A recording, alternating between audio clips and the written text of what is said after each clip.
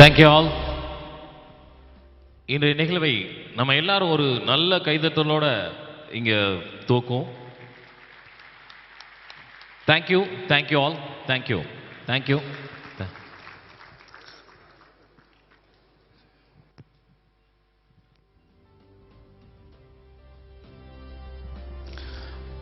பாண்டிய பூமியில் இருந்து சேரன் மண்ணிற்கு, மீனாட்சி ஆட்சியில் இருந்து அன்னபூரணி அன்னையின் அருளை நோக்கி, அறுபடை திருப்பரங்குன்ற முருகனோ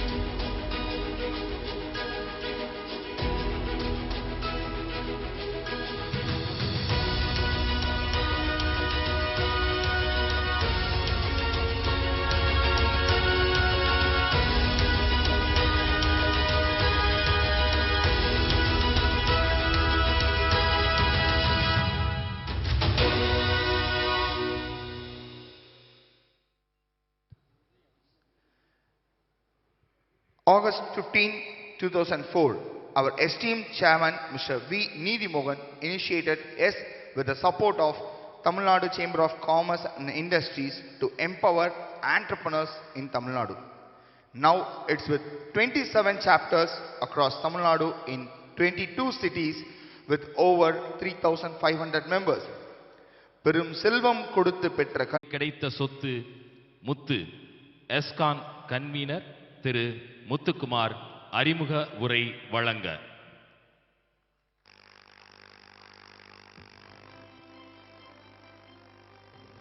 மார்னிங் ஃப்ரெண்ட்ஸ். இந்த மாபெரும் நிகழ்விற்கு வந்திருக்கும் அனைத்து ஜென்டில்மேன் ஆஃப் எஸ் அவர்களை வருக வருக என வரவேற்கிறேன். சீரும் சிறப்புமாய் இந்த நிகழ்வினை மிக அழகாக அமைத்து அலங்கரித்து கொடுத்தமைக்கு எல்லாம் வல்ல இறைவனுக்கு நன்றி. இந்த எஸ்கான் 2024 வாய்ப்பை கொடுத்து என்னுடைய தகுதியை மேம்படுத்த உதவிய நமது ஆசான் திரு நீதிமோகன் சார் அவர்களுக்கு எனது மனமார்ந்த நன்றி. ஒவ்வொரு தருணத்திலையும் எங்கள் பின்னாடி இருந்து தொடர்ந்து எங்களுக்கு கைட் பண்ணிக்கிட்டே இருக்கக்கூடிய நமது வைஸ் சேர்மன் திரு பிரபாரன் சார் அவர்களுக்கும் திரு ராஜேஷ் அவர்களுக்கும் எனது நன்றியை தெரிவித்துக் கொள்கிறேன். புது நகரம், புது நபர்கள், புதுமையான பழக்க வழக்கங்கள் இன்னும் எல்லாமே புதுசாக இருக்கிறப்ப எங்களுக்கு எந்த ஒரு சிரமமும் இல்லாமல் ஒவ்வொரு விஷயத்தையும் பார்த்து எங்களுக்கு அரவணைத்து கொடுத்த வைஸ் சேர்மன் திரு மணிவண்ண பிரபு அவர்களுக்கு எங்களுக்கு தேங்க்யூ. எங்கெல்லாம் எங்களோட டீம் கஷ்டப்பட்டாங்களோ அங்கே கம்ப்ளீட்டாக சப்போர்ட் பண்ணி கொடுத்த எனது தோழன், புதிய தோழன் திரு கோ கன்வீனர் தீபக் அவர்களுக்கு நன்றி.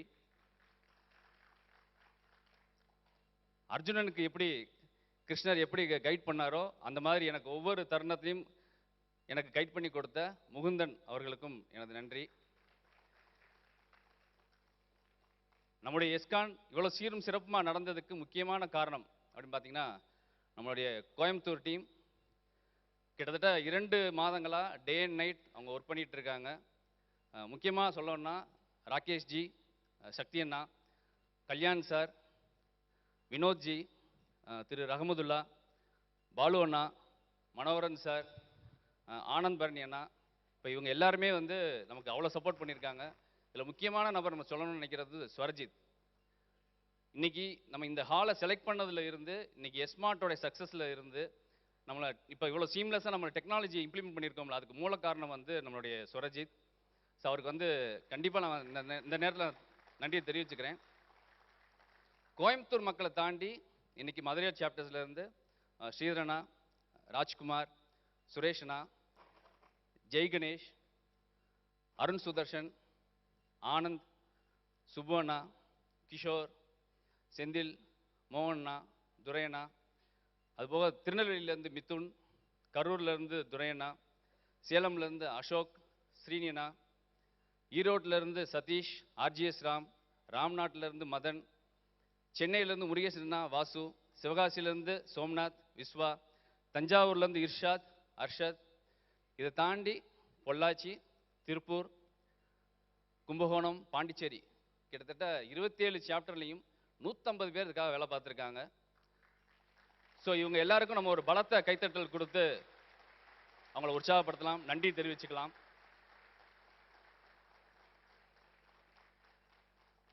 தேங்க்யூ. இப்போ நம்ம எஸ்கான்ல வந்து 12வது வருடம் மற்றும் 9வது எஸ்கான் நிகழ்வுகள் ஒருங்கிணைப்பாளர் திரு பிரசன்னனால் எஸ்கான் ஒருங்கிணைப்பாளர் திரு பிரசன்னன் அவர்களை நினைவு கூற விரும்புகிறோம். அவர் 2004 முதல் எஸ்எல் உறுப்பினராக பயணித்தவர்.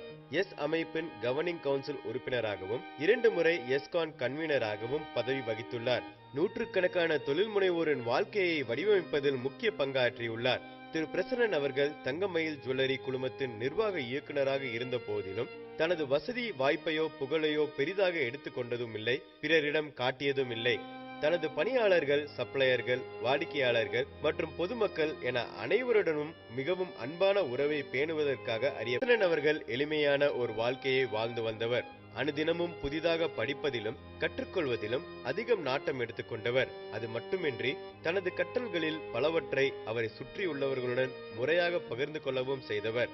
இவர் கடந்த 2 ஆண்டுகளாக புற்றுநோயை தைரியமாக எதிர்த்து போராடி 26 ஏப்ரல் 2023 அன்று மதுரையில் தனது இறுதி மூச்சை நிறுத்தி கொண்டார். என்றும் ஆமாங்க, நம்மளுடைய பிரசன்னன் சார்ந்தது. நம்மளுடைய பிரசன்னனுடைய பங்கு வந்து ரொம்ப அளப்பரியது. நம்ம பயன்படுத்தி இருக்கக்கூடிய இப்போ நம்ம அஜெண்டா பயன்படுத்துகிறோம். இன்னைக்கு எஸ்மார்ட் அப்படின்ற ஒரு விஷயத்தை பார்க்குறோம், எஸ்ஓபி அப்படின்ற விஷயத்தை பார்க்குறோம். இதுக்கெல்லாம் பேசிக்காக ஒரு அடித்தளம் காட்டியது வந்து நம்மளுடைய பிரசன்னன். அவர் இந்த நிகழ்வில் நம்ம நினைவு கொள்ளாமல் வேறு எங்கேயும் நம்ம நினைவு கொள்ள முடியாது. ஸோ அடுத்த கட்டத்தை செல்ல முடியாது. So thank you Prasannan. So coming to today, நேற்று நம்மளுடைய awards night spirit of entrepreneurship, தொழில் முனைவின் திருவிழா.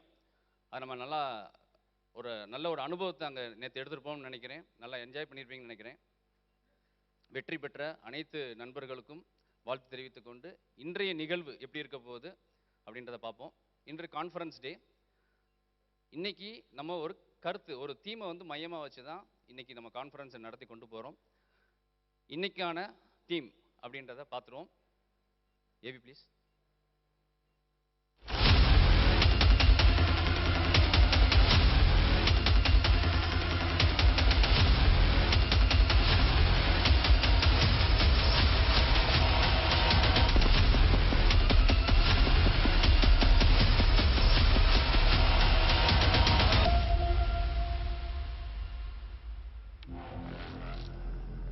தேங்க்யூ. மிகுதியை உணர். இன்றைய சூழல்ல நமது ஒவ்வொரு தொழில் முனைவோருக்கும் இருக்க வேண்டிய ஒரு முக்கியமான விஷயம்னா ஒரு ஆட்ரிபியூட்ஸாக இருக்கலாம், ஒரு பெர்செப்ஷனாக இருக்கலாம், நம்மளுடைய கேரக்டராக இருக்கலாம். கண்டிப்பாக ஒரு தொழில் முனைவோருக்கு இருக்க வேண்டிய விஷயம் அப்படின்னு நம்ம சொல்லலாம். இதை சிம்பிளாக புரிஞ்சுக்கணும்னா we are capable of more than what we think in all aspects. நாம் நினைப்பதை விட நம்முடைய ஆற்றல் எல்லா விதத்திலும் அளவிட முடியாதது, பலம் வாய்ந்தது. அது ஒரு சின்ன எக்ஸாம்பிளோட சொல்ல பார்க்குறேன். நம்ம இப்போ வந்து ஒரு கடுமையான ஒரு சுச்சுவேஷனில் இருக்கிறோம், ஒரு நெருக்கடியான சுச்சுவேஷன். நமக்கு வந்து ஒரு 10,000 ரூபா பேமெண்ட் கொடுக்க கூட சிரமமாக இருக்குது. இந்த தருணத்தில் உங்களுக்கு ஒரு 1 லேக்குக்கு ஒரு செக் வருது, ஆனால் டெபாசிட் பண்ணலை. ஆனால் அந்த 1 லேக் கிடச்சோடனே நமக்கு ஒரு உணர்வு கிடைக்கும் இல்லையா? இதுதான் வந்து அந்த மிகுதியை உணரக்கூடிய ஒரு தருணம். அந்த மிகுதியை நம்ம உணர்றதுக்கான தலைப்புகளை இன்னைக்கு நம்ம ஒவ்வொரு இடத்துலையும் பார்க்க போகிறோம். இது நம்மளுடைய லைஃப்பில் நிறைய இடங்களில் பார்க்கலாம். நம்ம அன்றாட சிந்திக்கக்கூடிய டைமில் இந்த மிகுதியை நம்ம உணர முடியும். நம்ம குடும்பத்தோடு இணைந்து தொழில் நடத்துகிறப்ப நம்மளால் இதை பார்க்க முடியும்.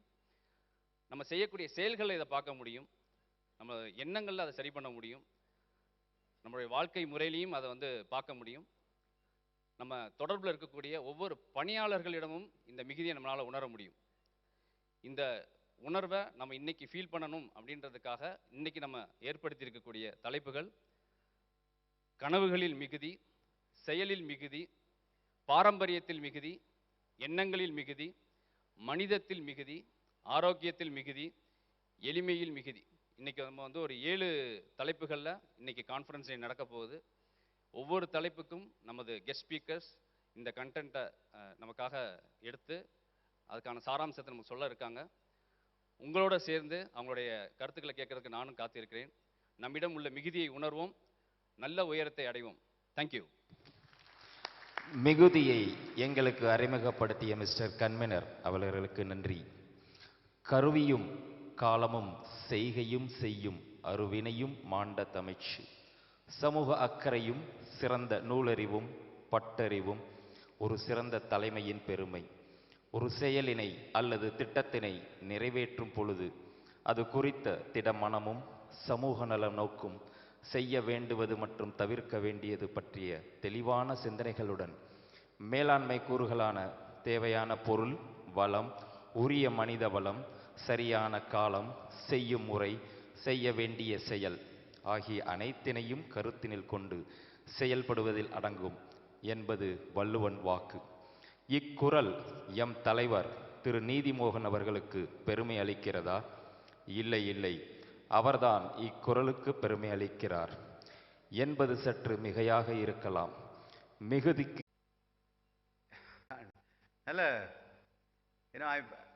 my words are lost basically.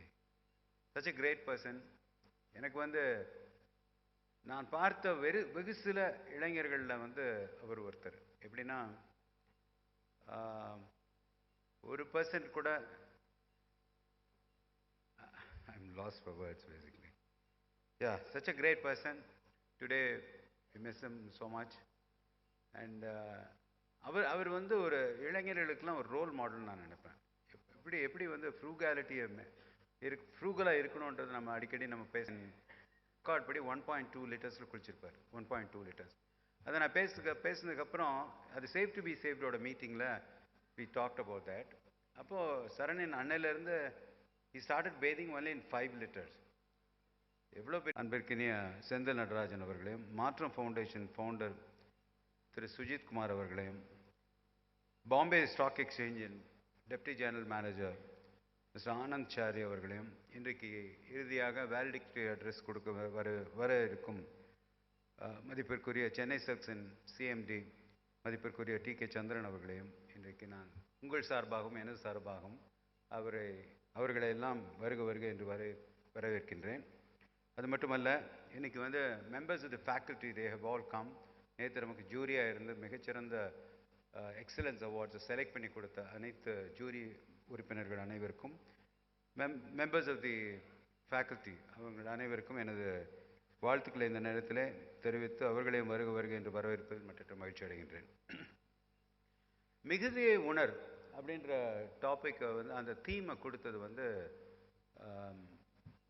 நம்மளுடைய முத்துக்குமாரன் டீம் வந்து சிறப்பான முறையில் பண்ணாங்க. அவர் வந்து முத்துக்குமார் அழகாக எடுத்து சொன்னார் மிகுதியை உணர்னா என்னன்றது. என்னுடைய பாயிண்ட் ஆஃப் வியூவில் வந்து சில விஷயங்களை உங்கள்கிட்ட ஷேர் பண்ணலாம்னு நினைக்கிறேன். இப்போ நம்ம எல்லாருக்குமே பாசிட்டிவ் மிகுதியை உணர்வுன்றது it's more like a positive attitude. பாசிட்டிவாக எதையும் எடுக்கிறதுக்கு பார்க்கணும். அந்த பாசிட்டிவாக பார்க்கும்போது நமக்கு வந்து அந்த அபண்டன்ஸ் மைண்ட் செட் வந்து எப்பயும் வந்து ஒரு கேக் இருக்கு, ஒரு கேக்கை வந்து முழுசாக ஒருத்தர் எடுத்துகிட்டு போயிட்டாருன்னா மிச்சம் இருக்கிறது ஒன்றும் இல்லைன்னு போது அந்த ஸ்கேர்சிட்டி மைண்ட் செட் வந்துடும். அந்த ஸ்கேர்சிட்டி மைண்ட் செட் வந்து வரக்கூடியது நேச்சுரல் தான். But at the same time இந்த மிகுதியை உணரும் போது நம்ம என்ன பார்க்கணும்னா focus on what you have. முதல்ல 4 பாயிண்ட். முதல்ல நம்மக்கிட்ட என்ன இருக்குது அதை ஃபோக்கஸ் பண்ணி அதை மெயின்டைன் பண்ணிக்கிறது வந்து முக்கியம். பிஸ்னஸ்லாம் எடுத்திங்கன்னா உங்கள் மார்க்கெட் ஷேரை பார்க்கணும். The market share somebody else is trying to grab it போது நம்ம we have to look positively. அது வந்து நெகட்டிவ் இருக்கும். நம்ம வந்து நம்மளுடைய மார்க்கெட் ஷேர் போகுதுன்றது மாதிரி இருக்கும். பட் அதே நேரத்தில் you have to realize there is abundance in the universe. இந்த உலகம் முழுவதுமே அவ்வளவு வாய்ப்புகள் அதிகமாக இருக்கின்றது என்பதை உணர வேண்டும். நம்ம வந்து focus on what you have. நம்ம இருக்கக்கூடிய விஷயங்களை இன்னும் டீப்பராக உள்ளே போய் பார்க்கணுன்றது அதை உணர்றதுக்கு உள்ள வாய்ப்பை கொடுக்கும். அது மட்டுமல்ல, surround your self with abundant mind set people. நம்மளை சுற்றி எப்படிப்பட்டவர்கள் இருக்கணும்னா பாசிட்டிவிட்டி இருக்கணும். இளம் தொழில் முனைவர் மையத்தில் precisely that is what we are doing. I'd like to welcome Mr. Suresh for that, for wonderful participation, sir. Good. Welcome. Yeah. And third thing is create a win-win situation. நம்ம வந்து எல்லா நேரத்திலையும் நம்ம தான் ஜெயிக்கணுன்றது இல்லை. இந்த உலகத்தில் அவ்வளோ வாய்ப்புகளும் அவ்வளோ ஆதரவுகளும் இருக்கின்றது, அவ்வளோ பிளெஸ்ஸிங்ஸும் இருக்குது. அதை வந்து நம்ம வந்து என்ன பார்க்கணுன்னா create win-win situation for us as well for the competition. நான் சொல்கிறது பிஸ்னஸில் காம்படிஷன். பட் எனி ஹியூமன் பீயிங்க்கு வந்து நம்ம எப்படி வின்மென்னாக இருக்கணும். ஒரு நண்பர்களாக இருக்கலாம் அல்லது குடும்பத்தில் இருக்கிறவங்களாக இருக்கணும். we have to always have a win-win situation, create a win-win situation. And then finally gratitude. நம்மகிட்ட இருக்கிறதே பெரிய விஷயம் நிறைய வந்திருக்கு. அதுக்கு நம்ம gratitude, நம்ம வந்து நன்றி செலுத்தக்கூடியவர்களாக இருக்க வேண்டும். அதுன்றது முக்கியம். we have to train our mind and see more in our life. நம்ம வந்து வாழ்க்கையில் இதுதான் வாழ்க்கை என்று இல்லாமல் மோர் பார்க்கணுன்றது இந்த abundance மைண்ட் செட்டை கொடுக்குறதுன்றது. Okay. So with respect to இன்னைக்கு வந்து இப்படிப்பட்ட ஒரு இன்னைக்கு முத்துக்குமார் போடும்போது இன்னைக்கு வந்து எஸ்கான் வந்து எப்படி ஆரம்பித்தோம். 2012 5 லட்ச ரூபா பட்ஜெட்டில் நம்ம ஆரம்பித்தோம். இன்னைக்கு எஸ்கான் வந்து 2012. இன்னைக்கு வந்து 12வது எஸ்கான் நடந்து கொண்டு இருக்கின்றது. இப்போ வந்து பட்ஜெட் வந்து we have crossed 1.2 crores இந்த ஆண்டு பட்ஜெட். நம்ம வந்து இது வந்து ஒரு நம்பருக்கு சொன்னால் கூட நான் வந்து along with my welcome address I wanted to say a few things about what has happened in so long in the current year. இந்த 12வது எடிஷன் வந்து இன்றைக்கி வந்து நடந்து கொண்டிருக்கின்றது. இப்போ நம்மளுடைய மெம்பர்ஷிப் இன்றைக்கி ப்ரிசைஸாக சொல்லணும்னா 30 மாணவர்களோடு சேர்த்து 3732 உறுப்பினர்கள் இன்றைக்கு நம்மளோட இருக்கின்றோம். நம்மளுடைய membership growth rate is 21.5% in the current year. 21.5. நம்ம இளம் தொழில் முனைவோர் மையத்தில் எதை எடுத்தாலும் 30% வளர்ச்சி இருக்க வேண்டும் என்று நம்ம சொல்லுவோம். நம்ம எஸ்ஸில் வந்து 21.5% we have done. அண்ட் இது வரைக்கும் எஸ்ஸை வந்து இருந்து எஸ்ஸில் அவங்களுடைய ஜேர்னியை இருந்துட்டு போனது மொத்த நம்பர் ஆஃப் மெம்பர்ஸ் பார்த்தீங்கன்னா 11,150 மெம்பர்ஸ் இது வரைக்கும் எஸ் உள்ளே வந்துட்டு போனவங்க. சென்ற ஆண்டு உங்களுக்கு ஞாபகம் இருக்கும் என்று நினைக்கின்றேன். சென்ற ஆண்டு வந்து நம்ம உறுப்பினர்கள் 10,000 இருந்தாங்க. இந்த ஆண்டு வந்து 11,150 உறுப்பினர்கள் வந்து எஸ்க்குள்ளே வந்திருக்காங்க. 27 chapters, we all know that. Yesterday we found, and 4 baby chapters, Theni, Kanjipuram, Coimbatore 2 and Chennai 3. 4 baby chapters we have. And I would like to really thank at this juncture, like not my vice chairman, நண்பர் பிரபாகர். உங்களுக்கு அவரை பற்றி தெரியும், ஒவ்வொரு மீட்டிங்கில் நான் சொல்லியிருக்கிறேன். எனக்கு ஒரு பெரிய உறுதுணையாக எந்த இடத்துலையும் நாட் ஒன்லி இன் எஸ், நான் வந்து எங்கெல்லாம் சோஷியல் சைடில் நான் இருக்கிறேனோ அங்கே எல்லாத்துலேயும் நண்பர் பிரபாகர் இருப்பார். அவருக்கு இந்த நேரத்தில் என்னுடைய நன்றியை தெரிவித்துக் கொள்கின்றேன். நண்பர் Rajesh governing council, the vice chairman of activities, silent performer. உங்களுக்கு தெரியும், எல்லா விஷயத்துலையும் பின்னால் தான் நிற்பார். இவர் எப்பயும் பின்னால் நிற்பார். அப்படிப்பட்ட ஒரு அருமையான நண்பர், அப்படிப்பட்ட அருமையான கான்ட்ரிபியூட்டரை நம்ம பார்க்குறது வந்து உண்மையிலே எனக்கு மகிழ்ச்சி. Where is Rajesh? Thank you very much, thank you. And இந்த ஆண்டு 3 வைஸ் சேர்மன், புதிய வைஸ் சேர்மன் ஜோன் வைஸ் போட்டோம். சவுத் ஜோனுக்கு mister Dinesh Singh, north zone Rajkumar, and west zone the hero Manivanna Prabhu, where is he? Manivanna Prabhu. இவங்களோட கான்ட்ரிபியூஷன் வந்து உண்மையிலே எனக்கு வந்து மகிழ்ச்சி அளிக்கின்றது. அது மட்டுமல்ல, என்னுடைய வேலையை ரொம்ப குறைச்சிட்டாங்க எல்லாருமே. பிகாஸ் நான் வந்து இப்போ வந்து ஆண்டிற்கு ஒரு முறை ஒவ்வொரு சாப்டர் நான் விசிட் பண்ணுறதை தவிர மற்ற விஷயங்கள் அனைத்துமே வந்து மிகச்சிறந்த முறையில் இவர்களெல்லாம் எடுத்து நடத்தி செல்கின்றார்கள். இவர்கள் மட்டுமல்ல, இவர்களோடு இணைந்து செயல்படும் கவர்னிங் கவுன்சில் மெம்பர்ஸ், அருமை நண்பர் விக்னேஷ் அவர்கள், நண்பர் சரண்யன் அவர்கள், நண்பர் முகுந்தன் அவர்கள், நண்பர் மகேஸ்வர் அவர்கள், நண்பர் ராம்மூர்த்தி அவர்கள், நண்பர் சிவா அவர்கள் அண்ட் நண்பர் அர்ஷத் அவர்கள். இவங்கெல்லாம் ஒவ்வொருத்தருக்கும் ஒரு அசைன்மெண்ட் கொடுத்து ஒரு கமிட்மெண்ட்டோடு அவங்கெல்லாம் பார்த்துருக்கோம். எனக்கு yesterday you all saw how the selection of cube labs have been done in a very professional way. And அது மாதிரி ஒவ்வொரு அர்ஷத் மட்டுமல்ல, இன்னைக்கு வந்து ரீட் அண்ட் லீட் அண்ணா விக்னேஷ் வந்து அப்படி பண்ணியிருக்காரு. Saranyan is into every activity has been assigned to each of the governing council member and it has been அவ்வளோ எஃபெக்டிவாக செய்து முடித்திருக்கின்றார்கள். அவர்களுக்கெல்லாம் இந்த நேரத்தில் என்னுடைய நன்றியை தெரிவித்துக் கொள்கின்றேன். நம்மளுடைய ஃபார்மேட்டில் தெரியும் உங்களுக்கெல்லாம் வந்து ரெகுலர் மீட்டிங்ஸ் நடக்குது, சாப்டர் டே நடக்குது, ஒர்க் ஷாப் நடக்குது. இது மாதிரி பார்த்தீங்கன்னா இந்த ஆண்டு மட்டும் இந்த 9 மாதங்களில் ஏப்ரல் டு டிசம்பர் 9 மாதங்களில் ஏறத்தாழ 267 programs நடத்தியிருக்கிறோம். It not only includes the regular meeting, chapter day, full day workshop, virtual session, yes yatra, read and lead, employee series and open house, yes compass and yes cube labs. இதெல்லாம் சேர்த்து பார்த்தீங்கன்னா அவ்வளோ meetings நடந்திருக்கு. அது மட்டுமல்ல, இந்த ஆண்டு வந்து மிகச்சிறந்த முறையில் எம்ப்ளாயி சீரீஸ் தான் நடத்திருக்கோம், 2 சீரீஸ். ஏன்னா ட்ரைனிங் வந்து நமக்கு மட்டுமல்ல, நம்மளுடைய எம்ப்ளாயிக்கும் ட்ரைனிங் வேணுன்றப்போ அந்த 2 சீரீஸ் நடத்தினோம். எத்தனை பேர் நீங்கள் வந்து இதில் பார்ட்டிசிபேட் பண்ணியிருக்கீங்கன்றது எனக்கு வந்து அதில் இன்னும் more number of organisation should participate in தட்னு நினைக்கிறேன்.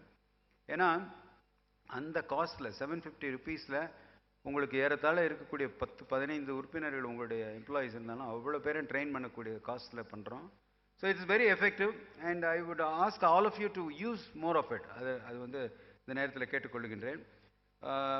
பாட்டர்ஸ் வீல் 2 இந்த வருஷம் நடந்திருக்கு. அதே மாதிரி எஸ் காம்பஸில் 3 மென்டர்ஸ் வச்சு 60 members they have been benefited out of that.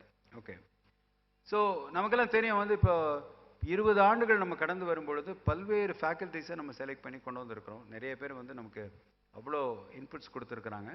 So இந்த சர்ச் ஃபார் நியூ ஃபேக்கல்ட்டின்றதும் கண்டினியூஸாக நடந்து கொண்டு இருக்கின்றது. அப்படி பார்க்கின்ற வகையில் சென்ற ஆண்டு மட்டும், அந்த கடந்த ஆண்டில் மட்டும் 9 மாதத்தில் 18 புதிய ஃபேக்கல்ட்டியை அசஸ் பண்ணியிருக்கிறோம். 35 ஃபேக்கல்ட்டி அசஸ் பண்ணியிருக்கிறோம். 14 ஃபேக்கல்ட்டி அதில் செலக்ட் பண்ணியிருக்கோம். அப்படி நடந்திருக்கின்றது. I should thank Rajesh for handling this activity effectively there. பிஸ்கவர் நம்ம போனோம். இந்த வருஷம் வந்து ராஜேஷோட தலைமையில் வியட்நாம் அண்ட் தாய்லாந்து வந்து பிஸ்கவர் 30 பார்ட்டிசிபென்ட். பிஸ்ப்ளோர் ஹைதராபாத்துக்கு வந்து திரு மகேஸ்வர் அவருடைய தலைமையில் 32 உறுப்பினர்கள் சென்று வந்தார்கள். ஸோ இதெல்லாம் நடந்துட்டு இருக்கு. இப்போது புது இனிஷியேட்டிவாக இந்த ஆண்டு வந்து உங்களுக்கெல்லாம் தெரியும், எஸ் குருகுலம் என்று கன்சல்டன்ஸை வந்து நம்ம வந்து நம்மளுடைய உறுப்பினர்களுக்காக ஸ்பெஷலாக அவங்களுடைய இன்புட்ஸ் கிடைக்கிறதுக்கு கன்சல்டன்ட் என்கேஜ் பண்ணுறதுக்காக குருகுலம் என்று ஒரு புதிய இனிஷியேட்டிவ் எடுத்திருக்கின்றோம். அது மட்டுமல்ல, இந்த ஆண்டு வரக்கூடிய February எண்டில் we are going to have S+ என்ற ஒரு புதிய அமைப்பை நம்ம வந்து உருவாக்க இருக்கின்றோம். அந்த S+ என்பது யாரெல்லாம் கிராஜுவேட் ஆகிருக்காங்களோ அவங்களெல்லாம் அங்கே கொண்டு போகணும்னு பார்க்குறோம். they have a choice of joining both. எஸ்லேயும் இருக்கலாம், S+லேயும் இருக்கலாம். இதை பற்றி நம்மளுடைய ஸ்டாலில் வந்து டீட்டெயிலாக கொடுத்துருக்குறோம். You can all visit and get details and we will also circulate the information to all of you. இல்லை, இந்த ஆண்டு வந்து நம்ம வந்து இளம் தொழில் முனைவோர் மையத்தினுடைய கிளையை ஆரம்பிப்பதற்கு பல்வேறு நாடுகள்லேருந்து கேட்டிருக்காங்க. உங்களுக்கு தெரியும், Nepal, Qatar, Singapore, Malaysia, Sri Lanka, Dubai, south Africa, இப்படிப்பட்ட நாடுகள்லாம் வந்து கேட்டாங்க. நமக்கு பேண்ட்விட்த் இல்லைன்றதுனால நம்ம இப்போ உடனே அதெல்லாம் போகலை. நம்ம வந்து 27 சாப்டர்ஸ், இன்னும் few more chapters will be there this year, இந்த ஃபோர்த்கமிங் இயர். அதுவும் நடக்க போகின்றது. என்கொயரிஸ் வந்து ரொம்ப ஸ்ட்ராங்காக நமக்கு வந்தது பெங்களூர்லேருந்து வந்திருக்கு. ஸோ இந்த ஆண்டு வரக்கூடிய ஆண்டில் நம்ம கர்நாடகாவில் நம்மளுடைய இளம் தொழில் முனைவோர் மையத்தின் கிளை நடக்கும். அதோடு சேர்ந்து அதே ஆண்டு வந்து நம்ம கொச்சின்லேயே நம்ம ஆரம்பிக்க இருக்கின்றோம். So our focus, what we are targeting is again to look at the South India as the main areas, and then we are planning to go to those places and then establish young entrepreneur school chapters over there. So that is about the activities what we have been doing and what we are planning to do in the year to come. And இப்போ பார்த்தீங்கன்னா இன்னைக்கு இந்த 2 நாள் எஸ்கான் 2024 வந்து மிகச்சிறந்த முறையில் நடந்து கொண்டிருக்கின்றது என்றால் அதுக்கு வந்து நான் இந்த அளவுக்கு பேஷனோட வேலை பார்க்குற டீமை நான் பார்த்ததே இல்லை. கோவை மாநகரத்துக்கு உண்மையிலே நன்றி எனக்கு இந்த நேரத்தில் நான் தெரிவித்துக் கொள்கின்றேன். அந்த வகையில் லீட் பண்ண மணிவண்ண பிரபு, he has been fire, like அவரை பார்க்கும்போதே ஒரு ஃபயரை பார்க்குற மாதிரி தான் இருக்கும். அண்ட் அப்படிப்பட்ட ஒரு அருமையான நண்பர் இன்றைக்கு மிகச்சிறந்த முறையில் தலைமை ஏற்று நம்முடைய முத்துக்குமார் அவருடைய கன்வீனர் முத்துக்குமாரும் கோ கன்வீனர் தீபக் அவர்களும் மிகச்சிறந்த முறையில் பணியாற்றிருக்கிறார். அந்த team, the entire team, I don't want to mention, என்னால் சொல்ல முடியல, பட் இருந்தால் கூட இந்த டீம் வந்து has done a stupendous job and I am very glad that Coimbatore வந்து ஹஸ் ரியலி, ஏன்னா நான் படிக்கும்போது கூட நினைப்பேன், எனக்கு கோயம்புத்தூர் வந்து சச் அன் என்டர்பிரைசிங் பிளேஸ். இந்த ஊருக்கு வரும்போதே வைப்ரேஷனே வித்தியாசமாக இருக்கும். நான் அப்போ அடிக்கடி நினைப்பேன், அட்லீஸ்ட் இந்த ஊரில் பிறந்திருக்கணும், முதல்ல பிறக்கலை, பட் அட்லீஸ்ட் படிக்கவா செஞ்சுருக்கணும். நானும் இன்ஜினியரிங் படித்தேன், நம்ம சென்னையில் போய் படித்தேன், பட் இங்கே படிச்சிருந்துருக்கணும்னு நினைப்பேன். இப்போது என்ன நினைக்கிறேன்னா, கண்டிப்பாக இந்த ஊரில் தொழில் பண்ணணும்னா தொழில் நடந்துகிட்டு இருக்கு. So that way I am really grateful and I have a fashion towards this place and thank all the people who have been involved in bringing the Yescon 2024 in a big level. And last but not the least, I would also like to thank our secretariat headed by our GM Mr. Prem Kumar and Lal Manoj, Uday Kumar, Sabarinathan, Venkatesan and Sumati. All of them have been doing a stupendous job. So இப்போ முத்துக்குமார் சொன்ன மாதிரி நானும் உங்களைப் போலவே ஆவலோடு இருக்கின்றேன். இங்கே 7 speaker இப்போ பேச இருக்கிறாங்க. இப்போ முடிகிறதுக்குள்ளே இன்றைக்கி ஈவினிங் முடிகிறதுக்குள்ளே 7 ஸ்பீக்கர்ஸ், முத்தான ஸ்பீக்கர்ஸ் வந்து எனக்கு நம்மிடையே பேச இருக்கின்றார்கள். அவர்களுடைய பேச்சை கேட்க வேண்டும். நம்மளுடைய மதுரை டீம் வந்து இன்றைக்கி மதுரை வந்து ஒரு ஸ்கிட்டும் போடுறாங்க. நான் உங்களைப் போலவே நானும் ஆவலாக இருக்கின்றேன் இவர்களெல்லாம் கேட்பதற்கு, அவர்களுடைய பேச்சை கேட்பதற்கும் அவர்களுடைய ஸ்கிட்டை ரசிப்பதற்கும் நான் இருக்கின்றேன். உங்கள் அனைவரையுமே இந்த எஸ்கான் 24 கான்ஃபரன்ஸிற்கு வருக என்று வரவேற்று என் உரையை முடிக்கின்றேன். நன்றி, வணக்கம். தேங்க்யூ.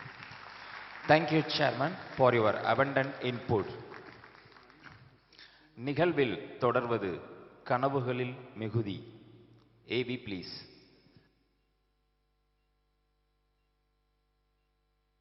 திரு சுரேஷ் சம்பந்தம் அவர்கள் ஆரஞ்ச் ஸ்கேப் சாஃப்ட்வேர் கம்பெனி நிறுவனர் மற்றும் கிஸ்ஃப்ளோவின் CEO ஆவார். இவர் முதல் தலைமுறை தொழில் முனைவோர் ஆவார். தன்னுடைய பள்ளி படிப்பை கடலூர் புனித ஜோசப் பள்ளியில் முடித்தார்.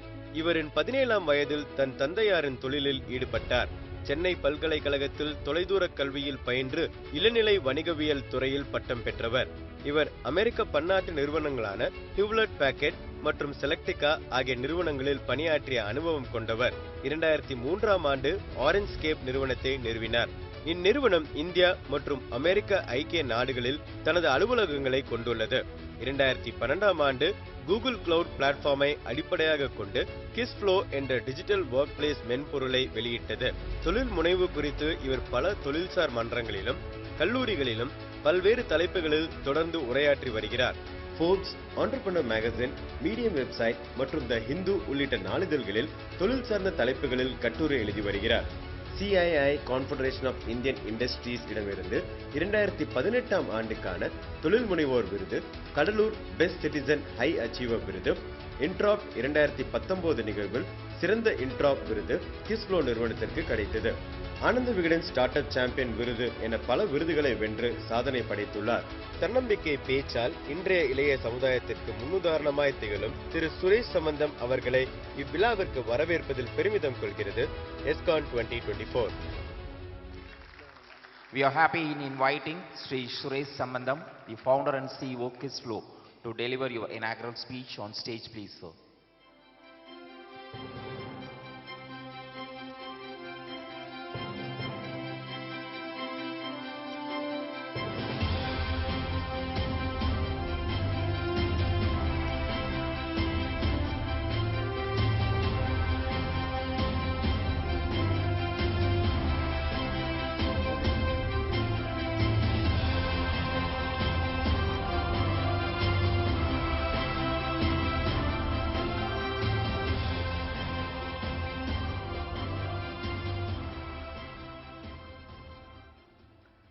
மார்னிங்.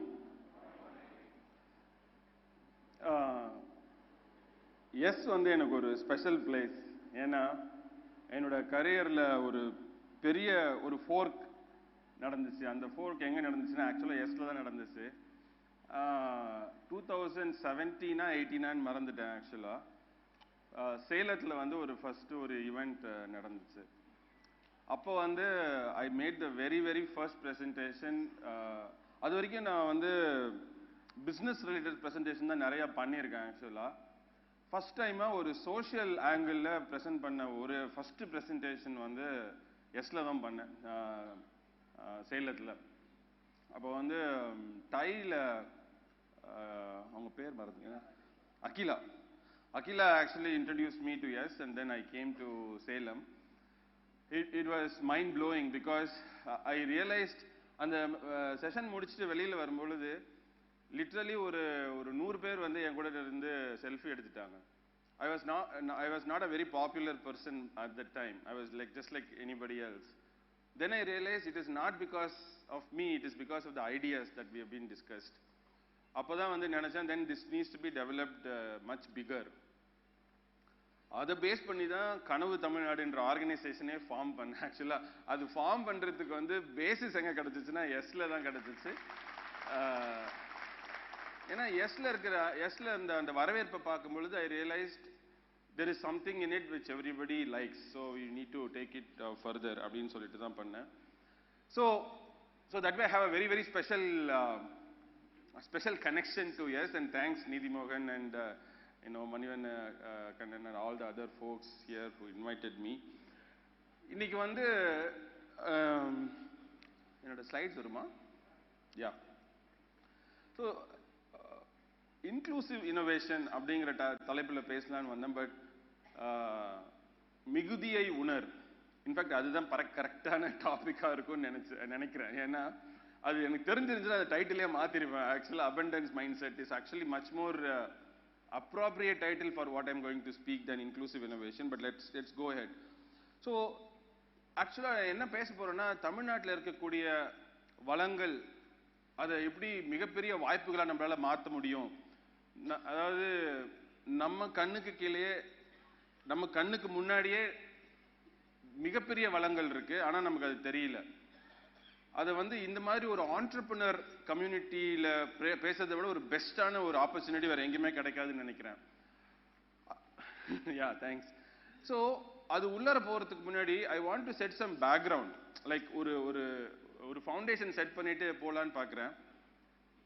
அது ஃபர்ஸ்ட் என்ன அப்படின்னா, how do I click this? Change ஆக மாட்டேங்குது. ஸோ ஒரு நாடு இல்லை ஒரு ஸ்டேட்டு இல்லை ஒரு சொசைட்டி ஒரு கம்யூனிட்டி எப்படி எடுத்துக்கிட்டிங்கனாலும் அது வந்து ஒரு வளர்ந்த சொசைட்டியாக, ஒரு வளர்ந்த நாடா, ஒரு வளர்ந்த மாநிலமாக மாறுச்சுன்னா இந்த ஒரு 5 தளத்திலேருந்து நம்மளால பார்க்கணும். அஃப்கோர்ஸ் ஃபர்ஸ்ட் வந்து எக்கனாமிக், செகண்ட் வந்து எஜுகேஷன், தேர்ட் ஹெல்த், ஃபோர்த் வந்து இன்ஃப்ராஸ்ட்ரக்சர். இது எல்லாம் ஒருங்கிணைக்கிற மாதிரி ஃபைனலாக இது எல்லாத்துக்கும் காரணம் என்னன்னா, மக்கள் மகிழ்ச்சியாக இருக்காங்களா இல்லையாங்கிறது தான். இல்லைன்னு வச்சுக்கோங்களேன், கண்ணை விற்று சித்திரம் வாங்குற மாதிரி ஆயிரும். ஸோ இது எல்லாத்தையும் நம்ம ஒரு இன்டகிரேட்டடாக திங்க் பண்ண முடிஞ்சிச்சுன்னா அந்த சமூகம் வளர்ந்த சமூகமாக மாறிடுச்சா, நம்ம சரியான திசை நோக்கி போயிட்டு இருக்கோமா நம்மளால கண்டுபிடிக்க முடியும். உங்களுக்கு எல்லாம் தெரிஞ்ச விஷயம் தான், பட் இது இம்பார்ட்டண்ட்டாக சொல்லணும்னு நினைக்கிறேன். தமிழ்நாடு வந்து இந்தியாவிலே நம்பர் 2 லார்ஜஸ்ட் எக்கானமி. ஓகே, கிட்டத்தட்ட $350 billion. இதை நோக்கி it's a very big number. We are going towards a $1 trillion economy. I don't know உங்களுக்கு தெரியுமான்னு தெரியல. 2019ல first we proposed the $1 trillion economy before the new government came in 2021. அதுக்குண்டான அடித்தளம் of course எஸ்கான்ல அப்போதான் எனக்கு அந்த ஐடியா எல்லாம் ஸ்ட்ரைக் ஆச்சு. So we are going from 350 billion to $1 trillion economy. Most industrialized state in India is Tamil Nadu, not Maharashtra, not Gujarat. We have the largest number of factories. The number 2 is Maharashtra, is 28,000. Tamil Nadu is 38,000. நமக்கு மகாராஷ்டிரா இருக்கிற கேப்பே 10,000. 1-2 இல்ல 10,000 industries இருக்கு. இது உங்களுக்கு எத்தனை பேருக்கு தெரியும்னு தெரியல. இந்தியாவில் இருக்கக்கூடிய மொத்த industrial அவுட்புட்ல Tamil Nadu has 30% share in leather, ஆட்டோல 25%, டெக்ஸ்டைல்ஸ்ல 19%, எலக்ட்ரானிக்ஸ்ல 18%, மெஷினரியில 15%. just think about it. இந்தியாவில் கிட்டத்தட்ட 28 ஸ்டேட் கிட்ட இருக்கு. ஒரு ஸ்டேட்ல இருந்து we make close to 1/4 of the whole industrial output from one state. Right? It's not something easy. So education எப்படி பார்க்கிறதுனா mostly educational literacy rate வச்சு நம்ம சொல்லுவோம். literacy rate னு சொன்ன உடனே Kerala is the most literate state அப்படினு சொல்லிடுவாங்க. But the actual measure of education is what is called as gross enrollment ratio of higher education. அப்படினா என்னன்னா 12th முடிச்சிட்டு எத்தனை பிள்ளைங்க வந்து காலேஜ் போய் சேர்றாங்க அப்படிங்கிறது தான். If you take the number, Tamil Nadu is 47%. It is number 1 in the state, number 1 in the country. In fact, it is even higher than America's gross enrollment ratio for higher education. ஏன்னா இது நான் போடும்போது கேட்பாங்க, sir நீங்க ஏன் sir Tamil Nadu வந்து பீகாரோட compare பண்றீங்க, உத்தரப்பிரதேசோட compare பண்றீங்க, அமெரிக்காவோட கம்பேர் பண்ணுங்க. ஓகே, அமெரிக்காவோட கம்பேர் பண்ணியாச்சு. So we are at 43%. இந்தியாவோட average 27%. But you know why we are at 47%? Any guesses? Why is India at 27? Why Tamil Nadu is 47? கிட்டத்தட்ட double.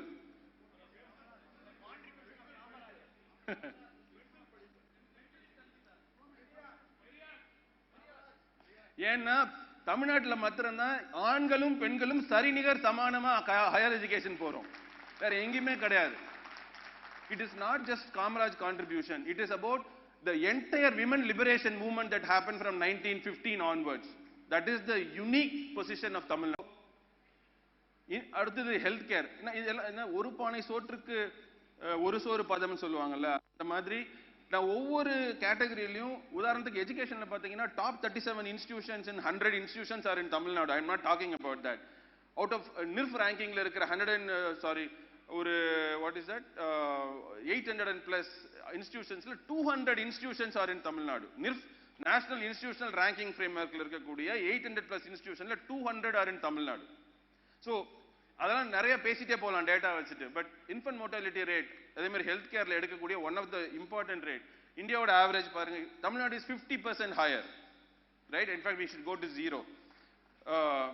So birth, another thing is birth rate. தமிழ்நாட்டில் மாத்திரம்தான் நம்ம வந்து குடும்ப கட்டுப்பாடு ஒழுங்காக இம்ப்ளிமெண்ட் பண்ணியிருக்கோம். அதனால என்ன ஆயிடுச்சுன்னு கேட்டீங்கன்னா, we are the only state where declining population. Little bit of a concern too, because MP delimitation வரும்பொழுது நம்ம we are going to lose representational democracy. We are going to lose some MP seats in the overall seat allocation in the country. So that's a little bit of a problem. So இந்த நாலு விஷயம் பார்த்தோம் இல்லையா? அப்புறம் ஃபைனலா house எப்படி வந்து ஒரு சிட்டிசன் ஹாப்பினஸ் எப்படி கண்டுபிடிக்கிறது அப்படின்னு பார்த்தீங்கன்னா, household income. Okay, let me take a step back. ஒரு சமூகம் மகிழ்ச்சியா இருக்கு அப்படின்னு எப்படி கண்டுபிடிக்கலாம்னா, நீங்களும் பணக்காரனா இருந்து நானும் பணக்காரன் இருந்தேன்னா ஓகே, நீங்களும் ஏழையா இருந்து நானும் ஏழையா இருந்தேன்னா ஓகே, நீங்க பணக்காரன் இருந்து நான் ஏழையா இருந்தா பிரச்சனை, நான் பணக்காரன் இருந்து நீங்க ஏழையா இருந்தா பிரச்சனை. அப்போ மொத்த சமூகமும் ஒரே தளத்தில் இருக்கும் பொழுது there is not much of animosity, so we'll be happy. Okay, அது எப்படி நான் பீகார் இங்க போட்டிருக்கேன்னு தப்பா நினைச்சுக்காதீங்க, ஒரு எக்ஸாம்பிளுக்கு போட்டேன். we have nothing against Bihar.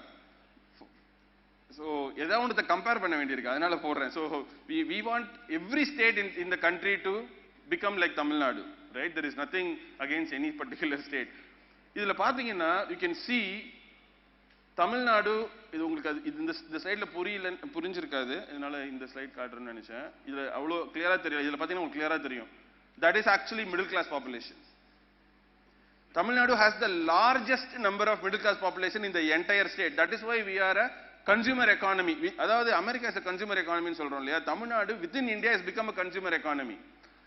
Our GST collections are exactly the result. So initially we were worried about GST collections because we are a production economy இருந்திருப்போமோ, but we are not only a production economy, அதான் first எக்கானமில பார்த்தோம், but we are also a consumer economy. So we didn't actually lose much because of GST because of that. So அப்படின்னா என்னன்னா, கிட்டத்தட்ட 57% of population is in urban center. 57% of Tamil Nadu is in urban center. பலசனா சொல்லுவோன்னே அதாவது கிராமங்களில் வாழ்கிறது. தமிழ்நாடு கிராமங்களில் வாழ்கிறது. தமிழ்நாடு இப்ப கிராமங்கள்ல வாழல, ஏன்னா 57% அர்பன் சென்டர்ல இருக்கும். So we are actually one of the most urbanized economies. So infrastructure, I don't know whether you know, India's number one communication infrastructure is in the entire state is Tamil Nadu. We have 98% TV penetration, 98%. Okay, so we have broadband penetration is 60%. For every 100 people, we have 104 telephones because we have 2 SIM cards.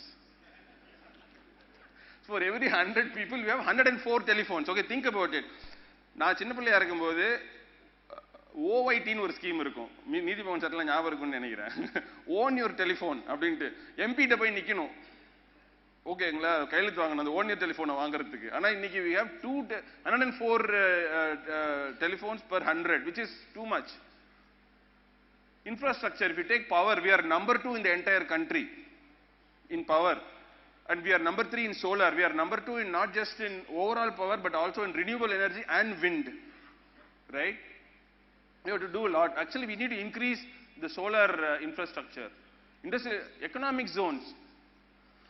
We have 50 economic zones in Tamil Nadu. Gujarat has 20. Just to give you some idea, right? So, we have the highest number of clean cooking energy in the household. No other state has. We have the highest number of ATMs in the country. Highest number of ATMs. So think about it. Why is this important? All these numbers tally. If Tamil Nadu is a developed economy, then highest number of ATMs directly relates to that. So every number actually integrates and reinforces the overall thought process I am putting together. So I am telling you, we are already in the abundance. You are starting with that abundance mindset, okay? Right? So we are number 1. We should be proud. We should be like Musa Miracle time, right? So why is this possible in Tamil Nadu? Abdin pathina, Tamil Nadu follows a very, very unique model, which is a combination of, in the vector pathina theriyum, if you look at Maharashtra and Gujarat, they follow pure economic growth. ஒரு pure economic growthல என்ன ஆகும்னு கேட்டிங்கன்னா, only few people will become super rich.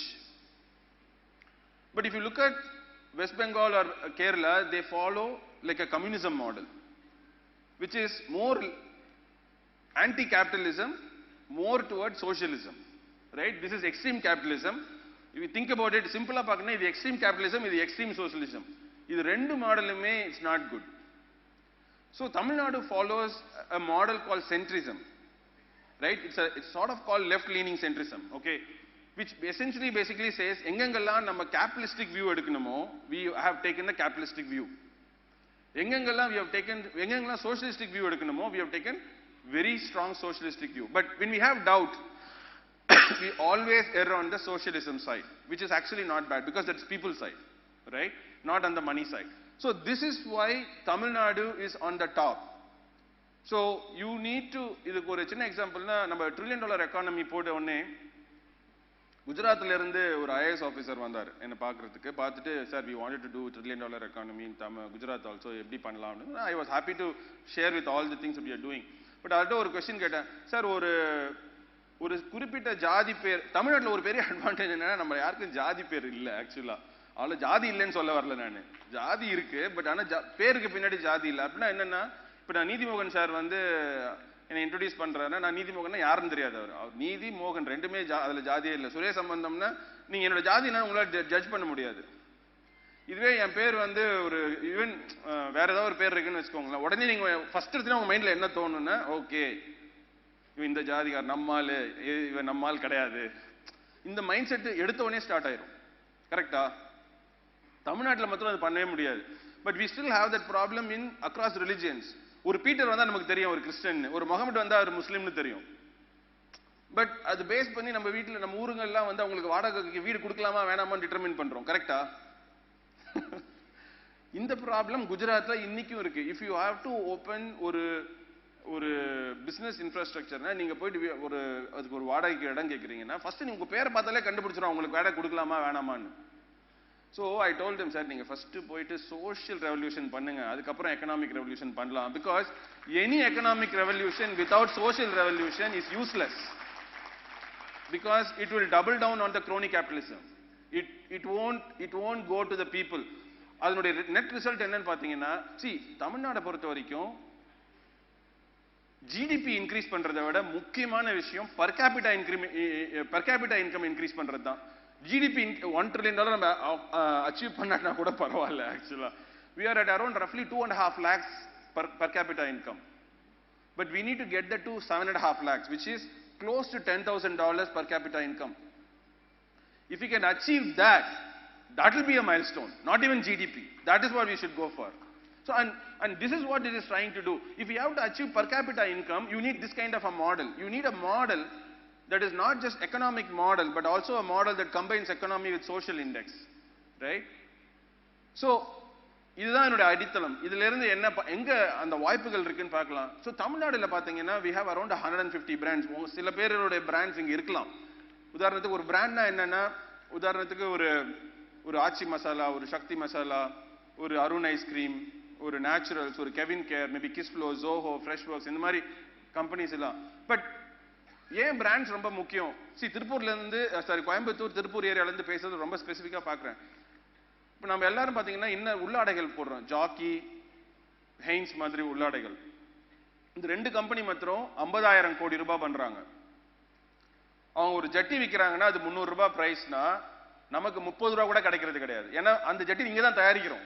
கோயம்புத்தூர்லயும் திருப்பூர்லயும் ஹொசூர்லயும் தான் தயாரிக்கிறோம் தமிழ்நாட்டுல. But they charge 300 rupees, we don't even get 30 rupees. அதுல நமக்கு final net profit 4 rupees 5 rupees இருக்கும் ஒரு தச்சனை. ஏன்னா தைக்கிற கூலி அவ்வளவுதான் கிடைக்கும்.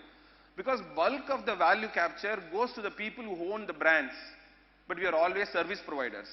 We are not the brand owners. We don't own the IP. We don't get the entire benefit of the brand. So, and hence we need to build brands. We have only over 150 brands தான் இருக்கு. அதுல global brands ரொம்ப ரொம்ப கம்மி, mostly சாஃப்ட்வேர்ல இருக்கு. So கிஸ்ப்ளோ பாத்தீங்கன்னா we have 160 கண்ட்ரீஸ்ல இருக்கும். Fresh works பாத்தீங்கன்னா they are also around 150-160 countries. Zoho maybe இன்னும் கொஞ்சம் பெருசு, நிறைய கண்ட்ரீஸ்ல இருக்காங்க. பட் இதெல்லாம் கன்சியூமர் பிராண்ட்ஸ் கிடையாது. கோயம்புத்தூர்ல ரூட்ஸ் இருக்கு, பிரிகால் இருக்கு, இதெல்லாமே OEM brands. Against it's not consumer brands. But mostly we have some national brands like Kevin care, little bit like naturals. Mostly நமக்கு ரீஜனல் பிராண்ட்ஸ் தான் இருக்கு. மோஸ்ட்லி தமிழ்நாடு தானே அந்த பிராண்ட் நமக்கு தெரியாது. We have to build at least national brands, if not global brands. From 150, we have to build 500 brands. If we can build 500 brands, we will do the per capita income goal. We will do the GDP goal. அதான் ரொம்ப முக்கியம். So, அது எப்படி பண்ணலாம்னு சொல்லிட்டு I don't know how many of you are reading. கனவுன்னு சொல்லிட்டு நான் junior விகடன்ல ஒரு ஆர்டிகல் எழுதிட்டு இருக்கேன். அது என்னன்னா, இன்க்ளூசிவா சென்னையில மாத்திரம் இல்லாம, கோயம்புத்தூர்ல மாத்திரம் இல்லாம, ஒவ்வொரு ஸ்டேட், ஒவ்வொரு டிஸ்ட்ரிக்ட்லயும் நம்மளால எப்படி இனோவேஷன் கொண்டு வர முடியும் அப்படின்னு சொல்லி எழுதிட்டு இருந்தேன். ஃபர்ஸ்ட் இனிமேல்தான் உங்களுக்கு சில ஐடியாஸ் சொல்ல போறேன். I think that you will probably enjoy it. கிருஷ்ணகிரியில உங்களுக்கு தெரியும், சேலத்துல தான் மாம்பழம்னு சொல்லுவாங்க. பட் ஆக்சுவலா பல்க் ஆஃப் த மாம்பழம் is produce in Krishnagiri, not Salem. After மாவட்டம் பிரிஞ்சதுக்கு அப்புறம் மாம்பழம் எல்லாம் ஆக்சுவலா கிருஷ்ணகிரி அந்த ஏரியால தான் நிறைய இருக்கு. மாம்பழம் அங்க பாத்தீங்கன்னா நிறைய மாம்பழ கூழ் தயாரிக்கிறாங்க. தயாரிச்சு முடிச்சதுக்கு அப்புறம் அந்த தோலை தூக்கி போட்டுருவாங்க. What you can two is, அந்த தோல் எடுத்துட்டு மேங்கோ லெதர், அந்த தோல் மேங்கோ மாம்பழத்தில் இருக்க அந்த தோல்ல இருந்து லெதர் எடுக்க முடியும். அந்த leather is actually called vegan leather. It is probably worth 10 times more value than the regular leather, and it is environmentally much more safer leather to produce. But we are just throwing that out today. Okay, this is just one example. So first I wrote for Ramanathapuram. எல்லா district பத்தி ஒன்னு சொல்லலாம்னு பாக்குறேன். ராமநாதபுரத்துல பாத்தீங்கன்னா இந்தியாவில் 2 இடத்துல தான் இந்த பழைய கப்பல்லாம் உடைச்சி அதை அதுல இருந்து இருக்கிற இரும்பு அதெல்லாம் எடுக்கிற தொழிற்சாலை இருந்தது. ஒன்னு ராமநாதபுரத்துல இருந்தது. என்வாயர்மெண்ட் ரீசன்ஸ்க்காக we have closed this. There is only one more that is available in the country now ன்னு நினைக்கிறேன். அது in Gujarat. We have to revive something like this, but we have to do it in a green way. green அதாவது கம்ப்ளீட்டா green முறையில இந்த கப்பல் உடைக்கும் தொழிலாளர் நம்மளால திருப்பியும் கொண்டு வர முடியும். அதுக்கு உண்டான முயற்சிகள் நம்ம எடுக்கலாம். இதெல்லாம் ஆப்பர்ச்சுனிட்டிஸ் இருக்கு. இங்க நிறைய entrepreneurs இருக்கீங்க. I wanted to throw out a lot of opportunity ideas for you where you can actually pick up some of this and do it. கடலூர்ல எங்க சொந்த ஊர் கடலூர்ல பாத்தீங்கன்னா முந்திரி கொட்டையை எடுத்துட்டு அந்த பழத்தை தூக்கி போட்டுருவோம். ஆல்கஹால் பத்தி தமிழ்நாட்டில் பேசினாலே ரொம்ப சென்சிட்டிவான டாபிக். அதனால நான் வாட் ஐ ப்ரொபோஸ்ட் இஸ், அங்க வந்து ஒரு சிட்கோ இண்டஸ்ட்ரியல் எஸ்டேட் இருக்கு. we will make a SEZ, completely export processing fenny liquor which is export quality like tequila. even if you have to buy, நீங்க இம்போர்ட் பண்ணி தான் குடிக்கணும், தமிழ்நாட்டில் விற்க வேண்டாம் அப்படின்னு சொல்லி. ஏன்னா நம்ம இங்க பாலிடிக்ஸ் இருக்கு, ஆல்கஹாலை பேஸ் பண்ணி நிறைய பாலிடிக்ஸ் இருக்கு. அதனால இங்க but there is so much opportunity. எங்க ஊர்ல போனீங்கன்னா முந்திரி சீசன் அப்ப ரோட்ல முந்திரி பழம் கொட்டி கிடக்கும், என்ன பண்றதே தெரியாது அவங்களுக்கு, ஜஸ்ட் த்ரோ அவே ப்ராடக்ட். ஓகே, இதை பேஸ் பண்ணி ஒருத்தர் ஆல்ரெடி வந்து he started manufacturing முந்திரி sugar syrup based on after reading this article. again கடலூர்ல பாத்தீங்கன்னா பலாப்பழம், we have டிராபிகானா இருக்கு, பட் பலாப்பழத்துல டிராபிகானா இருக்கா? we don't have, right? அதே மாதிரி வந்து இப்ப ஹொசூர்ல இருந்து தொப்பூர் அந்த ரோட்ல பாத்தீங்கன்னா you have a huge இது இருக்கு, அது பேர் என்னது, highway, and there is a lot of wind energy that is there. it's called highway wind turbine ஒரு டெக்னாலஜி இருக்கு, and we can actually produce electricity using that, right? தர்மபுரியில பாத்தீங்கன்னா we make a lot of tomatoesல என்ன ப்ராப்ளம்னா ஈஸியா அழுவி போயிடும், but we can make sun dried tomatoes out of it, but we need to brand it. so அதனால தான் இந்த bottling பேக்கேஜிங்லாம் பாத்தீங்கன்னா we are always trying to propose you can make some things like this in international standards. இதோட packaging அந்த விஜுவலைசேஷனே வந்து we are trying to instill the idea that நம்ம local, நம்மளோட products எல்லாமே லோக்கலா இருக்கு ஆக்சுவலா. ஆனா ஒரு இம்போர்ட்டட் ப்ராடக்ட் வாங்கும் பொழுது உங்களுக்கு தெரியும், அந்த பேக்கேஜிங்ல இருந்து ஆரம்பிச்சு அது பார்க்கும் பொழுது அதுக்கு எக்ஸ்ட்ரா காசு கொடுத்து வாங்கலாம் போல ஒரு ஃபீலிங் இருக்கும். But why can't we make such products? we can, and I'm just showing you some examples. அதே மாதிரி வந்து கிருஷ்ணகிரியில we can do women, run by women completely. it's like Tex Valley for women by women. cloud வந்து மிகப்பெரிய லெவல்ல grow ஆயிட்டு இருக்கு. ஆனா cloud-ஓட டேட்டா சென்டர்ஸ் எல்லாமே it takes $1 billion to make a data center roughly, okay? But அந்த data centres எல்லாத்துக்கும் இப்ப ஒரு என்வாயர்மெண்டல் ரெகுலேஷன் வர ஆரம்பிக்குது. it has to be green energy. தமிழ்நாட்டுல கன்னியாகுமரி மாவட்டம், திருநெல்வேலி அந்த ஏரியால பாத்தீங்கன்னா we have the largest number of green energy source, and we should be installing data centers there because we have nuclear energy இருக்கு, wind energy இருக்கு. அதுவும் இல்லாம Tamil Nadu is the exit point for internet hub towards the global internet connection to Singapore. so we can actually run the internet connectivity through that. so இந்த மாதிரி நமக்கு நிறைய advantages இருக்கு. I am talking about இது எல்லாமே abundance mindset ஓட கான்செப்ட்ல link ஆகும். ஏன்னா இது எல்லாமே நம்மள்ட்ட இருக்கு, but we are underutilizing this. so அதே மாதிரி திருநெல்வேலியில எக்கச்சக்கமா wind turbines இருக்கு. ஆனா சென்னையில வந்து ஒரு automobile spare parts manufacturing hub இருக்கு. but why don't we have a windmill spare part? இங்க இருந்து ஏதாவது பிரச்சனை ஆயிடுச்சுன்னா எங்கெங்கயோ ஷிப் பண்றாங்க அது ரிப்பேர் பண்றதுக்கு, இல்லையா? there is no cluster that is available for us to repair it there. there is a huge opportunity there. அதே மாதிரி திருநெல்வேலியில cookware industry is one of the highest industries. but நம்ம பழைய முறையில குக்வேர் எல்லாம் பண்ணிக்கிட்டே இருக்கோம். பட் குக்வேர் பாத்தீங்கன்னா we need to move to smart cookware technology. திருப்பியும் அதே மாதிரி அலுமினியம் இண்டோலியத்துல பண்ணிட்டு இருக்கோம், which is not a bad, which is okay. but these are example. இது நாங்க பர்பஸ் பேஸ்ல டிசைன் பண்ணி காட்டுறோம், இந்த மாதிரி குக்வேர் பண்ண முடியும் அதே இடத்துல இருந்து, right? these are all not எங்க இன்டர்நெட்ல இருந்து எடுத்த பிக்சர் இல்ல. we have a team of people who visualize these ideas and translate into close to reality what can be made, right? அதே மாதிரி தமிழ்நாட்டுல வந்து நிலக்கடலை எக்கச்சக்கமா வளருது. நிறைய பேருக்கு தெரியுமான்னு தெரியல, அந்த நிலக்கடலையோட தோல் இருக்கு இல்லையா, அந்த தோல்ல வந்து 7% ஹைட்ரஜன் இருக்கு, 7% ஹைட்ரஜன் இருக்கு. there is a technology which can extract the hydrogen from that தோல், and எல்லா தோலும் இப்ப வேஸ்டா போகுது. எடுத்தீங்கன்னா you can actually make a megawatt worth of electricity from the waste. that is possible, right? அதே மாதிரி பயோ பிரிக்கெட்ஸ், நிறைய பயோ வேஸ்ட் ஹார்வெஸ்ட் பண்ணதுக்கு அப்புறம் உங்களுக்கு எக்கச்சக்கமா பயோ வேஸ்ட் வரும். அந்த bio வேஸ்ட்லாம் we can convert it into bio briquettes, and this is a very very sustainable and environment friendly option. அதே மாதிரி இந்த வேஸ்ட் லெஃப்ட் சைடுல இருக்கிற ரைட் சைடுல இருக்கிற வேஸ்ட் வந்து we can make packaging. காஃபில இருந்து கொட்டை எடுத்துரும், அந்த காஃபி பழம் இருக்கு இல்லைங்களா, that's called காஸ்கரா. we can make காஸ்கரா tea using that and the கொட்டையில. it's kind of an herbal extract. again this is another example of how you can package it and brand it. This is an example our team has come up with. This is not any internet picture, okay? So Jio textiles, உங்களுக்கு எத்தனை பேருக்கு Jio textiles இருக்குன்னு தெரியும்? உதாரணத்துக்கு ராகி இருக்கு இல்லையா, ராகி நீங்க அறுவடை பண்ணதுக்கு அப்புறம் கேழ்வரகு அறுவடைக்கு பிறகு அந்த சத்தை இருக்கும், அதுல இருந்து இந்த மாதிரி ஒரு ஜியோ டெக்ஸ்டைல்ஸ் துணி மாதிரி ஒன்று தயாரிக்கலாம். அது இந்த வலை பின்றாங்க இல்லையா, அந்த வலைக்கு பதிலா இப்போ ஹைவேஸ் கன்ஸ்ட்ரக்ஷன், ரோட் கன்ஸ்ட்ரக்ஷனுக்குலாம் this is becoming a really viable option, and there is a very big market, and this is a bio and environmental friendly option, and there are some of you can actually do something like this, right? அதே மாதிரி ஆமணக்கு எண்ணெய் வேஸ்டா போகும், ஆமணக்கு எண்ணெய் இப்போதைக்கு விளக்கெண்ணெய் யூஸ் பண்றாங்க, but you can actually make bio polyester using that. வாழைநார், வாழைப்பழத்தை அறுவடை பண்ணதுக்கு அப்புறம் வேஸ்டா போறது ஃபுல்லா வாழைநார், but we can actually make banana fiber paper using that. இது அதே மாதிரி அந்த ஃபெனி ஆல்கஹால் மாதிரி இதுல வந்து முந்திரியில இருந்து we can actually make sugar syrup, cashew apple sugar syrup.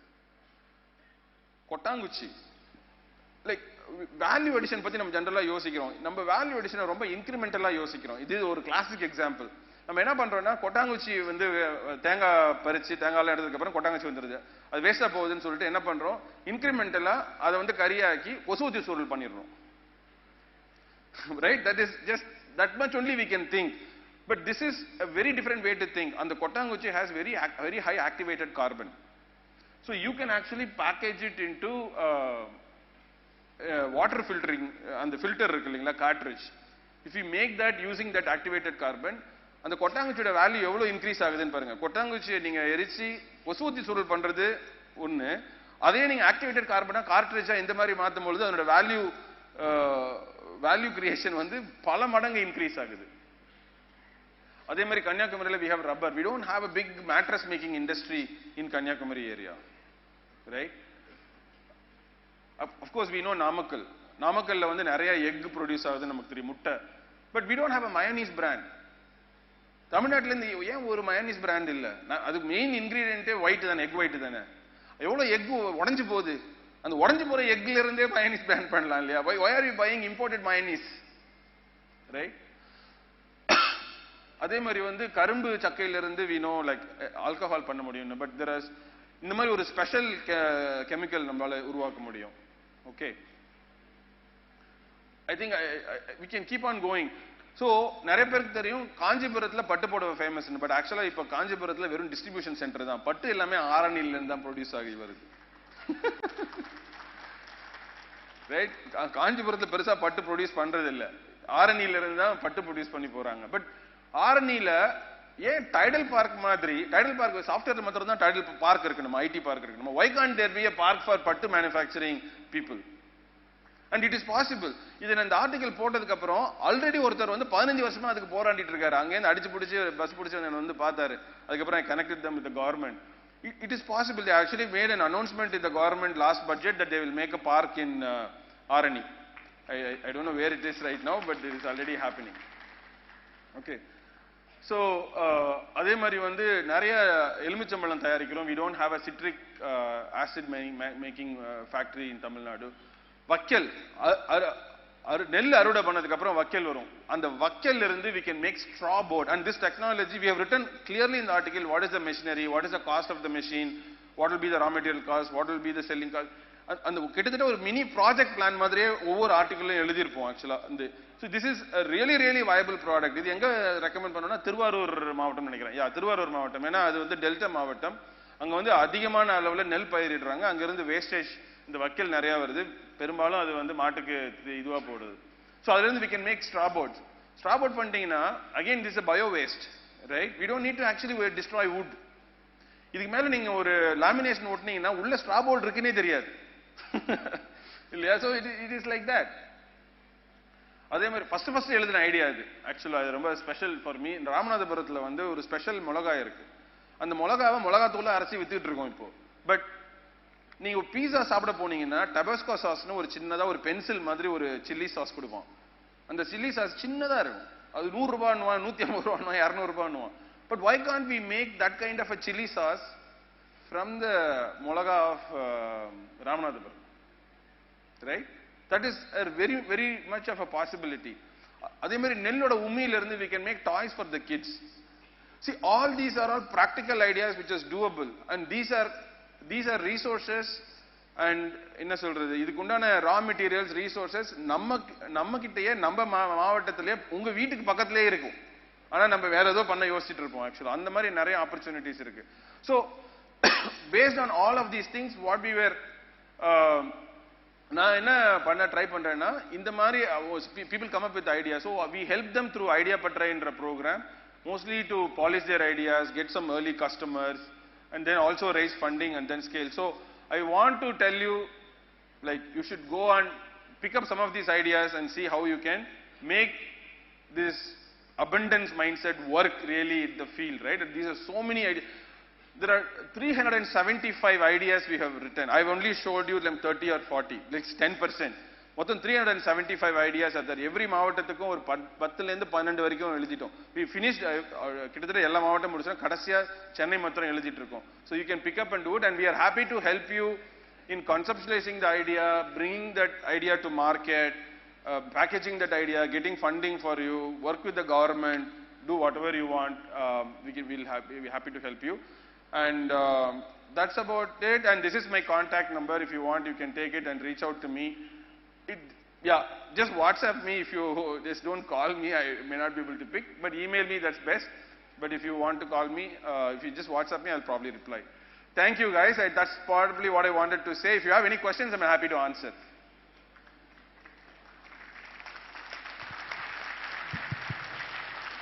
Thank you, sir. Thank you so much. You have opened a great way for us. Now I request our chairman, Mr. V. Nidhi Mohan, to come on to the dais. All right. Any questions? No.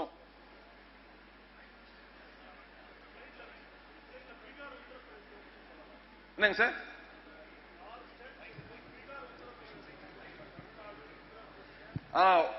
Bihar உத்தரப்பிரதேசல என்ன பண்றாங்கன்னா, இப்ப கொஞ்சம் பரவாயில்ல மாதிரி இருக்கு. அவங்க ரெண்டு சைடுமே ஃபோக்கஸ் பண்ணாம விட்டுட்டாங்க.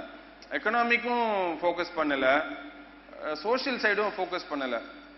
ரெண்டுமே பண்ணதுனால அந்த அளவுக்கு டெவலப் ஆகாம போயிடுச்சு. ஆக்சுவலி நிறைய பேருக்கு அந்த விஷயம் தெரியுமான்னு தெரியல.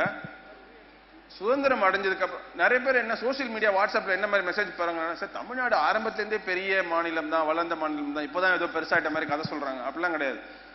நீங்க சுதந்திரம் அடைஞ்சதுக்கு அப்புறம் பாத்தீங்கன்னா தமிழ்நாடு கடைசியிலிருந்து 2வது இடத்துல இருந்தது.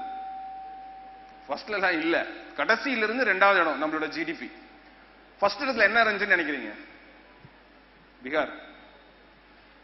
Bihar was the most developed state or most richest state at that point in time, because அவங்க வந்து இயற்கை வளங்கள், அதாவது அங்கதான் மைன்ஸ் அதெல்லாம் நிறைய இருந்தது, அதை பேஸ் பண்ணியே இருந்து விட்டுட்டாங்க. அதுல இருந்து அவங்க டெவலப் ஆகல.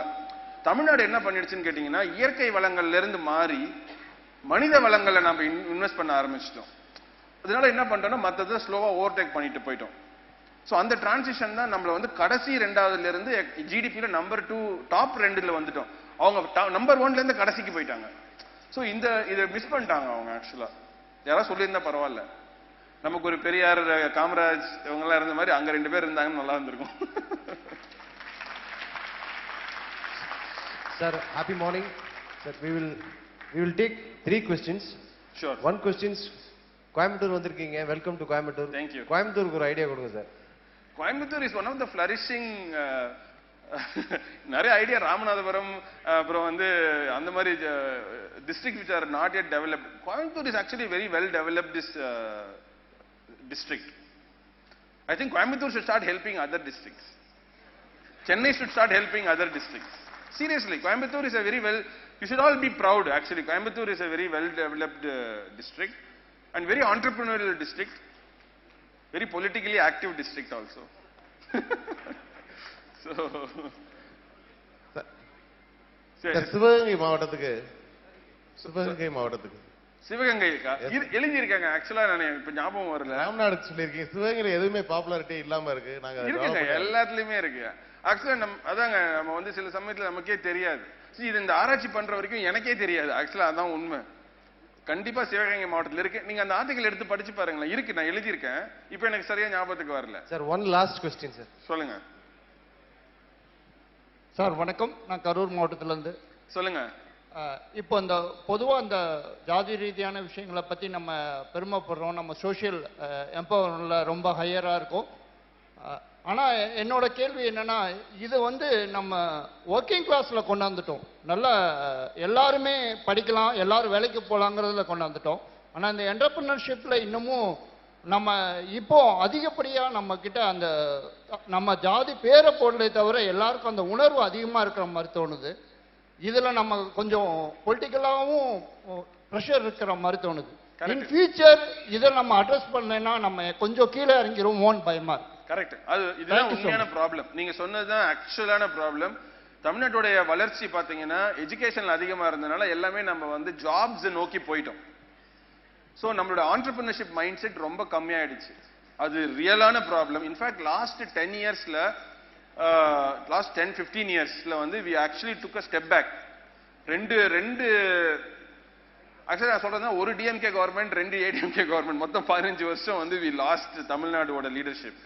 So I think we need to fix that problem. அதுல முக்கியமான ப்ராப்ளம் வந்து இந்த ஆண்டர்பிரினர்ஷிப். வி லாஸ்ட் இந்த number of start ups in Tamil Nadu எல்லாமே ரொம்ப கம்மியாயிடுச்சு இந்த லாஸ்ட் 15 இயர்ஸ்ல. இப்போதான் திருப்பி அது ரிவைவ் ஆயிருக்கு. ஸ்டார்ட் அப் டிஎன்லாம் வந்து லாஸ்ட் 2 இயர்ஸ்ல கொஞ்சம் ரிவைவ் ஆயிருக்கு. We need to do it. சரி, நம்ம 1000 ஸ்டூடெண்ட்ஸ் ஒரு காலேஜ் வந்து படிச்சுட்டு வராங்கன்னா அதுல ஒருத்தவங்க கூட இப்போ ஆண்டர்பிரினரா வர்றது இல்லை. 1000த்துல ஒருத்தவங்க 2 பேர் தான் வராங்க. We need something like 2%, 1 to 2% of students graduating from a college to become entrepreneurs. So 0.1ல இருந்து ஒரு 1%, 2%, 10x. If you can do that, ஒரு 100 பேர் படிச்சுட்டு வராங்கன்னா 100 பேர் ஆண்டர்பிரினரா மாற்ற வேண்டிய அவசியம் இல்லை. ஒரு ட்ரெயின் இருக்குன்னு வச்சுக்கோங்களேன், ஒரு என்ஜின் ஒரு 20 பொட்டி வேணும். எல்லாமே என்ஜினா இருந்துச்சுன்னா அப்புறம் அந்த ட்ரெயினுக்கே வேல்யூ இருக்காது. So we need only like 2% of people who are graduating of colleges to become entrepreneurs. But right now we are not even like 1 in 1000. So அந்த கேப்பை நம்ம கண்டிப்பா ஃபிக்ஸ் பண்ணோம். அஃப்கோர்ஸ் அதுக்கு பொலிட்டிக்கல் வில் தேவைப்படுது. இப்போ ஓரளவுக்கு பண்ணிட்டு இருக்காங்க, பட் இது நாட் சஃபிஷியன்ட். ஆக்சுவலி இன்னும் நிறைய பண்ணணும். ஓகேங்க, சொல்லுங்க. ஹாப்பிங்க.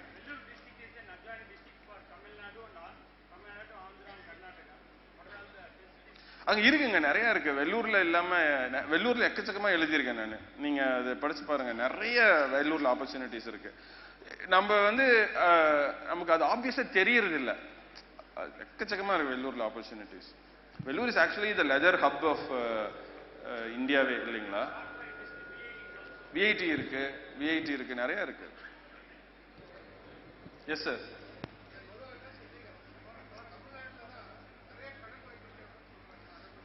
சூப்பரான கொஸ்டின். ஸோ தமிழ்நாடு வந்து நிறைய கடன் வாங்கியிருக்காங்க அப்படின்னு சொல்றாங்க. பட் இது வந்து ஒரு தவறான ஒரு புரிதல். இது வந்து குடும்பத்துல நம்ம வந்து பட்ஜெட் போடுற மாதிரி மேக்ரோ எக்கனாமிக்ஸ்ல பண்ணக்கூடாது. மேக்ரோ எக்கனாமிக்ஸ் இருக்கு. இது மைக்ரோ எக்கனாமிக்ஸ்னா வீட்டில் நம்ம பட்ஜெட் போட்டு பண்றோம் இல்லைங்களா, குடும்பத்தை எப்படி நடத்துறதுன்னு. அந்த பிரின்சிபிள்ஸை வந்து மேக்ரோ எக்கனாமிக்ஸ்ல போய் யூஸ் பண்ணக்கூடாது. அமெரிக்காவோட ஜிடிபி என்ன நினைக்கிறீங்க? அந்த GDP, there is something called GDP to debt ரேஷியோன்னு ஒன்று இருக்கு மேக்ரோ எக்கனாமிக்ஸ்ல. ஜிடிபி டு டெட் ரேஷியோ, அதாவது ஒரு நாட்டோட ஜிடிபி எவ்வளோ, அது எவ்வளோ டெட் இருக்குன்னு. அமெரிக்கா வந்து மோர் தேன் 1:1. நம்ம வந்து 25%ல தான் இருக்கும். 25 to 30%, அதோ எக்ஸாக்ட் நம்பர் எனக்கு சரியா ஞாபகம் இல்லை. we are only around 25 to 30% of GDP, which is actually not bad. ஏன் நம்ம ஆக்சுவலா இன்னும் கேட்டீங்கன்னா இன்னும் கொஞ்சம் கடன் வாங்கணும்னு தான் சொல்லுவோம். ஆனா as long as we invest that money correctly, இன்னும் நம்ம நிறைய கடன் வாங்கி அது இன்ஃப்ராஸ்ட்ரக்சர்லயும், பீப்புள் டெவலப்மெண்ட்லயும், டெக்னாலஜி டெவலப்மெண்ட்லயும் நம்ம இன்வெஸ்ட் பண்ணணும். கடன் வாங்காம இருக்க கூடாது. ஆக்சுவலா வாங்கணும், அதை கரெக்டா பயன்படுத்தணும். அதுதான் ரொம்ப முக்கியம். கடன் வாங்கி வேற யாருக்கும் பயன்படுத்தினா வேஸ்டா போயிடும். ஆக்சுவலா நம்ம நிறைய இன்னொரு 25% கூட வாங்கலாம் என்ன கேட்டீங்கன்னா. ஸோ அது கடன் அதிகமா வாங்குறத வந்து ஒரு மெஷரா பார்க்க கூடாது அப்படின்றதுதான் ஒரு view. Thank you, friends. Over to Chairman. Sir, I have a question. You did it very well on saying that more than economic development, social development முதல்ல பார்க்கணும்னா ஈக்குவாலிட்டி இன் எக்கனாமி இருக்கணுன்றது ஒரு பக்கம். இப்போ இது வரைக்கும் தமிழ்நாடு வந்ததை வந்து நல்லா அழகாக சொன்னீங்க. நிறைய we are there, நம்ம லிட்ரஸி நல்லா இருக்கிறோம் எல்லாம். How do you see the future to be? Because சில நேரம் பார்க்கும் பொழுது நம்ம are we lagging behind the new states which have been new states? I'm talking about Gujarat. So குஜராத்தோட growth பார்க்கும்போது தமிழ்நாடு வந்து அவ்வளோ தூரம் வரலையோ அப்படின்னு ஒரு பயம். இது வரைக்கும் நம்மளுடைய முன்னோர்கள் பண்ண விஷயத்துலேருந்து இவ்வளோ தூரம் வந்துட்டோம். இப்போ இருக்கக்கூடிய possibilities and how other states are acting அப்படின்றத பத்தி கொஞ்சம் சொன்னீங்க. கண்டிப்பா. ஆக்சுவலா இது ஒரு ரியல் கன்சர்ன். நான் ஏற்கனவே சொன்ன மாதிரி ஒரு 15 இயர்ஸ் நம்ம கொஞ்சம் பின்தங்கி போயிட்டோம். அந்த 15 இயர்ஸ்ல 2 ஸ்டேட் நம்மள வந்து பின்னாடி தள்ளிட்டு முன்னாடி போயிட்டாங்க. அதுல ஒன்னு வந்து இன்னும் நம்ம ஃபுல்லா நம்மள பீட் பண்ணாட்டா கூட they are coming fast closer to the second position, right? ஒன்னு வந்து தெலுங்கானா. of course அதுக்கு வந்து TRS அந்த பொலிட்டிக்கல் வில், இந்த TRS அந்த ராஷ்டிரிய சமிதி அவங்க அந்த கட்சியோட political will and that one guy who rallied behind the economic growth for Telangana வந்து he made a huge difference இல்லையா? so that guy is really huge made difference. Telangana பாத்தீங்கன்னா ஐடில வந்து தமிழ்நாடு வந்து 4வது தள்ளிட்டு இப்ப 3rd பொசிஷனுக்கு தெலுங்கானா போயிடுச்சு ஆக்சுவலா. அண்ட் இப்ப நான் ஹைதராபாத் போனேன்னா Hyderabad looks much more developed than Chennai. Hyderabad லோட் இன்ஃப்ராஸ்ட்ரக்சர், பில்டிங் இன்ஃப்ராஸ்ட்ரக்சர்லாம் it looks much more developed. So Gujarat and Telangana has done reasonably well. They have come from like top 10 ல இருந்து கிட்டத்தட்ட top 5 க்கு வந்துட்டாங்க.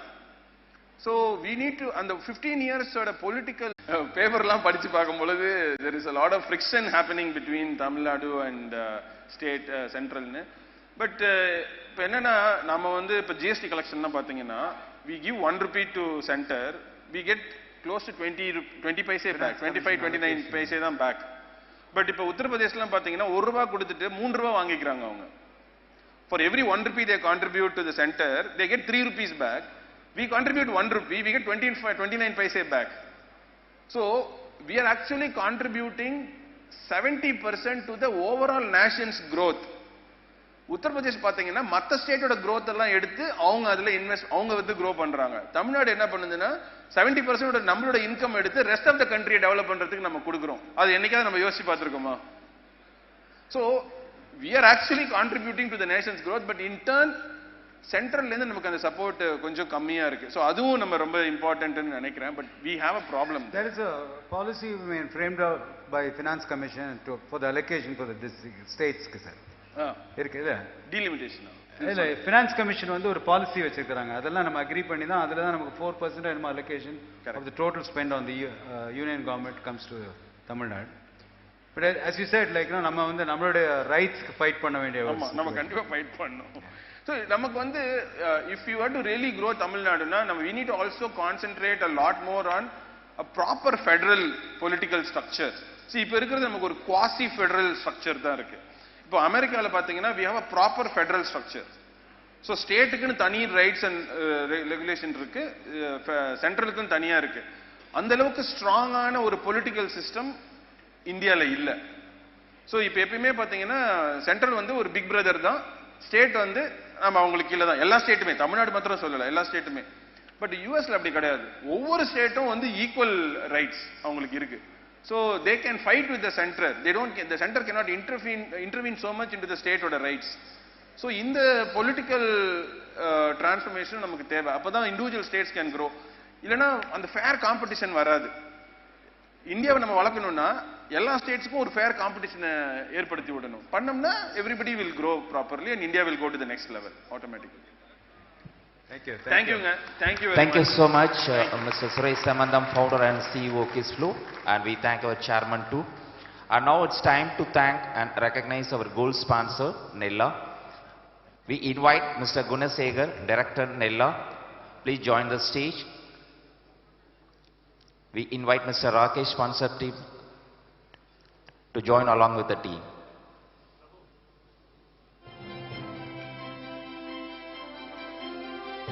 We request our chief guest to recognize Team Nella.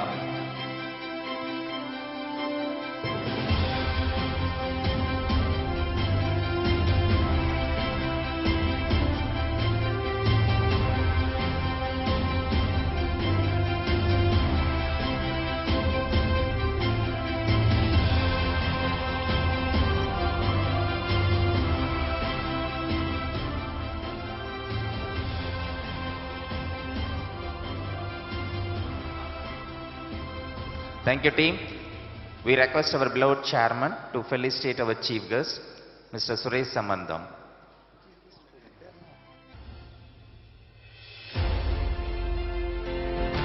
Good round of applause.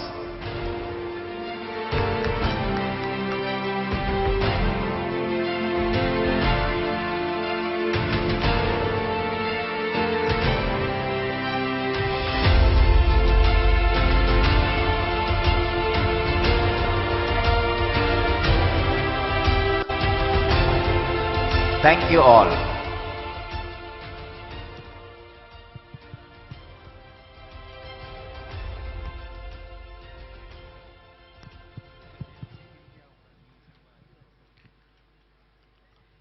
நிகழ்வில் கனவை தொடர்ந்து செயலில் மிகுதி.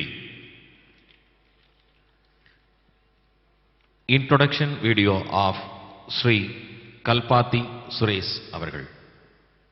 திரு சுரேஷ் எஸ் கல்பாத்தி அவர்கள் ஒரு சிறந்த தொழில் முனைவோர் ஆவார். மேலும் இவர் தொழில் முதலீடுகளில் ஈடுபடும் திறமையான ஏஞ்சல் இன்வெஸ்டர் மற்றும் வெஞ்சர் கேபிட்டலிஸ்ட் ஆவார்.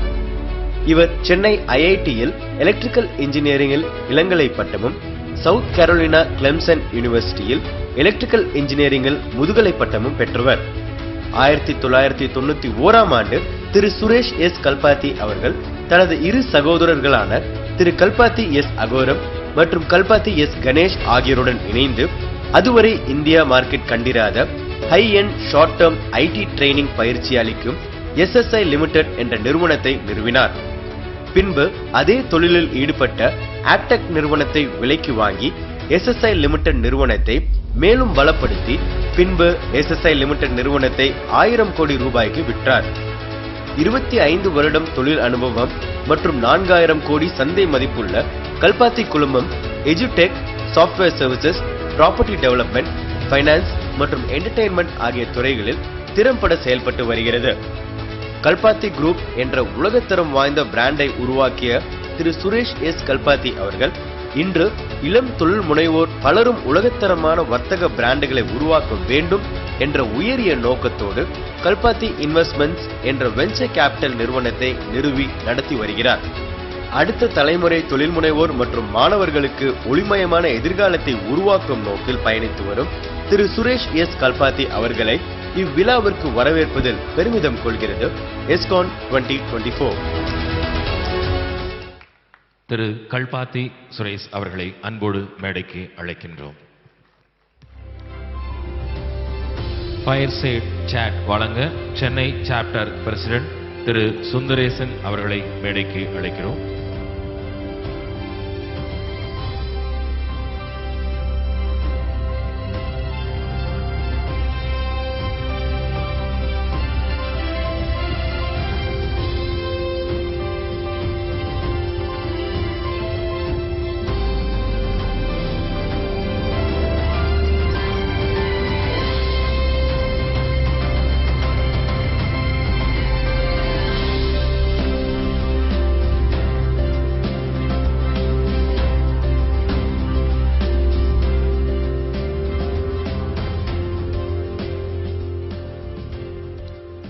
The stage is yours, sir. Thank you. So, வணக்கம். கோயம்புத்தூருக்கு வந்ததுக்கு ரொம்ப நன்றி. ஸோ ஃபர்ஸ்ட் வந்து உங்களோட ஹம்பிள் பேக்ரவுண்டை பற்றி, ஒரு middle class background, father from railways. இந்த மாதிரி ஒரு யூஸ்வலாக இந்த மாதிரி ஒரு ஃபேமிலியில் இருக்கிறவங்களுக்கு எம்ப்ளாய்மெண்ட் தான் போகணும் அப்படின்னு தோணும். பட் இந்த மாதிரி ஒரு சூழ்நிலையிலேருந்து வந்தோம், நீங்கள் வந்து ஒரு ஆண்டர்ப்ரனர் இருக்கீங்க. So when did this idea come and why did you choose entrepreneurship?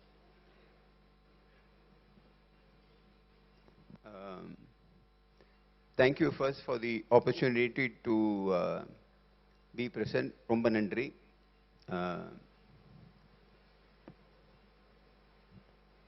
நான் கொஞ்சம் பின்னோக்கி போய் கொஞ்சம் சொல்கிறேன், புரியும் அப்போ தான் உங்களுக்கு.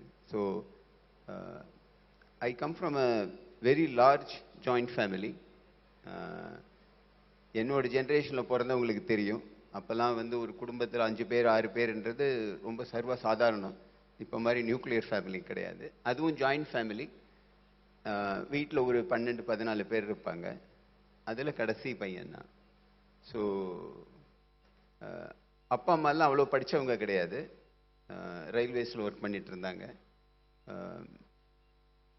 ஸோ படித்தது ஐஐடியில் படித்தது, அதுக்கு மேலே வெளியூரில் படித்தது எல்லாமே ஒரு ஸ்காலர்ஷிப், ஒரு ஃபெலோஷிப், அந்த மாதிரி கரெக்ட் தருணத்தில் அதாவது வருன்றதுனால படிக்க முடிஞ்சுது. I was the first engineering student from the entire family. அப்போல்லாம் இன்ஜினியரிங்னால என்னன்னு எங்கள் அம்மா அப்பாக்கெல்லாம் தெரியாது. அந்த மாதிரி இருந்துட்டு வெளியூரில் போய் படித்து வேலை பண்ணிட்டு வரும்போது ஃபஸ்ட்டு வந்து பண்ணினது சாஃப்ட்வேரில். அது படிச்சுட்டு வரும்போது இப்போ மாதிரி கனெக்டிவிட்டி அப்போ கிடையாது. இப்போல்லாம் வந்து அமெரிக்காவில் நடந்ததுன்னா 5 மினிட்ஸ் கழிச்சு இங்கே பிரேக்கிங் நியூஸ் போட்டுருவாங்க. அப்போ அந்த மாதிரி கிடையாது. ஸோ வெளியூர்லேருந்து வந்து ஒரு சாஃப்ட்வேரில் ஒரு பிஸ்னஸ் ஆரம்பிக்கிறது 2 காரணங்கள். ஒன்று வந்து ரொம்ப வெளிப்படையாக தெரிஞ்ச ஒரு பிஸ்னஸ் ஆப்பர்ச்சுனிட்டி. அப்போல்லாம் வந்து என்ஐடி ஆப்டெக்னு பண்ணிட்டு இருந்தாங்க பெருசாக. நான் சொல்கிறது 1990, ஒரு 25 வருஷத்துக்கு முன்னாடி. அவங்க அப்பவும் வந்து கோபால் அந்த மாதிரி சொல்லி கொடுத்துட்டு இருந்தாங்க. அது அமெரிக்காவில் பார்க்கும்போது அதெல்லாம் எப்போவோ கடந்து அதுக்கு மேலே எங்கேயோ போயிடுது சாஃப்ட்வேர்ன்றது. அது படித்து வேலை பண்ணதுனால அதில் ஒரு தொழில் ஆரம்பிக்கணுன்றது வந்து ஒரு பெரிய ஸ்பார்க்கில் ரொம்ப நேச்சுரலாக வந்தது. ஏன் ஆண்டர்ப்ரனர்ஷிப், ஏன் வேலைக்கு போல? Sometimes when you are young you are very brave. So அப்போ வந்து the second one is when you are young you are also ignorant.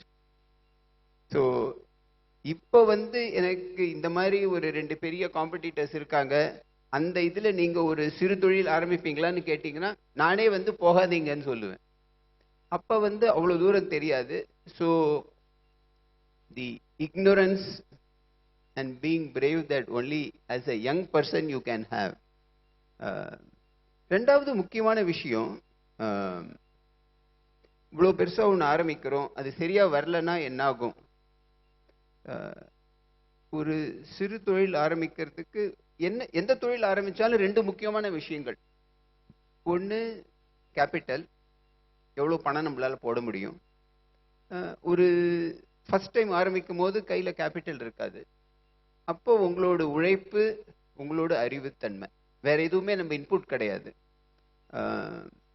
So எனக்கு தெரிஞ்சு ஒரு சாஃப்ட்வேர் ட்ரைனிங்னு ஆரம்பிக்கும் போது அதுக்கு கேபிட்டல் அப்போ அவ்வளோ தேவைப்படலை. நமக்கு தெரிஞ்ச நாலேஜ் வச்சே பண்ணலான்றது. ஸோ முதல்ல ஆரம்பிக்கும் போது நானே கிளாஸஸ் எடுப்பேன். ஸோ காஸ்ட் அவ்வளோ கிடையாது. அதுக்கப்புறம் அது மக்கள் மத்தியில் இருக்கிற வரவேற்பு, அது அப்படியே வளர்ந்தது. ஸோ இது வந்து ஒரு பெரிய டிசிஷன் கிடையாது, ஒரு நேச்சுரல் ஃப்ளோ அப்படிங்கிறீங்க. Thank you sir. அடுத்தது வந்து கல்வி. உங்கள் வாழ்க்கையில் வந்து கல்வி வந்து ஒரு ரொம்ப முக்கியமான ஒரு இடத்த பிடிச்சிருக்கு. நீங்களே ஒரு என்டிஎஸ்சி ஸ்காலராக இருந்திருக்கீங்க, அப்புறம் ஐஐடியில் படிச்சிருக்கீங்க, then you Khan to Clement university. ஆனால் நீங்கள் முதல்ல ஆரம்பித்த நிறுவனத்துக்கு காரணம் it happen with the flow அப்படின்னு சொன்னீங்க. இப்போ வராண்டா அப்படிங்கிற ஒரு கம்பெனி ஆரம்பிச்சிருக்கீங்க. ஸோ கிட்டத்தட்ட ஸ்டார்டிங்கும் சரி இப்போவும் சரி you keep coming back to education. இது வந்து ஒரு வியாபார வாய்ப்பாக பார்க்குறீங்களா, இல்லை ஒரு சொசைட்டிக்கு ஒரு கிவிங் பேக் அப்படிங்கிற ஒரு ஆட்டிடியூடோட இப்போ இந்த 2வது இன்னிங்ஸ் வந்தது வந்து is it more about giving பேக்கா இல்லை ஒரு வியாபார வாய்ப்பாக தான் நீங்கள் பார்க்குறீங்களா?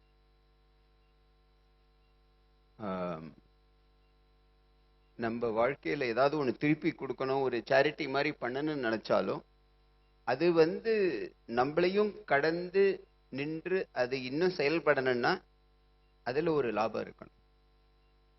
எப்போ அது வந்து ஒரு ஒரு லாபமும் நமக்கு வாழ்க்கையில் நடத்தணுன்ற ஒரு முயற்சியில் ஒரு ஆர்வமும் சேர்ந்து வந்ததுன்னா generally it will be a very successful business. So நான் முதல்ல படிக்கும்போது ஒரு 8ஆம் கிளாஸ் 9ஆம் கிளாஸ் வரையில் தமிழ் மீடியம் ஸ்கூல் தான் படித்தது. இங்கிலீஷ்லாம் தெரியவே தெரியாது. அப்போது படித்ததெல்லாம் தமிழ் மீடியம். அப்போது எங்கள் அம்மா வந்து பையன் நல்லா படிக்கணும், ஒரு இங்கிலீஷ் மீடியம் ஸ்கூல் படிக்கணும் அப்படின்னு சொல்லி ஒரு ஸ்கூலில் போய் சேர்த்து விட்டுட்டாங்க. அது எங்கள் அம்மா படித்தது வந்து 5th ஸ்டாண்டர்ட் வரையில் தான். பட் பையன் எப்படியாவது படிக்கணுன்றது ஒரு இருந்தது அவங்களுக்கு ஒரு நோக்கம். ஸோ என்னை வந்து கிளாஸ்க்குள்ளே வந்து ஃப்ரண்ட் ரோவில் உட்கார வச்சுருவாங்க. அந்த ஃப்ரண்ட் ரோலையே நடுவில் இருக்கிற டெஸ்கில் நான் தான் நடு பையன், க்ளீனாக நடுவில் என்னை உட்கார வச்சுட்டு போயிடுவாங்க. அப்போ அது பையன் படிப்பான் அப்படின்ட்டு. பட் நான் படித்ததெல்லாம் எனக்கு பக்கத்தில் ஆனந்துன்னு ஒரு பையன் இருப்பான். அவன் நோட்ஸை காப்பி பண்ணியே தான் படிப்பேன். ஏன்னா அவங்க ஏதோ ஒன்று பேசுவாங்க, நமக்கு புரியவும் புரியாது. அவன் ஏதோ எழுதியிருப்பா, அதை அப்படியே எழுதி எழுதி படித்தது தான். பட் அது படித்து வரும்போது 12ஆம் கிளாஸ் 11ஆம் கிளாஸ் வரும்போது ஐஐடியில் எங்கள் வீட்டில் யாருக்குமே தெரியாது, இன்ஜினியரிங்கே தெரியாது. அப்புறம் தானே ஐஐடி. எங்கள் அம்மாவுக்கு தெரிஞ்சதில் எனக்கு அந்த விவேகானந்தா காலேஜில் தெரியும் பிரின்சிபல், நான் போய் சேர்த்து விட்டுடுறேன், அவ்வளோதான் தெரியும், அதுக்கு மேலே தெரியாது பெருசாக. ஸ்கூலில் வந்து எல்லாரும் எழுதினாங்க ஐஐடின்னு. ஸோ ஸ்கூலில் I had a very very good headmistress. So அவங்க வந்து எல்லாரும் எழுதுறாங்க, சரி நானும் போய் எழுதினேன். அது ரிசல்ட்டு கூட பார்க்க தெரியாது அப்போ எனக்கு. ஸோ ரிசல்ட்டு வந்து 4 நாள் கழித்து வீட்டில் என் ஃப்ரெண்ட்ஸ் வந்து சொன்னாங்க, இந்த மாதிரி ஆண்டி சுரேஷ் என்ன பண்ணுறான், எஸ் காட் ஆல் இண்டியா 100, நீங்கள் போய் அட்மிஷனுக்கு போகணுமே அப்படின்னு. அப்போ தான் எனக்கே தெரியும், ஓ நம்ம பாஸ் பண்ணியிருக்கோம், இந்த மாதிரி ரேங்க் வந்திருக்கோம் போல இருக்குன்னு. அங்கே ஐஐடிக்கு கவுன்சிலிங்க்கு கூப்பிடுவாங்க. அங்கே போகிறதுக்கு கூட எங்களுக்கு வழி தெரியாது, அது எங்கே இருக்குன்னே தெரியாது. அப்புறம் தானே போயிருக்கு, வழி கேட்டுன்னு தான் போனது. அங்கே போய் மீட் பண்ணும்போது, அங்கே கவுன்சிலிங் பண்ணும்போது அவங்க என்ன சொன்னாங்க, இது மாதிரி உங்கள் பையன் ஆல் இண்டியா 100 வந்திருக்கான், நீங்கள் ஐஐடி கான்பூர் போங்க, கம்ப்யூட்டர் சயின்ஸ் படிங்க அப்படின்னு. ஸோ எங்கள் அம்மா வந்து, உங்களால் முடிஞ்சால் பையனுக்கு மெட்ராஸில் ஏதாவது போட்டு கொடுங்க, இல்லைன்னா எனக்கு விவேகானந்தாவில் பிரின்சிபல் தெரியும், நான் பையனை அங்கே போய் சேர்த்து விட்டுடுறேன் அப்படின்னாங்க. ஐஐடி படிக்கும் போதும் அப்பெல்லாம் வந்து மெஸ் பில் வந்து 200 ரூபாய் 210 ரூபாய் இருக்கும். ஹாஸ்டல் ஃபீஸ் வந்து மாசத்துக்கு 1 ரூபாய். அது கட்டுறதுக்கு கூட எங்க அப்பா வந்து ரயில்வேஸ்ல ஒரு கிளர்க்கா இருந்தாங்க. ஸோ அவ்வளோ தூரம் கிடையாது. லைக் யூ செட், என்டிஎஸ்சின்னு அப்போ ஒரு ஸ்காலர்ஷிப் இருக்கும், நேஷனல் டேலண்ட் சர்ச் எக்ஸாம்ஸ்ன்ட்டு. ஸோ அது எழுதி I came all India second. So top 3 ranks vandingana, then they sponsor your entire undergraduate education. அதனால தான் undergraduate ஐஐடி ஃபுல்லாகவே ஒரு ஸ்பான்சர்ஷிப்பில் படித்தது. அது முடிச்சுட்டு வெளியூர் அப்ளை பண்ணும்போது, இப்போல்லாம் வந்து ஒரு பெரிய காலேஜில் அட்மிஷன் கிடச்சிதுன்னா அம்மா அப்பா ஸ்பான்சர் பண்ணுவாங்க, பேங்க் லோன் போவாங்க. அந்த காலத்துலாம் ஒரு ஃபெலோஷிப்போ அசிஸ்டன்ட்ஷிப்போ இல்லைன்னா admission meant nothing, it went to the trash bin. யாரும் அதை பெருசாகவே பார்க்கறது கிடையாது. அதுக்கு போய் படிக்கணும் போது கூட அப்போல்லாம் வந்து வீசாவுக்கு போனேன்னா you need to have $500 of, அப்போல்லாம் வந்து ட்ராவலர்ஸ் செக்ன்னு இருக்கும், அமெரிக்கன் எக்ஸ்பிரஸ் ட்ராவலர்ஸ் செக் கொடுப்பாங்க. And you need to have a round trip ticket, இல்லைன்னா வீசா கொடுக்க மாட்டாங்க. நீங்கள் போனால் திரும்பி வருவீங்களா தெரியாது. ஸோ ரவுண்ட் ட்ரிப் டிக்கெட் $500 இருக்கணும், ஃபெலோஷிப் இருந்தால் கூட. That also we didn't have money. So I remember taking a loan from state bank of India for 20,000 rupees. So அப்போல்லாம் பெருசாக ஒன்றும் தெரியாது, எங்கள் மாமா தான் போய் வாங்கி கொடுத்தாரு, எல்ஐசியில் ஒர்க் பண்ணுறேன் அப்படின்ட்டு. அதுக்கு கூட அவங்க என்ன கேட்டாங்க, இல்லை பையன் போகிறான், பிளேன் ஏதாவது ஆக்சிடென்ட் ஆயிடுச்சுன்னா அப்புறம் யார் ரீபே பண்ணுவாங்க, அம்மா அப்பாவால் பண்ண முடியாது அப்படின்ட்டு. ஸோ அதுக்கு ஒரு இன்சூரன்ஸ் பாலிசி எடுத்து சம் இன்ஷூர் 20,000 போட்டு அப்படி தான் வெளியூர் போய் படித்தது. இதெல்லாம் எதுக்கு சொன்னேன்னா, அந்தந்த தருணத்தில் ஏதோ ஒரு ஸ்காலர்ஷிப்போ இல்லை ஒரு கவர்மெண்ட் அசிஸ்டன்ட்ஷிப்போ இல்லை ஒரு பேங்க் லோனோ அப்படி வரலன்னா நான் இவ்வளோ தூரம் படிச்சிருக்கவும் முடியாது, உங்கள் முன்னாடி வந்து இன்னைக்கு உட்காந்துருக்கவும் முடியாது.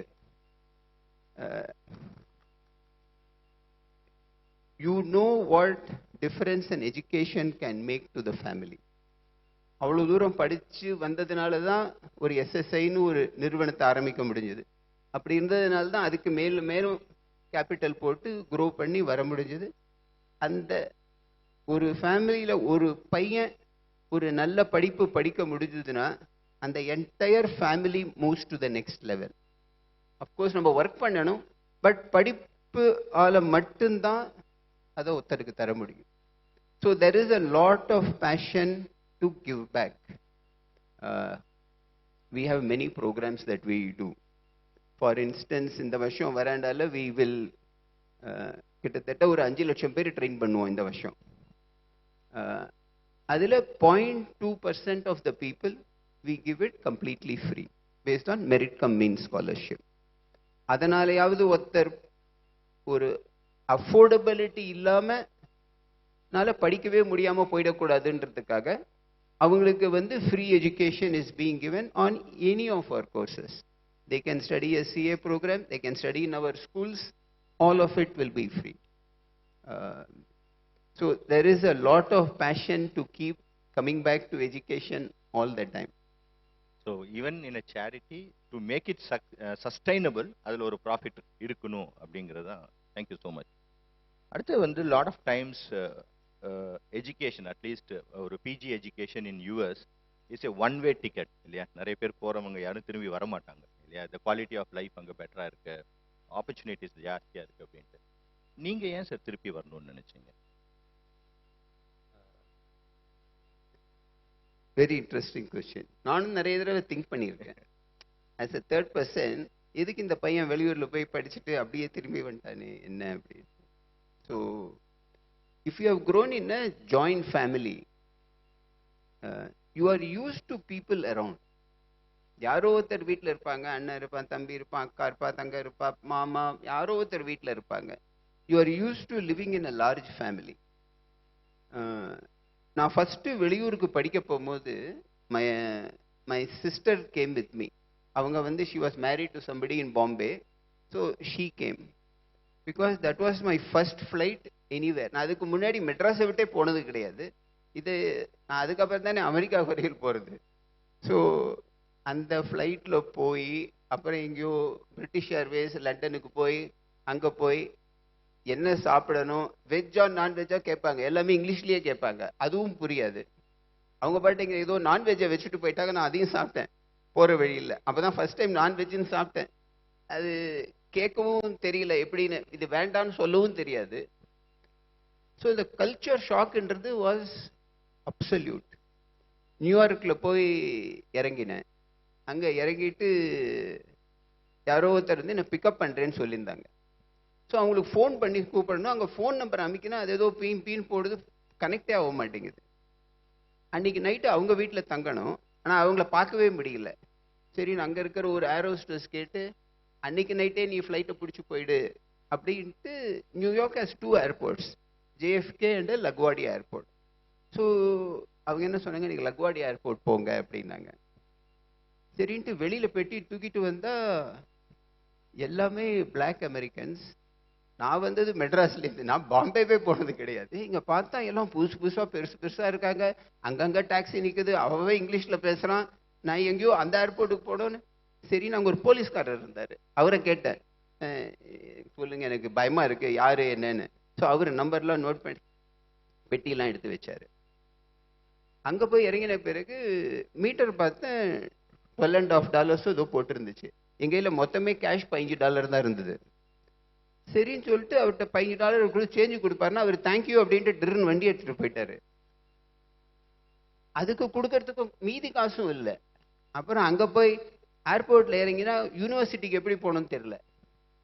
அப்புறம் எங்கேன்னு ஒரு போலீஸ்காரரை கேட்டேன், என்கிட்ட பைசா இல்லை, நான் யூனிவர்சிட்டி போகணும், எப்படி போகணும்னு நீங்கள் சொல்லுங்கள் அப்படின்னு. அவர் ஏதோ ஒரு ட்ரக்கு ஒருத்தன் திரும்பி போனான் ஏர்போர்ட்டுக்கு வந்துட்டு, அவனை கூப்பிட்டு இந்த மாதிரி அவனை யூனிவர்சிட்டியில் இறக்கி விட்டுரு அப்படின்ட்டு அவன் ஃப்ரீயாக போய் என்னை இறக்கி விட்டான். அங்கே போகும்போது நைட்டு 8-9 ஆயிடுச்சு. நான் மெட்ராஸ்லேருந்து வீட்டிலேருந்து கிளம்பி கிட்டத்தட்ட 40 மணி நேரம் ஆயிடுச்சு.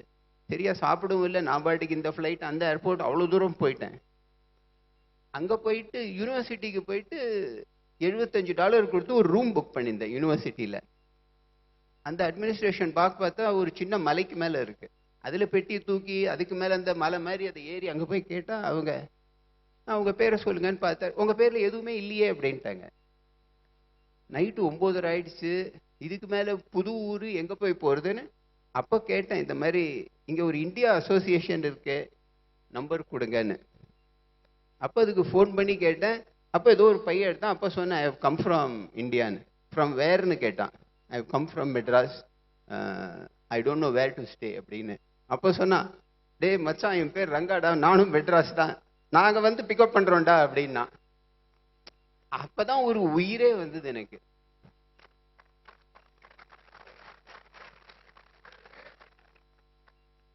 அதுக்கப்புறம் நெக்ஸ்ட் டே மார்னிங் 8 மணிக்கு அங்கே போனோம். அப்போல்லாம் இந்த ஓரியன்டேஷன்லாம் இருக்கும் ப்ரோக்ராம், அதுக்கெல்லாம் பணம் கிடையாது. கரெக்டாக நான் போனேன், அன்றைக்கி தான் கிளாஸ் ஆரம்பிக்குது. 8 மணிக்கு அங்கே போய் போகலான்னு வெளியில் பார்த்தா ஃபுல்லாக ஸ்னோ பெஞ்சிருக்குது. கூட இந்த பசங்களாம் எழுந்து காலையிலேயே போயிட்டாங்க, என்னை எழுப்பவே இல்லை. அப்புறம் அங்கே இங்கே வழியை கேட்டு எப்படியோ யூனிவர்சிட்டிக்கு போயிட்டு பாஸ்போர்ட்டை கொடுத்துட்டு ரெஜிஸ்டர் பண்ணுங்க, கிளாஸ்க்கு டைம் ஆயிடுச்சு அப்படின்னா அவங்க ஒருத்தரையாக பார்க்குறாங்க. எல்லாரும் போயிட்டாங்க, நான் மட்டும்தான் இருக்கேன். அப்புறம் கேட்டேன்னா, என்னங்க நீங்கள் என்ன மட்டும் ப்ராசஸ் பண்ணலையே, பண்ணுங்கன்னு பேர் கேட்டாங்க. சுரேஷ். அப்போ உங்கள் பாஸ்போர்ட் கொடுங்க அப்படின்னாங்க. நான் தான் பாஸ்போர்ட் கொடுத்துட்டேனே அப்படின்னு. இல்லை இல்லை இல்லை நாங்கள் பார்த்தேன், அதை பாருங்க இந்தியன் பாஸ்போர்ட், அது எந்த தான், அது வந்து இல்லைன்னு எடுத்து பார்த்தாங்க. பார்த்தா யாரோட மூஞ்சி இருக்கு என் பாஸ்போர்ட்டில். அப்புறம் தான் பார்த்தேன், நியூயார்க்கில் வந்து நானும் கணேஷ்னு ஒரு பையனும் சேர்ந்து போயிருந்தோம். அந்த இமிகிரேஷனில் அவங்க பாஸ்போர்ட்டை மாற்றி கொடுத்துட்டாங்க. பார்த்தா எங்க கையில் கணேஷ்னு ஒரு பாஸ்போர்ட் இருக்கு. ஸோ இவ்வளவும் முடிச்சு அதுக்கு மேலே கிளாஸை போய் முடிக்கும் போது இந்த ஊரை விட்டு நம்ம கிளம்பினா போறோம், நமக்கும் இந்த ஊருக்கும் போறா, படிச்சோம் முடிச்சோன்னு 10 மாசத்துல படிப்பை முடிச்சு MS டிகிரியும் வாங்கினேன். I got a 4 out of 4 in the studies. அதனால அந்த ஊர்ல தங்கணுன்றது ஒரு எண்ணம் எப்பவுமே வந்தது கிடையாது.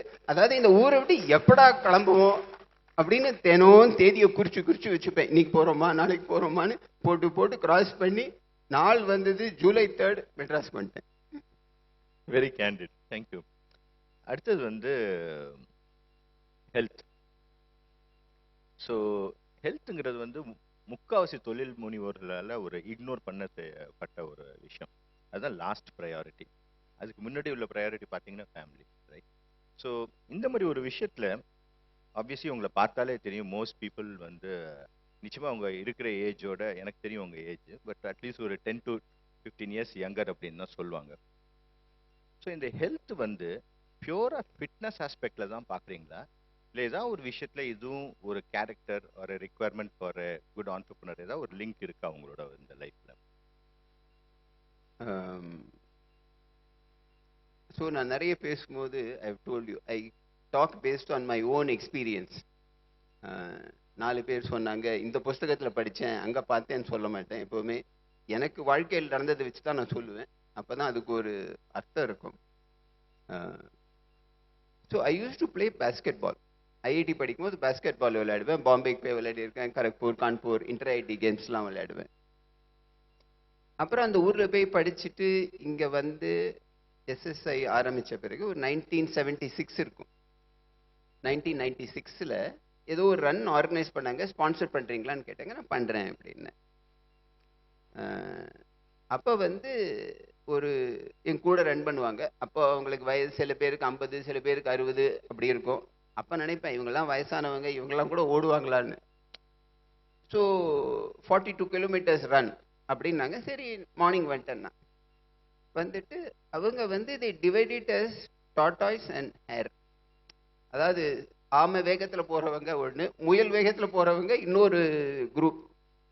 உங்களுக்கே தெரியும், அந்த வயசில் நான் வந்து ஒரு முயல் குரூப் அப்படின்ட்டு நான் அங்கே போய் அதுவும் ஃப்ரண்ட்டில் நிற்கிறேன். சரி ஸ்டார்ட் பண்ணலாம், நாங்கள் எடுத்தேன் ஒரு ஸ்பீடு, டக டக டக டக்குன்னு ஓடினேன். ஒரு 6 கிலோமீட்டர் 7 கிலோமீட்டர், சுற்றி யாருமே இல்லை, நான் தான் எங்கேயோ போயின்னு இருக்கேன். அப்புறம் தான் யோசிச்சு பார்த்தேன், இன்னும் 36 கிலோமீட்டர் போகணும் இந்த ஸ்பீடு. சரி கொஞ்சம் ஸ்லோ பண்ணி போகலாமேன்னு ஒரு 10 கிலோமீட்டர் தாங்கிட்டேன். அதுக்கப்புறம் ரொம்ப முடியவே இல்லை. அப்புறம் இந்த மற்ற முயலில் வந்தவங்களாம் என்னை தாண்டியே போயிட்டாங்க. ஒரு 12-13 கிலோமீட்டர். இதுக்கு மேலே நம்மளால ஒரு அடி எடுத்து வைக்க முடியாதுன்னா, இந்த ஆமை கூட்டத்தில் வந்தவங்களும் அவங்களும் என்னை தாண்டி ஒருத்தர 60 வயசு 70 வயசு இவங்கெல்லாம் என்னை தாண்டி போறாங்க. அப்புறம் தான் பார்த்தேன், இது வந்து நம்ம ஒரு வீரப்பா நினைச்சோன்னா நம்ம ஆளே படுத்துருவோம் அப்படின்ட்டு. பின்னாடி ஒரு கார் வரும். So we use to have a car coming with a doctor. So அவருக்கே பார்த்து பாவம்னு நினைக்கிறேன். அவரே கார் நிறுத்தி திறந்து, சுரேஷ் பரவாயில்ல நீங்கள் ஏறிக்குங்க அப்படின்னாங்க. அவ்வாடான்னு காரில் ஏறி மீதி 26 கிலோமீட்டர் முடித்தேன். So but then I realised that there is more to exercise than just fitness. Because even in your, இப்போ நம்ம பண்ணுற தொழிலையே, எஸ்பெஷலி முதல் தடவை வாழ்க்கையில் ஒரு தொழில் பண்ணுறோம், and I assume a lot of us are like that, including me as a first generation entrepreneur. நம்ம எவ்வளோதான் பர்ஃபெக்டாக பிளான் பண்ணி, நம்ம சுரேஷ் சம்பந்தம் பல ஐடியாஸ் கொடுத்தாரு, அதில் ஒரு நல்ல ஐடியாவை எடுத்து பண்ணுறோம், எல்லாம் ரிசர்ச் பண்ணிட்டோம், பர்ஃபெக்டாக பண்ணிட்டோம், மெட்டீரியல் இருக்குது, ஸ்கில் இருக்குது, எல்லாம் இருக்குது அப்படின்னு சொல்லி ஒரு பிள்ளையார் சொல்லி போட்டு நம்ம ஆரம்பிக்கிறோம். அடுத்த நாளே நம்ம நடக்காத விஷயங்கள் தான் நடக்க ஆரம்பிக்கும். ஒரு வருஷத்துல நீங்க நினைச்சது எதுவுமே நடக்க போறதில்லை. அந்த ரா மெட்டீரியலும் கிடைக்க போறதில்லை, அதை பண்ண வேண்டிய மிஷினும் ஒர்க் பண்ண போறதில்லை, அதை வாங்க வேண்டிய ஆள் அதை வாங்கவே போறதில்லை. நம்ம எல்லாருமே இதை வாழ்க்கையில பார்த்து அதுக்கு மேல நடந்ததுதான் இவ்வளவு பேர் இன்னைக்கு இவ்வளவு சக்சஸ்ஃபுல்லா உட்காந்துருக்கோம்னா அதுக்கு ஒரே காரணம் விடாம ஒரு முயற்சி. அது ரன்னிங்ல ஐ ஹவ் சீன். அதாவது ஒரு 42 கிலோமீட்டர்னா எடுத்தோடனே அப்பா 42 கிலோமீட்டரா அப்படின்னு தான் தோணும். அது ஓட ஓட ஓட ஒரு 15 கிலோமீட்டர் வரும்போது இது நமக்கு போருமே, இதுக்கு மேல என்ன ரொம்ப முடியலையேன்னு தோணும். அதையும் புஷ் பண்ணி ரன் பண்ணும்போது it creates a mental stamina. Physical fitness ஆட்டோமேட்டிக்கா வரும், but it creates a mental stamina. So I always tell people that when I start my run, I know எனக்கே தெரியும் அந்த ஃபினிஷ் லைன்ல நான் இருப்பேன்னு. நான் ஆல்ரெடி என் கண்ணுக்கு தெரியுது. என்ன நடந்தாலும் நான் அங்க போய் இருப்பேன். உயிரோட வந்தாலும் வருவேன், இல்ல பணமானாலும் அதுக்கு மேலதான் வந்து என் பணம் வந்து விழும், அதுக்கு முன்னாடி கிடையாது. That health, it automatic benefit is health, but even today when I go I push myself. இதுக்கு மேல என்ன பண்ண முடியும், இதுக்கு மேல என்ன பண்ண முடியும்னு. For instance, I was in the Boston Marathon ஒரு few years முன்னாடி, கோவிடுக்கு முன்னாடி போயிருந்தேன் Boston மேரத்தான்ல. Unexpected rains, 50 miles per hour wind, and Boston is one of the tough runs in the marathon circuit. Compared to the previous year, number of dropouts went up by 80% because temperature dip ஆயிடுச்சு, நிறைய wind, பயங்கர மழை, very unexpected. But the only thing I knew was I will finish come what may. And in that run I learned a lot about myself. So first generation entrepreneur க்கு ஹெல்த்ன்றது ஒரு எக்ஸசைஸ்ன்றது health definitely, but it will give you lot of mental stamina. When நம்ம நினைக்கிறது ஒன்று நடக்காதப்போ உங்க கண்ணுக்கு already தெரியணும். 5 வருஷம் கழிச்சு நான் ஒரு 15 கோடி கம்பெனி ரன் பண்ண போறேன், அது எனக்கு ஆல்ரெடி தெரியும். எனக்கு யாரும் சொல்ல வேண்டாம், எனக்கு ஆல்ரெடி தெரியும். இதெல்லாம் வந்து நழில வர சின்ன சின்ன தட்டுப்பாடு அப்படின்னு மனிதர்கள் அந்த ஸ்டாமினா வரணும்னா exercise is very very important. Excellent sir. ஏன்னா யூஸ்வலாக இந்த மாதிரி மேரத்தான்லையும் சரி சைக்கிளிங்கும் சரி அந்த கேடன்ஸ் அப்படிம்பாங்க, you build a cadence, right?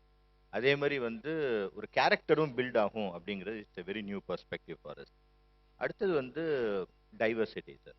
So உங்ககிட்ட இருக்கிற ஒரு யூனிக் ஆஸ்பெக்ட் மோஸ்ட் ஆண்டர்பிரினர்ஸ் நாங்கள் நோட்டீஸ் பண்ணது என்னென்னா, ஒரு இண்டஸ்ட்ரியிலேருந்து இன்னொரு இண்டஸ்ட்ரி, எஜுகேஷனில் ஸ்டார்ட் பண்ணீங்க, then you went to real estate போனீங்க, அங்கேருந்து movie, you know film world, cine world, அதுலேயும் நீங்கள் ப்ரொடக்ஷனில் இருந்திருக்கீங்க, டிஸ்ட்ரிபியூஷனில் இருந்திருக்கீங்க, ஸ்க்ரீனிங்கில் இருந்திருக்கீங்க. So there is some inherit ஒரு புது யூனோ ஸ்பெஷல் ஸ்கில் ஆர் எ கேப்பபிலிட்டி. ஒரு இண்டஸ்ட்ரியிலேருந்து இன்னொரு இண்டஸ்ட்ரிக்கு உங்களால் எப்படி இந்த மாதிரி சீம்லெஸ்ஸாக மூவ் ஆக முடியுது? So what is something so unique? நீங்கள் ஒரு இண்டஸ்ட்ரியிலேருந்து இன்னொரு இண்டஸ்ட்ரிக்கு மூவ் ஆகிறது மட்டும் இல்லாமல் சக்ஸஸ்ஃபுல்லாகவும் நீங்கள் வெளியில் வர முடியுது. So there is something that you are build, if you can share that.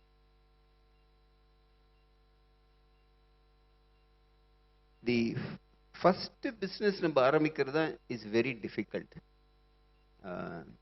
Not so much in terms of, அதாவது நம்ம ஒரு பிஸ்னஸ் பண்ணினோம், அதை விற்றோம், ஒரு பணம் சம்பாதிச்சோன்றது. எஸ்எஸ்ஐயை விற்கும் போது we sold it for about 1000 crores. அதுக்கு முன்னாடியே நிறைய எக்ஸிட் பண்ணியிருந்தோம். But it creates only wealth. வித்து பண்ணால் நமக்கு பணம் தான் வருமே தவிர, more important you learn about yourself. ஏன்னா அந்த ஒரு பிஸ்னஸ் பண்ணும்போதும் it goes through lot of ups and downs. Again ஒரு சின்ன இன்ஸ்டன்ஸ், எஸ்எஸ்ஐ முதல்ல ஆரம்பிக்கும் போது கையில் 20,000 ரூபாய் தான் இருந்துச்சு, அதை போட்டு தான் பண்ணினோம். அதுக்கு இன்டீரியர்லாம் பண்ணலான்னு ஒரு ஆளை கூப்பிட்டு கேட்டால் அவர் வந்து 2.5 லட்சம் ரூபான்னாரு. கையில் இருந்ததே 20,000 ரூபாய், இதுல எங்க 2.5 லட்சம் கொடுக்க முடியும் அப்படின்ட்டு கடையில் போயிட்டு பெயிண்ட் கிண்டெல்லாம் வாங்கிட்டு வந்து நான், என்னோட ஒய்ஃபு, சிஸ்டர்ஸ் எல்லாம், மை பிரதர்ஸ், நாங்களே உட்காந்து ஃபுல் ஆஃபீஸையும் பெயிண்ட் பண்ணிட்டோம். அன்றைக்கி நைட்டோட நைட்டாக பெயிண்ட் பண்ணி அடுத்த நாள் ஆஃபீஸையும் ஓப்பன் பண்ணிட்டோம். So you learn lot of things about yourself. அந்த பிஸ்னஸ் ஆரம்பித்து ஒரு 2 மாதம் இருக்கும். நிறைய பேர் படிக்க வந்தாங்க. It became very famous very quickly. So எல்லா பேட்சும் ஃபுல்லாக போகுது. ஸோ அங்கே வந்து ஒரு 7 பேர் ஒர்க் பண்ணியிருந்தாங்க கிளாஸ் எடுக்கிறதுக்கு அதெல்லாம். ஸோ 2 மாதம் கூட எல்லாம் வந்தாங்க, இந்த மாதிரி சார் கிளாஸ் எல்லாம் ஃபுல்லாக போகுது, எங்களுக்கெல்லாம் இன்க்ரிமெண்ட்டே கொடுக்கலையே அப்படின்னு. 2 மாதம் கூட அதுக்குள்ளே இன்க்ரிமெண்ட்டு. ஸோ ஐ செட் இல்லை, year end will do appraisal பண்ணலாம் அப்படின்ட்டு. ஓ நெக்ஸ்ட் டே ஒருத்தன் ஃபோன் பண்ணான், சார் வரவே இல்லை, ஸ்கூட்டர் பஞ்சர் ஆயிடுச்சு சார், இன்னைக்கு நாள் வர முடியாது கிளாஸ்க்கு அப்படின்னா. சரிப்பா ஓகே பார்த்துக்கோப்பா, நாளைக்குப்பா பண்ணலாம் அப்படின்னு. இன்னும் ஒரு 20 மினிட்ஸ் கழிச்சு ஒருத்தன் ஃபோன் பண்ணான், சார் எங்கள் ஊரில் பாட்டிக்கு ரொம்ப உடம்பு சரியில்லை சார், அம்மா ரொம்ப அழறாங்க, நான் உடனே கூட்டிகிட்டு போகிறேன்னு அவன் கிளம்பி போயிட்டான். இப்படி ஒருத்தருக்கு சைக்கிள் பஞ்சர் ஆகிடுது, ஸ்கூட்டருக்கு ஆயிடுச்சு, கால் முறிஞ்சு போச்சு, இப்படின்னு சொல்லி யாருமே வரல கிளாஸுக்கு. Class starts at 7 in the morning. அப்போ வந்து I use to live in the first floor, classes in the ground floor. So எனக்கு ஒரு நண்பன் தான், அவன் கூட தான் இந்த பிஸ்னஸ், அவனும் கூட இருந்தான், உறுதுணையாக இருந்தவன். ஸோ அவனுக்கு ஃபோன் பண்ணேன், டே தெரிஞ்சு போச்சு, நம்ம கொடுக்கல, இவங்க வரல, தெரியும். 2 பேரும் வந்தோம். Morning 7 to night 9 we took continuous classes non-stop. அது பசங்க என்ன நினைச்சாங்க, கிளாஸ் எல்லாம் கேன்சல் ஆகிடும், சார் ஃபோன் பண்ணுவார், ஃபோன் பண்ணி பரவாயில்லப்பா வந்துருங்கப்பா, நீங்கள் கேட்குறத நம்ம கொடுத்துடலாம், நீங்கள் வந்துருங்க அப்படின்ட்டு ஃபோனே வரல. அடுத்த நாளும் மார்னிங் எழுந்தோம், 7 to 9 we did classes non-stop. Third day, sir சைக்கிள்லாம் இப்போ சரியாயிடுச்சு சார், இப்போ கரெக்டாக வந்துட்டேன், எங்கள் பாட்டிக்கு எல்லாம் சரியாக போச்சு, இப்போ எங்கள் அம்மா ரொம்ப திருப்தியாக இருக்காங்க சார், நானும் வந்துட்டேன் அப்படின்னா. So that day we called all 7 of them and asked them to put their resignation and leave.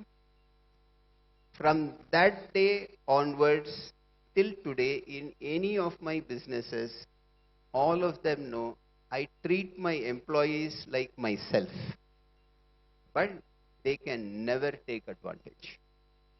So இந்த மாதிரி ஒரு முதல்ல ஒரு பிஸ்னஸ் பண்ணும்போது நம்ம பணம் சம்பாதிக்கிறத விட இந்த மாதிரி you learn lot of things in life, you mature as an entrepreneur.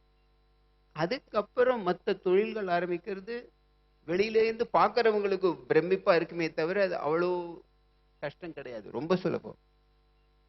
Before when you start your first தொழில் நீங்கள் ஆரம்பிக்கும் போது உங்கள் கையில் கேபிட்டல் கிடையாது, உங்களோட அறிவுத்தன்மை, உங்கள் உழைப்பு தான்.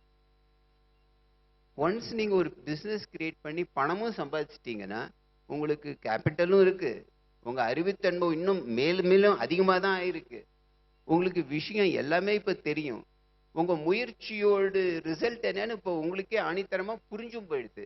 இதுக்கு மேலே உங்களுக்கு எதுவுமே வேண்டாம். அடுத்த தொழில் ஆரம்பிக்கிறது, பார்த்த தொழிலில் நீங்கள் கை வச்சிங்கன்னா அது நிச்சயமாக கோல்டாக தான் வரும். தேங்க்யூ. அடுத்து வந்து காம்படிஷன். ஆல்மோஸ்ட் தொழில் எல்லாருமே ஒரு பயப்படுற ஒரு விஷயம் வந்து காம்படிஷன். பட் சில பிஸ்னஸஸில் வந்து காம்படிஷன் ரொம்ப இன்டென்ஸாக இருக்கும், இட்ஸ் வெரி இன்டென்ஸ். அந்த மாதிரி பிஸ்னஸில் நீங்கள் என்டர் பண்ணுவீங்களா? அப்படி எஸ்ன்னா what is the logic that you will enter? So அதாவது இதுக்கு வந்து நிறைய கான்ட்ரா இன்ட்யூட்டிவ் அப்படின்னுவாங்க திங்கிங். ஒரு எதிர்மறையாக திங்க் பண்ணுறது எப்பவுமே ரொம்ப யூஸ்ஃபுல் எந்த தொழில் நம்ம பண்ணும் போதும். எகெயின் ஒரு உதாரணம், அமெரிக்காவுக்கு அப்ளை பண்ணுறவங்க, இப்போ நிறைய பேர் உங்கள் பசங்களே இப்போ அமெரிக்காலாம் அப்ளை பண்ணிட்டு இருப்பாங்க. ஸோ பண்ணுறவங்க எப்போவுமே பார்த்தீங்கன்னா ஃபால் செமஸ்டர், செப்டம்பர் மாதம் ஆரம்பிக்கிற மாதிரி தான் கோர்ஸுக்கு அப்ளை பண்ணுவாங்க. But there is also a course that starts in spring. ஜான்வரியில் ஒரு செமஸ்டர் ஆரம்பிக்கும், அது ரொம்ப கொஞ்சம் தான் இருக்கும், அவ்வளோ சீட்ஸ் இருக்காது அப்படின்ட்டு. பார்த்தீங்கன்னா முக்கால்வாசி பேருமே வந்து ஃபாலில் தான் அப்ளை பண்ணுவாங்க. கிட்டத்தட்ட எனக்கு தெரிஞ்சு 95% வந்து ஃபாலில் தான் அப்ளை பண்ணுவாங்க. ஸ்ப்ரிங்கில் சீட்ஸ் கிடையாது, அப்ளை பண்ணால் கிடைக்காது அப்படின்னு. பட் ஆக்சுவலாக ஸ்ப்ரிங்கில் அப்ளை பண்ணால் தான் சீட் இமீடியட்டாக கிடைக்கும். ஏன்னா யாருமே அப்ளை பண்ணுறது இல்லை. இதை நினைச்சா எல்லாரும் அங்கேயே தான் போறாங்களே தவிர இங்க சீட்டு காலியா போகும். ஸோ பெரிய பெரிய யூனிவர்சிட்டியில ஃபால்ல அப்ளை பண்ணாம ஸ்ப்ரிங்ல பண்ணீங்கன்னா உடனே சீட்டு கிடைக்கும். அதாவது ஒரு மக்கள் திங்க் பண்றதுக்கு ஒரு எதிர்மறையா நம்ம திங்க் பண்ணும்போது அதுல தனி பெனிஃபிட். ஒரு தொழில பார்க்குறோம், பயங்கர காம்படிஷன், அதுல உள்ளேயே போகாதீங்கப்பா, பயங்கர காம்படிஷன், கட் த்ரோட் பிரைசிங், இவ்வளவு பேர் இருக்காங்க, அவன் இருக்காங்க, ஜாம்பவான் இருக்கான் அப்படின்னா அப்ப அந்த தொழில நிச்சயமா போறதுக்கு ரொம்ப யோசிக்கணும். ஏன்னா இதை நினைச்சா யாருமே அந்த பக்கமே போக மாட்டான். உள்ள போய் பார்த்தீங்கன்னா ஒரு 2 பேர் 3 பேர் உட்காந்து அவங்க பண்ற ப்ராஃபிட் மார்ஜின் நம்ம தலைகீழ் நின்னா கூட பண்ண முடியாது, அவ்வளோ பண்ணிட்டு இருப்பாங்க. ஆனா ஐயோ ஜாம்பவான் இருக்காங்க, இவங்க இருக்காங்கன்னு யாருமே உள்ள போறது கிடையாது. அதனால காம்படிஷனே இல்லாம இருக்கும். ஆனா வெளியிலேருந்து பார்க்கும்போது ரொம்ப கட் த்ரோட் காம்படிஷன், உள்ளேயே போகக்கூடாது அப்படின்னு. அந்த மாதிரி இண்டஸ்ட்ரி எடுத்து பண்ணீங்கன்னா நிச்சயமா அந்த மாதிரி இருந்தால் அதை ஸ்டடி பண்ணியானும். பண்ணீங்கன்னா அதுலயே ஒரு நல்ல பிஸ்னஸ் பண்ணலாம். ஒரு யாருமே இல்லாத, அதாவது இங்கிலீஷ்ல ப்ளூ ஓஷன் அப்படின்னுவாங்க, யாருமே பண்ணாத யாருமே பார்க்காதத ஒன்று வந்து நம்ம பண்றோம் அப்படின்னா சில தொழில்கள் அப்படி சக்சஸ்ஃபுல்லா ஆகும். But it is based on innovation. அது ஏதோ ஒன்று கண்டுபிடிப்புக்கு பின்னாடி இருந்தாதான் அது வரும். ஒரு ஆப்பிள் மாதிரியோ அந்த மாதிரியோ. தவிர யாருமே இல்லாத ஒரு இது பண்றோம்னா ஜென்ரலா பார்த்தீங்கன்னா நம்மளே பண்ண மாட்டோம். நம்ம ஒரு ஊர்ல பஸ்ஸில் போய் இறங்குறோம், அப்படி சுத்தி முத்தி பார்க்குறோம் சாப்பிட போலாமான்னு, எங்க ஃபுல்லா இருக்கோ அங்கதான் போய் சாப்பிடுவோம். அங்க ஒரு ஆள் வாங்கய்யா சாப்பிட்டுடலாம் வாங்கன்னா பார்ப்போம், யாருமே இல்லை, ஐயோ இங்க போய் நம்ம எதுக்குப்பா சாப்பிடணும் அப்படின்ட்டு எங்க ஃபுல்லா இருக்கோ அங்கதான் நம்மளும் போய் உட்காந்து சாப்பிடுவோம். ஸோ ஒரு இதுல யாருமே இல்லைன்னா நிச்சயமா ஸ்டடி பண்ணணும். ஏதோ ஒரு காரணத்தினால்தான் யாருமே உள்ள போகாம இருக்காங்க. அது ஒரு கண்டுபிடிப்பா இருந்ததுன்னா ஒரு ஆப்பிளோ இல்லை ஒரு அமேசானோ பெரிய தொழிலா வர்றதுக்கு சான்ஸ் இருக்கு. Thank you sir. அடுத்தது ஒரு பிஸ்னஸ்ல வந்து ஒரு பிஸ்னஸ் வெர்டிக்கல்ல வந்து நிறைய செக்மெண்ட்ஸ் இருக்கும். ஒரு உதாரணத்துக்கு பார்த்தீங்கன்னா இப்போ ஃபுட் இண்டஸ்ட்ரி அப்படின்னு பார்த்தீங்கன்னா ப்ரீ குக்டில் ஃப்ரெஷ் ஐடி இருக்காங்க, ரெடி டு ஈட் பார்த்தீங்கன்னா ஐஸ்கிரீம்ஸ் பிரெட் அந்த மாதிரிலாம் இருக்கு, ரெஸ்டாரண்ட்ஸ் இருக்காங்க A to B, and then you have distribution. Supermarkets are also ஒரு இன்டைரக்டா food business but on the distribution side, and then you have delivery side இல்லையா, Zomato, Swiggy எல்லாம். So நீங்க ஒரு பிஸ்னஸ்குள்ள போறப்ப இந்த ஒரு பர்டிகுலர் வெர்டிக்கல்ல எந்த செக்மெண்ட்குள்ள நீங்க ஆப்ரேட் பண்ணணும் அப்படிங்கிறதுக்காக நீங்க எதுவும் strategy are thinking R philosophy வச்சிருக்கீங்களா? ஆக்சுவலாக அது ரொம்ப ஈஸி. அதாவது எல்லாரும் எல்லா தொழிலும் பண்ணா சக்சஸ்ஃபுல்லா பண்ண முடியாதுன்றது நமக்கு எல்லாருக்குமே தெரியும். இப்போ ஒரு cinema industry, again from my own experience, ஒரு படத்தை எடுத்து டிஸ்ட்ரிபியூட் பண்றோம், 8% 10% கமிஷனுக்கு டிஸ்ட்ரிபியூட் பண்ணுவாங்க. Risk is the lowest. ஒன்றும் பெருசா தெரிய வேண்டாம். நமக்கு தியேட்டர் ஓனர்ஸ் டிஃப்ரெண்ட் ஏரியா, டிடியில் யார் பண்றாங்க, கோயம்புத்தூர்ல யார் பண்றாங்க, மதுரை யாருன்னு தெரிஞ்சதுன்னா ஒரு படத்தை எடுத்து டிஸ்ட்ரிபியூட் பண்ணி ஒரு 8% மார்ஜின் பண்றது ஒரு பெரிய விஷயம் கிடையாது. நிறைய அந்த இண்டஸ்ட்ரியில தியேட்டர் ஓனர்ஸ் தெரிஞ்சா போறோம், ப்ரொடியூசர் தெரிஞ்சதுன்னா அவங்களுக்கு உங்க மேல நம்பிக்கை இருந்ததுன்னா அது ரொம்ப ஈஸியா எடுத்து பண்ணலாம். இப்ப என் கையில அவ்வளோ பணம் இல்லை அப்படின்னா ஃபர்ஸ்ட் டிஸ்ட்ரிபியூஷன் தான் பண்ணுவேன். ஏன்னா எங்கிட்ட இருக்கிற பணத்துக்கு அதுதான் பண்ண முடியும். நான் வந்து இந்த மாதிரி ஒரு 500 கோடி படம் எடுக்க முடியாது. அதுக்கப்புறம் ஒரு பணம் ஓரளவுக்கு இருக்கு, ஒரு தியேட்டர் ஒன்று போடுறோம், கையில ஒரு 15 கோடி இருக்கு, 20 கோடி இருக்கு, நம்மளே ஒரு தியேட்டர் எடுத்து பண்ணலாம், தியேட்டர் எடுத்து பண்றோம். அதுக்கு ஒரு முன்பணம் வேணும், என் கையில் அந்த பணம் இருக்கு. பட் ஒரு தியேட்டர் பண்ணனா அந்த ஏரியாவில் இருக்கிற டிஸ்ட்ரிபியூட்டர் தெரியணும். ஏன்னா அவன் உங்களுக்கு நல்ல டேர்ம்ஸில் படத்தை கொடுக்கணும், புது படத்தை கொடுக்கணும், டைமுக்கு கொடுக்கணும். அப்போதான் நமக்கு ஒரு தியேட்டரில் மக்கள் வருவாங்க, பார்ப்பாங்க, பணம் சம்பாதிக்க முடியும். அதுக்கு ஒரு 15-20 கோடி முன்பணம் இருக்கணும். அப்போதான் ஒரு தியேட்டர்னு வச்சு ஒன்று பண்ண முடியும். இல்லைன்னா அது வந்து பண்ண முடியாது. அண்ட் அந்த தொழிலுக்கு வேண்டிய விஷயங்கள் தெரிஞ்சிருக்கணும். அதில் இருக்கிற யார் அதில் பிஸ்னஸ் பண்ணுறாங்களோ அவங்களன்னு நமக்கு தெரிஞ்சிருக்கணும், பழக்கம் இருக்கணும். இல்லைன்னா அந்த இடத்துல அந்த இண்டஸ்ட்ரியில் என்டர் பண்ண முடியாது. அதே மாதிரி ப்ரொடக்ஷன் பண்ணுறோன்னா ஒன்று cost is high, 2 risk is high. So இப்போ நிறைய பேர் பண்ணுறாங்க ப்ரொடக்ஷன். பட் ஒரு ப்ரொடக்ஷனை வந்து வெளியில் கடன் வாங்கி படத்தை எடுத்து அதனால் ட்ரபிளில் வந்தவங்க பல பேர். நம்மளே படிக்கிறோம் பேப்பரில், பல பேர் எக்ஸ்ட்ரீம் டிசிஷன்ஸ் எடுக்கிறாங்க. ஒரு படத்தை எடுத்து அது லாஸ் ஆக போகிறது அப்படின்னும் போது அது ஏன்னா அது ஒரு 3 வட்டி 4 வட்டி 5 வட்டின்னு கடன் வாங்கி அவங்க முடிஞ்சதுக்கும் மீறி ஒரு படத்தை எடுக்கும் போது போய் மாட்டிக்கிறாங்க. ஸோ ஒரு ப்ரொடக்ஷன் பண்ணுறதா இருந்தால் you should have your own money.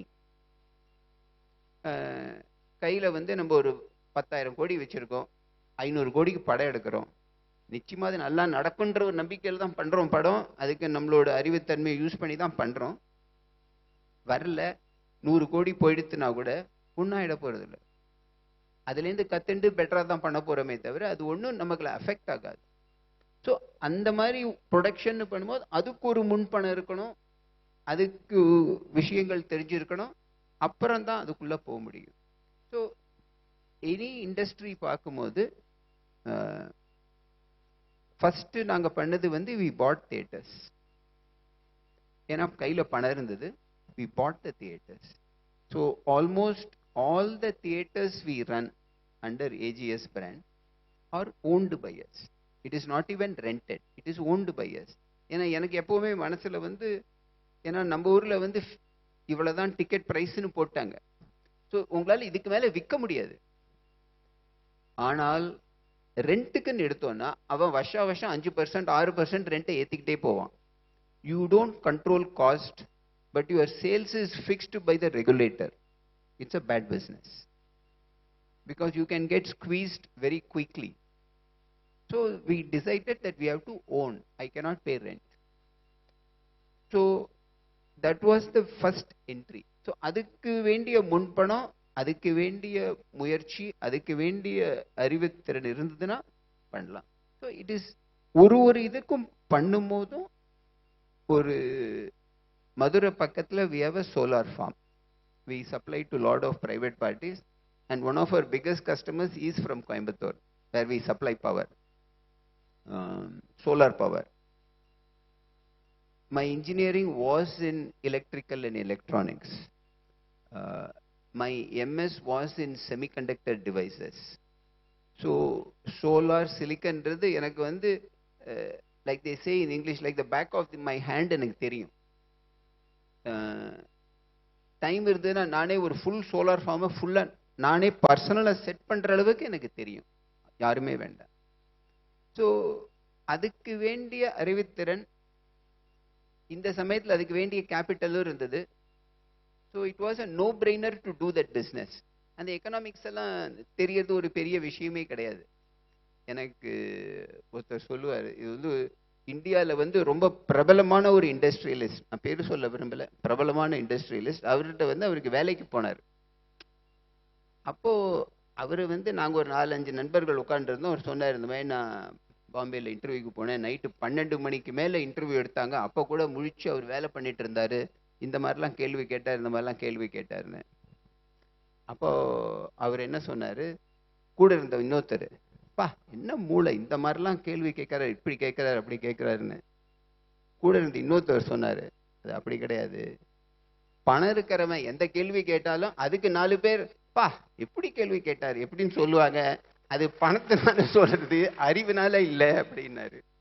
So அதுக்கு வேண்டிய கேபிட்டல் இருந்ததுன்னா அது சோலார் ஃபார்மோ பண்ணுறது வெளியிலேருந்து பார்க்குறவங்களுக்கு தெரியும், என்ன இவங்க சோலார் பண்ணுறாங்க, ப்ரொடக்ஷன் பண்ணுறாங்க, இவ்வளோ தொழில் பண்ணுறாங்களே. அது அப்படி நினச்சி நீங்கள் பிரமிக்கிற அளவுக்கு ஒரு விஷயமே அது கிடையாது. நீங்கள் என்னோட ஷூஸில் இருந்தீங்கன்னா மேபி இதை விட 2 மடங்கு பண்ணியிருக்கலாம். அந்த ஷூஸில் இல்லை, நீங்கள் பண்ணலை, அவ்வளோதான். Super sir. தென் ஒரு ஸ்டேஜில் வந்து நம்ம முதல்ல வியாபாரம் ஆரம்பிக்கிறப்ப நிறைய இன்ஸ்டிங்டிவாக நிறைய டெசிஷன் எடுப்போம். இன்ஃபேக்ட் ஏர்லி ஸ்டேஜஸில் வந்து எல்லாமே நம்மளோட திங்கிங், நம்மளோட இன்ஸ்டிங்ஸை பேஸ் பண்ணி தான் இருக்கும். அப்புறம் வளர வளர வி ஸ்டார்ட் ஹையரிங் எக்ஸ்பர்ட்ஸ் இல்லையா. ஆப்வியஸ்லி ஒரு ஸ்டேஜில் க்ரோத்தில் வரும். பட் ஒரு வியாபாரத்தில் நம்ம இருக்கிறப்ப வென் ஷுட் வி நம்மளோட இன்ஸ்டிங்ஸை எப்போ நம்பணும், எப்போ எக்ஸ்பர்ட் ஒப்பீனியனை கேட்கணும், எக்ஸ்பர்ட் அட்வைஸை எங்கே எடுத்துக்கணும், நம்மளோட இன்ஸ்டிங்ஸை நம்ம எங்கே பயன்படுத்தணும்? Very very good question. ஏன்னா இந்த கேள்வி நிறைய நானே எனக்கு கேட்டுப்பேன். ஸோ என் வாழ்க்கையில் நடந்த விஷயங்கள். I am basically an engineering graduate. Accounts, business management ஒரு MBO படித்தது கிடையாது. ஃபஸ்ட்டு SSI 1991 ஆரம்பிக்கும் போது நான் படித்தது ஒரு இன்ஜினியரிங். சாஃப்ட்வேர் தெரியும், கிளாஸ் எடுப்பேன், அவ்வளோதான் விஷயங்கள். பட் பிஸ்னஸ் வளர வளர then you need to have proper accountants, you need to have sales and marketing, you appoint people, you need HR. அதாவது ஒரு ஆர்கனைசேஷனில் ஒரு ஸ்ட்ரக்சர் இருக்கும். ஒரு CEO இருப்பார், அவருக்கு சீஃப் ஆப்ரேட்டிங் ஆஃபீஸர், ஒரு HR ஆஃபீஸர் இருப்பாங்க, அவருக்கு கீழே general manager, sales managers, branch managers அப்படின்னு ஒரு இருக்கும். ஒரு அக்கௌண்ட்ஸுக்கு ஒரு டீம் இருக்கும், இதுக்கு ஒரு டீம் இருக்கும். ஒரு 4 பேர் நம்மள்ட்ட வந்து ரிப்போர்ட் பண்ணுறாங்க அப்படின்னா, ஒரு HR officer reports to me, my CFO reports to me அப்படின்னும் போது நம்மளோட பொசிஷன், நம்ம பணம், நம்ம பிஸ்னஸ், நம்ம அப்பாயிண்ட் பண்ணோம், ரிப்போர்ட் பண்ணி தான் ஆனோம். அது ஒரு வழி thinking. As a first time entrepreneur I am telling you, they have to always learn something from you. ஒரு ஃபைனான்ஸ் மேனேஜர் கூட நம்மள்ட்ட வந்து பேசினான்னா, பேசி ஒரு 1 hour கழிச்சு போனான்னா, சார்ட்டேந்து இன்னைக்கு இந்த விஷயம் கற்றுன்ட்டேன்ப்பா, ரொம்ப நல்லா இருந்துச்சு, கரெக்டாக சொன்னாருப்பா அப்படின்னா, then they start respecting you. ஒரு ப்ராப்ளம்னா, சார் இந்த மாதிரி இருக்கு, நம்ம எப்படி சார் பண்ணலாம் அப்படின்னு வருவாங்க. ஏன்னா தெரியும் நீங்கள் வந்தால் நீங்கள் ஒரு வழி சொல்லி கொடுப்பீங்கன்னு தெரியும். then it becomes respect. When respect becomes reporting, it is very strong for the company. People should not report because you are the owner of the company. M பணம் நான் சொல்லுவேன் பண்ணுன்றது சரிப்பட்டு வராது. Especially as a first time entrepreneur, ஒரு நம்ம தொழில் நல்லா வளர்க்கணும்னா நம்ம கிட்ட ரிப்போர்ட் பண்றவங்க ஃபர்ஸ்ட் நம்மள ரெஸ்பெக்ட் பண்ணணும். ஸோ எனக்கு ஆரம்பிச்சு ஞாபகம் இருக்கு, அதுக்கப்புறம் நமக்கு அக்கௌண்ட்ஸ் தெரியாதுன்ட்டு ஒரு CA foundation, CA inter, CA finals என்னெல்லாம் புஸ்தகங்கள் படிப்பாங்களோ அத்தனை வந்து படித்தேன். அதில் இருக்கிற மொத்த ப்ராப்ளம்ஸையும் போட்டு பார்ப்பேன். Advance accounting, purchase way of accounting, slump sale way of accounting ஃபுல்லாக போட்டு ஃபஸ்ட்டு டைம் வந்து SSIயோடு ஆனுவல் அக்கௌண்ட்ஸ் லிஸ்டிங் முடிஞ்ச பிறகு போடும்போது I could do it completely by myself. Of course அதுக்கப்புறம் I appointed people to do. So இன்றைக்கும் ஒரு அக்கௌண்ட்ஸோ ஃபைனான்ஸோ என்னை வந்து கேட்டானா ஐ அண்டர்ஸ்டாண்ட் இட் கம்ப்ளீட்லி. நாளைக்கு அவங்க அப்படியே சார் எங்கள் பாட்டிக்கு உடம்பு சரியில்லைன்னு கிளம்பினா நானே உட்காந்து ஃபுல்லாக போட்டு போயிட்டே இருப்பேன். ஒரு ரெண்டாவது விஷயம் வந்து ஐ realise I was appointing people.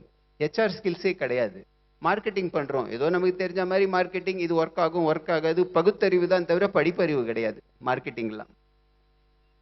தென் அப்போது இக்னோன்னு அப்போ தான் ஆரம்பிச்சிருந்தாங்க, Indira Gandhi national open university.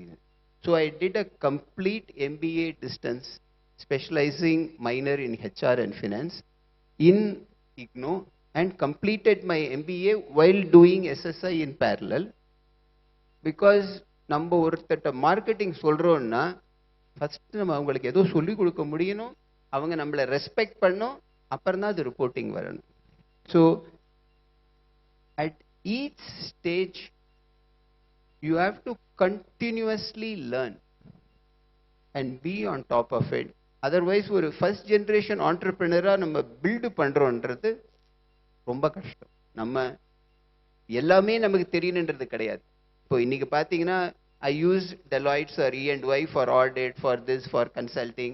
I use lot of firms in Bombay for legal work, for accounts, for finance, for HR. But I can do all of that myself. Time இல்லை, நமக்கு நேரம் இல்லை, அவங்க நல்லா பார்த்து டீட்டெயிலாக பண்ணுவாங்கன்னு நம்ம கொடுக்குறோமே தவிர அவங்களுக்கு மட்டும் டே சாருக்கு இந்த விஷயம் தெரியாது அப்படின்னா, அப்புறம் உங்களுக்கே தெரியும் நம்ம எல்லாருமே ஒரு சிறு தொழில் ஆரம்பித்து தான் இந்த லெவலுக்கு வந்திருக்கோம். ஒன்ஸ் நம்மள்ட்ட ரிப்போர்ட் பண்ணுறவங்களுக்கு மட்டும் இவருக்கு இந்த விஷயம் தெரியாது, நம்ம சொல்கிறத வச்சு தான் சார் பண்ணுவாருன்னா ரொம்ப கஷ்டப்பட்டுடும் business. So always use experts, but you should know what they do by yourself. Excellent sir. அடுத்தது வந்து பவர் ஆஃப் ஃபோக்கஸ். இன்ஃபேக்ட் எஸ்ஸோட ஒரு ஃபிலாசபி வந்து inch wide and mile deep அப்படிங்கிறது. இது வந்து ஏர்லி ஸ்டேஜஸ்ல வந்து நம்மளால பண்ண முடியும் பிகாஸ் தி காம்படிஷன் எல்லாமே it keeps you on that. But power of focus when successful அது வந்து என்னைக்குமே ஒரு சேலஞ்ச், ரைட்?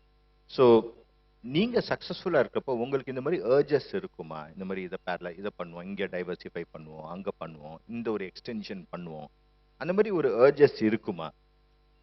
இல்லைன்னா what habits or skills or criteria ஒரு ஆண்டர்பிரினரா நம்ம கையாள வேண்டிய விஷயம் to avoid those urges for unnatural extensions?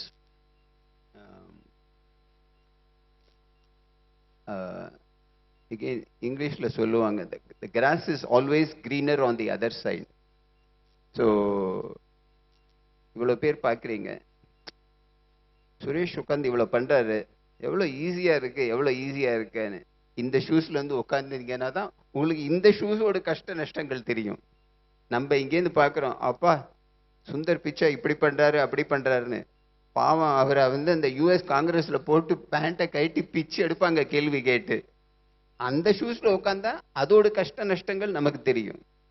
So நம்ம ஒரு பிஸ்னஸ் பண்றோம்னா ஒரு 4 வருஷம் பண்ணிட்டோம், அந்த 4 வருஷத்துல நம்ம கத்துண்ட விஷயங்கள் அதுதான் நமக்கு உறுதுணையா இருக்கும்.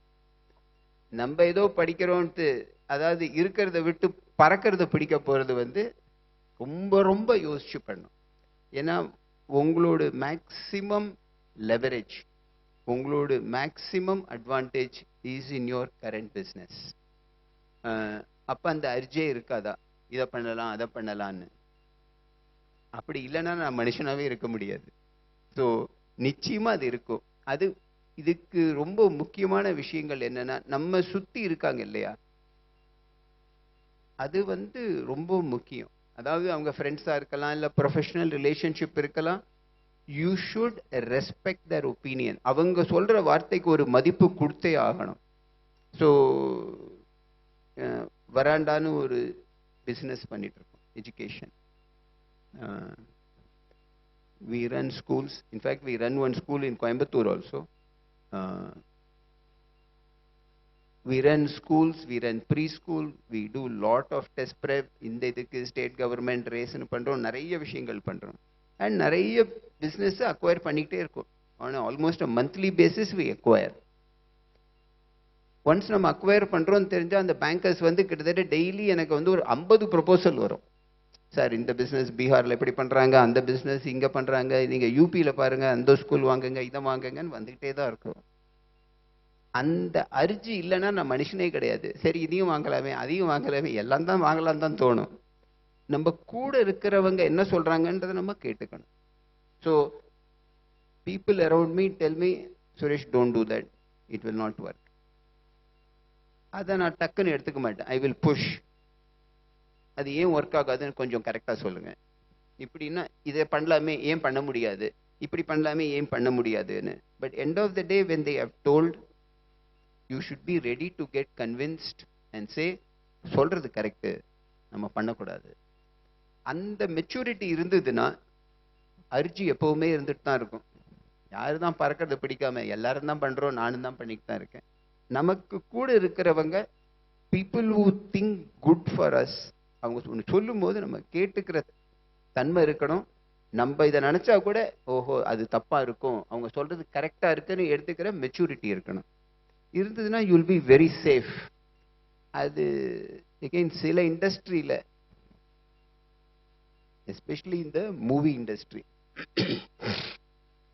ஒரு படம் எடுத்து நம்ம ரிலீஸ் பண்றோம்னா கூட இருப்பாங்க, சார் நம்மளது பயங்கர பெரிய பேனர் சார், நம்மளே எடுத்து ரிலீஸ் பண்ணலாம் சார், இது மினிமம் 1000 crores பாக்ஸ் ஆஃபீஸ்ன்னுவாங்க, இது நம்மளே எடுத்து பண்ணலாம் சார், இதை பண்ணிடலாம் சார், இதை பண்ணலாம் அப்படின்னுவாங்க.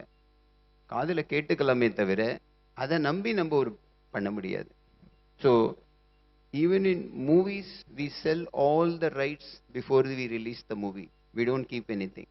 We book our profits on the day of the movie release. So படம் ரொம்ப சரியா போலன்னா my loss is that 150 rupees that I paid for the ticket. அந்த 150 ரூபா வாங்கின பாப்கார்ன் செலவு தவிர எனக்கு வேற எதுவுமே கிடையாது, கொடுத்துருவேன். கூட இருக்கிறவங்க சொல்லுவாங்க, ஆனால் இவ்வளோ பெரிய பிராண்டு சார், நம்ம அது 1000 கோடி பண்ணலாம் 2000 கோடி பண்ணலான்னு. ஸோ அதையும் பண்ண தான் தோணும். நம்ம 2000 கோடி யாரு தான் வேண்டான்னு சொல்ல போறாங்க. பட் கூட இருக்கிறவங்க சொல்லும் போது அதை நம்ம எடுத்துக்கிற பக்குவம் இருக்கணும், மனப்பக்குவம். நம்ம நினைச்சது தப்புன்றத புரிஞ்சுக்க தெரியணும். இருந்ததுன்னா தவறே பண்ண முடியாது. அடுத்தது வந்து எக்ஸிட்ஸ். உங்களோட ஒரு பிசினஸ் சக்சஸ் ஸ்டோரியில பார்த்தீங்கன்னா exits have been very strong, profitable. So இந்த எக்ஸிட்ஸ் நிறைய பேர் நம்ம வியாபாரம் ஆரம்பிக்கிறப்ப எக்ஸிட் பண்ணணும்னே நம்ம பண்ண மாட்டோம். பட் எந்த ஒரு சூழ்நிலையில நம்ம எக்ஸிட் ஆகணும், எப்ப பண்ணணும், எப்படி பண்ணணும், இதுக்கு ஏதாச்சும் ஒரு டெம்ப்ளேட், ஒரு டூஸ் அண்ட் டோன்ட்ஸ்?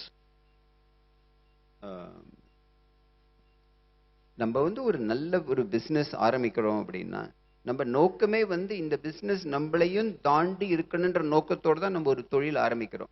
நம்ம யாருமே ஆரம்பிக்கும் போது ஒரு 2 வருஷம் பண்ணிட்டு போயிடலான்னு யாருமே பண்றது கிடையாது. எடுத்தோன்னா இது பண்ணும், ஒரு 20 வருஷம் இருக்கணும், 30 வருஷம் இருக்கணும், நம்ம பையன் எடுத்து பண்ணுவான்னு நம்ம மனசுல இருக்கும். வருமா வராதுன்றது வேற, நம்ம அதுக்கு தான் முயற்சி பண்றோம் அது இப்படி வரணும் அப்படின்னு. So I am also very philosophical. I read lot of books, very philosophical. உலகமும் போயிட்டே தான் இருக்கும். It is like a train. Train will never stop. அது போயிட்டே தான் இருக்கும். You should know when to get on to the train, you should know when to get off the train. ஏன்னா அந்த ட்ரெயின் வந்து போயிட்டு தான் இருக்கும். நமக்கு அந்தந்த நேரம் வருதுன்னா யாரோ ஒருத்தர் வந்து நம்மளை சுவிட்ச் ஆஃப் பண்ணி தூக்கி போட்டு போயிட்டே இருப்பாங்க. அப்புறம் நமக்கு எல்லாருக்குமே 6க்கு 3 தான் போட்டு புதைச்சிட்டு போயிட்டே இருப்பாங்க. You should know when to get in, you should know when to exit from a train. அதுக்கு நம்ம ஒரு பிஸ்னஸ் ஆரம்பிக்கும் போதே விற்கணுன்ற மைண்ட் செட் கிடையாது. அந்தந்த தருணங்கள் வரும்போது மனசுல அந்த பக்குவம் இருக்கணும். Get off the train. Business should continue. So first SSI education ஆரம்பிச்சோம். We bought Aptech, merged it with Aptech, sold it to somebody in Bombay. Even today Aptech continues running. There are people who are there who are being promoted. Lot of my friends are in senior positions in Aptech. We are not there in Aptech, we have sold. But the company continues to run because the idea is நம்ம முயற்சியே வந்து ஒரு நல்ல கம்பெனினா அந்த நிறுவனம் should continue to run. You நம்ம ஓனரா இல்லாம இருக்கலாம், பட் நமக்குன்னு ஒரு கால தருணம் வரும்போது எக்ஸிட் பண்ண தெரியணும். எனக்கு வந்து நிறைய ஃபேமிலியில நடந்த பர்சனல் விஷயங்கள் we pull back. எனக்கு 2 பசங்க. At some point we had business all over the world. We had offices in New York, UK, Australia, Japan. Indiaல வந்து we had 2500 centers running. We were the biggest in China. So I was traveling everywhere. ஒரு மாசம் எடுத்தீங்கன்னா 25 நாள் I was traveling. சில நாள்லாம் என் ஒய்ஃப்ட்ட சொல்லுவேன், அதாவது இந்த பெட்ல இருந்தேன்னா நான் இப்போ எங்க இருக்கேன்னு எனக்கே தெரியாது. திடீர்னு பார்த்தா இருட்டா இருக்கும், ஏதோ ஒரு ரூம், அது ஒரு 5 நிமிஷம் ஆகும். ஓ நம்ம இப்போ சிகாகோவில் இருக்கோம், இந்த மீட்டிங்க்கு போகணுன்னு. இல்லைன்னா I was literally living out of a box. குழந்தைங்க வளர்ந்து பெரியவங்களாகிறது வந்து வாழ்க்கையில happens only once. இப்போ இன்னைக்கு நான் செட் ஆயிட்டேன், குழந்தைங்கள்லாம் சரிப்பா பசங்களை முதலேருந்து வளர ஆரம்பிங்க அப்படின்னு அவங்க ஆல்ரெடி வளர்ந்து முடிஞ்சாச்சு. நமக்காக ஒன்றும் திரும்பி வளர போறது இல்லை. அவங்க வளரும் போது you are there at home or you are not there. அதுல வாழ்க்கையில அந்த ப்ரியாரிட்டி எடுக்க தெரியணும். So for me my kids were growing, I was not there. So I said I will sell. And then I spent the next 10 years with my kids. So படிப்பு முடிச்சிட்டாங்க, started working. Now I have a lot of free time and that's how Veranda started. Back into education. ரெண்டாவது விஷயம் வந்து சிலதெல்லாம் வந்து நம்ம opportunity பார்த்து பண்ணணும். 2000 was a big crash. 2007 was a big crash in the markets. 3 years ago, again, there was a crash, especially in the EdTech sector, there was a crash. Most of the time, what I have seen, ஒரு மார்க்கெட்லேயும் பார்க்கலாம், when everybody thinks, அதாவது ஒரு பணம் பண்றது ஒரு பெரிய விஷயமே கிடையாது அப்படின்னா என்னப்பா இருக்கு, இன்னைக்கு இந்த ஸ்டாக் வாங்கு, 10 நாள் கழிச்சு வித்தன்னா அது பாட்டுக்கு 20% ப்ராஃபிட்டு, என்ன இது கூட தெரியாதா, என்னப்பா அது நானே பண்றேன் அப்படின்னுவான். நம்மளும் சொல்லுவோம் அப்படிலாம் கிடையாதுப்பா, பார்த்து பண்ணணும், இப்படி பண்ணுன்னு. அவன் சொல்ற மாதிரி பார்த்தா கரெக்டா 10 நாள் கழிச்சு அது 20ல 30% மேல போயிருக்கும். அப்புறம் சொல்லுவான், என்ன சார் நீங்க போடலையா, நான்லாம் பண்ணிட்டேன் சார்னுவான். எப்போ making money seems like a no brainer, அதாவது யார் வேணா பணம் பண்ணலாம், இது என்ன ஒரு பெரிய விஷயம்னா, you have to become very very careful, very very careful, because it is not simple. நம்ம எல்லாருமே பிஸ்னஸ் பண்றோம், முதலேருந்து ஆரம்பிச்சு இவ்வளோ தொழில் பண்ணியிருக்கோம்னா பணம் பண்றது அவ்வளோ சர்வசாதாரண விஷயம் கிடையாது. அது எப்போ மக்கள் மனசுல அந்த மாதிரி ஒரு மைண்ட் செட், மார்க்கெட்ல அந்த மாதிரி ஒரு மைண்ட் செட் வந்ததுன்னா, you should exit completely. You should run scared from that market. So 2007 was the time when we sold everything. So I remember even selling all our land, everything. நான் இருந்த வீடை தவிர மற்ற மொத்தத்தையும் விற்று பணமாக்கி பேங்க்ல போட்டோம். ஏன்னா தெரிஞ்சு போயிடுச்சு. ஏன்னா பேங்க்ல போய் ஒரு மேனேஜர்கிட்ட சார் 10 கோடி இருக்கு டெபாசிட் போடலான்னா, பேங்க் மேனேஜர் ஐயோ என்ன சார் பணத்தை எடுத்துன்னு வந்துட்டீங்க சார், பக்கத்து பேங்க்குக்கு போங்க சார், என்ன சார் உங்க பணத்தை என்கிட்ட குடிக்கிறீங்க. என்னடா அது, நம்ம ஒரு பணத்தை டெபாசிட் பண்ண போடுறோம், அவர் ஐயோ தலையில கை வச்சுனா, ஐயோ ஏன் சார் இங்க வந்தீங்க, உங்க பணத்தை எங்கேயாவது எடுத்துன்னு போங்க சார்னா, then you know something is going wrong, terribly wrong. And for a home truth which I believe, எப்போ வீட்டுக்கு வர அந்த லக்ஷ்மிக்கு வேல்யூ தெரியலையோ, when she comes back she will come with a vengeance. நம்ம அந்த கடைசி 10 பைசாக்கு புரியற அளவுக்கு we will be taught a lesson. We have seen this many times. 2000 cycle, 2007-8 cycle. There is a small cycle that's going on with EdTech. மூணாவது விஷயம், don't get attached. At least என்னோட பர்சனலா நம்ம ஒரு பிஸ்னஸ் ஆரம்பிக்கிறோம். எகெயின் எக்ஸாம்பிள், SSI விற்கும் போது அடுத்த நாள் எக்கனாமிக் டைம்ஸ்ல பெருசா போட்டாங்க, Kalpathi group sells SSI 1000 crores அப்படிலாம் போட்டு ஹெட்லைன்ஸ் எல்லாம் போட்டாங்க. என் பையன் அன்னைக்கு நான் வீட்டுக்கு சாப்பிட வந்தேன், மத்தியானமா சாப்பிடும் போது கேட்டான், அப்பா என்னப்பா நீ SSI வித்துட்டியேன்னு. ஆமாடா நல்ல பிரைஸ் வித்துட்டேன். இல்லப்பா உனக்கு அப்புறம் நான் தானே அந்த கம்பெனியை நடத்துவேன்னு நினைச்சிருந்தேன், நீ திடீர்னு வித்துட்டு போயிட்டியேப்பா அப்படின்னா. Only then it struck me, oh வீட்டில் பசங்க கூட இந்த மாதிரி திங்க் பண்ணுவாங்க, நம்ம அப்பாவுக்கு அப்புறம் நம்ம தான் எடுத்து பண்ண போகிறோம் அப்படின்னு அவங்க திங்க் பண்ணுவாங்கன்னு எனக்கு அப்போ தான் புரிஞ்சுது. ஸோ அப்போ கேட்டான், அப்பா இப்போ நீ இது வித்துட்டியே, அப்புறம் நான்லாம் என்னப்பா பண்ணுவேன், இப்போ நீ என்னப்பா பண்ண போகிறேன்னு.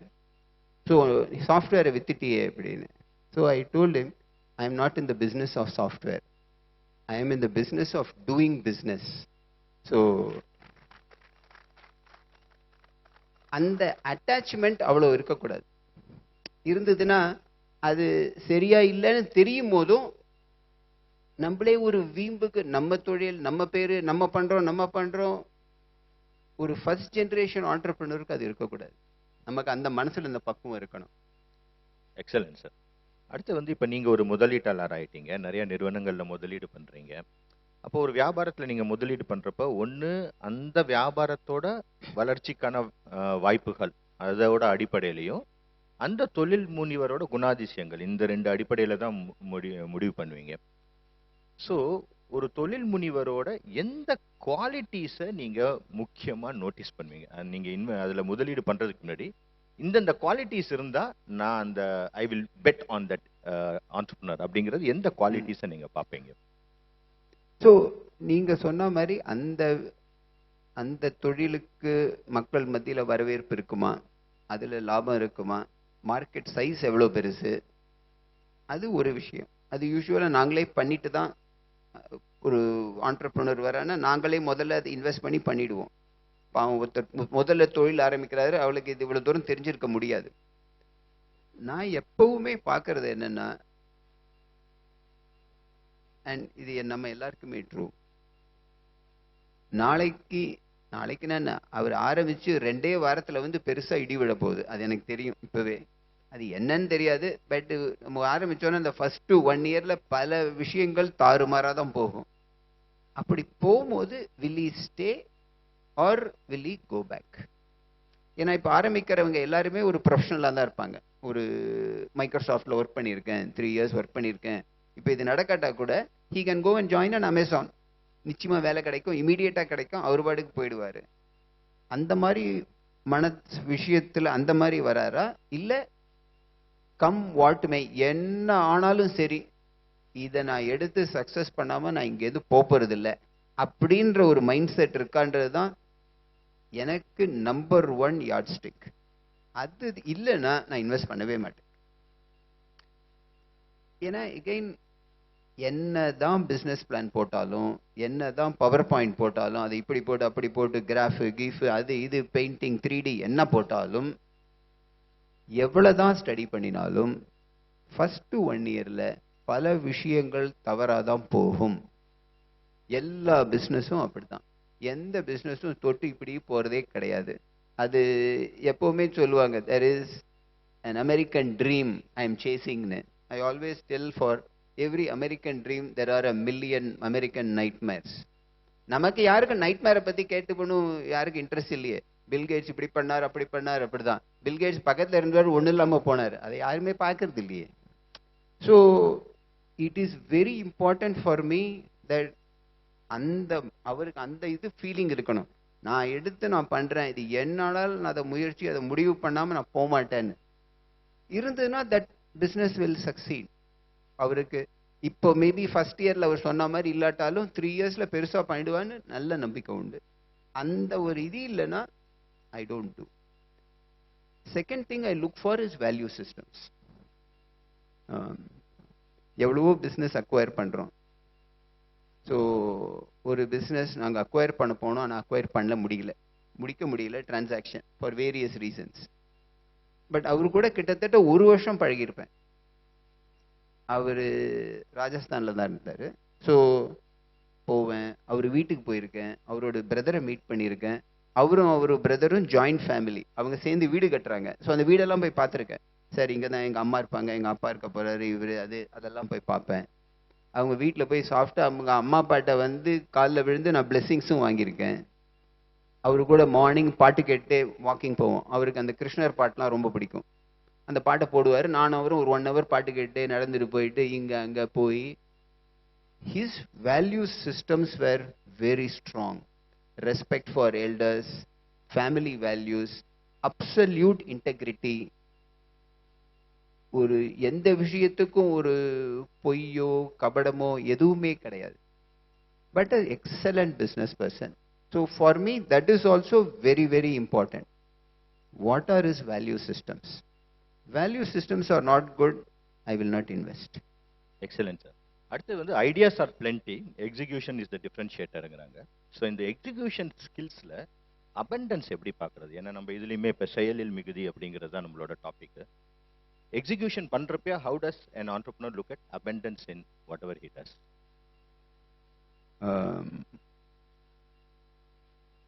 The big difference between a professional and an entrepreneur, and absolutely nothing against professionals, absolutely nothing against, if at all if first generation ஒரு தொழில நம்ம மேல வரணும்னா we need so many professionals to make it happen.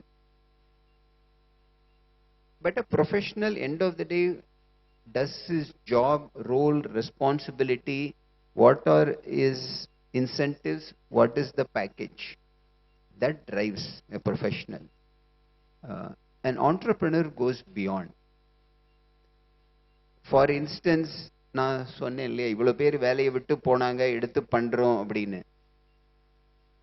7 பேர் போனாங்க. If I had appointed a general manager, நான் பாட்டுக்கு ஒரு கம்பெனி ஆரம்பிச்சுட்டு அதுக்கு ஒரு ஜெனரல் மேனேஜரை போட்டு அவங்களுக்கு 7 பேர் நீங்கள் சாஃப்ட்வேர் ட்ரைனிங்லாம் பண்ணுங்கப்பா அப்படின்ட்டு நான் பாட்டுக்கு துபாயில் ரூம் போட்டுருந்தேன்னா 7 பேர் போனாங்களா, அங்கேயிருந்து ஜெனரல் மேனேஜர் ஃபோன் பண்ணுவார், sir all employees have gone, so we are shutting classes for 1 week. அப்புறம் நான் அதெல்லாம் சரி பண்ணிட்டு I will come with a new plan அப்படின்ட்டு அவர் பிளான் போட போயிடுவார். Business will die. Whereas if you own the business as an entrepreneur, you will go beyond. There is nothing like a role definition. You will go beyond. இல்லைன்னா why should I paint my own office? நான் என்ன பெயிண்டரா? எனக்கு பெயிண்டிங்கே பண்ணது கிடையாது வாழ்க்கையில். But எங்கேயோ கடையில் போய் பெயிண்ட் ப்ரஷை வாங்கிட்டு வந்து, ஏன்னா அவர் வந்து 5 rupees per square feet கேட்டார் பெயிண்ட் அடிக்கிறதுக்கு. அப்புறம் தான் இவருக்கு எதுக்கு நம்ம 5 rupees கொடுக்கணும் அப்படின்ட்டு நானே பெயிண்ட் ப்ரஷ் எடுத்து பெயிண்டை கலக்கி, அப்போ தான் கிண்ணர்லாம் கற்றுட்டேன். கலக்கி ஒன்றும் பெருசாலாம் டைம்லாம் இல்லை, எடுத்தோம் அடித்தோம் முடிச்சுட்டு போயிட்டே இருந்தோம். If you are a first generation entrepreneur, whether it is a 5-year-old business or a 50-year-old business, you should be able to feel pride in doing anything and everything for your business. There is absolutely nothing this or that. நாளைக்கு முதல்ல SSI பண்ணும்போது we used to have a lot of power problems. So அதையெல்லாம் மாற்றுறது கீத்துறது fuse போடுறது நானே பண்ணுவேன். என்னது நம்ம வந்து இவ்வளோ தூரம் ஐஐடி படிச்சிட்டோம், எம்எஸ் படிச்சிட்டோம், நம்ம போய் ஃபியூஸ் போடணுமா, நம்மளா பெயிண்டிங் பண்ணுறோன்னு.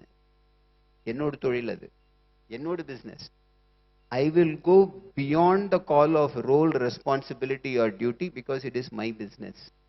So நம்ம வந்து ஒரு முயற்சின்னு எடுக்கும் போது அதுக்கு ஒரு எண்டே இருக்கக்கூடாது. எதை வேணா எப்போ வேணா பண்ண முடியணும். எகெயின் ஆரம்பிக்கும் போது I used to live in the first floor. பசங்க கிரவுண்ட் ஃப்ளோரில் இருப்பாங்க. அப்போது we used to run the centers 24 hours. காலையில் 2 மணிக்கு ஃபோன் பண்ணுவான், சார் பாஸ்வேர்டு மறந்துடுச்சு சார், உள்ளே போக முடியல அப்படின்ட்டு.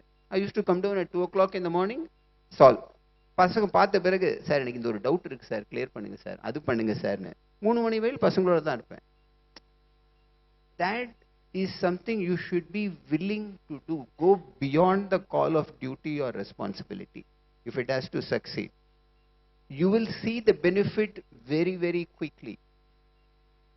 So, final question. நீங்கள் ஆரம்பிச்சப்போ வாழ்ந்ததும் ஒரு ஜாயிண்ட் ஃபேமிலி, இப்போவும் you have started the business together, you are staying together and being and doing the business together. So almost 3 brothers ஃபேமிலியில் எல்லா டெசிஷன் மேக்கிங்லையும் இன்வால்வ் ஆகிருந்திருக்கீங்க. இப்போ அடுத்த ஜெனரேஷன் வராங்க இல்லையா? ஸோ ஒரு ப்ரொஃபஷனல் கிட்ட வந்து you identify a skill and then you give him a responsibility. ஃபேமிலியை பொறுத்த வரைக்கும் you give the responsibility and then you search for the skill இல்லையா? So how do you continue to balance traditional values versus modern ideas, the 3 brothers value system or togetherness versus the younger generations tendency நியூக்ளியராக போகணும் அப்படின்லாம் நினைப்பாங்க. இந்த இது ஒரு ஷார்ட்டாக சொல்லிட்டு I think we can end. So again, we are a joint family. All 3 brothers stay together. We have 2 kids each, 6 people at home. The eldest at home was my niece. She studied abroad. She studied in New York, worked in New York, came back. So after she came back, we were looking at getting into the theater business. So we bought the first theater in a place called Villivakkam, Chennai. And the reason was my mother used to tell me, அப்போ டே நான்லாம் வந்து மத்தியானம் கொஞ்சம் time ஃப்ரீயாக இருந்தால் இந்த Royal தேட்டரில் தான் போய் படம் பார்ப்போம் அப்படின்னு. ஒரு சமயம் இந்த பக்கம் போனால் ராயல் தேட்டர் இருந்துச்சு. எங்கள் அம்மாலாம் படம் பார்ப்பாங்களே சொல்லியிருப்பேன்னு உள்ளே போனால் அது உடஞ்சி போய் ஒன்றுமே இல்லாமல் இருந்தது. சரி இதை வாங்கி நம்ம சரி பண்ணி பண்ணுவோம், அம்மாலாம் படம் பார்த்துருக்காங்க, அது நல்லா பண்ணணும் அப்படின்ட்டு we bought the theater, changed it completely, was running.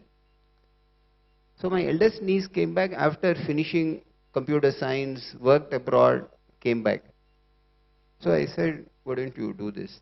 பண்ணலாம், நம்ம இது பண்ணிட்டு இருக்கேன், நான் என்ன பண்ணுறேன் சித்தப்பான்னு கேட்டேன். So you do this ன்னு சொல்லி I got her in. So for the next 3 years she used to tell, என்ன சித்தப்பா நான் கம்ப்யூட்டர் சயின்ஸ்லாம் படிச்சுட்டு வந்து எனக்கு கடைசியில் கவுண்டரில் உட்காந்து டிக்கெட் கீக்கே வச்சுட்டியா சித்தப்பா அப்படின்னு. But what started there, she is now 40 years old. Archana is her name, and she has grown significantly. She has adapted to that environment. She never studied production, never studied multiplex, nothing. She is a computer science graduate, master's, did her engineering in Guindy. But today she has completely adopted and she takes care of a big part of her entertainment business. So again, as I said, எடுத்தோ தொழில் அந்த தொழிலுக்கு என்ன தர்மம், and you have to do 120% to make it happen. doesn't matter. நான் இது படிச்சேன், இது பண்றோம். My son did in robotics. Carnegie Mellonல படிச்சிட்டு he did management at UCL. Today he started his life doing telecalling. How to sell a course அப்படின்னு. So it took him 3 months to sell the first course. So I remember he called me and said, Appa, first package I have sold, I got 12,000 rupees. So you should be okay doing anything, especially if it is family. You should not look at idudhan adudhan. But once you take it up, it's 120% effort that goes into it. So of course, within our family there is a freedom. So my daughter wants to do on vegan precision grafting of DNA. That's what she studied. She wants to do. There is a lot of encouragement to do, but only if she is willing to do it end to end and not just go back. Thank you, Mr. Suresh. Thank you for coming to Yescon. Thank you for coming to Coimbatore, sharing your knowledge. We are very privileged. Thank you so much. Thank you very much. Thank you for the opportunity. Thank you. We request our Vice Chairman, Mr. Manivanna Prabhu, to join the dais. It's time to thank and recognize our silver sponsor, PSNA College of Engineering and Technology, Mr. Vijay, Deputy Registrar. Please join the stage. Mr. Anand Kumar, sponsors team. Mr. Anand Kumar, sponsorship team. Please join. Members, please be seated. Members,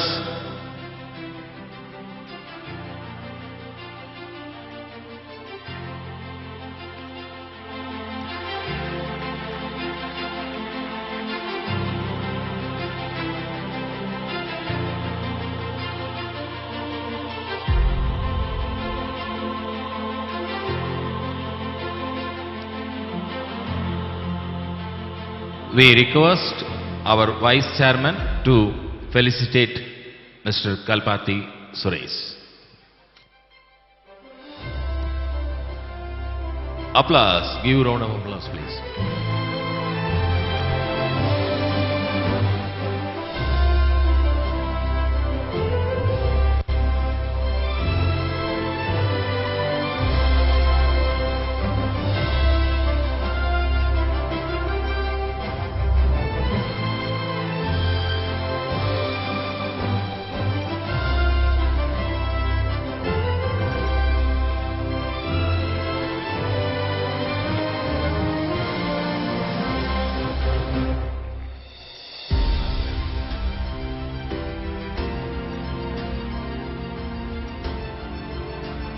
Thank you all. Thank you all. Thank you.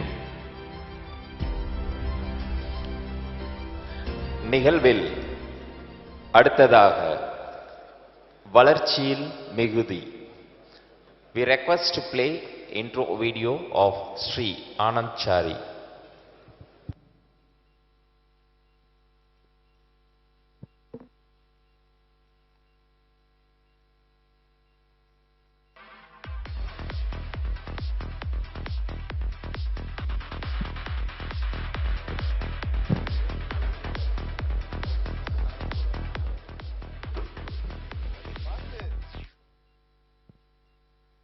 இவர் ஏசியாவின் முதல் premier stock எக்ஸ்சேஞ்சான Bombay stock எக்ஸ்சேஞ்சின் SME மற்றும் startups business development பிரிவின் deputy general manager ஆவார். Banking, financial services மற்றும் insurance துறைகளில் 30 வருட அனுபவமுள்ள திரு ஆனந்த் சாரி அவர்கள் retail sales, institutional sales, channel development மற்றும் பிரான்ச் நெட்வொர்க் மேனேஜ்மெண்ட் போன்ற பிரிவுகளில் பல்வேறு பொறுப்புகளை வகித்துள்ளார். SME பிசினஸ் மற்றும் கேபிட்டல் மார்க்கெட்டில் மிகுந்த அனுபவம் பெற்ற இவர் பல SME நிறுவனங்களை ஸ்டாக் எக்ஸ்சேஞ்சில் பதிவு செய்ய வைத்து அவர்களின் உண்மையான சந்தை மதிப்பினை உணர செய்துள்ளார். 2018ஆம் ஆண்டு இந்தியாவின் முதல் ஸ்டார்ட் அப் பிளாட்ஃபார்ம் நிறுவிய பெருமைக்குரியவர். 400க்கும் அதிகமான SME நிறுவனங்கள் பாம்பே ஸ்டாக் எக்ஸ்சேஞ்சில் பதிவு செய்யப்பட்டுள்ளன.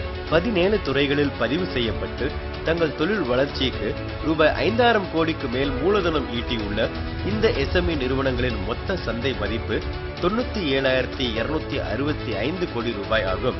எஸ்எம்இ நிறுவனங்களின் வளர்ச்சிக்காக Bombay stock exchange Uttar Pradesh, west Bengal, Haryana, Telangana, Maharashtra, Chhattisgarh, Goa, Tamil Nadu ஆகிய மாநிலங்களுடன் புரிந்துணர்ந்து ஒப்பந்தம் செய்துள்ளது. விடாமுயற்சியே ஒருவரின் வாழ்வில் விடிவெள்ளியாய் ஒளிரும் என்று வழிநடத்துபவராக வலம் வரும் திரு ஆனந்த் சாரி அவர்களை இவ்விழாவிற்கு வரவேற்பதில் பெருமிதம் கொள்கிறது எஸ்கான் 2024. திரு Anand Chari, deputy general manager, BSE limited அவர்களை அன்போடு மேலைக்கு அழைக்கிறோம்.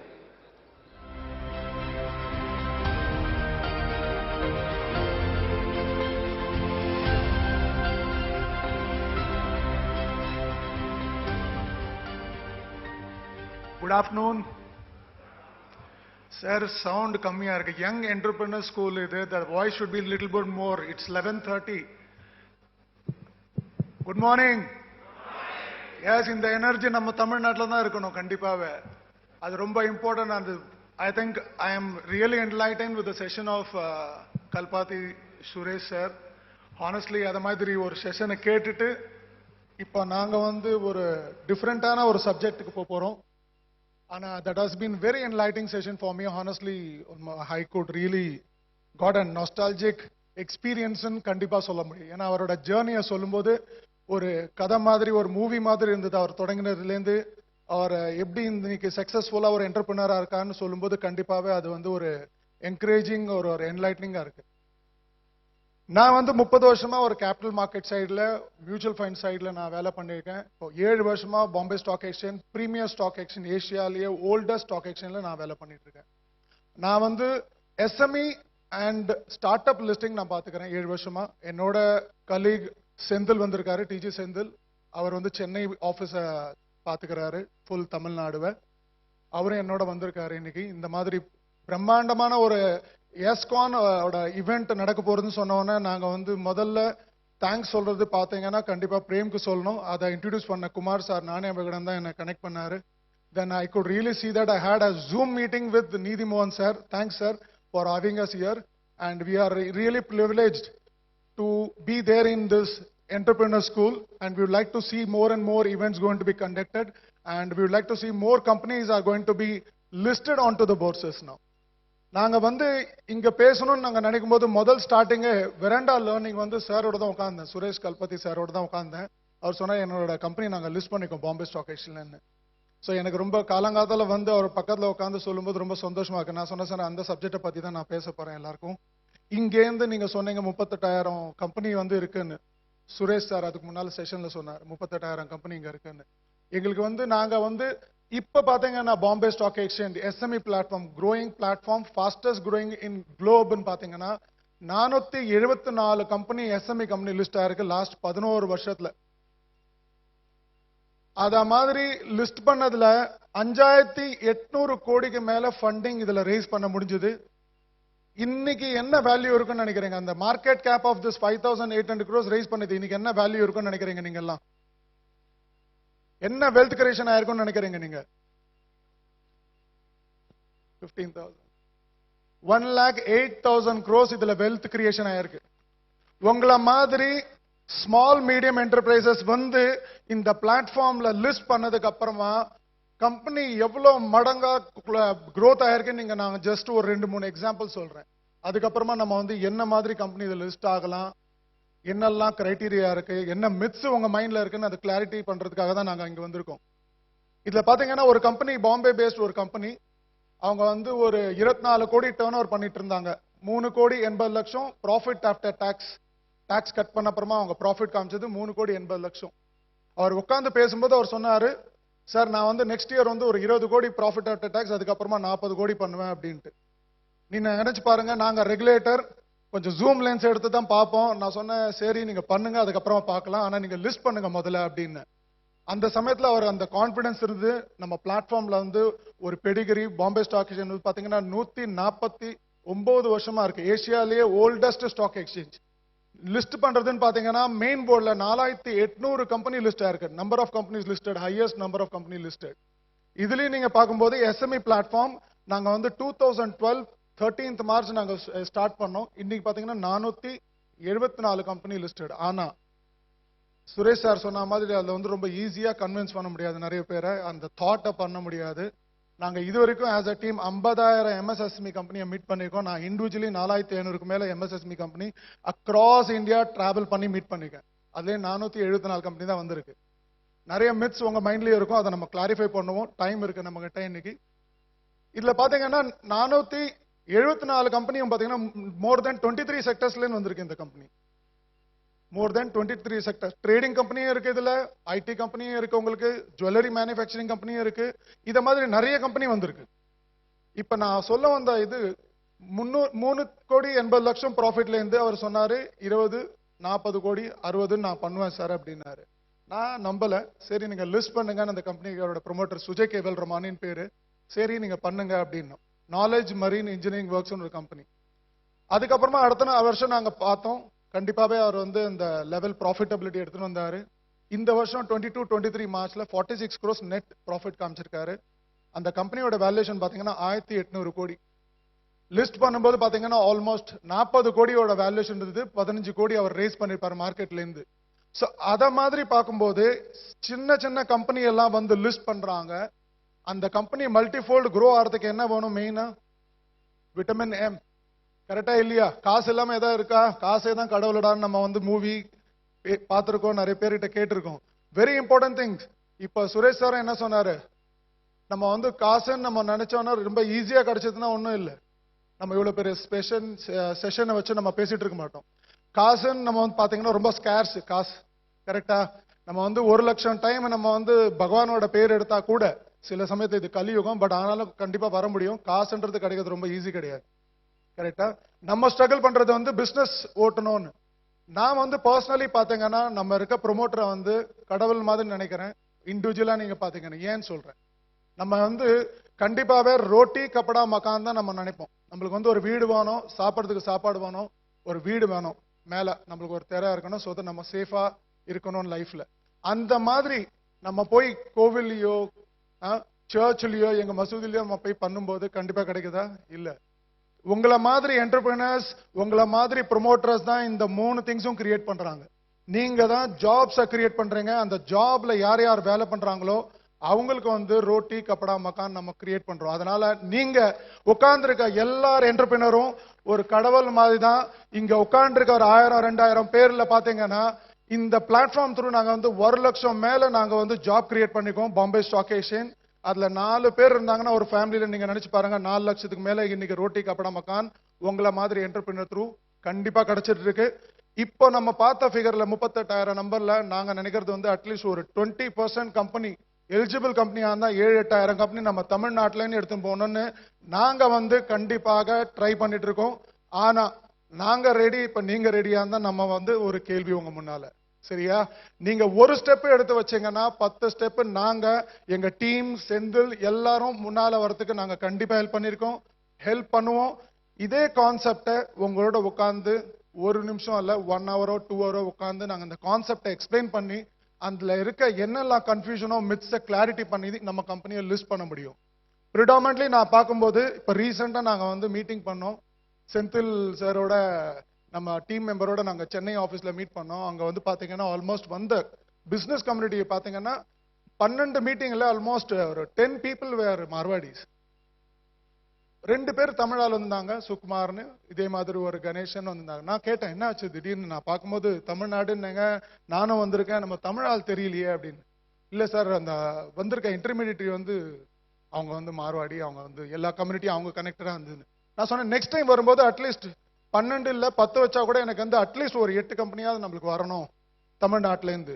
மெயின் ரீசன் ஏன் வரலன்னு தெரியுமா? நிறைய பேர் நம்ம கிட்ட 470 கம்பெனில 10 கம்பெனி தான் தமிழ்நாட்டுல லிஸ்ட் ஆயிருக்கு. Recent has been Chennai based company Innokaiz இந்தியான்னு அந்த கம்பெனி இப்ப ரீசெண்டா லிஸ்ட் ஆயிருக்கு. வெறும் ஒரே ஒரு திங் தான் ஸ்டாப் ஆகுது. என்னன்னு நினைக்கிறீங்க நீங்க? எதனால நம்ம ஆளுங்களாம் வர மாட்டேங்க? நல்ல பிசினஸ் பண்றாங்க, சவுண்ட் பிசினஸ் பண்றாங்க. Look at the company like Kalpathi sir ஓடுற கம்பெனி ஏஜிஎஸ், இத மாதிரி பெரிய கம்பெனி எல்லாம் கூட இருக்கு. அவங்க கூட வெரண்டான ஒரு கம்பெனியை லிஸ்ட் பண்ணிருக்காங்க பாம்பே ஸ்டாக் எக்ஸ்சேஞ்ச்ல. ஏன் நீங்க வர மாட்டேன்றீங்கன்னு நினைக்கிறீங்க? என்ன திங்ஸ் ஸ்டாப் பண்ணுது? Sir mind set. Any other thing? வேற ஏதாவது உங்க மைண்ட்ல வருதா சார்? ஃபார்மாலிட்டிஸ். சார் நம்ம என்ன சொல்றோம்னா கண்டிப்பாக ஒரு மைண்ட் செட் இருக்கு. நிறைய பேர் நாங்க வந்து பாம்பேல பார்த்து சொல்றேன், இங்க டிஃபரெண்டா இருக்கலாம். நிறைய பேர் வந்து அங்க இட்லி சாம்பார் விற்பாங்க. நான் 40 வருஷமா பாம்பேல இருக்கேன். பிறந்தது பொர்சேவாக்கம் சென்னை, படிச்சது சென்னையோட டான் பாஸ்கோ. இப்ப 40 வருஷம் போனா கூட என்னோட தமிழ்ல அவ்வளவு டிஃபரன்ஸ் தெரியுதா உங்களுக்கு? இல்ல. வெரி இம்பார்ட்டன்ட் வந்து நம்ம வந்து நம்மளையே டெவலப் பண்ணிக்கிறது ரொம்ப இம்பார்ட்டன்ட். நம்ம மைண்ட் செட்டை தான் எல்லாமே. கரெக்டா சொன்னீங்க நீங்க. நம்ம மைண்ட் செட்டை போட்டோம்னா நம்ம தமிழ் கூட நிறைய பேர் மறந்துடுவாங்க. ஃபாரின்ல வந்தா டிஃபரெண்டா பேசுவாங்க. கரெக்டா? 40 வருஷமா நான் கண்டுபிடிக்க பேசிட்டு இருக்கேன்னா நான் தமிழ் இப்பயும் எனக்கு படிக்க தெரியும். அது ரொம்ப இம்பார்ட்டன்ட். நம்ம வந்து ஒரு லிமிட்டை நம்மளே ரெடி பண்ணிக்கிறோம். அந்த லிமிட்டை வந்து நம்ம தான் போடுற மைண்ட்ல. அதனால இதுல பாத்தீங்கன்னா பாம்பேல நிறைய இட்லிக்காரன் வந்து 40 வருஷமா 50 வருஷமா ஒரே இடத்துல இட்லி ஓட்டுவாங்க. ஏன்னா அந்த கஸ்டமர்ஸ் அங்க வருவாங்கன்னு. ஆனா அவங்களோட மைண்ட் செட் தான் அவங்கள ஸ்டாப் பண்றது. ஒரு ஹோட்டல் ஓபன் பண்ணி பெரிய லெவல்ல இதே தோசை 30 ரூபா விற்கிறத 300 ரூபாய் விற்கலான்னு அவங்க என்ன பண்றாங்க? முதல்ல அவங்க பண்ணது பண்ணிட்டு இருக்காங்க. சின்ன குழந்தைங்கலாம் படிச்சுட்டு இதை வந்தாங்கன்னா அவங்கள வந்து முதல்ல வந்து பிளேட்டை அலும்ப சொல்லுவாங்க. அது கொஞ்சம் நல்லா பண்ணானா அதுக்கப்புறமா தோசை சுடுவாங்க. அதுக்கப்புறமா அவங்க வந்து கல்லால உட்காருவாங்க. அதுவும் ஒரு entrepreneurs journey for the people who are working into idli sambar stall in Bombay. அதுக்கப்புறமா அவங்களோட மைண்ட் செட் இருக்குல்ல, நெக்ஸ்ட் லெவல் திங்கிங் வர்றதுனால அவங்க என்ன பண்றாங்க? அதே பண்ணிட்டு இருக்காங்க. சில பேருக்கு தான் அந்த மல்டி ஃபோல்டு விஷன் தெரியும். அப்பதான் அவங்க வந்து நிறைய பேர் ஒரு சின்ன ஒரு ஹோட்டல் தொடங்கலாமே அப்படின்ட்டு. அப்பதான் அந்த என்டர்பிரினர்ஷிப்போட மைண்ட் ஓப்பன் ஆகுது. அப்பதான் அவங்க பெருசா வராங்க. அது நீங்க பண்ணல, அந்த லெவல் ஆஃப் திங்கிங் வரலன்னா ரொம்ப டிஃபிகல்ட். இங்க உட்காந்துருக்க எல்லா என்டர்பிரினர்ஷிப்க்கும் அர்ஜ் பண்றது நான் வந்து personally as ஆனந்த்சாரி as individual plus from the Bombay stacking let Colbert welcome இருக்கு. கண்டிப்பாக நீங்க வந்து எங்க கிட்ட கொஸ்டின் ஆன்சர் கண்டிப்பா கிளாரிஃபை பண்ணிட்டு எல்லாரும் வந்து ஒரு வாட்டி புரிஞ்சுக்கோங்க கேபிட்டல் மார்க்கெட் என்னன்னு. அட்லீஸ்ட் நீங்க வந்து லிஸ்ட் பண்ணாம இருந்தா கூட இந்த மாதிரி கம்பெனி என்டர்பிரினர்ஸ் யார் யார் வராங்களோ அவங்க கம்பெனி நீங்க இன்வெஸ்ட்மெண்டாக பண்ணலாம். You can encourage them by investing your own money. இப்ப பாத்தீங்கன்னா அது வந்து company not to be talking about the numbers. நாங்க லிஸ்ட் பண்ணும்போது அந்த நாலேஜ் மணி பாத்தீங்கன்னா 37 ரூபாய் இருந்தது. இன்னைக்கு 1700 ரூபாய் வேலைக்கு வரைக்கும் போயிட்டு இருக்கு 2.5 வருஷத்துல. இதே மாதிரி பாத்தீங்கன்னா ஆதித்ய விஷன் ஒரு பிஆர்ல நாங்க கம்பெனி எடுத்திருந்தோம் 2016ல. 15 ரூபாய் இன்னைக்கு 3500 ரூபாய் இருக்கு. பட் ஆனா அந்த கம்பெனியோட ப்ராஃபிட்டபிலிட்டி பாத்தீங்கன்னா அன்னைக்கு இருந்த 2.5 கோடியில இருந்து இன்னைக்கு 60-70 லட்சம் 70 கோடிக்கு மேல நெட் ஆஃப் டாக்ஸஸ் காமிச்சிட்டு இருக்காங்க. அத மாதிரி ஒரு கம்பெனியோட டர்ன் அரவுண்ட் ஸ்டோரி. ஒரு 10-15 அவுட்லெட் இருந்தது விஜய் சேல்ஸ் மாதிரி. இன்னைக்கு 150க்கு மேல ஒரு கம்பெனி வந்து அவுட்லெட் வந்து பிஆர்ல ரன் பண்ணிட்டு இருக்காங்க. இன்னொரு கம்பெனி சொல்ல போனேன்னு வச்சுங்க, இத மாதிரி பெலகாசான ஒரு கம்பெனி ஜெய்ப்பூர் பேஸ்ட் கம்பெனி. நாங்க லிஸ்ட் பண்ணும்போது 600 எம்ப்ளாயி இருந்தாங்க. பெட்ஷீட் கவர் பில்லோ கவர் பண்ணிட்டு இருந்தாங்க. இன்னைக்கு பாத்தீங்கன்னா 4000க்கு மேல எம்ப்ளாயி வந்து அவங்க கிரியேட் பண்ணிருக்காங்க. அத மாதிரி ஜாப் கிரியேஷன் ஆயிட்டு இருக்கு இந்த பிளாட்ஃபார்மால. இது வந்து கண்டிப்பாக இங்க உட்காந்துருக்க எல்லா ப்ரொமோட்டர்ஸ்க்கும் நான் ஒன்னே ஒன்னு என்ன பண்றேன்னா, இத வந்து நீங்க ஒரு வாட்டி புரிஞ்சுட்டீங்கன்னா இதுக்கு மேல எதுவுமே இல்லை. இதை நீங்க புரிஞ்சுட்டீங்கன்னா என்ன தெரியுமா கிடைக்கும்? லிஸ்ட் பண்ணும்போது என்ன கிடைக்கும்னு நினைக்கிறீங்க நீங்க? What is the thing you feel that you will get when you get listed? Valuation.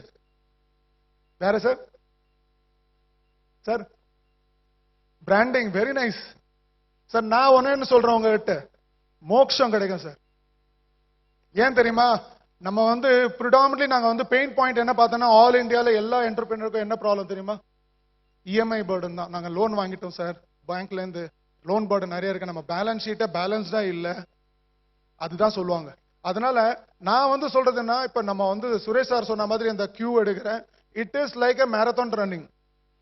Listing ஸ்பேஸும் மேரத்தான் ரன்னிங் மாதிரி தான். கண்டிப்பா கம்ப்ளைன்ஸ் இருக்கு சார் சொன்ன மாதிரி. ஆனா கம்ப்ளைன்ஸ் வந்து குப்பை தொட்டி மாதிரி நம்ம வீட்டுக்குள்ள வைக்க மாட்டோம், குப்பை தொட்டி வெளியில தான் வைப்போம். அதனால நம்ம பண்றது எல்லாமே பேலன்ஸ் ஷீட்ல பிரைவேட் லிமிடெட் ப்ரொப்ரைட்டரி லெவல்ல இருக்கறனால நம்ம வந்து நம்ம பிசினஸ் நம்ம பேலன்ஸ் ஷீட் நம்மள பிரகாரம் பண்ணிக்கிறோம். இப்ப நம்ம லிஸ்ட் பண்ணும்போது யாரோ தேர்ட் பார்ட்டி வந்து இன்வெஸ்டர் வந்து நம்ம கிட்ட காசு கொடுக்குறாங்க. அது உங்களோட ஸ்டேக் ஹோல்டரோட ரெஸ்பான்சிபிலிட்டி. நீங்க எடுத்து அவங்களுக்கு கண்டிப்பாக ப்ராப்பரான பேலன்ஸ் ஷீட்டும் கண்டிப்பா ப்ராப்பரான ப்ராஃபிட்ஸும் காமிக்கிறது உங்களோட ரெஸ்பான்சிபிலிட்டி. அந்த கம்ப்ளைன்ஸும் அந்த கார்ப்பரேட் கவர்னன்ஸும் வந்தாகணும். அது வந்ததுன்னா கண்டிப்பாவே நம்மளோட பேலன்ஸ் ஷீட் நல்லா இருக்கும். நம்மளோட பேலன்ஸ் ஷீட்டுக்கு பார்த்து உங்களோட வேல்யூஷனும் இன்க்ரீஸ் ஆகிற சான்ஸ் இருக்கு. மோக்ஷன் சொல்லும்போது என்ன ஒரே ஒரு things comes to my mind is that predominantly நிறைய கம்பெனி வந்து 5-10 வருஷத்துக்கு அப்புறமா ஓடுறதுல they close down the company. யார் ரீசன் தெரியுமா? அவங்க வந்து இந்த இஎம்ஐ பர்டனால தான். அதனால இதுல வந்து உங்களுக்கு கண்டிப்பா ஒரு ஃப்ரீடமும் லிபர்ட்டியும் கிடைக்க போகுது நம்ம ஈக்விட்டியை எடுத்துன்னு வந்தா. ஏன்னா mother of all fund is equity. நான் வந்து டெட் வாங்கணும்னு சொல்லல, டெட் வாங்குங்க, அதுவும் ஒரு ப்ராப்பரான லெவல்ல. இப்போ 10 கோடி டர்ன் ஓவர், அதில் வந்து 7-8 கோடிக்கு லோன்னா கண்டிப்பாகவே கொஞ்சம் ஸ்ட்ரெச்டு பேலன்ஸ் ஷீட். 80-60 லட்சம் 90 லட்சம் உங்களுக்கு வந்து இஎம்ஐ பர்டன் போச்சுன்னா கண்டிப்பாக மேக்ஸிமம் ப்ராஃபிட் வந்து அது ஈட் பண்ண போகிறது. அதுவே 2-3 கோடி பண்ணி நம்ம பண்றோன்ற போது அந்த லிவரேஜ் எவ்வளவு பண்றீங்க அது ரொம்ப இம்பார்ட்டன்ட் நம்ம பேலன்ஸ் ஷீட்லயும். அதை புரிஞ்சு நம்ம லோன் வாங்கினா கண்டிப்பாகவே டெட் கண்டிப்பா வேணும். இப்போ நம்ம மேரத்தான் ரன் பண்றோம்னா 2 காலம் வேணும், டெட்டும் ஈக்விட்டியும் கண்டிப்பாக வேணும். எல்லா என்டர்பிரைஸுக்கும் நான் சொல்றது ஒரே ஒரு திங்ஸ் தான், கண்டிப்பா நம்மளுக்கு வேணும். ஆனா இப்போ வந்து நம்மளோட பிசினஸ் ஒரு மல்டி ஃபோல்ட் எடுத்து போகணும்னா கண்டிப்பா நம்ம வந்து மார்க்கெட்ல அந்த 25% டைல்யூஷன் கொடுத்து பப்ளிக்லேயும் காசு வாங்கினா தான் கண்டிப்பா பெரிய கம்பெனி ஆக முடியும். ஏன்னா இப்போ நம்ம வந்து பேங்க்லேயும் லோன் வாங்கினீங்கன்னா அந்த இன்ட்ரெஸ்ட் பர்டன் இருக்கு. இதுல வந்து கண்டிப்பாக நம்ம இது ஒரு லைட்டர் சைடில் சொன்னோம்னா இது ஃப்ரீ காசு. பேப்பர் கொடுத்து நம்ம காசு வாங்கணும், ஏன்னா நம்ம ஷேர் சர்டிஃபிகேட் கொடுத்து நம்ம காசு வாங்குறோம். ஏன்னா அதுல வந்து எந்த அட்டாச்மெண்ட்டும் உங்களோட அசெட்ஸ் இது கிடையாது. உங்களோட இருக்க அசெட் எல்லாமே கம்பெனி பேர்ல இருக்கு, அந்த கம்பெனியில தான் இருக்க போறது. எந்த ஷேர் ஹோல்டரும் வந்து உங்க கம்பெனியோட இதுல வந்து ஷேர் ஹோல்டர் வந்து உங்களோட ஃபேக்டரியோ மிஷினரியோ எதுலையும் கிளைம் பண்ண முடியாது. அதை முதல்ல புரிஞ்சுக்கோங்க. எல்லா அசெட்டும் கம்பெனியோட பேர்ல இருக்க போது அந்த அசெட்ஸோட பெனிஃபிட்ஸ் எல்லாமே நம்ம ஆஸ் அ ப்ரொமோட்டர் என்ஜாய் பண்ண போறீங்க. அதுல வர ப்ரொடக்ஷன் அண்ட் ப்ராஃபிட்டை பார்த்து தான் இன்வெஸ்டர்ஸ் வந்து உங்க கம்பெனில காசு போட போறாங்க. அதனால நீங்க வந்து பயத்துல இருக்க ஒரே ஒரு திங்க நான் முதல்ல ஸ்டார்ட் பண்ணும்போது சொன்னேன், அந்த பயத்தை எடுத்துடுங்க. நிறைய கம்பெனி வராம இருந்த ஒரே ஒரு திங்ஸ் வந்து நானும் அந்த குமார் சார் நானே விட பேசும்போது அந்த பயம் தான் நம்ம கிட்ட இருக்கு. நம்ம காட் ஃபியரிங் தான் நம்ம சொல்லிட்டு இருக்கோம், அந்த பயம் தான் நம்ம இப்பயும் இருக்கு. ஏதாவது பாச்சுனா ப்ராப்ளம் ஆயிடுமே, அதெல்லாம் நம்ம வந்து ஒரு கான்பிடென்ட் லெவல்ல வந்தவங்க தான் சுரேஷ் சார் மாதிரி வெரண்டா லேர்னிங்க நம்ம கிட்ட தான் லிஸ்ட் பண்ணிருக்காரு. அந்த ஒரு மாதிரி ஒரு ஸ்பீச் நம்ம ஒரு மாட்டி கேட்ட அப்புறமா என்னோட சப்ஜெக்ட் ரொம்ப ஈஸியா இருக்கும்னு நான் நினைக்கிறேன். உங்களுக்கு புரியறதுக்கும் ரொம்ப ஈஸியா இருக்கும்னு நான் நினைக்கிறேன். ஏன்னா நம்ம கிட்ட முதலே ஒரு ஸ்பீக்கர் பேசிருக்காரு, அவர் கம்பெனியை லிஸ்ட் பண்ணிருக்காரு. அத மாதிரி கம்ப்ளைன்ஸ் ப்ராப்ளம் இருந்துச்சு, ரொம்ப ஹர்டலா இருந்தா கண்டிப்பா அவரும் லிஸ்ட் பண்ணிருக்க மாட்டார்.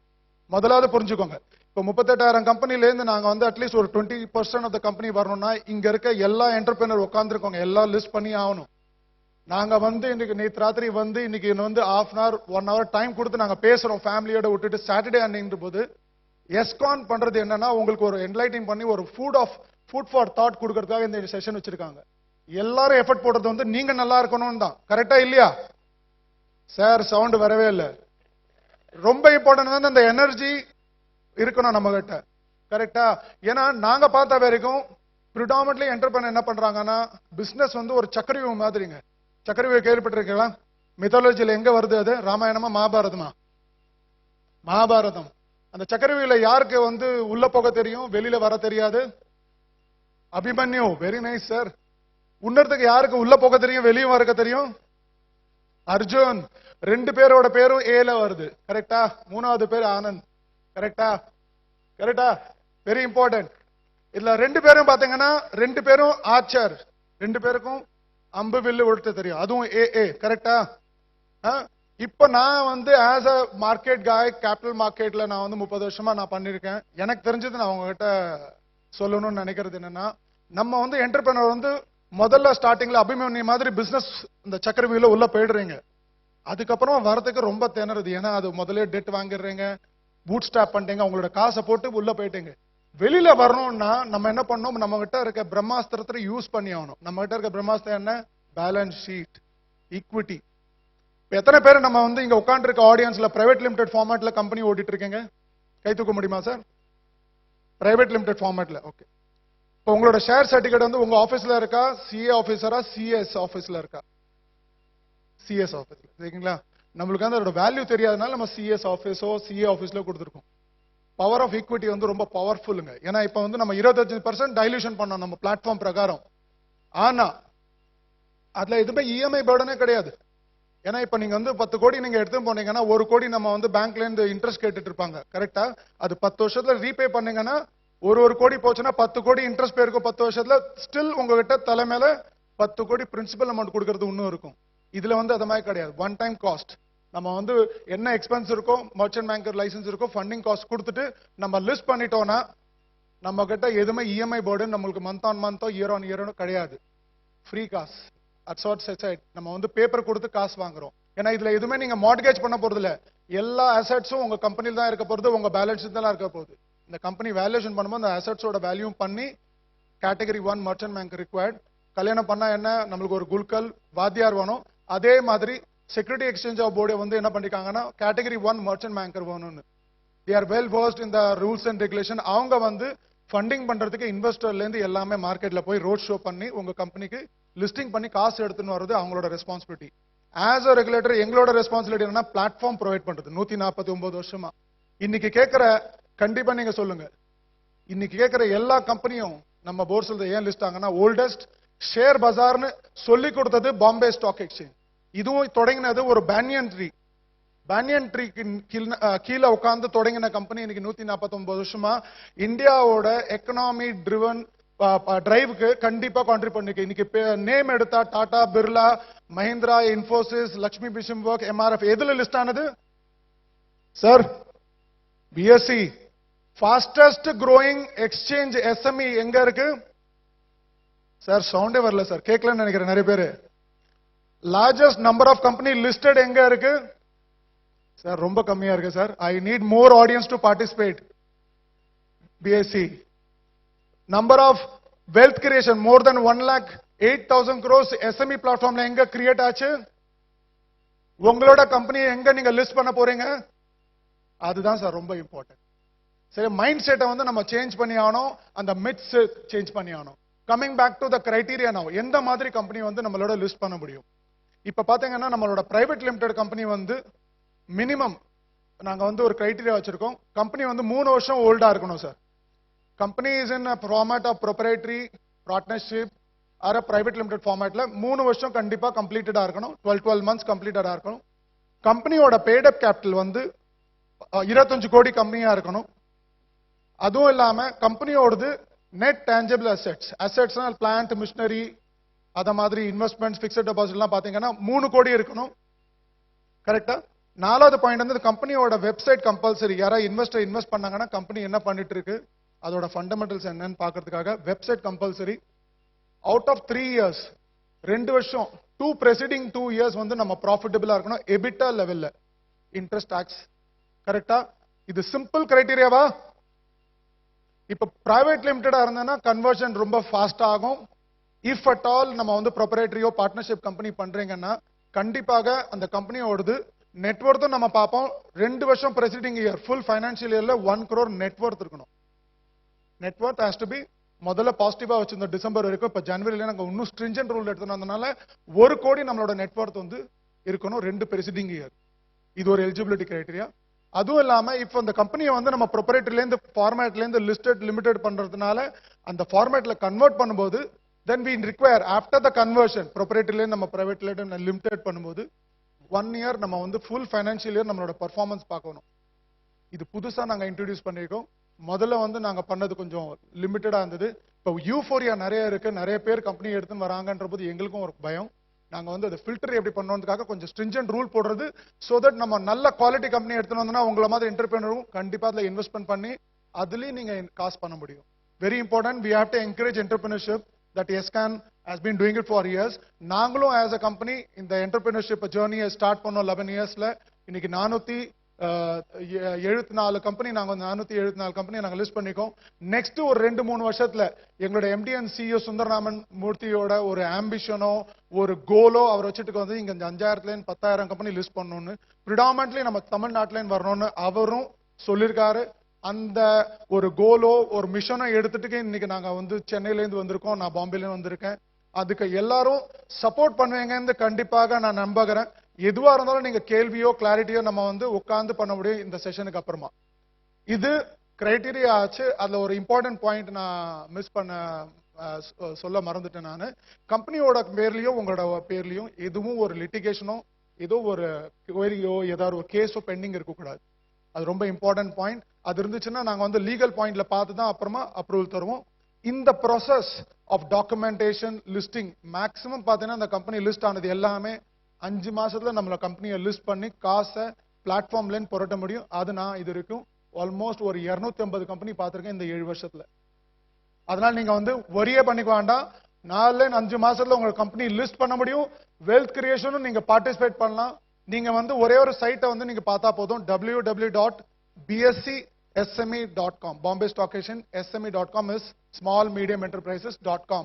அதுல போனீங்கன்னா ரைட் ஹேண்ட் சைடுல நான் சொன்ன ஃபிகர் எல்லாம் தெரியும், எத்தனை கம்பெனி லிஸ்டட் எத்தனைன்னு. இதுலயும் என்ன பியூட்டினா, இந்த கம்பெனி எல்லாம் கூட 3 வருஷத்துக்கு அப்புறமா இப்போ புதுசா ஒரு கிளாஸ் பண்ணிக்கோ மைக்ரேட் பண்ண முடியும் மெயின் போர்டுல. மெயின் போர்டுனா 4800 கம்பெனி எங்க இருக்கோ அங்கதான் டாடா, பிர்லா, ரிலையன்ஸ் எல்லாம் பெரிய பெரிய கம்பெனி வந்து மைக்ரேட் பண்ணிருக்காங்க. முதல்ல இருந்தெல்லாம் ஒரே ஒரு பிளாட்ஃபார்ம், இப்ப எஸ்எம்இ கம்பெனி கூட ஒரு லார்ஜர் கம்பெனியா பண்றாங்க. சோ அதனால நீங்க 3 வருஷம் வெயிட் பண்ணீங்கன்னா நம்ம கம்பெனியை மைக்ரேட் பண்ணி நம்ம மெயின் போர்டுல எடுத்து போக முடியும். அதுக்கு சிறந்த என்னன்னா 2/3 நான் ப்ரொமோட்டர் அப்ரூவல் வேணும். உங்க டர்ன் ஓவர் வந்து 25 கோடிக்கு மேல வேணும். நம்மளோட பெய்ட் அப் கேபிட்டல் வந்து 10 கோடி இருந்தா நம்ம கம்பெனியை வந்து மைக்ரேட் பண்ண முடியும். அத மாதிரி 474 கம்பெனில 181 கம்பெனி நாங்க வந்து மைக்ரேஷன் பார்த்திருக்கோம். அந்த கம்பெனி எல்லாருமே வெல்த் கிரியேஷன்ல பார்ட்டிசிபேட் பண்ணிருக்காங்க. இது வந்து நம்ம சொன்னது வந்து லிஸ்டிங் கிரைட்டீரியா தான். இப்ப நம்ம சொல்றது வந்து எக்ஸாம்பிள்ஸ் ஆஃப் த கம்பெனி. நாங்க பார்த்தா ஒரு சினர்ஜி கிரீன் ஒரு company, Kolhapur based company, foundry பிசினஸ்ல இருக்காங்க. அவங்க லிஸ்ட் பண்ணும்போது யாருக்குமே தெரியாது. அவங்க சொன்னாங்க இந்த மாதிரி சார் நாங்க லிஸ்ட் பண்ணோம்னா நிறைய பேர் காசு போடுவாங்க எங்க கம்பெனில, லட்சுமி இருக்கு, மகாலட்சுமி கோவில்லாம் இங்க இருக்கு, எங்களுக்கு தெரியும். நாங்க சொன்ன சரி போட்டோமே நல்லா பாருங்க. நாங்க வரும்போது அவங்க 100 கோடி வேல்யூஷன்ல 25 கோடி ஐபிஓ எடுத்திருந்தோம், இனிஷியல் பப்ளிக் ஆஃபரிங்னு. 25 கோடியில பாத்தீங்கன்னா அந்த கம்பெனிக்கு FII ஃபண்டிங் வந்தது, மான்செஸ்டர் இன்டர்நேஷனல் இன்வெஸ்ட் பண்ணாங்க. சோ ஒன்னாவது என்னன்னா அந்த கம்பெனி வந்து லிஸ்ட் பண்ணாம இருந்தனா யாருக்குமே தெரிஞ்சிருக்காது. இன்னைக்கு உட்கார்ந்திருக்க என்டர்பிரினர்ஷிப் எல்லாருமே எனக்கு ஃபர்ஸ்ட் டைம் ஆடியன்ஸ் பாக்குறாங்க, நாங்களும் உங்களை பாக்குறோம். இது வந்து கண்டிப்பாக ஆச்சுன்னா எஸ்கான்க்கு தான் கிரெடிட். அதே மாதிரி ஒரு ஆள் சொன்னார் இப்ப recently, first thing what you get when you get listed is visibility. கரெக்டா? இன்னைக்கு நம்ம வந்து கோவில் போறோம், சர்ச் போறோம், மசூதி போறோம், அங்க போய் நம்ம குருக்களோ ஃபாதர் கிட்ட நின்னாதான் அவர் வந்து அந்த பிரசாதம் கொடுக்க போறாரு. கரெக்டா இல்லையா? எஸ். சோ அதே மாதிரி இப்ப இருக்க கேபிட்டல் மார்க்கெட்ல இருக்க HNI, ultra HNI customer, FIS எல்லாம் எப்படி அவங்களுக்கு தெரியும் நீங்க இருக்கீங்கன்னு? இப்போ நீங்க இருக்கிறது வந்து 6.5 crore MSSME கம்பெனில ஒன்னா இருக்கீங்க. இத லிஸ்ட் பண்ணீங்கன்னா 500 5000 கம்பெனில வந்தீங்கன்னா ஈஸியா இல்லையா? Attracting funds becomes easy or not? Easy. So அதனால நம்ம கம்பெனியை லிஸ்ட் பண்ணீங்கன்னா it will be visible globally for you to attract funds. Very important. First benefit நான் சொல்றது என்னன்னா, கண்டிப்பாக நம்ம வந்து லிஸ்ட் பண்ணனால globally we will be visible for the people to give you. இப்ப நம்ம கோவில்ல போய் நின்னதான் குருக்கள் கொடுப்பாரு, நீங்க பிரசாதம் கேக்குறீங்கன்னு. இன்வெஸ்டர் வந்து 1 lakh crores 3 lakh crores வச்சுட்டு நின்னுட்டு இருக்காங்க. ஆனா நீங்க வந்து பிசினஸ் பண்றதே உங்களுக்கு தெரியாது, உங்களுக்கு காசு வேணும்னே தெரியாது. How they are going to give it to you? When you are listed, you will be visible globally and it will be attracting fund becomes very easy for you. Reliance பாத்தீங்கன்னா 47-48 வருஷம் முன்னால மார்க்கெட் அவ்வளவு matured கிடையாது. They got listed at 11.5 crores valuation. நீங்க பாத்தீங்கன்னா 234 லட்சம் கோடிக்கு வந்திருக்காங்க. See, everything in your world, in your journey of your life also we start very small. உடனே நம்ம வந்து 20 வயசா வரல. We start at 1 year, 0 yearல நம்ம ஸ்டார்ட் பண்ணி பெருசா இருக்கோம். Everything has got a time limit. கரெக்ட்டா?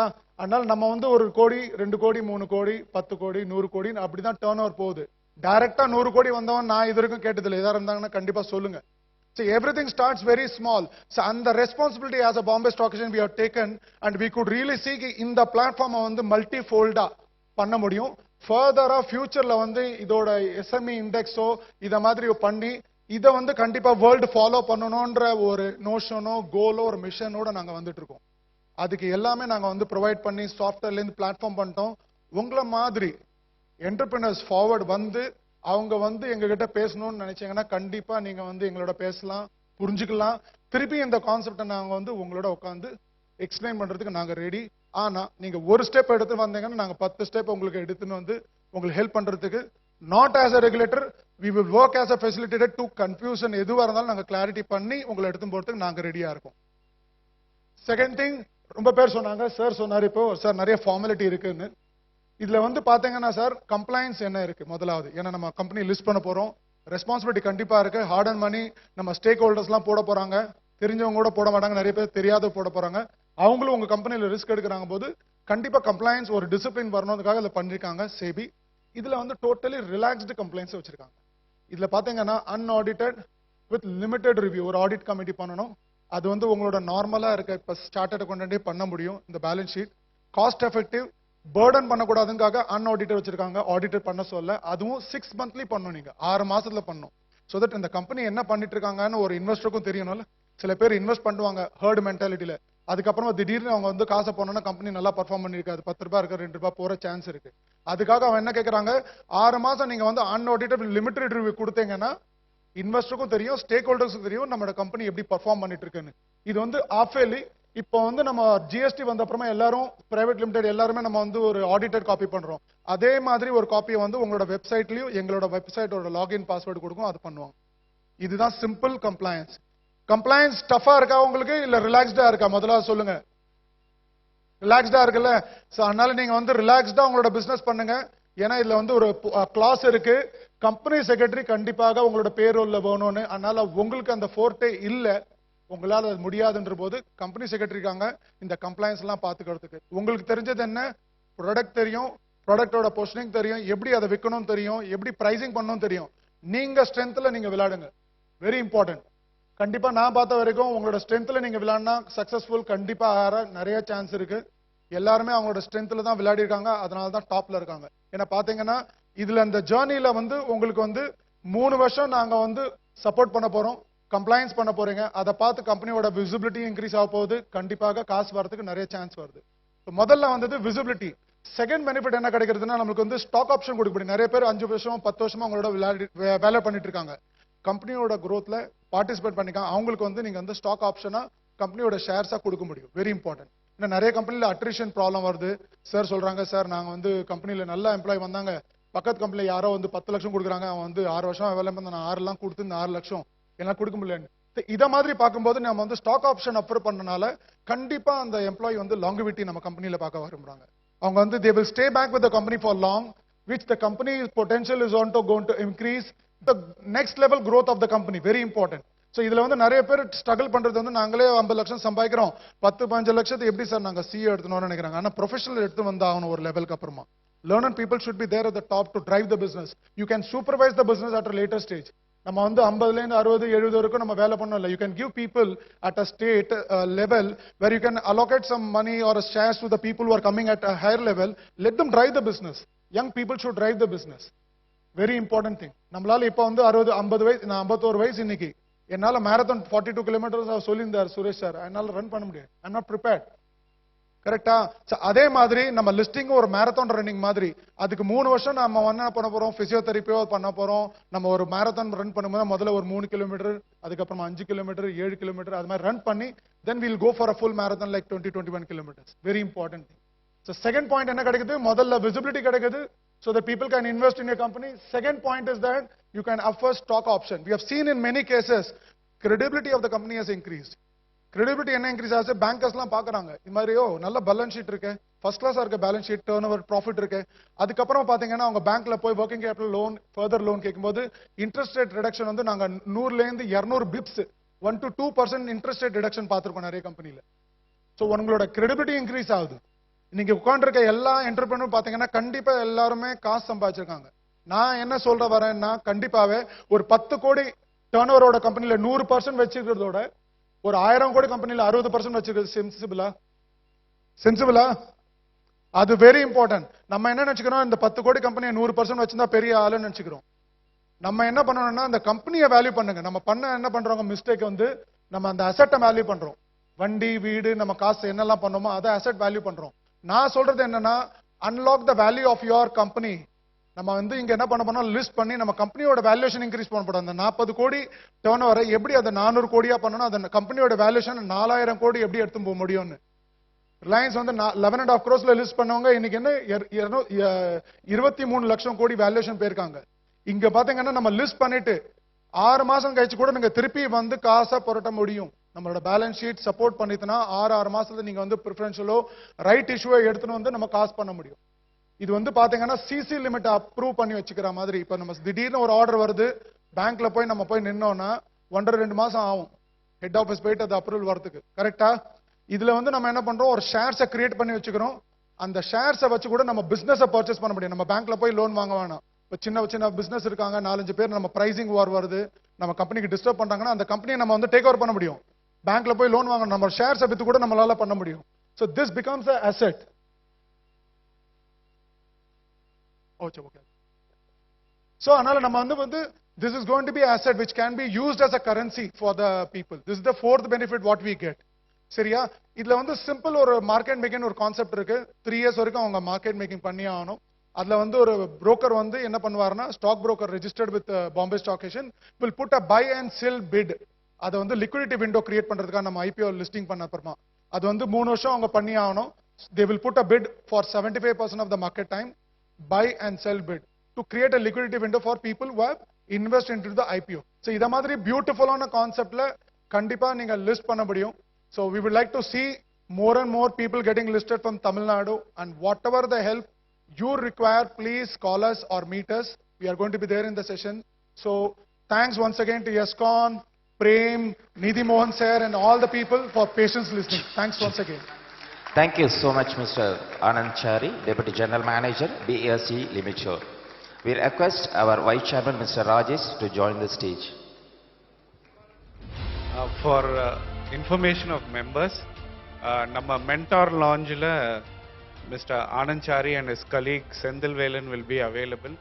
அது போக நம்மளோட எஸ்ஸோட ஃபேக்கல்ட்டியும் இருக்காங்க.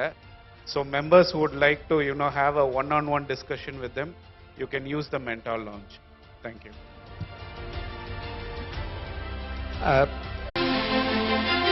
We request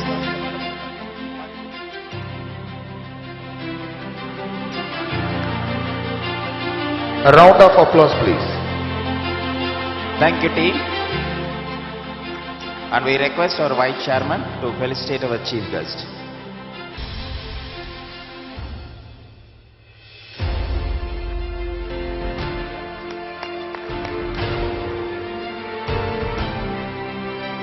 Thank you all.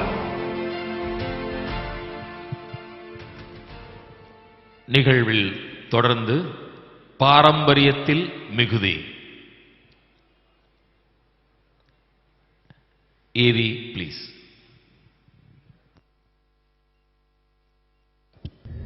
திரு செந்தில் நடராஜன் அவர்கள் கோவை பழமுதிர் நிலையம் பாம் ஃப்ரெஷின் முதன்மை செயல் அதிகாரி ஆவார். இவர் PSG தொழில்நுட்ப கல்லூரியில் மென்பொருள் பொறியியல் துறையில் பட்டம் பெற்றவர். திரு செந்தில் நடராஜன் ஹைதராபாத்தில் உள்ள மைக்ரோசாப்ட் நிறுவனத்தில் இன்டர்ன்ஷிப் முடித்துள்ளார். 1965ஆம் ஆண்டு இவரின் தந்தை திரு நடராஜன் அவர்கள் மூலம் கோயம்புத்தூரில் தொடங்கப்பட்ட கோவை பழமுதிர் நிலையம் நிறுவனத்தில் 2006ஆம் ஆண்டு செந்தில் நடராஜன் அவர்கள் ஈடுபட்டு தன்னுடைய வர்த்தக பயணத்தை தொடங்கினார்.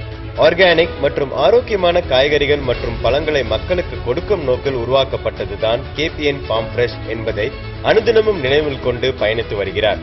KPN farm fresh private limited Chennai, Kovai, Tiruppur, Thanjavur, Tiruchirappalli, Puducherry, Gudalur மற்றும் திருப்பதி ஆகிய இடங்களில் தங்களது கிளைகளை நிறுவியுள்ளது.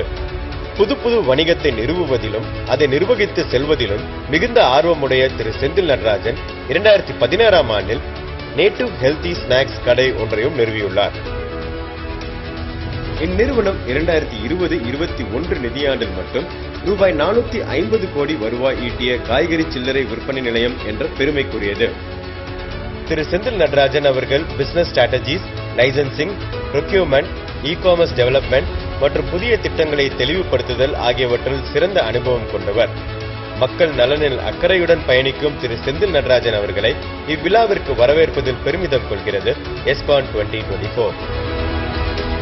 திரு செந்தில் நாகேந்திரன் அவர்களை அன்புடன் மேடைக்கு அழைக்கிறோம்.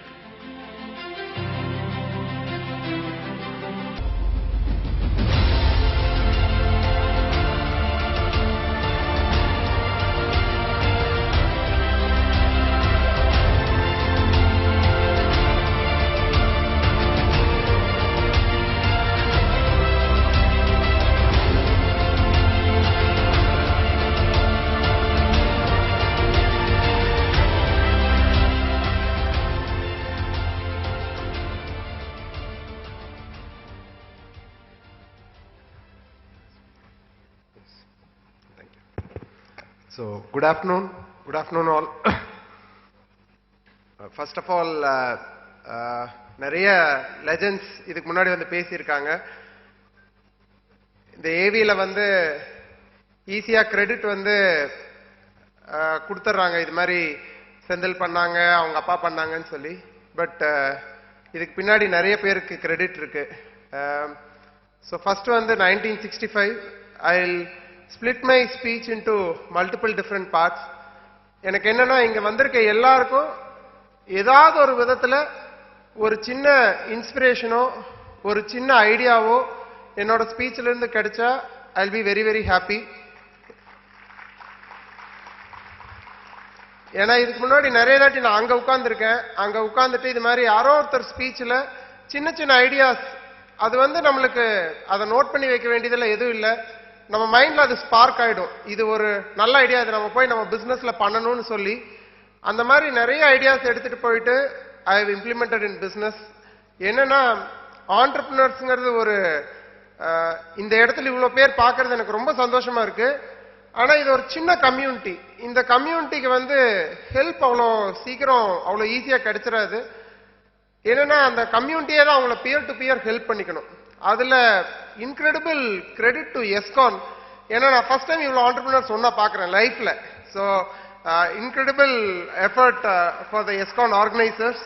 It is tremendous and it's so important. அதாவது ஆண்டர்பிரினர்ஷிப்புங்கிறது தான் வந்து I think for a very very good society entrepreneurship is so important because அவ்வளோ வேலைவாய்ப்பு உருவாக்குறதுல இருந்து இந்த சொசைட்டிக்கு இந்த கவர்மெண்ட் ரன் பண்றதுக்கு ஃபண்ட்ஸ் கொடுக்கறதுல இருந்து everything happens through entrepreneurship and for that somebody is logging day and night. So big hats off to all the entrepreneurs here. So நான் ஃபர்ஸ்ட் ஸ்டோரி என்ன சொல்றேன்னா என்னோட அப்பா பெரியப்பா பத்தின ஸ்டோரி. அதை சின்னதா சொல்லிடுறேன், நிறைய பேருக்கு இது முன்னாடி தெரிஞ்சிருக்கலாம். அவங்க வந்து ரொம்ப ஒரு ஏழ்மையான குடும்பம் தான். அப்பாவோட அப்பா வந்து இறந்துடுறாரு. அப்பாவுக்கு பெரியவர் இருக்காரு, பெரியப்பா இருக்காங்க, அப்பா கூட 2 பிரதர்ஸ், மொத்தம் 4 பேரு. ஸோ பெரியப்பாக்கு ஒரு 10-11 வயசு இருக்கு, அப்பாவுக்கு ஒரு 9 வயசு இருக்கு. எல்லாருமே வேலைக்கு வந்துடுறாங்க. ஒருத்தர் பழக்கடைக்கு வேலைக்கு போறாரு, அப்பா வந்து பழக்கடைக்கு வேலைக்கு போறாரு. பெரியப்பா வந்து ஒரு மளிகை கடைக்கு ஊட்டிக்கு வேலைக்கு போறாரு. But even at that age அவங்களோட தெளிவு என்னன்னா பெரியப்பா வந்து is a brain behind all the families growth. அவர் என்ன பண்றாருன்னா அந்த ஏஜ்லயே வந்து ஒரு டிசிப்ளின்டா இருக்கணுங்கிற ஒரு அப்ரோச் வந்து அவருக்கும் பிரதர்ஸுக்கும் கொண்டு வந்துறாரு. யோசிச்சு பாருங்களேன், ஒரு 11 வயசு ஒரு பையனுக்கு வந்து ஒரு தெளிவு, ஓகே நம்ம 4 பிரதர்ஸும் வந்து கரெக்டா இருக்கணும், டிசிப்ளின்டா இருக்கணுங்கிற ஒரு அப்ரோச். எல்லாரும் எங்க வேலைக்கு போனாலுமே அவங்கவுங்க வந்து they are doing incredible hard work. அப்பாவும் பெரியப்பாவும் வேலைக்கு போயிடுறாங்க. அதுக்கப்புறம் அடுத்த சித்தப்பா வந்துடுறாரு, கடைசி சித்தப்பாவை மட்டும் படிக்க வைக்கிறாங்க. ஸோ அதுலேயும் நிறைய பெனிஃபிட் வருது பிஸ்னஸுக்கு. ஸோ ஒரு பர்டிகுலர் ஏஜ் வரைக்கும் அப்பா அங்கே செய்யறாரு. அதில் ஒரு சின்ன கிளை கதை ஒன்று சொல்றேன். அப்பா வந்து இந்த பேஸ்கெட்லலாம் பழங்க எடுத்துட்டு போய் இந்த மார்க்கெட்ல விற்கிறது, இங்க பஸ் ஸ்டாப்ல விற்கிறது, ரயில்வே ஸ்டேஷன் பிளாட்ஃபார்ம்ல விற்கிறது ஒரு 9-10 வயசுலயே பண்ண ஆரம்பிக்கிறாரு. ஒரு கடையில வேலை செய்யறாரு, அந்த கடையிலேயே எல்லா கஸ்டமர் வர மாட்டாங்க, இங்கிருந்து எடுத்துட்டு போய் விற்கணும். அப்ப நிறைய விஷயம் கத்துக்கிறாரு. என்னன்னா ஒரு தோட்டத்துக்கு போய் கொய்யாப்பழம் வாங்கணும்னா இவரே மரத்துல ஏறி ஒரு கூடை ஃபுல்லா பறிச்சுக்கலாம், இல்ல 2 கூடை பறிச்சுக்கலாம், அதுக்கு இவ்வளோன்னு பணம் கொடுத்துடணும். அந்த கொய்யாப்பழத்தை எடுத்து கொண்டு போய் மார்க்கெட்ல விற்கணும். ஸோ ப்ரொக்யூர்மெண்ட், குவாலிட்டி, எப்படி வாங்கணும் என்ன ஏதுங்கிறத ஒரு 9-10 வயசுலயே கத்துக்கிறாங்க.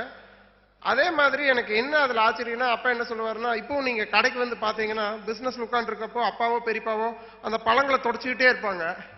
எனக்கு சின்ன வயசுல புரியவே புரியாது, ஏன்டா பழங்களை தொடச்சிக்கிட்டே இருக்காங்கன்னா ஷைனிங்கா இருக்கும், டேபிள் மேல வச்சா பார்த்தா வாங்கி சாப்பிடணும்னு இருக்கணும். அந்த மாதிரி அப்பா என்ன சொல்லுவாருன்னா, தலை மேல கூடையில கொய்யாப்பழம் எடுத்துட்டு போவேன். நான் சின்ன பையன், எனக்கு என்னை விட பெரிய ஆளுகள்லாம் ட்ரேடிங்க்கு வேண்டி வருவாங்க, அங்க கொய்யாப்பழம் எடுத்துட்டு வருவாங்க. ஆனா நான் அந்த ஒரு பஸ் போய் ஒரு பஸ் வர்றதுக்கு முன்னாடி மார்க்கெட்டுங்கிறங்காட்டி அங்க கொய்யாப்பழத்துல எல்லாம் தூசி படிஞ்சிரும். நான் அவசரமா உட்காந்து அடுத்த பஸ் வர்றதுக்குள்ள ஒரு துணி எடுத்துட்டு எல்லா கொய்யாப்பழத்தையும் சுத்தமா தொடச்சு அடிக்கிடுவேன். அதுக்கப்புறம் தலையில எடுத்துட்டு போறப்ப பஸ்ல இருந்து மேல கீழே பாக்குறப்ப என்ன தெரியும், ஆளா தெரிவாங்க, கொய்யாப்பழம் மட்டும்தானே தெரியும். எந்த கூடையில் நல்லா இருக்கோ அந்த கூடையில இருந்து கூப்பிட்டு வாங்கிக்குவாங்க, என்னோட கொய்யாப்பழம் தான் ஃபர்ஸ்ட் வித்து முடிக்கணும் அப்படின்னு சொல்லிட்டு. ஸோ வித்த கொய்யாப்பழம் எல்லாரும் வித்தது ஒண்ணுதான். ஆனா அந்த ஏஜ்லயே வந்து இது எப்படி பிரசன்ட் பண்ணணும், இது கஸ்டமருக்கு எப்படி எடுத்துட்டு போகணுங்கிற ஒரு கான்செப்ட், ஒரு சேல்ஸ் வந்து அவங்களுக்கு தெரிஞ்சிருந்தது. But that is not enough. அதுக்கப்புறம் வந்து இவங்க அப்பாவும் பெரியப்பா எல்லாம் மில்லுக்கு வேலைக்கு போயிடறாங்க. அப்போ மில் வேலைங்கிறது வந்து கோயம்புத்தூர் பொறுத்த வரைக்கும் ஒரு பேங்க்ல வேலை கிடைச்ச மாதிரி, அதாவது மில்லுல வேலை கிடைச்சாதான் கல்யாணம் நடக்குங்கிற மாதிரி. ஸோ மில்லுக்கு வேலைக்கு போயிடுறாங்க. மில் வேலையில பாத்தீங்கன்னா அப்பா வந்து ரொம்ப சின்சியர். அவர் அதான் சொல்லுவாரு, ஒரு 10 வருஷத்துல நானும் அண்ணனும் வந்து லீவே எடுத்தது கிடையாது, எல்லா நாளும் வேலைக்கு போயிருக்கோம். எல்லாரும் வேலைக்கு போயிட்டு வந்து அதோட ஓகே, அந்த 8 மணி நேரம் வேலை செஞ்சோம் அப்படிங்கிறது. பட் இவங்க என்னன்னா அந்த 8 மணி நேரம் வேலை பண்ணதுக்கு அப்புறம் மிச்சம் இருக்க ஒரு 8 மணி நேரத்துல தே வெண்ட் அண்ட் அப்பா வந்து இந்த தள்ளு வண்டியில பழம் விற்கிறது, இனி ஒரு ஷிஃப்ட், அதாவது அந்த அடிஷ்னல் 8 hours ஆஃப் ஒர்க், அதுதான் வந்து டெய்லியும் ஒரு 50 பைஸ் ₹1 அந்த காலத்துல ஒரு சின்ன உண்டியல் வச்சு டெய்லி அதை சேவ் பண்றதுக்கு அந்த அடிஷ்னல் 8 hours ஒர்க் தான் ஹெல்ப் பண்ணுச்சு. அண்ட் ஒரு பீரியட் ஆஃப் டைம் ஒரு 4-5 வருஷத்துல ஒரு கன்சிடரபிள் அமௌண்ட் ஆஃப் மணி சேர்த்திடுறாங்க. ஒரு ₹300 அந்த காலத்துல 1965ல ஒரு ₹300 வந்து ஒரு 3-4 வருஷம் கஷ்டப்பட்டு வேலை செஞ்சு சேர்த்திடுறாங்க. அதாவது மில் வேலையில வந்த சம்பளத்துல வீட்டு செலவு போக மிச்சம் இருக்கிறது, இது மாதிரி தள்ளுவண்டி தள்ளி வர்ற பணம் அதையும் சேர்த்துறது. அதுல பெரியப்பாக்கு ஒரு பெரிய கிரெடிட், அதாவது இந்த மாதிரி ஒரு பணம் சேர்த்துனாதான் தொழில் பண்ண முடியுங்கிற ஒரு கிளாரிட்டி கொடுத்தது பெரியப்பா. அப்பா வந்து ஒரு நல்ல ஹார்ட் ஒர்க்கர், அப்பாவும் சித்தப்பாவும் அடுத்த சித்தப்பாவும். ஸோ எல்லாரும் ஒர்க் பண்றாங்க, எல்லாரும் சேர்ந்து அந்த பணத்தை சேவ் பண்றாங்க. 1965ல பீலமேடுல ஃபர்ஸ்ட் கடை, பிஎஸ்சி டெக் பக்கத்துல இருக்கிற ஃபர்ஸ்ட் கடையை வாடகைக்கு எடுத்து முதல் நாள் ஸ்டாக் எல்லாம் வாங்கி போட்டுறாங்க. Here comes the most important story of resilience. அதாவது ஒரு ஆண்டர்பிரினருக்கு ரொம்ப ரொம்ப தேவையான ஒரு விஷயம் ரெசிலியன்ஸ். என்னன்னா அந்த ₹300 போட்டு ஒரு கடை போடுறாங்க, அங்க பழங்கள்லாம் எடுத்து வச்சிடுறாங்க, எல்லாம் பண்ணிடுறாங்க. ஆனா பெரியப்பா வந்து ரொம்ப பிரின்சிபல்டு மேன். அதாவது தொழில்னா நாணயம் வேணும், நேர்மை வேணும். அதாவது நிறைய பேர் சொல்லலாம், சார் இப்படி கரெக்டா தொழில் பண்ணி சம்பாதிக்க முடியுமா சார், கரெக்டா தொழில் எல்லாம் பண்ணி பெருசாக முடியாது, இவங்க அவங்களுக்கு பினாமி, அவங்க மினிஸ்டருக்கு பினாமி, அங்கிருந்து காசு வந்துருச்சு இங்கிருந்து காசு வந்துருச்சு, அதெல்லாம் வந்து ரீசன்ஸ் என்ன வேணா கொடுத்துடலாங்க. ஆனா கிரவுண்ட் நிலவரம் என்னன்னா ஒரு பிசினஸ் மேன் பிரின்சிபிள்டா, டிசிப்ளின்டா, ஹானஸ்டா ஹார்ட் ஒர்க் பண்ணா டெஃபினட்டா அதோட பெனிஃபிட் வருங்கிறதுக்கு இந்த ஸ்டோரி. என்னன்னா அந்த ₹300 வச்சு ஃபர்ஸ்ட் கடை போடுறாங்க. பட் பெரியப்பா வந்து 3 பிரின்சிபல்ஸ் ரொம்ப இம்பார்ட்டன்ட். நம்பர் 1 பிரின்சிபல், அந்த காலத்துல வந்து பழங்காய் வியாபாரம்னாலே பார்கெனிங் தான், எல்லாருமே பார்கெயின் தான் பண்ணணும். பெரியப்பா வந்து இல்ல, we will go only fair price system, fair priceல தான் விற்போம் அப்படிங்கிறது நம்பர் 1. நம்பர் 2, டசன்ல வித்தோம் நம்பர்ஸ்ல வித்தோம்னா அப்ப வந்து எல்லா தொழிலும் அப்படிதான் இருக்கு. மார்க்கெட்லயும் டசன்ல தான் பழம் விற்பாங்க, எண்ணிக்கையில வாங்கிட்டு வந்து கஸ்டமருக்கு எண்ணிக்கையில விற்பாங்க. அப்ப என்ன அவர் ஃபீல் பண்றாருன்னா, இல்ல இது மாதிரி எண்ணிக்கையில விற்கிறப்போ தட் ஃபர்ஸ்ட் வர்ற ஒரு ஸ்மார்ட் கஸ்டமர் பெரிய பெரிய பழங்கள்லாம் எடுத்துட்டு போயிட்டாங்கன்னா கடைசியா வாங்குறவங்களுக்கு சின்ன சின்ன பழங்க தான் போகுது. It is not being fair to them, அவங்களுக்கு அது ஃபேரா இல்லை. அதனால let us sell in weight, அதாவது கிலோகிராம்ல விற்கலான்னு ஃபர்ஸ்ட் கொண்டு வந்ததும் அப்பா அண்ட் பெரியப்பா அவங்க அந்த ஐடியா பண்ணி கொண்டு வர்றாங்க. அடுத்தது 3வது வந்து பேமெண்ட். அதாவது உங்களுக்கு என்னன்னா நிறைய auditors, professionals, with due respect everybody எல்லாம் என்ன சொல்லுவாங்கன்னா கிரெடிட் எடுத்துக்கணும், கிரெடிட் ரோலிங் இருக்கணும், அது இதுன்னு. இவங்க பிரின்சிபல் ஒரே சிம்பிள், இன்னைக்கு பழம் வாங்கி வித்துட்டோமா அந்த பணத்தை நாம யார்கிட்ட பழம் வாங்கணுமோ அவங்களுக்கு கொடுத்துடணும். Same day settlement. அண்ட் இந்த 3 பிரின்சிபல்ல எந்த காம்ப்ரமைஸ் பண்ணக்கூடாதுன்னு. ஓகே, இது எல்லாமே இன்னைக்கு பிரின்சிபலா பேசுறதுக்கு வேல்யூ சிஸ்டமா சூப்பரா இருக்கு. ஆனா அந்த காலகட்டத்தில் அந்த ₹300 போட்டு ஃபர்ஸ்ட் டே கடை போடுறாங்க, வர்ற கஸ்டமர் எல்லாம் வர்றாங்க, கிலோ என்ன விலைன்னு கேட்கறாங்க, இவங்க ஒரு விலை சொல்றாங்க, அவங்க ஒரு விலைக்கு பார்கெயின் பண்றாங்க. ஏன்னா அவங்க தான் அப்படிதான் வாங்கி பழகிருக்காங்க. இல்ல நாங்க இந்த விலைக்கு விற்கிறது இல்ல, இதுதான் கரெக்டான விலைன்னு சொன்னோன்னு திரும்பி போயிடுறாங்க. And this continuously happens. நிறைய கஸ்டமர் வந்துட்டு போயிடுறாங்க. அப்ப நம்மளுக்கு யோசிச்சு பாருங்க, ஒரு 5 வருஷம் 10 வருஷம் கஷ்டப்பட்டு சேவ் பண்ண பணத்துல ஓபன் பண்ண கடையில வர்ற கஸ்டமர் எல்லாம் போனா ஃபர்ஸ்ட் விஷயம் நாம என்ன பண்ணுவோம், சரி பரவாயில்ல ஒரு ₹2 சேர்த்து ஆட் பண்ணிக்குவோம், அவங்க கேட்டாங்கன்னா கம்மி பண்ணி கொடுக்கறதுக்கு வேண்டி கொடுப்போமே அப்படிங்கிறது. But they stood on their principles. அது வந்து எனக்கு இன்னைக்கு யோசிச்சா ரொம்ப ஆச்சரியமா இருக்கு. அதாவது அந்த காலகட்டத்தில் மொத்த சேவிங்கையும் கொண்டு போய் ஒரு கடையில போட்டுட்டு அங்க வியாபாரம் ஆகிறதுக்கு நம்ம பிரின்சிபலே தடையா இருக்குங்கிறப்போ அந்த பிரின்சிபலை மீறக்கூடாது அப்படின்னு நினைச்ச ஒரு சிஸ்டம் தான் இன்னைக்கு கோவை பழமுதிர் நிலையம் கிரியேட் பண்ணியிருக்குங்க. So slowly customer started getting okay, இந்த பிஸ்னஸ் வந்து கரெக்டான விலைக்கு ஃபேர் பிரைஸ்ல விற்கிறாங்க, நம்மளுக்கு இதுல பெனிஃபிட் இருக்கு அப்படிங்கறத தெரிஞ்சுன்னு the business starts taking off. No matter how much it grows, அவங்க வந்து ரொம்ப தெளிவான சிஸ்டம்ல இருக்காங்க. வெண்டர் பேமெண்ட்ஸ்ல இருந்து, ஃபேர் பிரைஸ்ல இருந்து, கஸ்டமருக்கு வந்து ஒரு ட்ரூ வேல்யூ போய் சேரணும். For every rupee they pay they should get true வேல்யூங்கிறதுல ரொம்ப ரொம்ப தெளிவாக இருக்காங்க. இதில் I come to the next second story. Second story is for any brand here to become very very large, brand positioning and brand perception from people is extremely important. அதாவது இன்னைக்கு வந்து நீங்க கோயம்புத்தூர் இல்ல, தமிழ்நாடு இல்ல, தமிழ்நாடு லெவல்ல இன்னைக்கு நம்ம தமிழ்நாடு வரைக்கும் தான் இருக்கோம். we are going to all of south in this year. Bangalore and Hyderabad we are massively expanding. so Tamil Nadu level இன்னைக்கு பழங்காய் அப்படின்னு நீங்க மைண்ட்ல நிறைய பீப்புள் கிட்ட கேட்டீங்கன்னா கோவை பழமுதிர் நிலையம்ங்கிறது மைண்ட்ல வந்துருது. அதாவது பழங்காய் எங்க வாங்குறீங்கன்னா பழமுதிர் நிலையம், கோவை பழமுதிர் நிலையம். இதுல இந்த கன்ஃபியூஷன் கொஞ்சம் கிளியர் பண்ணிடுறேன். பழமுதிர் நிலையம்ங்கிறது கோயம்புத்தூர்ல எங்க பிராண்ட் எங்க பாத்தீங்கன்னாலும் பழமுதிர் நிலையம்னு எழுதியிருக்கும். கோயம்புத்தூர் விட்டு வெளியே போனப்போ அது கோவைக்கு கிடைச்ச ஒரு அங்கீகாரம். கோயம்புத்தூர்ல இருந்து வந்து பிசினஸ் பண்ணா நல்லா பண்ணுவாங்கன்னு சொல்லி கிருஷ்ணா ஸ்வீட்ஸ் ஓனர் வந்து சொன்னாரு, முரளி அண்ணா, is like a mentor to us. நீங்க கோவை பழமுதிர் நிலையம்னு வைங்க, இங்க கூட கோவை கிருஷ்ணா ஸ்வீட்ஸ் தான் சொல்றாங்கன்னு சொல்லிட்டு. ஸோ கோயம்புத்தூர்ல இருக்க எல்லாருக்குமே நான் சொல்றேன், ஏதாவது வெளியூர் போய் உங்களுக்கு வாடகைக்கு இடம் வேணுமோ இல்லை அங்கே தொழில் பண்ணணும்னால நீங்க கோயம்புத்தூர்ல இருந்து வர்றீங்கன்னு சொன்னாலே உங்களுக்கு எக்ஸ்ட்ரா கிரெடிட் உண்டு.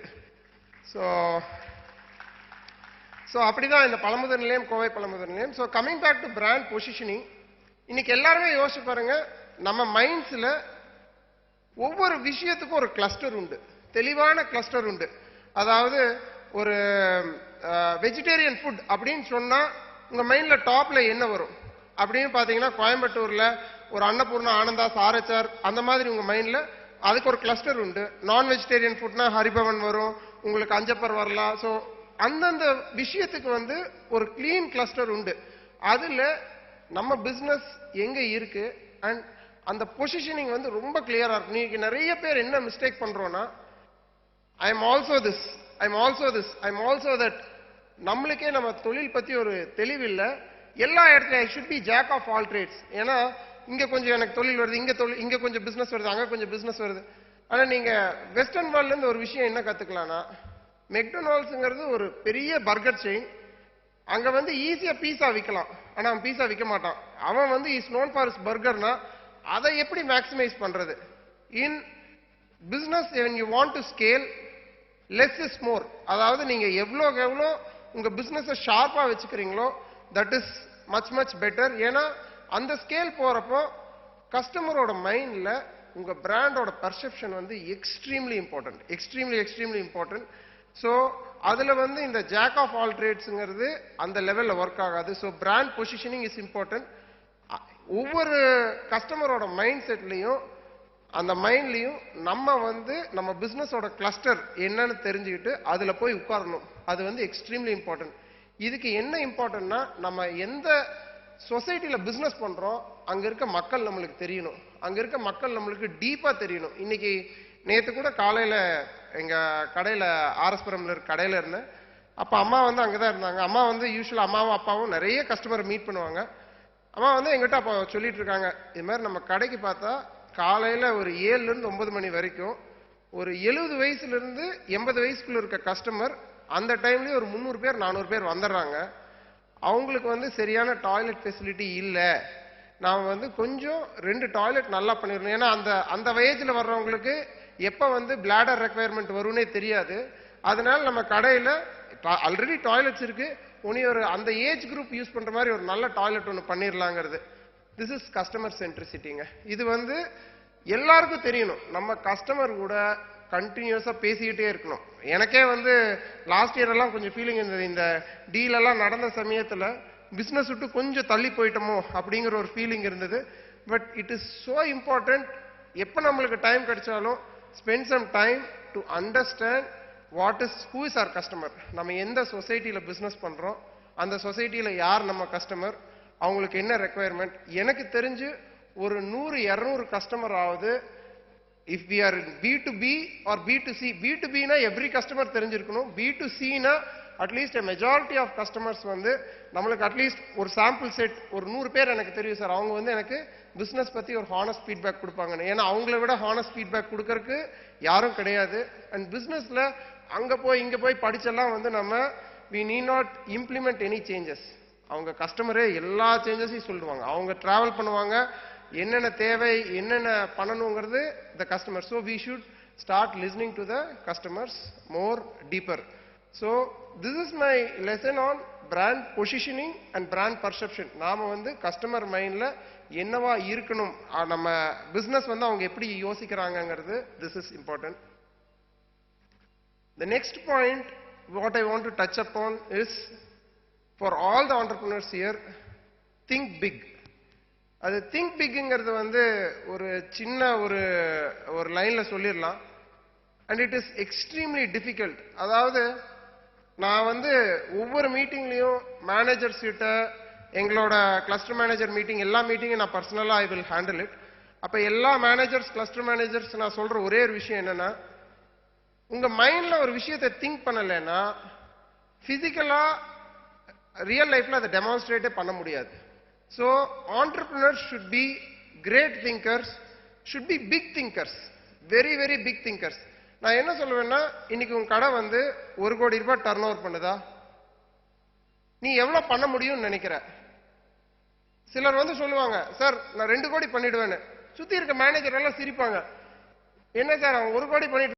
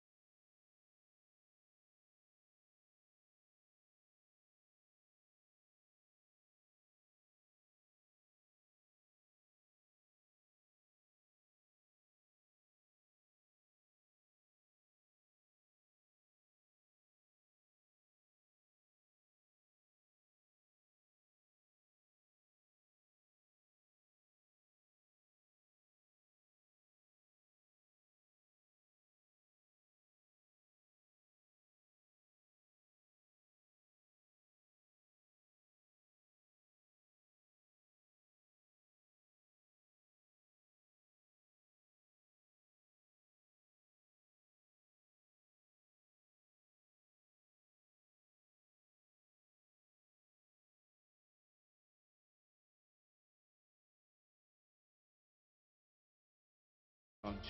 Thank you. இடங்களில் போய் நம்ம பிசினஸ்ல பண்ணணும்னு சொல்லி அந்த மாதிரி நிறைய ஐடியாஸ் எடுத்துட்டு போயிட்டு ஐ ஹவ் இம்ப்ளிமெண்டட் இன் சித்தப்பா வந்துடுறாரு. கடைசி சித்தப்பாவை மட்டும் படிக்க வைக்கிறாங்க. ஸோ அதுலேயும் நிறைய பெனிஃபிட் வருது பிஸ்னஸுக்கு. ஸோ ஒரு பர்டிகுலர் ஏஜ் வரைக்கும் அப்பா அங்கே செய்கிறாரு. அதில் ஒரு சின்ன கிளை கதை ஒன்று சொல்கிறேன். அப்பா வந்து இந்த பேஸ்கெட்லலாம் பழங்க எடுத்துகிட்டு போய் இந்த மார்க்கெட்டில் விற்கிறது, இங்கே பஸ் ஸ்டாப்பில் விற்கிறது, ரயில்வே ஸ்டேஷன் பிளாட்ஃபார்மில் விற்கிறது ஒரு 9-10 வயசுலேயே பண்ண ஆரம்பிக்கிறாரு. ஒரு கடையில் வேலை செய்கிறாரு. அந்த கடையிலேயே எல்லா கஸ்டமரும் வரமாட்டாங்க, இங்கேருந்து எடுத்துகிட்டு போய் விற்கணும். அப்போ நிறைய விஷயம் கற்றுக்கிறாரு. என்னென்னா, ஒரு தோட்டத்துக்கு போய் கொய்யாப்பழம் வாங்கணுன்னா இவரே மரத்தில் ஏறி ஒரு கூடை ஃபுல்லாக பறிச்சுக்கலாம், இல்லை 2 கூடை பறிச்சுக்கலாம், அதுக்கு இவ்வளோன்னு பணம் கொடுத்துடணும். அந்த கொய்யாப்பழத்தை எடுத்து கொண்டு போய் மார்க்கெட்டில் விற்கணும். ஸோ ப்ரொக்யூர்மெண்ட், குவாலிட்டி எப்படி வாங்கணும் என்ன ஏதுங்கிறத ஒரு 9-10 வயசுலேயே கற்றுக்குறாங்க. அதே மாதிரி எனக்கு என்ன அதில் ஆச்சரியம்னா, அப்பா என்ன சொல்லுவாருன்னா, இப்போவும் நீங்கள் கடைக்கு வந்து பார்த்தீங்கன்னா பிஸ்னஸ் உட்காந்துருக்கப்போ அப்பாவோ பெரியப்பாவோ அந்த பழங்களை தொடச்சிக்கிட்டே இருப்பாங்க. எனக்கு சின்ன வயசில் புரியவே புரியாது, ஏன்டா பழங்களை தொடச்சிக்கிட்டே இருக்காங்க. ஆனால் ஷைனிங்காக இருக்கும், டேபிள் மேலே வச்சா பார்த்தா வாங்கி சாப்பிட்ணுன்னு இருக்கணும். அந்த மாதிரி அப்போ அப்பா என்ன சொல்லுவாருன்னா, தலை மேலே கூடையில் கொய்யாப்பழம் எடுத்துகிட்டு போவேன். நான் சின்ன பையன், எனக்கு என்னை விட பெரிய ஆளுகள்லாம் ட்ரேடிங்க்கு வேண்டி வருவாங்க, அங்கே கொய்யாப்பழம் எடுத்துகிட்டு வருவாங்க. ஆனால் நான் அந்த ஒரு பஸ் போய் ஒரு பஸ் வர்றதுக்கு முன்னாடி மார்க்கெட்டுங்கிறங்காட்டி அங்கே கொய்யாப்பழத்துலலாம் தூசி படிஞ்சிரும். நான் அவசரமாக உட்காந்து அடுத்த பஸ் வர்றதுக்குள்ளே ஒரு துணியை எடுத்துகிட்டு எல்லா கொய்யாப்பழத்தையும் சுத்தமாக தொடச்சி அடுக்கிடுவேன். அதுக்கப்புறம் தலையில் எடுத்துகிட்டு போகிறப்போ பஸ்ஸுலேருந்து மேலே கீழே பார்க்குறப்ப என்ன தெரியும், ஆளாக தெரிவாங்க, கொய்யாப்பழம் மட்டும்தானே தெரியும். எந்த கூடையில் நல்லா இருக்கோ அந்த கூடையிலேருந்து கூப்பிட்டு வாங்கிக்குவாங்க, என்னோட கொய்யாப்பழம் தான் ஃபஸ்ட்டு விற்று முடிக்கணும் அப்படின்னு சொல்லிட்டு. ஸோ விற்ற கொய்யாப்பழம் எல்லாரும் விற்றது ஒன்று தான். ஆனால் அந்த ஏஜ்லேயே வந்து இது எப்படி ப்ரெசென்ட் பண்ணணும், இது கஸ்டமருக்கு எப்படி எடுத்துகிட்டு போகணுங்கிற ஒரு கான்செப்ட், ஒரு சேல்ஸ் வந்து அவங்களுக்கு தெரிஞ்சிருந்தது. But that is not enough. அதுக்கப்புறம் வந்து இவங்க அப்பாவும் பெரியப்பா எல்லாம் மில்லுக்கு வேலைக்கு போயிடறாங்க. அப்போ மில் வேலைங்கிறது வந்து கோயம்புத்தூர் பொறுத்த வரைக்கும் ஒரு பேங்க்கில் வேலை கிடைச்ச மாதிரி, அதாவது மில்லில் வேலை கிடைச்சாதான் கல்யாணம் நடக்குங்கிற மாதிரி. ஸோ மில்லுக்கு வேலைக்கு போயிடுறாங்க. மில் வேலையில் பார்த்தீங்கன்னா அப்பா வந்து ரொம்ப சின்சியர். அவர் அதான் சொல்லுவார், ஒரு 10 வருஷத்தில் நானும் அண்ணனும் வந்து லீவே எடுத்தது கிடையாது, எல்லா நாளும் வேலைக்கு போயிருக்கோம், எல்லாரும் வேலைக்கு போயிட்டு வந்து அதோட ஓகே, அந்த 8 மணி நேரம் வேலை செஞ்சோம் அப்படிங்கிறது. பட் இவங்க என்னென்னா, அந்த 8 மணி நேரம் வேலை பண்ணதுக்கப்புறம் மிச்சம் இருக்க ஒரு 8 மணி நேரத்தில் தே வெண்ட் அண்ட் அப்பா வந்து இந்த தள்ளு வண்டியில் பழம் விற்கிறது, இனி ஒரு ஷிஃப்ட், அதாவது அந்த அடிஷ்னல் 8 hours ஆஃப் ஒர்க், அதுதான் வந்து டெய்லியும் ஒரு 50 பைஸ் ₹1 அந்த காலத்தில் ஒரு சின்ன உண்டியல் வச்சு டெய்லி அதை சேவ் பண்ணுறதுக்கு அந்த அடிஷ்னல் 8 hours ஒர்க்கு தான் ஹெல்ப் பண்ணுச்சு. அண்ட் ஒரு பீரியட் ஆஃப் டைம் ஒரு 4-5 வருஷத்தில் ஒரு கன்சிடரபிள் அமௌண்ட் ஆஃப் மணி சேர்த்திடுறாங்க. ஒரு ₹300 அந்த காலத்தில் 1965 ஒரு ₹300 வந்து ஒரு 3-4 வருஷம் கஷ்டப்பட்டு வேலை செஞ்சு சேர்த்திடுறாங்க. அதாவது மில் வேலையில் வந்த சம்பளத்தில் வீட்டு செலவு போக மிச்சம் இருக்கிறது, இது மாதிரி தள்ளுவண்டி தள்ளி வர்ற பணம் அதையும் சேர்த்துறது. அதில் பெரியப்பாக்கு ஒரு பெரிய கிரெடிட், அதாவது இந்த மாதிரி ஒரு பணம் சேர்த்துனாதான் தொழில் பண்ண முடியுங்கிற ஒரு கிளாரிட்டி கொடுத்தது பெரியப்பா. அப்பா வந்து ஒரு நல்ல ஹார்ட் ஒர்க்கர், அப்பாவும் சித்தப்பாவும் அடுத்த சித்தப்பாவும். ஸோ எல்லாரும் ஒர்க் பண்ணுறாங்க, எல்லாரும் சேர்ந்து அந்த பணத்தை சேவ் பண்ணுறாங்க. 1965 பீலமேடுல ஃபஸ்ட்டு கடை, பிஎஸ்சி டெக் பக்கத்தில் இருக்கிற ஃபஸ்ட்டு கடையை வாடகைக்கு எடுத்து முதல் நாள் ஸ்டாக் எல்லாம் வாங்கி போட்டுறாங்க. Here comes the most important story of resilience. அதாவது ஒரு ஆண்டர்பிரினருக்கு ரொம்ப ரொம்ப தேவையான ஒரு விஷயம் ரெசிலியன்ஸ். என்னன்னா, அந்த ₹300 போட்டு ஒரு கடை போடுறாங்க, அங்கே பழங்கள்லாம் எடுத்து வச்சிடுறாங்க, எல்லாம் பண்ணிடுறாங்க. ஆனால் பெரியப்பா வந்து ரொம்ப பிரின்சிபல்டு மேன். அதாவது தொழில்னா நாணயம் வேணும், நேர்மை வேணும். அதாவது நிறைய பேர் சொல்லலாம், சார் இப்படி கரெக்டாக தொழில் பண்ணி சம்பாதிக்க முடியுமா சார், கரெக்டாக தொழிலெல்லாம் பண்ணி பெருசாக முடியாது, இவங்க அவங்களுக்கு பினாமி, அவங்க மினிஸ்டருக்கு பினாமி, அங்கேருந்து காசு வந்துருச்சு, இங்கேருந்து காசு வந்துருச்சு, அதெல்லாம் வந்து ரீசன்ஸ் என்ன வேணால் கொடுத்துடலாங்க. ஆனால் கிரவுண்ட் நிலவரம் என்னன்னா, ஒரு பிஸ்னஸ் மேன் பிரின்சிபிள்டா, டிசிப்ளின்டா, ஹானஸ்டா ஹார்ட் ஒர்க் பண்ணா டெஃபினட்டா அதோட பெனிஃபிட் வருங்கிறதுக்கு இந்த ஸ்டோரி. என்னன்னா, அந்த ₹300 வச்சு ஃபர்ஸ்ட் கடை போடுறாங்க. பட் பெரியப்பா வந்து 3 பிரின்சிபல்ஸ் ரொம்ப இம்பார்ட்டன்ட். நம்பர் 1 பிரின்சிபல், அந்த காலத்தில் வந்து பழங்காய் வியாபாரம்னாலே பார்கெனிங் தான், எல்லாருமே பார்கெயின் தான் பண்ணணும். பெரியப்பா வந்து இல்லை, we will go only fair price system. Fair priceல தான் விற்போம் அப்படிங்கிறது நம்பர் 1. நம்பர் 2, டசன்ல வித்தோம், நம்பர்ஸ்ல வித்தோம்னா அப்போ வந்து எல்லா தொழிலும் அப்படிதான் இருக்கு. மார்க்கெட்லயும் டசன்ல தான் பழம் விற்பாங்க, எண்ணிக்கையில வாங்கிட்டு வந்து கஸ்டமருக்கு எண்ணிக்கையில விற்பாங்க. அப்ப என்ன அவர் ஃபீல் பண்றாருன்னா, இல்ல இது மாதிரி எண்ணிக்கையில விற்கிறப்போ தட் ஃபர்ஸ்ட் வர்ற ஒரு ஸ்மார்ட் கஸ்டமர் பெரிய பெரிய பழங்களை எடுத்துட்டு போயிட்டாங்கன்னா கடைசியா வாங்குறவங்களுக்கு சின்ன சின்ன பழங்க தான் போகுது. It is not being fair to them. அவங்களுக்கு அது ஃபேரா இல்ல. அதனால let us sell in weight, அதாவது கிலோகிராம்ல விற்கலான்னு ஃபர்ஸ்ட் கொண்டு வந்ததும் அப்பா அண்ட் பெரியப்பா அவங்க அந்த ஐடியா பண்ணி கொண்டு வர்றாங்க. அடுத்தது 3வது வந்து பேமெண்ட். அதாவது உங்களுக்கு என்னன்னா நிறைய auditors, professionals with due respect everybody எல்லாம் என்ன சொல்லுவாங்கன்னா கிரெடிட் எடுத்துக்கணும், கிரெடிட் ரோலிங் இருக்கணும், அது இதுன்னு. இவங்க பிரின்சிபல் ஒரே சிம்பிள், இன்னைக்கு பழம் வாங்கி வித்துட்டோமா அந்த பணத்தை நாம யார்கிட்ட பழம் வாங்கணுமோ அவங்களுக்கு கொடுத்துடணும். Same day settlement. அண்ட் இந்த 3 பிரின்சிபல்ல எந்த காம்ப்ரமைஸ் பண்ணக்கூடாதுன்னு. ஓகே, இது எல்லாமே இன்னைக்கு பிரின்சிபலா பேசுறதுக்கு வேல்யூ சிஸ்டமா சூப்பரா இருக்கு. ஆனா அந்த காலகட்டத்தில் அந்த 300 ரூபா போட்டு ஃபர்ஸ்ட் டே கடை போடுறாங்க, வர்ற கஸ்டமர் எல்லாம் வர்றாங்க, கிலோ என்ன விலைன்னு கேட்கறாங்க, இவங்க ஒரு விலை சொல்றாங்க, அவங்க ஒரு விலைக்கு பார்கெயின் பண்றாங்க. ஏன்னா அவங்க தான் அப்படிதான் வாங்கி பழகிருக்காங்க.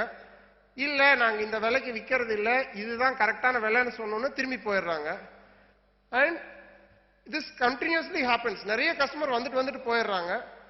அப்ப நம்மளுக்கு யோசிச்சு பாருங்க, ஒரு 5 வருஷம் 10 வருஷம் கஷ்டப்பட்டு சேவ் பண்ண பணத்துல ஓபன் பண்ண கடையில வர்ற கஸ்டமர் எல்லாம் போனா ஃபர்ஸ்ட் விஷயம் நாம என்ன பண்ணுவோம், சரி பரவாயில்ல ஒரு 2 ரூபாய் சேர்த்து ஆட் பண்ணிக்குவோம், அவங்க கேட்டாங்கன்னா கம்மி பண்ணி கொடுக்கறதுக்கு வேண்டி கொடுப்போமே அப்படிங்கிறது. But they stood on their principles. அது வந்து எனக்கு இன்னைக்கு யோசிச்சா ரொம்ப ஆச்சரியமா இருக்கு. அதாவது அந்த காலகட்டத்தில் மொத்த சேவிங்கையும் கொண்டு போய் ஒரு கடையில போட்டுட்டு அங்க வியாபாரம் ஆகிறதுக்கு நம்ம பிரின்சிபலே தடையா இருக்குங்கிறப்போ அந்த பிரின்சிபலை மீறக்கூடாது அப்படின்னு நினைச்ச ஒரு சிஸ்டம் தான் இன்னைக்கு கோவை பழமுதிர் நிலையம் கிரியேட் பண்ணியிருக்குங்க. So slowly customers started getting okay, இந்த பிசினஸ் வந்து கரெக்டான விலைக்கு ஃபேர் பிரைஸ்ல விற்கிறாங்க, நம்மளுக்கு இதுல பெனிஃபிட் இருக்கு அப்படிங்கறத தெரிஞ்சுன்னு the business starts taking off. No matter how much it grows, அவங்க வந்து ரொம்ப தெளிவான சிஸ்டம்ல இருக்காங்க. வெண்டர் பேமெண்ட்ஸ்ல இருந்து ஃபேர் பிரைஸ்ல இருந்து கஸ்டமருக்கு வந்து ஒரு ட்ரூ வேல்யூ போய் சேரணும். For every rupee they pay they should get true வேல்யூங்கிறதுல ரொம்ப தெளிவா இருக்காங்க. இதுல I come to the next second story. Second story is for any brand here to become very large, brand positioning and brand perception from people is extremely important. அதாவது இன்னைக்கு வந்து நீங்க கோயம்புத்தூர் இல்ல, தமிழ்நாடு இல்ல, தமிழ்நாடு லெவல்ல இன்னைக்கு நம்ம தமிழ்நாடு வரைக்கும் தான் இருக்கோம்.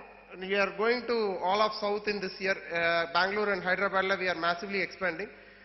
So தமிழ்நாடு லெவல் இன்னைக்கு பழங்காய் அப்படின்னு நீங்க மைண்ட்ல நிறைய பீப்புள் கிட்ட கேட்டீங்கன்னா கோவை பழமுதிர் நிலையம்ங்கிறது மைண்ட்ல வந்துருது. அதாவது பழங்காய் எங்க வாங்குறீங்கன்னா பழமுதிர் நிலையம், கோவை பழமுதிர் நிலையம். இதுல இந்த கன்ஃபியூஷன் கொஞ்சம் கிளியர் பண்ணிடுறேன். பழமுதிர் நிலையம்ங்கிறது கோயம்புத்தூர்ல எங்க பிராண்ட் எங்க பாத்தீங்கன்னாலும் பழமுதிர் நிலையம்னு எழுதியிருக்கும். கோயம்புத்தூர் விட்டு வெளியே போனப்போ அது கோவைக்கு கிடைச்ச ஒரு அங்கீகாரம். கோயம்புத்தூர்ல இருந்து வந்து பிசினஸ் பண்ணா நல்லா பண்ணுவாங்கன்னு சொல்லி கிருஷ்ணா ஸ்வீட்ஸ் ஓனர் வந்து சொன்னாரு, முரளி அண்ணா, he's like a mentor to us. நீங்க கோவை பழமுதிர் நிலையம்னு வைங்க, இங்க கூட கோவை கிருஷ்ணா ஸ்வீட்ஸ் தான் சொல்றாங்கன்னு சொல்லிட்டு. ஸோ கோயம்புத்தூர்ல இருக்க எல்லாருக்குமே நான் சொல்றேன், ஏதாவது வெளியூர் போய் உங்களுக்கு வாடகைக்கு இடம் வேணுமோ இல்ல அங்க தொழில் பண்ணணும்னால நீங்க கோயம்புத்தூர்ல இருந்து வர்றீங்கன்னு சொன்னாலே உங்களுக்கு எக்ஸ்ட்ரா கிரெடிட் உண்டு. ஸோ அப்படிதான் இந்த பழமுதிர் நிலையம், கோவை பழமுதிர் Nilayam. So coming back to brand positioning, இன்னைக்கு எல்லாருமே யோசிச்சு பாருங்க, நம்ம மைண்ட்ஸ்ல ஒவ்வொரு விஷயத்துக்கும் ஒரு கிளஸ்டர் உண்டு, தெளிவான கிளஸ்டர் உண்டு. அதாவது ஒரு வெஜிடேரியன் ஃபுட் அப்படின்னு சொன்னா உங்க மைண்ட்ல டாப்ல என்ன வரும் அப்படின்னு பாத்தீங்கன்னா கோயம்புத்தூர்ல ஒரு அன்னபூர்ணா, ஆனந்தா, சாரச்சார் அந்த மாதிரி உங்க மைண்ட்ல அதுக்கு ஒரு கிளஸ்டர் உண்டு. நான் வெஜிடேரியன் ஃபுட்னா ஹரிபவன் வரும், உங்களுக்கு அஞ்சப்பர் வரலாம். ஸோ அந்தந்த விஷயத்துக்கு வந்து ஒரு கிளீன் கிளஸ்டர் உண்டு. அதுல நம்ம பிசினஸ் எங்க இருக்கு அண்ட் அந்த பொசிஷனிங் வந்து ரொம்ப கிளியரா இருக்கும். நீங்க நிறைய பேர் என்ன மிஸ்டேக் பண்றோம்னா, I am also this, I am also this, I am also that. நம்மளுக்கே நம்ம தொழில் பத்தி ஒரு தெளிவில்லை. எல்லா இடத்துலயும் I should be jack of all trades. ஏன்னா இங்க கொஞ்சம் எனக்கு தொழில் வருது, இங்க கொஞ்சம் பிசினஸ் வருது, அங்க கொஞ்சம் பிசினஸ் வருது. ஆனா நீங்க வெஸ்டர்ன் வேர்ல்ட்ல இருந்து ஒரு விஷயம் என்ன கத்துக்கலாம்னா, மெக்டொனால்ட்ஸ்ங்கிறது ஒரு பெரிய பர்கர் செயின். அங்க வந்து ஈஸியா பீஸா விற்கலாம், ஆனா அவன் பீஸா விற்க மாட்டான். அவன் வந்து இஸ் நோன் ஃபார் இஸ் பர்கர்னா அதை எப்படி மேக்ஸிமைஸ் பண்றது? இன் business when you want to scale, less is more. அதாவது நீங்க எவ்வளோக்கு எவ்வளோ உங்க பிசினஸை ஷார்ப்பா வச்சுக்கிறீங்களோ that is much much better. ஏன்னா அந்த ஸ்கேல் போறப்போ கஸ்டமரோட மைண்ட்ல உங்க பிராண்டோட பர்செப்ஷன் வந்து எக்ஸ்ட்ரீம்லி இம்பார்ட்டன்ட். ஸோ அதுல வந்து இந்த ஜாக் ஆஃப் ஆல் ட்ரேட்ஸ்ங்கிறது அந்த லெவல்ல ஒர்க் ஆகாது. So brand positioning is important.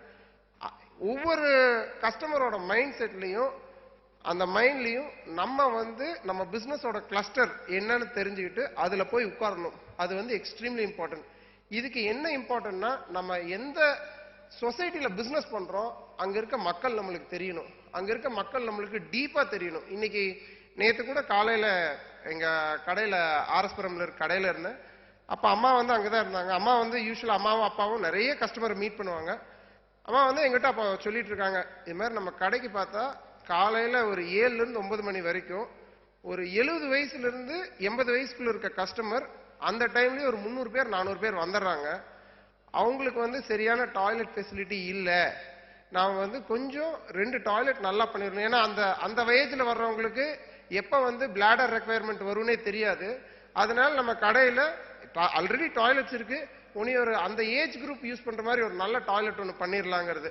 This is customer சென்ட்ரிசிட்டிங்க. இது வந்து எல்லாருக்கும் தெரியணும். நம்ம கஸ்டமர் கூட கண்டினியூஸா பேசிக்கிட்டே இருக்கணும். எனக்கே வந்து லாஸ்ட் இயர் எல்லாம் கொஞ்சம் ஃபீலிங் இருந்தது, இந்த டீல் எல்லாம் நடந்த சமயத்துல பிசினஸ் விட்டு கொஞ்சம் தள்ளி போயிட்டோமோ அப்படிங்கிற ஒரு ஃபீலிங் இருந்தது. But it is so important. எப்ப நம்மளுக்கு டைம் கிடைச்சாலும் spend some time to understand who is our customer. நம்ம எந்த சொசைட்டில பிசினஸ் பண்றோம், அந்த சொசைட்டில யார் நம்ம கஸ்டமர், அவங்களுக்கு என்ன ரெக்குவயர்மெண்ட். எனக்கு தெரிஞ்சு ஒரு 100-200 கஸ்டமர் ஆகுது. If we are B2B or B2C, B2B னா எவ்ரி கஸ்டமர் தெரிஞ்சிருக்கணும். B2C னா அட்லீஸ்ட் மெஜாரிட்டி ஆஃப் கஸ்டமர்ஸ் வந்து நம்மளுக்கு அட்லீஸ்ட் ஒரு சாம்பிள் செட் ஒரு 100 பேர் எனக்கு தெரியும் சார், அவங்க வந்து எனக்கு பிசினஸ் பத்தி ஒரு ஹானஸ்ட் ஃபீட்பேக் கொடுப்பாங்க. ஏன்னா அவங்கள விட ஹானஸ்ட் ஃபீட்பேக் கொடுக்கறதுக்கு யாரும் கிடையாது. அண்ட் பிசினஸ்ல அங்க போய் இங்க போய் படிச்செல்லாம் வந்து நம்ம we need not implement any changes. அவங்க கஸ்டமரே எல்லா சேஞ்சஸையும் சொல்லுவாங்க. அவங்க டிராவல் பண்ணுவாங்க, என்னென்ன தேவை என்னென்ன பண்ணணுங்கிறது the customer. So we should start listening to the customers more deeper. So this is my lesson on brand positioning and brand perception. நாம வந்து கஸ்டமர் மைண்ட்ல என்னவா இருக்கணும், நம்ம பிசினஸ் வந்து அவங்க எப்படி யோசிக்கிறாங்கங்கிறது this is important. The next point what I want to touch upon is for all the entrepreneurs here, think big. அது think bigங்கிறது வந்து ஒரு சின்ன ஒரு லைன்ல சொல்லிடலாம். and it is extremely difficult. அதாவது நான் வந்து ஒவ்வொரு மீட்டிங்லயும் மேனேஜர்ஸ் கிட்ட எங்களோட கிளஸ்டர் மேனேஜர் மீட்டிங் எல்லா மீட்டிங்கும் நான் பர்சனலா ஐ வில் ஹேண்டில் இட். அப்ப எல்லா மேனேஜர்ஸ் கிளஸ்டர் மேனேஜர்ஸ் நான் சொல்ற ஒரே ஒரு விஷயம் என்னன்னா, உங்க மைண்ட்ல ஒரு விஷயத்தை திங்க் பண்ணலைன்னா பிசிக்கலா ரியல் லைஃப்ல அதை டெமான்ஸ்ட்ரேட்டே பண்ண முடியாது. So entrepreneurs should be great thinkers, should be big thinkers, very very big thinkers. நான் என்ன சொல்லுவேன்னா, இன்னைக்கு உங்க கடை வந்து 1 கோடி ரூபாய் டர்ன் ஓவர் பண்ணுதா, நீ எவ்வளவு பண்ண முடியும்னு நினைக்கிற? சிலர் வந்து சொல்லுவாங்க, சார் நான் 2 கோடி பண்ணிடுவேன்னு. சுத்தி இருக்க மேனேஜர் எல்லாம் சிரிப்பாங்க, என்ன சார் அவன் 1 கோடி பண்ணிட்டு இருக்கான் 2 கோடி பண்ணிடுவேன்னு சொல்றான்னு சொல்லி. நான் சொன்னேன், சிரிக்காதீங்க, அவன் 2 கோடின்னு திங்க் பண்ணிட்டான்ல, அந்த மேனேஜர் 2 கோடின்னு திங்க் பண்ணிட்டான்ல, அவன் 2 கோடி பண்ணிடுவான். அதுக்கான டைம் லைன் கொஞ்சம் இருக்கலாம், மேபி ஒரு 3 மந்த்ஸ் இருக்கலாம், 6 மந்த்ஸ் இருக்கலாம், கண்டிப்பா பண்ணிடுவான். அண்ட் என்னோட 20 இயர்ஸ் எக்ஸ்பீரியன்ஸ்ல பார்த்ததுல சொன்னா நடந்துடும் சார், சொன்னா 100% நடந்துடும். ஃபர்ஸ்ட் அந்த சொல்ற தைரியம் வேணும். ஆமா நான் 2 கோடி பிசினஸ் பண்ணிடுவேன், நான் 4 கோடி பிசினஸ் பண்ணிடுவேன்னு சொல்லிட்டு. ரெண்டாவது, நான் நிறைய விஷயம் ஓப்பனா கமிட் பண்ணிடுவேன் சார். இப்ப கூட நிறைய பேர் என்கிட்ட சொல்லுவாங்க, என்ன சார் பெங்களூர் ஹைதராபாத் எல்லாம் ஓபன் பண்றாங்கிறீங்க. நான் சொல்றேன், நான் பெருசா ஓபன் பண்ண போறேன், பெருசா பண்ண போறேன். ஏன்னா நம்ம பிசினஸை பத்தி நம்ம பாசிட்டிவா பேசுறது, நம்ம subconscious mind is listening all the time. So we should be talking about it positively, we should be talking about it big, and we should make it happen. அதுக்கான முயற்சி எடுக்கணும். பட் அந்த முயற்சி எல்லாத்துக்கு முன்னாடி நம்ம மைண்ட் நம்மளுக்கு கன்வின்ஸ் ஆயிருக்கணும். மைண்ட் கன்வின்ஸ் ஆகணும்னா அந்த அளவுக்கு நம்ம think பண்ணியிருக்கணுங்க. That thinking is extremely important. எது இருக்கோ இல்லையோ we should think big. We should think big. Once அந்த thinking வந்துருச்சுன்னா அதுக்கு ஆட்டோமேட்டிக்கா வழிகள் பிறக்கும். அதாவது எனக்கு திருக்குறளிலே ரொம்ப பிடிச்ச குறள் ஒன்று இருக்கு. இதனை இதனால் இவன் முடிக்கும் என்றாய்ந்து அதனை அவன்கண் விடல். அதாவது யாரு என்ன விஷயத்தை எவ்வளவு கரெக்டா பண்ணுவாங்கன்னு யோசிச்சு அவங்க கிட்ட டெலிகேட் பண்றது. as your organization grows, as your company grows, you should know who are the people who can take அந்த ஒரு ப்ரொஃபஷனலா ஒரு விஷயத்தை எடுத்து முடிப்பாங்கன்னு தெரிஞ்சு அவங்களுக்கு டெலிகேட் பண்ற அந்த மைண்ட் செட் வேணும். ஸோ ஃபர்ஸ்ட் ஆண்டர்பிரினர்ஸ்க்கு அந்த தாட் ப்ராசஸ் வேணும். ஓகே, நான் வந்து என் பிசினஸ் பிக்கர் திங்க் பண்றேன், இந்த இடத்துக்கு போறேன். தென் get your team. Get your team who will fight for you. நான் இன்னைக்கும் சொல்லுவேன், என்னோட மேனேஜர்ஸ், என்னோட கிளஸ்டர் மேனேஜர்ஸ் யார் வந்து அடிச்சாலும் பிடிச்சாலும் கூட போக மாட்டாங்க. ஏன்னா அந்த அளவுக்கு I give them freedom to operate. I trust them. உங்களுக்கு salary அது இது எல்லாத்தையும் தாண்டி நம்ம கிட்ட இருக்க எம்ப்ளாயிஸ் அண்ட் பீப்புளுக்கு என்ன வேணும்னா அவங்க மேல ஒரு ட்ரஸ்ட் வேணும்.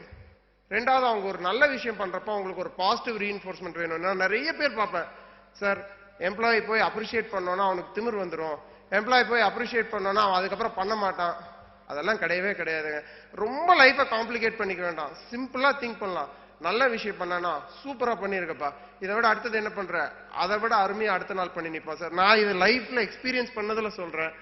இது வரைக்கும் நான் ஒரு எம்ப்ளாயி கூட நான் லூஸ் பண்ணதில்லை எங்கிட்ட இருந்து.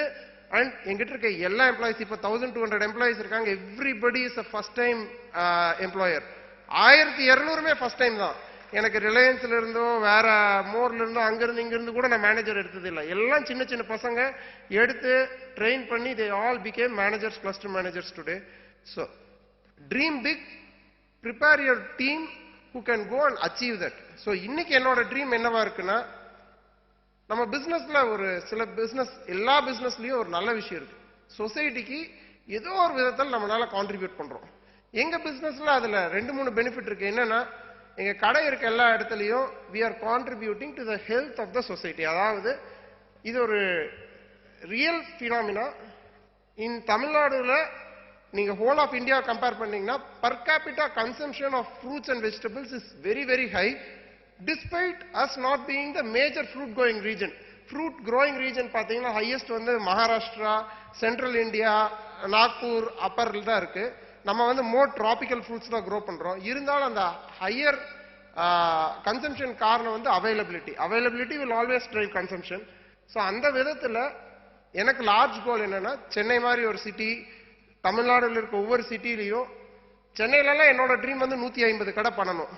Every 1 kilometer 2 kilometers there should be a Kovai Pazhamudhir Nilayam, easy to access to people and people should come by. and நீங்க என்னன்னா, உங்க தெருவுல பக்கத்துல ஒரு ஸ்வீட் கடை இருந்ததுன்னா அடிக்கடி ஸ்வீட் வாங்கி சாப்பிடுவீங்க, ஒரு பழக்கடை இருந்ததுன்னா அடிக்கடி பழம் வாங்கி சாப்பிடுவீங்க. ஸோ அதுல of course there is profit to us. அந்த ஸ்கேல்ல பண்றப்ப ப்ராஃபிட் பெனிஃபிட் எல்லாமே உண்டு. But beyond that are we serving the good purpose to the society. இத பர்பஸ் ஏன் ரொம்ப இம்பார்ட்டன்ட்னா, ஒரு சர்டன் பாயிண்ட்டுக்கு மேல உங்களுக்கு பிசினஸ்ல ப்ராஃபிட் வந்துருச்சு, வீட்ல எல்லாம் செட்டில் ஆயிட்டோம், நல்லா இருக்குங்கிறப்போ that purpose will what will drive you every day. இன்னைக்கு டேட்டுக்கு பாத்தீங்கன்னா, எதுக்கு நான் காலையில் எந்திரிச்சு ஒர்க் பண்ணணும் சார், ஃபண்டிங் வந்துருச்சு, இது வந்துருச்சு, there are also considerable amount of secondary funding எல்லாமே இருந்தாலும் இன்னைக்கு பர்பஸ் என்னன்னா, திஸ் பிசினஸ் ஹாஸ் பொட்டன்ஷியல். நாம தமிழ்நாடு லெவல்ல பண்ணதை why not Karnataka level, why not Andhra level, இனி எத்தனை பீப்புள்ல நம்ம ஒரு ஹெல்தியர் சொசைட்டி கான்ட்ரிபியூட் பண்ண முடியுங்கிற ஒரு பர்பஸ் வந்து along with business, profits and all other things, this purpose is a larger thing that is driving us to go the extra mile in the business. So அதனால உங்க பிசினஸ்ல என்ன அந்த purpose அப்படிங்கறத I will humbly ask everybody to define that purpose.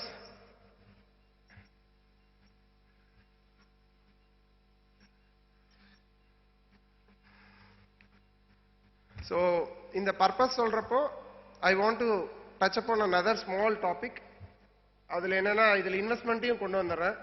So investors வந்து last year வந்து we got investments from Westbridge capital. So இந்த investments வர்றப்போ வாட் வி ரியலைஸ்ட் வாஸ், பிஸ்னஸ்ல அவங்க என்ன விஷயங்க பார்க்குறாங்க அப்படிங்கிறது வந்து நான் கிளியரா சொல்லிடுறது, what you should call us delta in your business.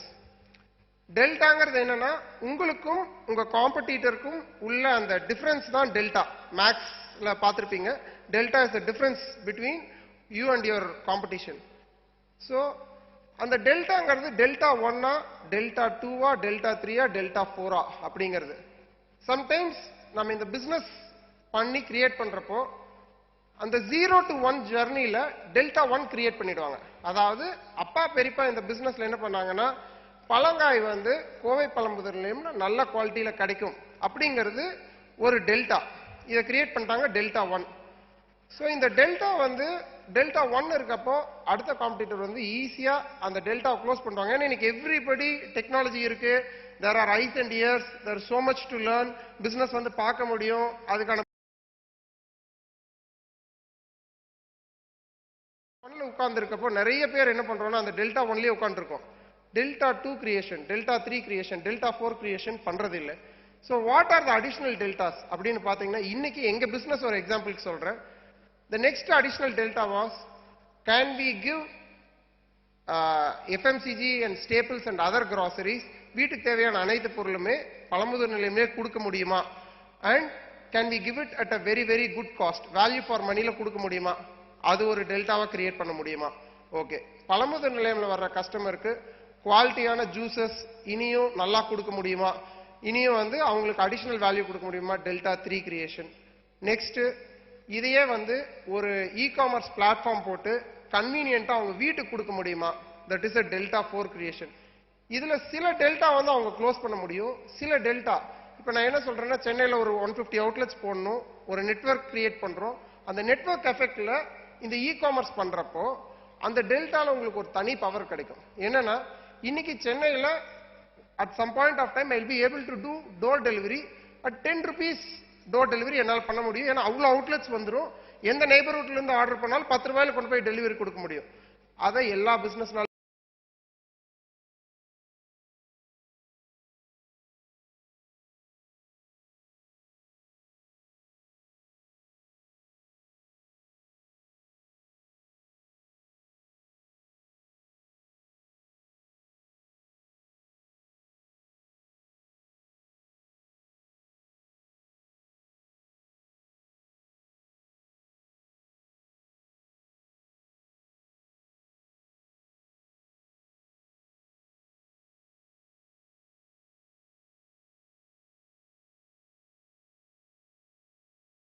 பண்ண முடியும். பட் நம்ம டெல் கொடுக்க முடியுமா?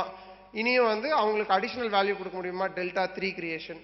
நெக்ஸ்ட், இதையே வந்து ஒரு இ-காமர்ஸ் பிளாட்ஃபார்ம் போட்டு கன்வீனியன்ட்டா அவங்க வீட்டுக்கு கொடுக்க முடியும், ஒரு கிரியேஷன். இதுல சில டெல்டா வந்து அவங்க க்ளோஸ் பண்ண முடியும், சில டெல்டா, இப்ப நான் என்ன சொல்றேன்னா, சென்னையில ஒரு 150 அவுட்லெட்ஸ் போடணும், ஒரு நெட்வொர்க் கிரியேட் பண்றோம். அந்த நெட்வொர்க் எஃபெக்ட்ல இந்த இ-காமர்ஸ் பண்றப்போ அந்த டெல்டால உங்களுக்கு ஒரு தனி பவர் கிடைக்கும். என்னன்னா, இன்னைக்கு சென்னையில at some point of time I'll be able to do door delivery at 10 rupees door delivery என்னால் பண்ண முடியும். ஏன்னா அவ்வளோ அவுட்லெட்ஸ் வந்துடும். எந்த நெய்பர்ஹுட்ல இருந்து ஆர்டர் பண்ணாலும் 10 ரூபாயில கொண்டு போய் டெலிவரி கொடுக்க முடியும். அதை எல்லா பிசினஸ்னாலையும் பண்ண முடியாது. அவங்க ஒரு 10 அவுட்லெட் வச்சிருந்தாலும் 20 அவுட்லெட் வச்சிருந்தாலும் பண்ண முடியாது. ஸோ அந்த மாதிரி டெல்டா வந்து அதர்ஸ் cannot catch up. அந்த மாதிரி சில டெல்டாஸ் வந்து உங்களுக்கு வித் ஸ்கேல் கிரியேட் ஆகும். பட் இன்னையில இருந்து நம்ம திங்கிங் இருக்கணும், டெல்டா கிரியேட் பண்ணணும், டெல்டா கிரியேட் பண்ணணும், நம்ம காம்படிஷன்ல இருந்து டிஃபரன்ஷியேட் ஆகணுங்கிற அந்த இருந்ததுன்னா, இன்னைக்கு ஒரு எக்ஸாம்பிள் கேட்கறேன். இங்க இருக்கவங்க நிறைய பேர் இங்க இருந்து வெளியே போறப்போ we will think of going back in a taxi or something.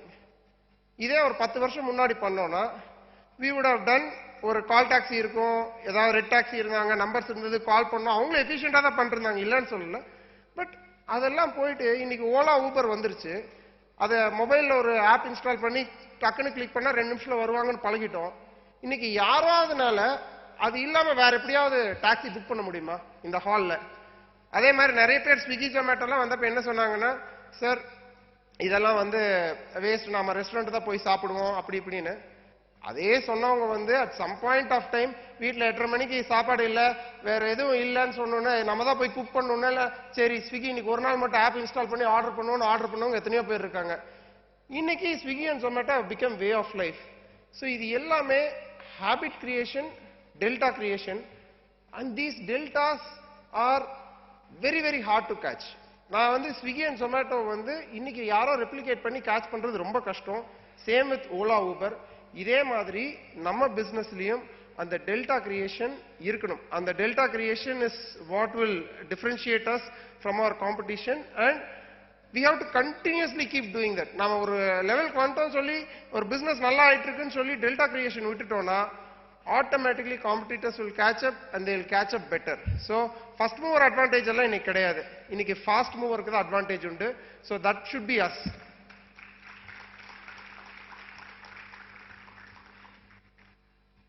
So the next point I would like to touch upon is technology. எல்லாரும் அந்த ஏவில பார்த்திருப்பீங்க. So when I finished studying, நிறைய இன்ஜினியர்ஸ் இங்க இருப்பாங்க. அவங்க இன்ஜினியர்ஸ்க்கு நான் என்ன சொல்றேன்னா, நான் ஒரே ஒரு விஷயம் சொல்லுவேன். Engineering helps us in our mind to create systems. அதை வந்து நம்ம படிச்ச ஃபீல்ட்ல தான் கிரியேட் பண்ணணும்னு கிடையாது. we can create it in our business, we can create for our enhancing our business in different ways. So அந்த விதத்துல நான் வந்து இந்த பழந்தொழில் நிறைய ஃப்ரெண்ட்ஸ் எல்லாம் கேட்டாங்க, எல்லாம் படிச்சுட்டு கடைசியில நீ ஃப்ரூட் ஷாப்ல தான் போய் உட்கார போறியா அப்படிங்கறதெல்லாம் கேட்டாங்க.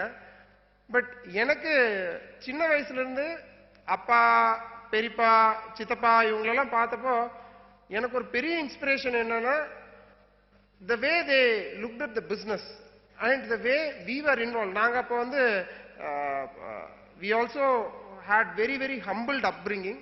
இந்த humbled upbringing அப்போ அவங்களோட ஹார்ட் ஒர்க், அவங்க டெடிகேஷன் எல்லாம் பார்த்துட்டு we had a love for this business. இந்த நாங்க ஹாலிடேஸ் விட்டோம் இந்த பிசினஸ்ல தான் இருப்போம், எல்லா டைம்லயும் இந்த பிசினஸ்ல தான் இருப்போம். there was a love for this business.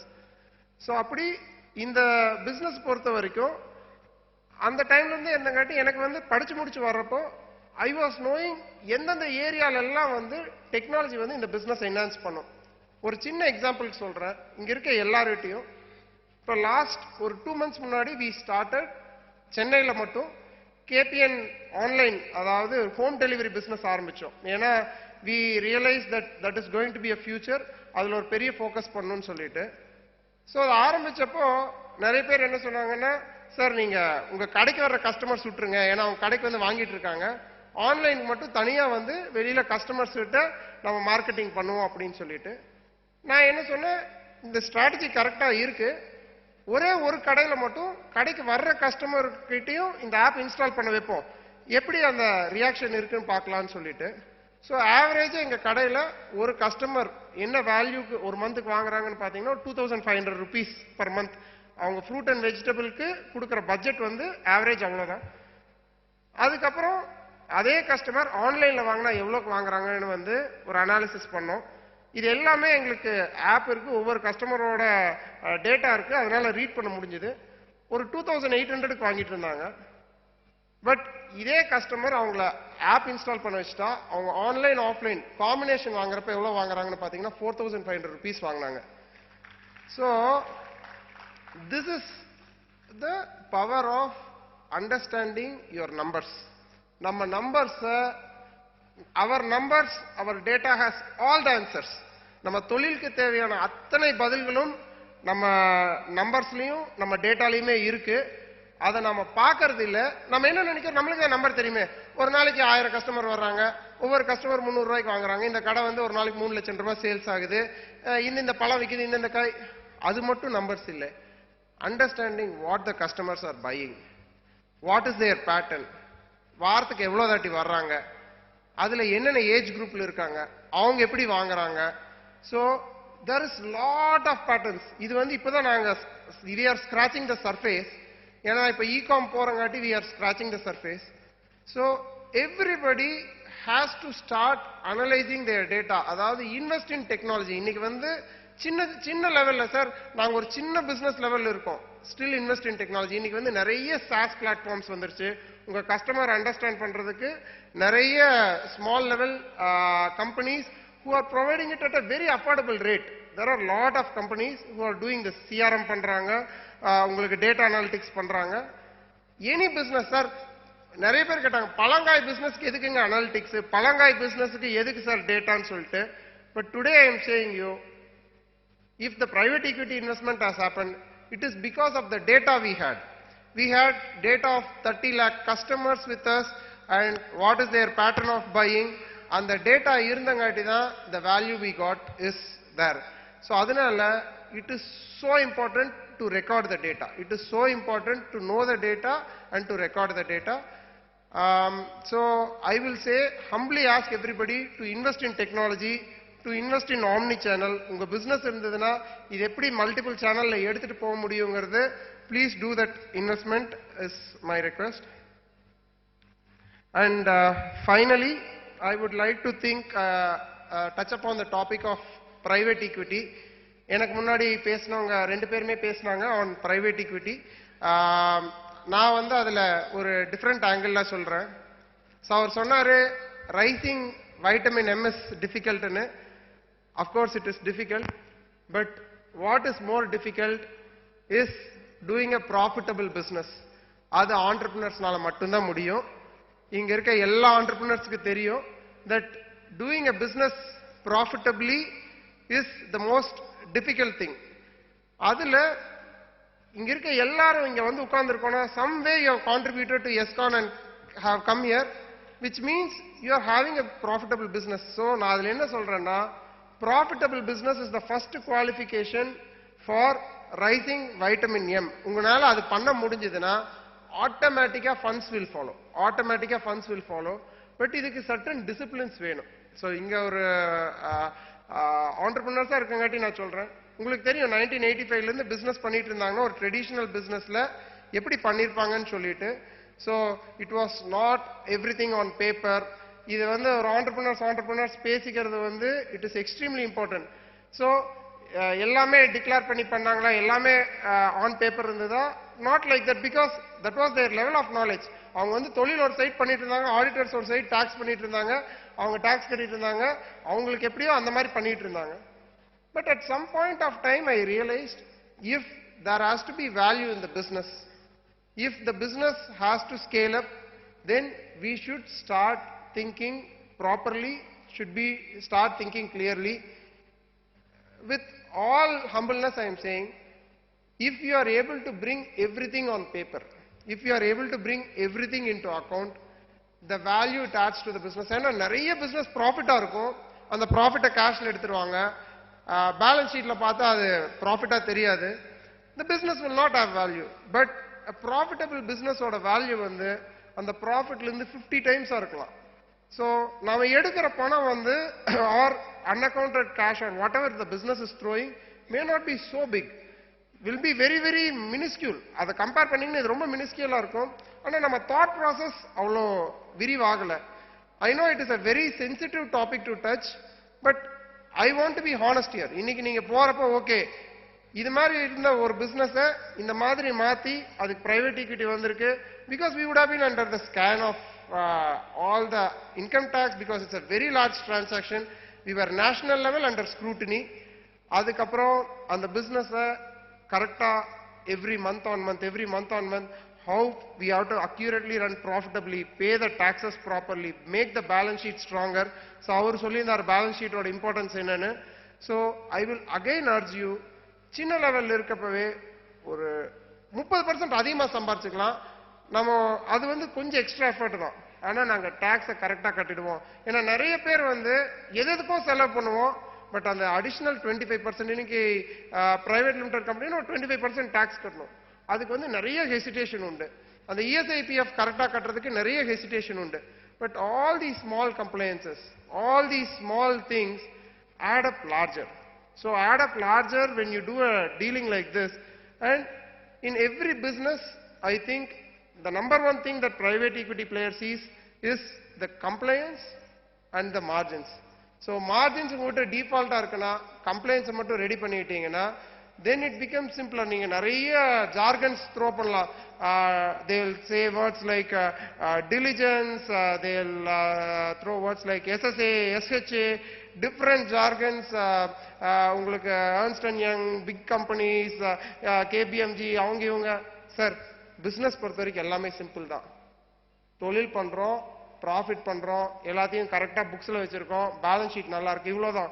இது யார் வந்து பார்த்தாலும் அதே தான். ஸோ அதனால if you are looking to go to listing in BSc, NSc or tomorrow taking private equity, my humblest request will be to clean up your balance sheet, to clean up your company, and don't give the excuse of saying that இது ட்ரெடிஷ்னலாக இப்படி தான் இருந்திருக்கு, இன்னைக்கு clean அப் பண்ணால் income tax வந்து பழைய விஷயங்கள்லாம் கலருவாங்க. Sir, income tax people are also people. They are also recognising, okay இவங்க இத்தனை நாள் இப்படி பண்ணியிருந்திருக்காங்க, இப்போ கரெக்ட் பண்ணி நல்லா வர பண்ணுறாங்கன்னு பார்த்தா everybody helps. I am saying you, try to meet some people in income tax, try to meet some people in the GST department. They are so very helpful. நான் வந்து எனக்கு பொறுத்த வரைக்கும் லைஃப்ல ஒரே ஒரு விஷயம் தான், யாரா இருந்தாலும் நேரா மீட் பண்ணிட்டோம்னா problem is solve. And two, entrepreneurs should be problem solvers. We all should be problem solvers. என்னன்னா என்ன பிரச்சனை இருக்கு சார், நம்மளுக்கு எல்லாருக்குமே தெரியும் பிசினஸ்ல என்ன ப்ராப்ளம் இருக்கு என்ன ஏதுன்னு. சம்டைம்ஸ் என்னன்னா சரி இந்த பிரச்சனையை விட்டுருவோம், அதுவா சால்வ் ஆகுதா பார்க்கலாம்.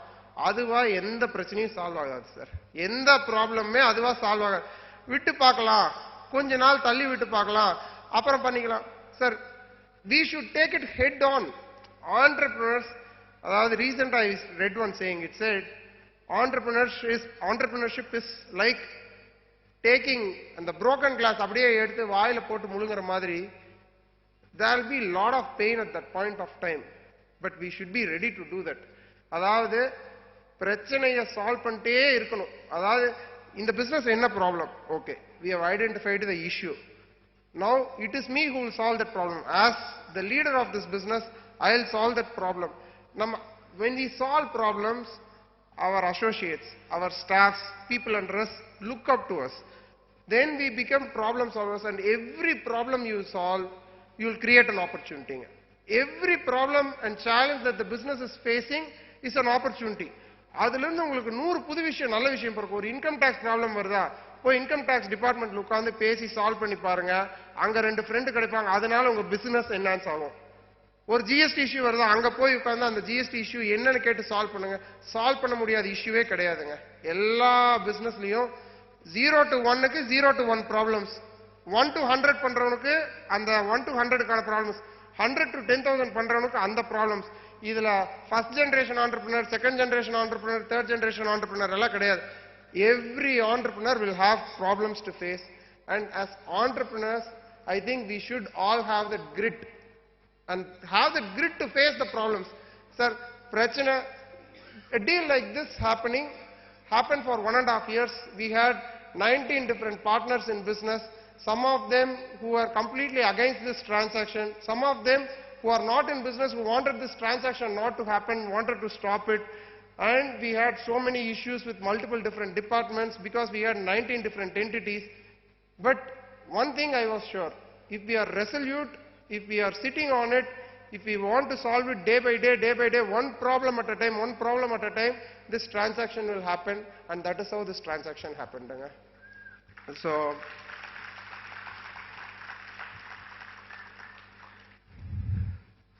So finally, I know I have taken enough time. So finally, I just want to say about, this private equity.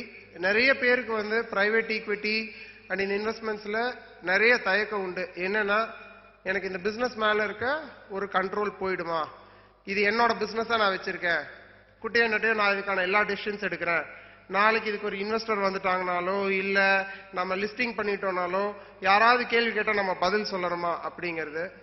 And that thought process itself is wrong. I think we should all be accountable to somebody. It should be either our shareholders, can be our investors, it should be somebody, and it should be ourselves. We should be held accountable for our own self. இந்த பிசினஸுக்கு கரெக்டான விஷயத்தை நம்ம பண்ணிட்டே இருக்கோமா. ஒரு சமயத்துக்கு பார்த்தீங்கன்னா, ஒரு சின்ன எக்ஸாம்பிளே கொடுக்குறேன்.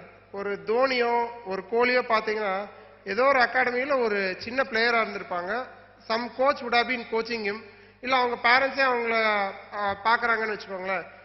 நல்லா விளையாடுறான், ஆனால் டிஸ்ட்ரிக்ட் லெவல் வரைக்கும் குட் இல்லை, அந்த சின்ன சிட்டி லெவலுக்கு நல்லா விளையாண்டுருக்கான். இதுக்கு அடுத்த லெவல் போகிறான் அப்படின்னா இதுக்கு நிறைய செலவாகுமே, இவனுக்கு கூட நான் டிராவல் பண்ணணுமே, இதுக்கு நிறைய அடுத்தடுத்த விஷயம் பண்ணணுமேன்னு சொல்லிட்டு இப்போ அவங்களோட பேரண்ட்ஸ் வந்து இல்ல பரவாயில்ல நீ சிட்டி லெவலுக்கு நல்லா விளையாடு, இங்க ஒரு கேப்டனா இங்க ஒரு சூப்பர் ஸ்டாரா இரு அப்படின்னு நினைச்சா would we have somebody like a Kohli or a Dhoni? அது அவங்களும் ஹம்பிள் பேக்ரவுண்ட் தான். But somebody thought that okay there is potential in them, we will take them to the next level. நம்ம அந்த படம் பார்த்திருக்கோம், தோனி மூவி எல்லாம் பார்த்திருக்கோம். அடுத்தடுத்த லெவல் ஜம்ப் பண்றப்ப அதுக்கான கஷ்டம் இருக்கும். அது அந்த ஒவ்வொரு விஷயத்துல இனியும் உங்களுக்கு லெவலப் கேம் மாதிரி தான், லெவலப் ஆக கஷ்டம் ஜாஸ்தி இருக்கும். பட் அதுக்கான பொட்டன்ஷியல் இருக்குன்னா அதை ஃபேஸ் பண்ணி அந்தந்த ஸ்டேஜ் கிராஸ் பண்ணி வர்றப்ப தான் உங்களுக்கு ஒரு க்ளோரி, ஒரு லெஜண்ட்ஸ் ஆர் பார்ன். அப்படி இருக்கப்போ அந்த கோச் வந்து இல்ல நானே தான் இவனுக்கு கோச் பண்ணிட்டு இருப்பேன் அப்படின்னு அந்த சிட்டி கோச் நினைச்சான்னா முடியாது. நான் சிட்டி கோச், இன்னைக்கு நான் கோச் பண்ணிட்டு இருக்கேன், நாளைக்கு இந்த பிசினஸுக்கு ஒரு ஸ்டேட் கோச் வருவாரு, நாளைக்கு ஒரு பிசினஸ்க்கு நேஷனல் கோச் வருவாரு. Let him coach the business. But this is my பிசினஸ்ங்கிறதுல எனக்கு ஒரு ப்ரைடு, இதை இந்த ஏரியால இருந்து அடுத்த இடத்துக்கு நான் கொண்டு வந்தாங்கிறதுல ஒரு ப்ரைடு. அதுல we drive satisfaction, we drive value. Same thing Kovai Pazhamudhir Nilayam or Pazhamudhir Nilayam today is an entity, it is a person, it is an animal by itself, it has got certain potential. இது வந்து இன்னைக்கு கோயம்புத்தூர் லெவல்ல பண்ணோம், இப்போ தமிழ்நாடு லெவல்ல பண்றோம், இப்போ சவுத் இந்தியா லெவல்ல பண்றதுக்கான முயற்சிகள் எடுத்துட்டு இருக்கோம். நாளைக்கு இதை வந்து நேஷனல் லெவல் பண்ண முடியும். அந்த நேஷனல் லெவல் பண்றப்போ it might require somebody larger than Sendil to be the CEO of this business. I recognize that. When I recognize that the business has grown larger than me and it requires somebody more professional than me and I can help direct and grow this business to that level, that is when the business reaches its true value. இதை நம்ம கைக்குள்ளேயே பிடிச்சி வச்சுட்டு இந்த பிசினஸை வந்து நான் விடமாட்டேன், இதை வந்து நான் இதுக்குள்ளேயே வச்சுட்டு இருப்பேன்னா we are becoming its true bottleneck. அதாவது நான் அந்த 0ல இருந்து 1 வரைக்கும் grow பண்ண நானே வந்து இன்னைக்கு அந்த பிசினஸ்க்கு ஒரு bottleneck ஆயிடக்கூடாது. So that is where I feel today after private equity investments, with all humbleness, they are doing a great bit of help to scale up this business. அவங்களும் வந்து resources ஆகட்டும், HR ஆகட்டும், of course adequate funding ஆகட்டும், they are helping to scale this business in multiple different places and you will see this as a very very large business.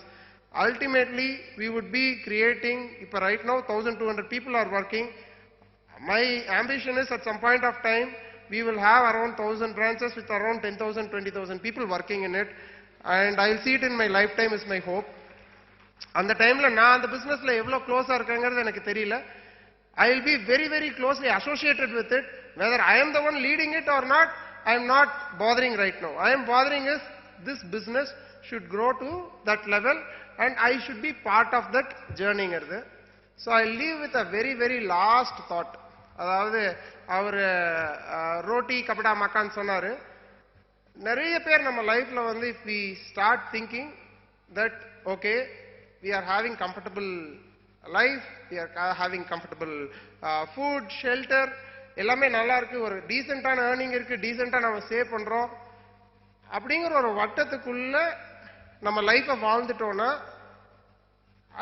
Easily will get satisfied. அதாவது ஒரு நல்ல work கிடைச்சிருச்சு, ஒரு டீசென்ட்டா salary, நம்ம earnings is greater than அவர் எக்ஸ்பென்சஸ்னு வந்துருச்சுனாலே ஒரு சாட்டிஸ்ஃபேக்ஷனுக்கு வந்துட முடியும். But I want to leave with this one thought. all of us if we deeply think, இன்னைக்கு நம்ம யூஸ் பண்ணிட்டு இருக்க every single technology, every single service is created in the last 10 years or 15 years by somebody like us. you can't இருக்க entrepreneur மாதிரி யாரோ ஒரு entrepreneur ஏதோ ஒரு வேர்ல்ட்ல ஏதோ ஒரு கார்னர்ல உட்கார்ந்து கிரியேட் பண்ண டெக்னாலஜி. 10-20 வருஷம் முன்னாடி நம்ம இப்படி இருந்தோமா? அப்போ ஓலா இருந்ததா, ஊபர் இருந்ததா, ஸ்விக்கி இருந்ததா, ஜொமேட்டோ இருந்ததா, அப்போ இந்த மாதிரி ஸ்மார்ட் போன்ஸ் இருந்ததா, இந்த மாதிரி இப்போ ஏஐ டெக்னாலஜிஸ் வந்ததா, அது இருந்ததா? இது எதுவுமே இல்லை. But it was all created by somebody like us who thought this will better man, அதாவது this will better the humanity. இது வந்து ஹியூமனிட்டியை இனி ஒரு ஸ்டெப் இம்ப்ரூவ் பண்ணும், அவங்களுக்கு கொஞ்சம் கம்ஃபர்ட் கொடுக்கும், ஏதாவது ஒரு வகையில் இனி கொஞ்சம் இம்ப்ரூவ் பண்ணுன்னு சொல்லி அந்த மாதிரி நிறைய ஏரியாஸ் இருக்கு. I think we should think of doing something.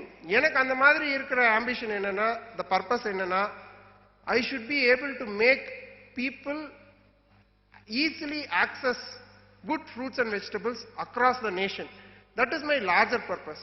So அந்த மாதிரி if everybody can take one purpose that is larger than what you are currently doing, I think then every day becomes a joy to go to work. காலையில் எந்திரிச்சுன்னா காலில் ஒரு spring வச்ச மாதிரி எந்திரிக்க முடியும், work போக முடியும். ஏன்னா நம்ம பர்பஸ் வேற, நம்ம பர்பஸ் வந்து லார்ஜரா இருக்கு. It is not roti kapda makaan, it is beyond roti kapda makaan now. So அந்த மாதிரி I will urge every one of us to take a greater purpose. And I hope நான் இன்னைக்கு ரொம்ப ஆர்கனைஸ்டா ஸ்ட்ரக்சரா பேசலன்னு நினைக்கிறேன். எனக்கு தோணுன பாயிண்ட்ஸ் எல்லாம் I just wanted to share with you all. I hope it was useful. At least one point you are able to take home. Thank you all. Thank you. Thank you. Sir, please be on the stage. I request Vice Chairman Thiru A. Rajkumar on stage. It's time to thank and recognize our silver sponsor, Sri Jayanathan Switch, Mr. One more minute of time. இது ஒரு personal request தான். இங்க வந்து என்னோட லைஃப்ல ரொம்ப இம்பார்ட்டண்ட்டான ஒரு 2 பீப்புள் இங்க இருக்காங்க. நான் இப்போ ஸ்பீச் முடிச்சுட்டு தான் நோட் பண்ணேன். ஒன்று எனது தாயார், எனது அம்மா இங்க இருக்காங்க, தனலட்சுமி. 2 என்னோட ஒய்ஃப் சாந்தினி இங்க இருக்காங்க. ஸோ என்னோட சன் இருக்காப்ல ஆதவன். why I wanted to say this is another 2 minutes very very very important life lesson. அது வந்து நான் நிறைய பிசினஸ் பத்தியே பேசிட்டு இருக்கோம், ஒரு லைஃப் லெசன் பத்தியும் நான் சொல்லிடுறேன். It's a very close life lesson. I want everybody to listen. என்னன்னா சின்ன வயசு எனக்கு வந்து இப்போ என் பையன் இருக்க வயசு எனக்கு ஒரு ஃபர்ஸ்ட் ஸ்டாண்டர்ட் செகண்ட் ஸ்டாண்டர்ட் இருக்கும். நான் வந்து ஒரு ரொம்ப தின் ஃப்ரெயில் பாய், அதாவது ஐ was not having any strength. நான் ஃபர்ஸ்ட் டைம் வந்து என்னோட கிளாஸ்ல வந்து ஒரு 18வது ரேங்க் 20 ரேங்க் வாங்கிட்டு வர்றேன் ஃபர்ஸ்ட் ஸ்டாண்டர்ட்ல. வாங்கிட்டு வந்து எங்க அம்மாட்ட சொல்றேன், அம்மா இது மாதிரி வந்து நான் வந்து 20வது ரேங்க் வாங்கியிருக்கேன் அப்படின்னு சொல்லிட்டு அம்மாட்ட சொல்றேன். என் கிளாஸ்ல அப்போ மதுன்னு ஒரு பையன் இருக்காமா, அந்த பையன் வந்து ஃபர்ஸ்ட் ரேங்க் வாங்கியிருக்கான், ரன்னிங் ரேஸ்லயும் ஃபர்ஸ்ட் வந்திருக்கான், எவ்வளோ நல்லா பண்றான்னு சொல்லிட்டு. அப்போ அம்மா வந்து எனக்கு ஸ்டில் எங்க வீட்டோட என்ட்ரன்ஸ்ல அங்க ஒரு சின்ன படி இருக்கு, அங்க உட்காந்துட்டு சொல்றாங்க, என்னை பக்கத்தில் உட்கார வச்சுட்டு, இது மாதிரி உன்னால 100% நீ நினைச்சீங்கன்னா அடுத்த தடவை அடுத்த எக்ஸாம்குள்ள உன்னால ஃபர்ஸ்ட் ரேங்க் வாங்க முடியும். இதுக்கு நான் டெய்லியும் கூட உட்காந்து படிக்கிறேன், நீயும் இது உட்காந்து படி, ஒரு அடுத்த எக்ஸாம்ல நீ வாங்கிட முடியும்னு சொன்ன மாதிரி அடுத்த எக்ஸாம் வரைக்கும் every day she'll sit with me. அவங்க அப்பதான் வீட்டு வேலையெல்லாம் அவங்களே தான் பண்ணணும், பட் கூடவே உட்கார வச்சு என்னையும் படிக்க வைப்பாங்க. அண்ட் ஷி என்ஷூர்ட் தட் அந்த மாதிரி படிக்கிறப்போ அடுத்த குவார்டர்லியில் நான் வந்து உண்மையாலுமே கிளாஸில் ஃபர்ஸ்ட் ரேங்க் வாங்கிடுறேன். அதுக்கப்புறம் என்னோட என்டையர் ஸ்கூல் லைஃப்பில் I always been proficient. Every year I got proficiency award. But இதில் என்ன இம்பார்ட்டன்ட் ஸ்டோரினா, அன்னைக்கு அம்மா அந்த விஷயம் சொன்னாங்கல்ல, நீ டெய்லியும் பண்ணா உன்னால வாங்க முடியும்னு சொல்லி, அது it went in my heart so deep.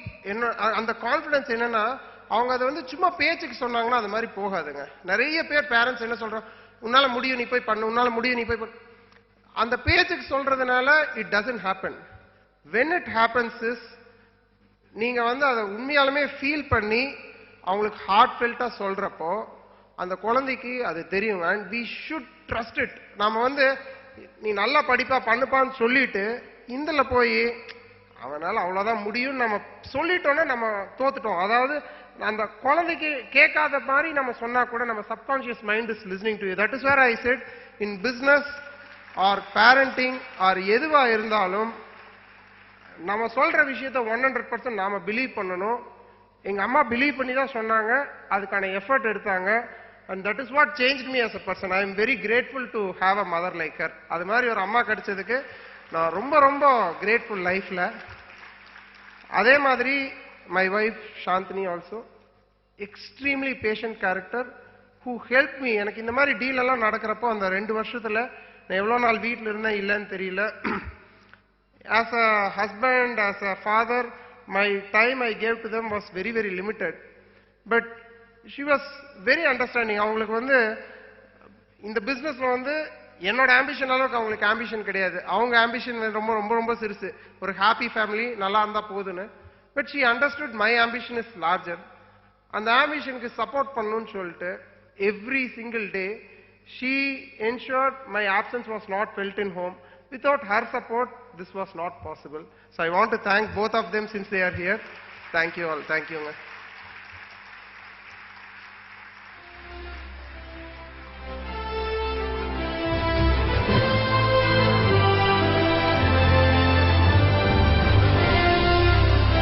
Thank you so much for the inspiration from the family as well, sir. Thank you so much.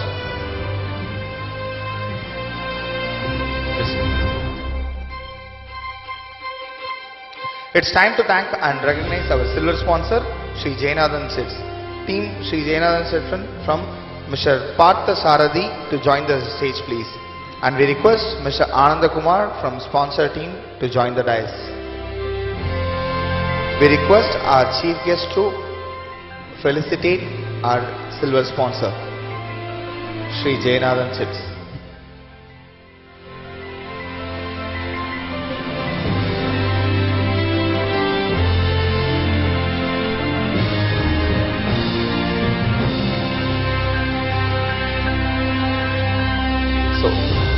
We would like to thank our chief guest, and now I request our vice chairman, Mr. A. Raj Kumar, to felicitate Sri Sendil sir, please. Members, please giving a standing ovation. That will be.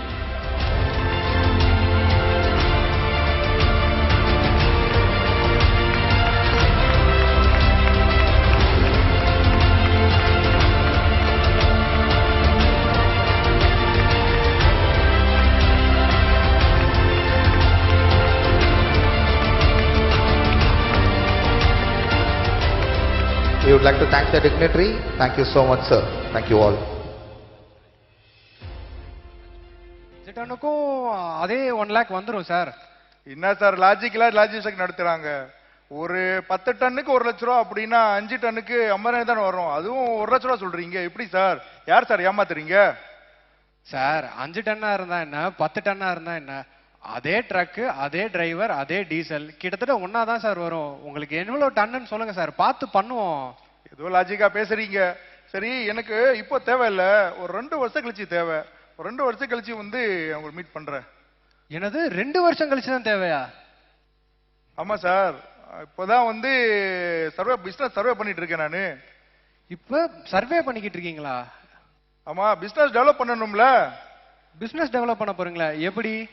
தான் start up loan வாங்க போறோம்ல, வாங்கி அப்படியே 2 வருஷத்துல business develop பண்ணிடுவோம். Sir super sir, ஒன்னு பண்ணுங்க, நீங்க 2 வருஷம் கழிச்சு வாங்க, அப்ப நான் உங்களுக்கு பெஸ்டா என்ன பண்ண முடியுமோ பண்ணி அனுப்புறேன். சரி, ரைட் சார், தேங்க்யூ சார். ஒரு 2 இயர்ஸ் கழிச்சு பாப்பேன் சார். போறதும் போறீங்க, அங்க இன்னும் 2 டிரான்ஸ்போர்ட் கம்பெனி இருக்கு, அங்கேயும் விசாரிச்சுட்டு போங்க. கரெக்டா சொன்னீங்க, இந்த விசாரிச்சு போயிருவோம். குற்றாலத்துல இருக்க வேண்டியதெல்லாம் இங்க இருந்து ஏன் உசுர வாங்குது? சார் என்ன சார், வந்த கிளைண்ட் விட்டுட்டீங்க, ஏதாவது ஒரு அர்ஜென்டா வாங்கலாம் சார், அட்வான்ஸா வாங்கிருக்கலாம்ல சார். அட போங்க கோட்டச்சாமி, அவரே 2 வருஷம் கழிச்சு தான் பிசினஸ் ஆரம்பிக்க போறாரு, அதுவும் லோன் வாங்கி ஆரம்பிக்க போறாரு. அவர்கிட்ட அட்வான்ஸ் என்னத்த வாங்க? ஆமா, அவர்கிட்ட இப்ப உடனே அர்ஜென்ட்டா அட்வான்ஸ் வாங்குற அளவுக்கு நமக்கு என்ன செலவு இருக்கு? என்ன சார் இப்படி கேட்டீங்க? அடுத்த வாரம் உங்க பையனுக்கு ஸ்கூல் ஃபீஸ் கட்டணும் சார். சார் அப்பா தவறுனதுக்கு அப்புறம் அந்த வீட்டு மொட்டை மாடி அப்படியே கட்டாம நிக்குது சார், அதை வேற கட்டணும் சார். சார் அப்புறம் இன்னொரு விஷயம் உங்கள்கிட்ட சொல்லாமா சார்? சொல்லுங்க சார். வாடா சார், நம்ம பிஏ புஷ்பா இருக்காங்களா சார்? ஆமா புஷ்பா, அவங்களுக்கு என்ன சார் பதறாங்க சார். புஷ்பாக்கு ஒண்ணும் இல்ல, அவங்க ரொம்ப தூரத்துல இருந்து வர்றாங்க, பார்க்கவே பாவமா இருக்கு. அவங்களுக்கு ஒரு இனோவா கார் வாங்கி கொடுத்துட்டீங்கன்னா நானும் அவங்க கூடவே சேர்ந்து வந்துருவேன் சார். என்ன சார், இத புஷ்பா கேட்டாங்களா? சார் புஷ்பா கேட்டா நான் என்ன கேட்டேன்? என்ன சார் நீங்க? சார் நான் ஆபீஸ் எக்ஸ்பென்ஸ் என்னன்னு கேட்டா உங்க ஆசையெல்லாம் எடுத்து விட்டுக்கிட்டு இருக்கீங்களே சார். அப்படியா சார்? ஆபீஸ் எக்ஸ்பென்ஸா சார்? சார் ஆபீஸ்க்கு என்ன சார், நாளைக்கு கரண்ட் பில் கடைசி நாள் சார், கட்டிட்டோம்னா கட்டையை பிடுங்காம இருப்பாங்க. வேற என்ன சார், நம்ம வண்டிலாம் போயிட்டு ட்ரிப்பு போயிட்டு அப்படியே நிக்குது, அதுக்கு கொஞ்சம் டீசல் போடுற கொஞ்சம் ரூபா வேணும் சார். அப்புறம் இன்னொரு விஷயம் சார், அடுத்த வாரம் பொங்கல் வருது சார், அதுக்கு போனஸ் போடணும். நானும் உங்களை எதிர்பார்த்தான் சார் இருக்கேன். ஓ, நமக்கு இவ்வளவு செலவு இருக்கா? நம்ம கிட்ட தான் ஃபண்ட் ஷார்ட்டா இருக்கே சார். என்ன சார் ஃபண்ட் இருக்கீங்க? அதான் பிசினஸ் லோன் நிறைய வாங்கி வச்சிருக்கோம்ல சார். ஆமா சார், பிசினஸ் லோன் வாங்கி தான் நம்ம இடம் வாங்கி போட்டோமே சரி சார், இப்ப ஊடால் டாப் அப் பண்ணோம்ல சார். சார் அதை வச்சுதான் அந்த இடத்துல பிசினஸ்க்கு பில்டிங் கட்டணுமே. சரியா போச்சு சார். சரி சார், கவலைப்படாங்க சார், உங்க எல்லா கஷ்டத்தையும் நான் கூடவே இருக்கேன்ல சார். சார் இப்ப புதுசா ஒரு பேங்க் வந்திருக்கு நம்ம ஆபீஸ் பக்கத்திலேயே, வாங்க சார் போய் அங்க ரூபா வாங்கிட்டு வந்துருவோம் சார். சார் இருக்கட்டும் சார், போதும் சார். ஒருத்தனுக்கு ஒரு பேங்க்ல லோன் வாங்கியே கெட்ட முடியலையா, நீங்க 9 பேங்க்ல லோன் வாங்குறத பத்தி சொல்லிக்கிட்டு இருக்கீங்க. என்ன சார், நான் எது சொன்னா நீங்க கேட்கவே மாட்டேங்கிறீங்க, நான் என்னதான் சார் செய்ய? சார் விடுங்க சார், இந்த பிரச்சனை நானே பாத்துக்கிறேன், நீங்க கிளம்புங்க சார். சரி sir, okay sir, thank you sir.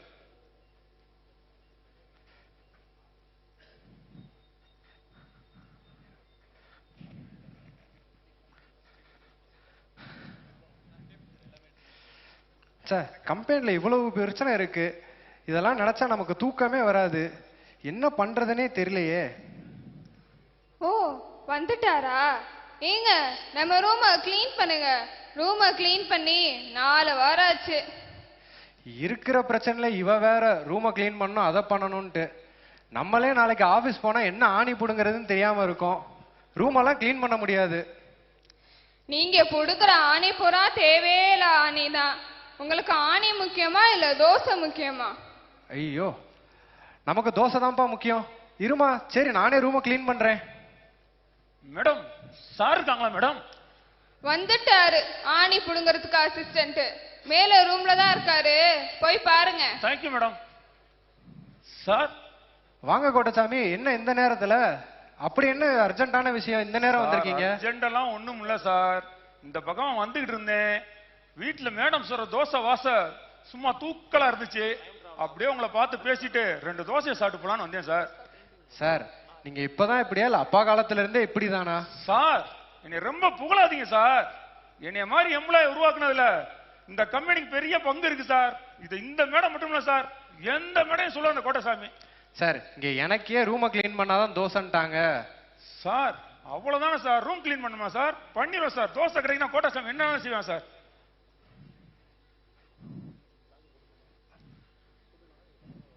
Sir என்ன சார் இது? சார் அது அப்பா காலத்துக்கு கடிகாரம் சார், ரொம்ப நாளா அப்படித்தான் இருக்கு. கெட்டியார மாதிரி தெரியலையே சார், இதோ இதா இருக்கே சார், ஏதாவது பேட்டரி ஏதாவது இருந்தா கொடுங்களேன் சார், போட்டு பார்ப்போம் சார். அப்படியா, இந்தாங்க இது வேணா போட்டு பாருங்க. சார் என்ன சார்? சார் என்ன சார் வாங்கிக்கிறீங்க சார்? எங்க சார் இருக்காங்கம்மா? Sir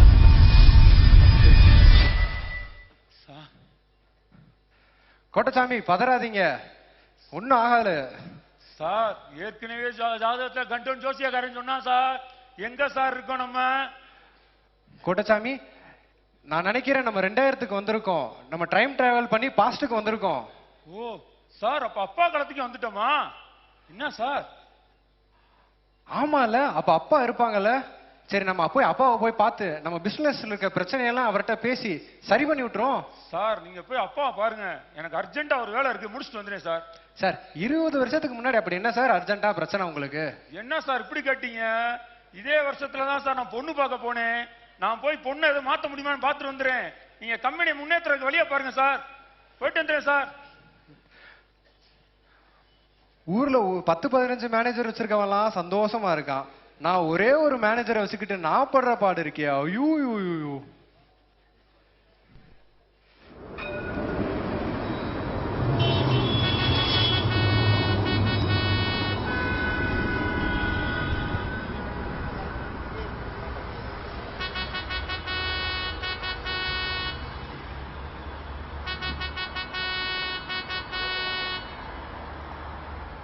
check.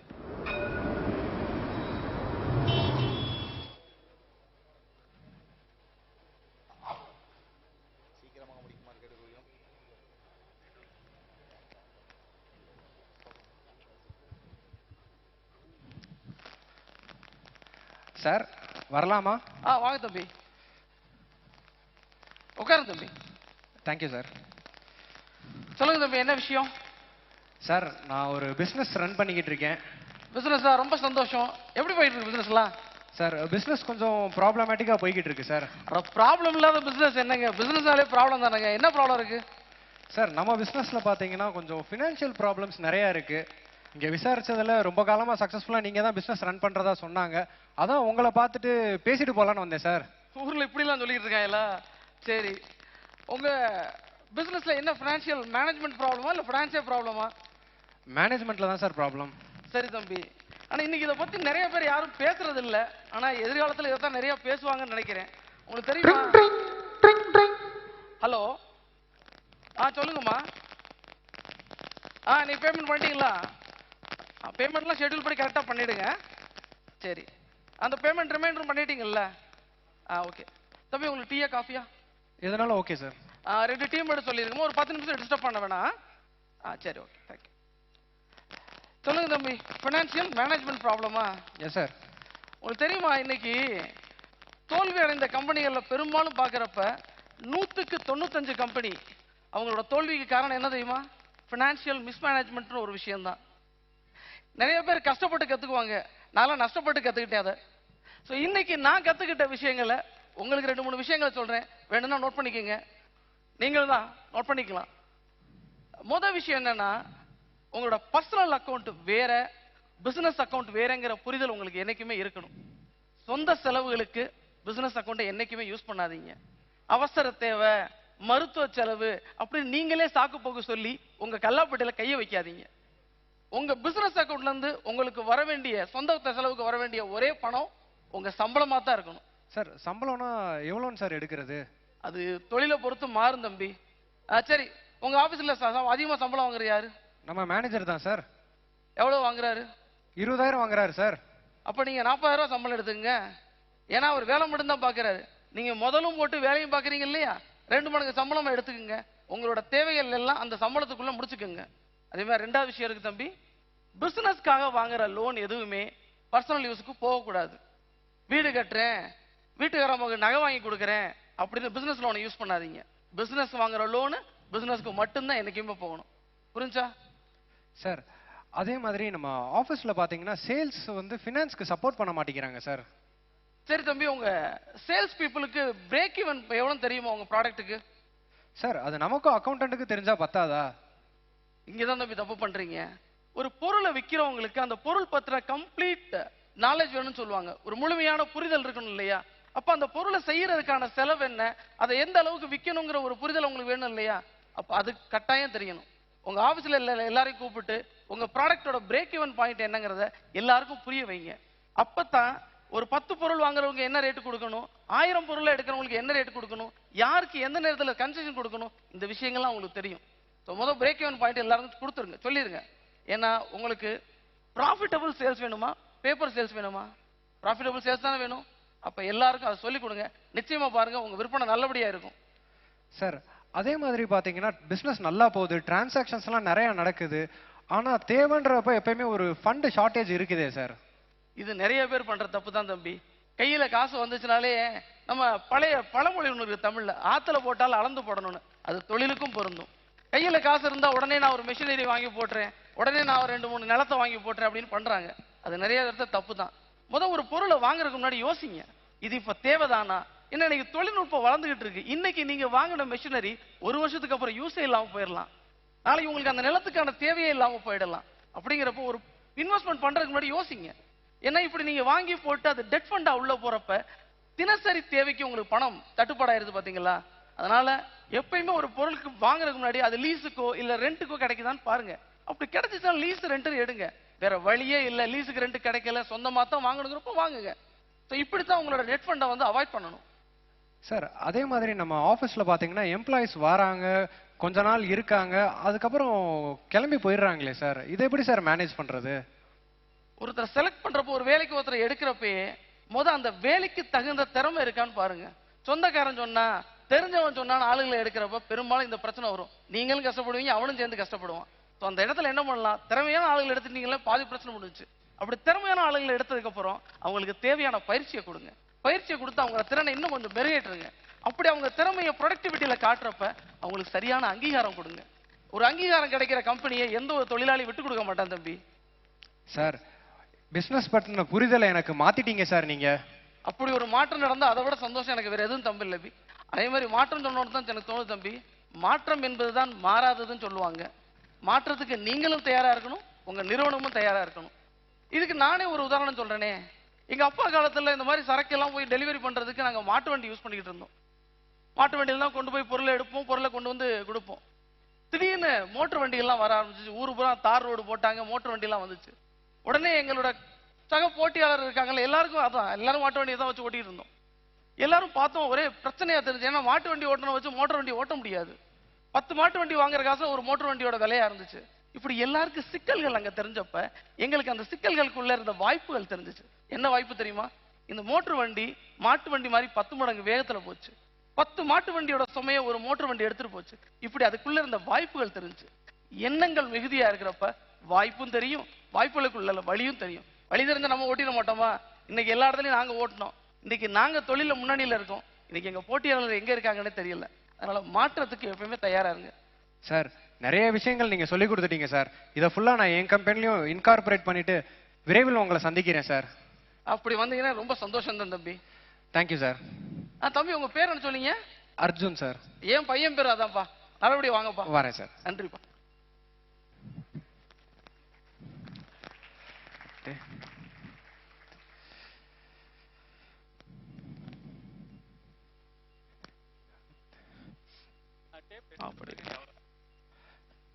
அப்பா நமக்கு எவ்வளவோ விஷயங்கள் சொல்லி கொடுத்துருக்காங்க. நம்ம எங்கிட்ட கேட்டோம், கேட்டிருந்தா நமக்கு இந்த நிலைமை வந்திருக்குமா? நம்ம கம்பெனி இப்படி வந்து நின்றுக்குமா? சரி, நம்ம போயிட்டு வந்துட்டோம். இந்த கோட்டச்சாமி எங்க போனாருன்னு தெரியலையே.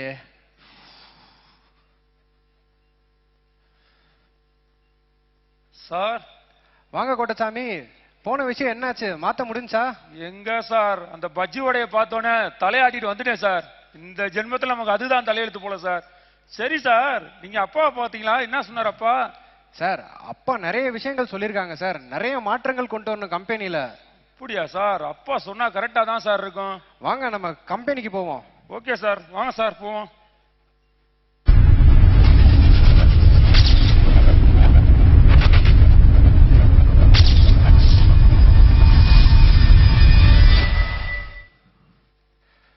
சார்.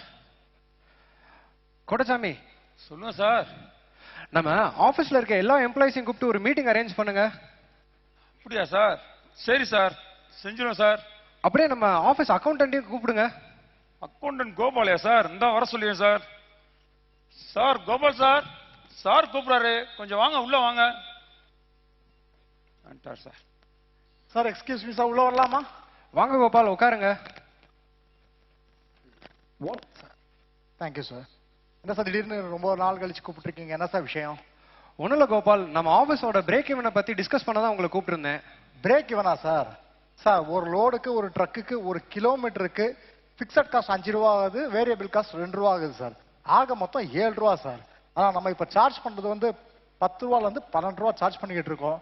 அதனாலே வந்து சில லீட்ஸ்லாம் நம்ம மிஸ் பண்ணிக்கிட்டு இருக்கோம் சார். இது கோட்டச்சாமிக்கு தெரியும். என்ன கோட்டச்சாமி, இதெல்லாம் கரெக்டா சேல்ஸ் டீமுக்கு சொல்றது இல்லையா?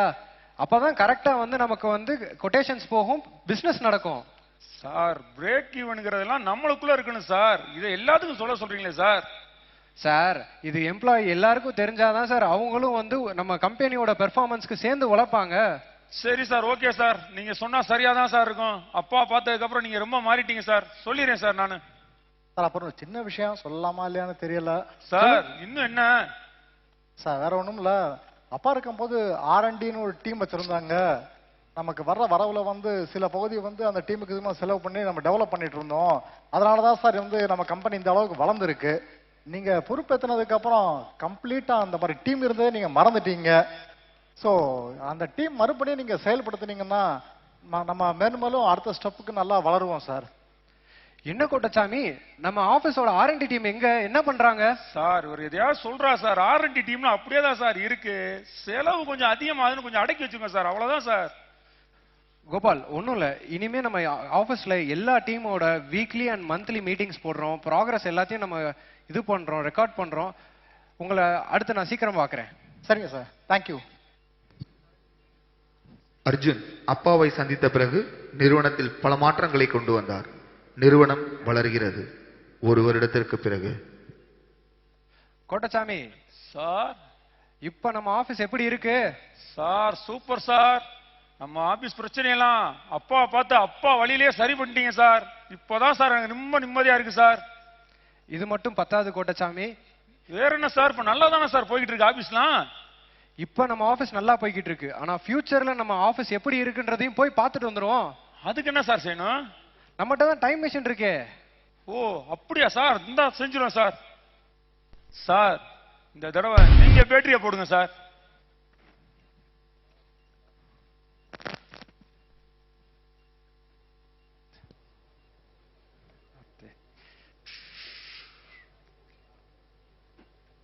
ஆச்சு.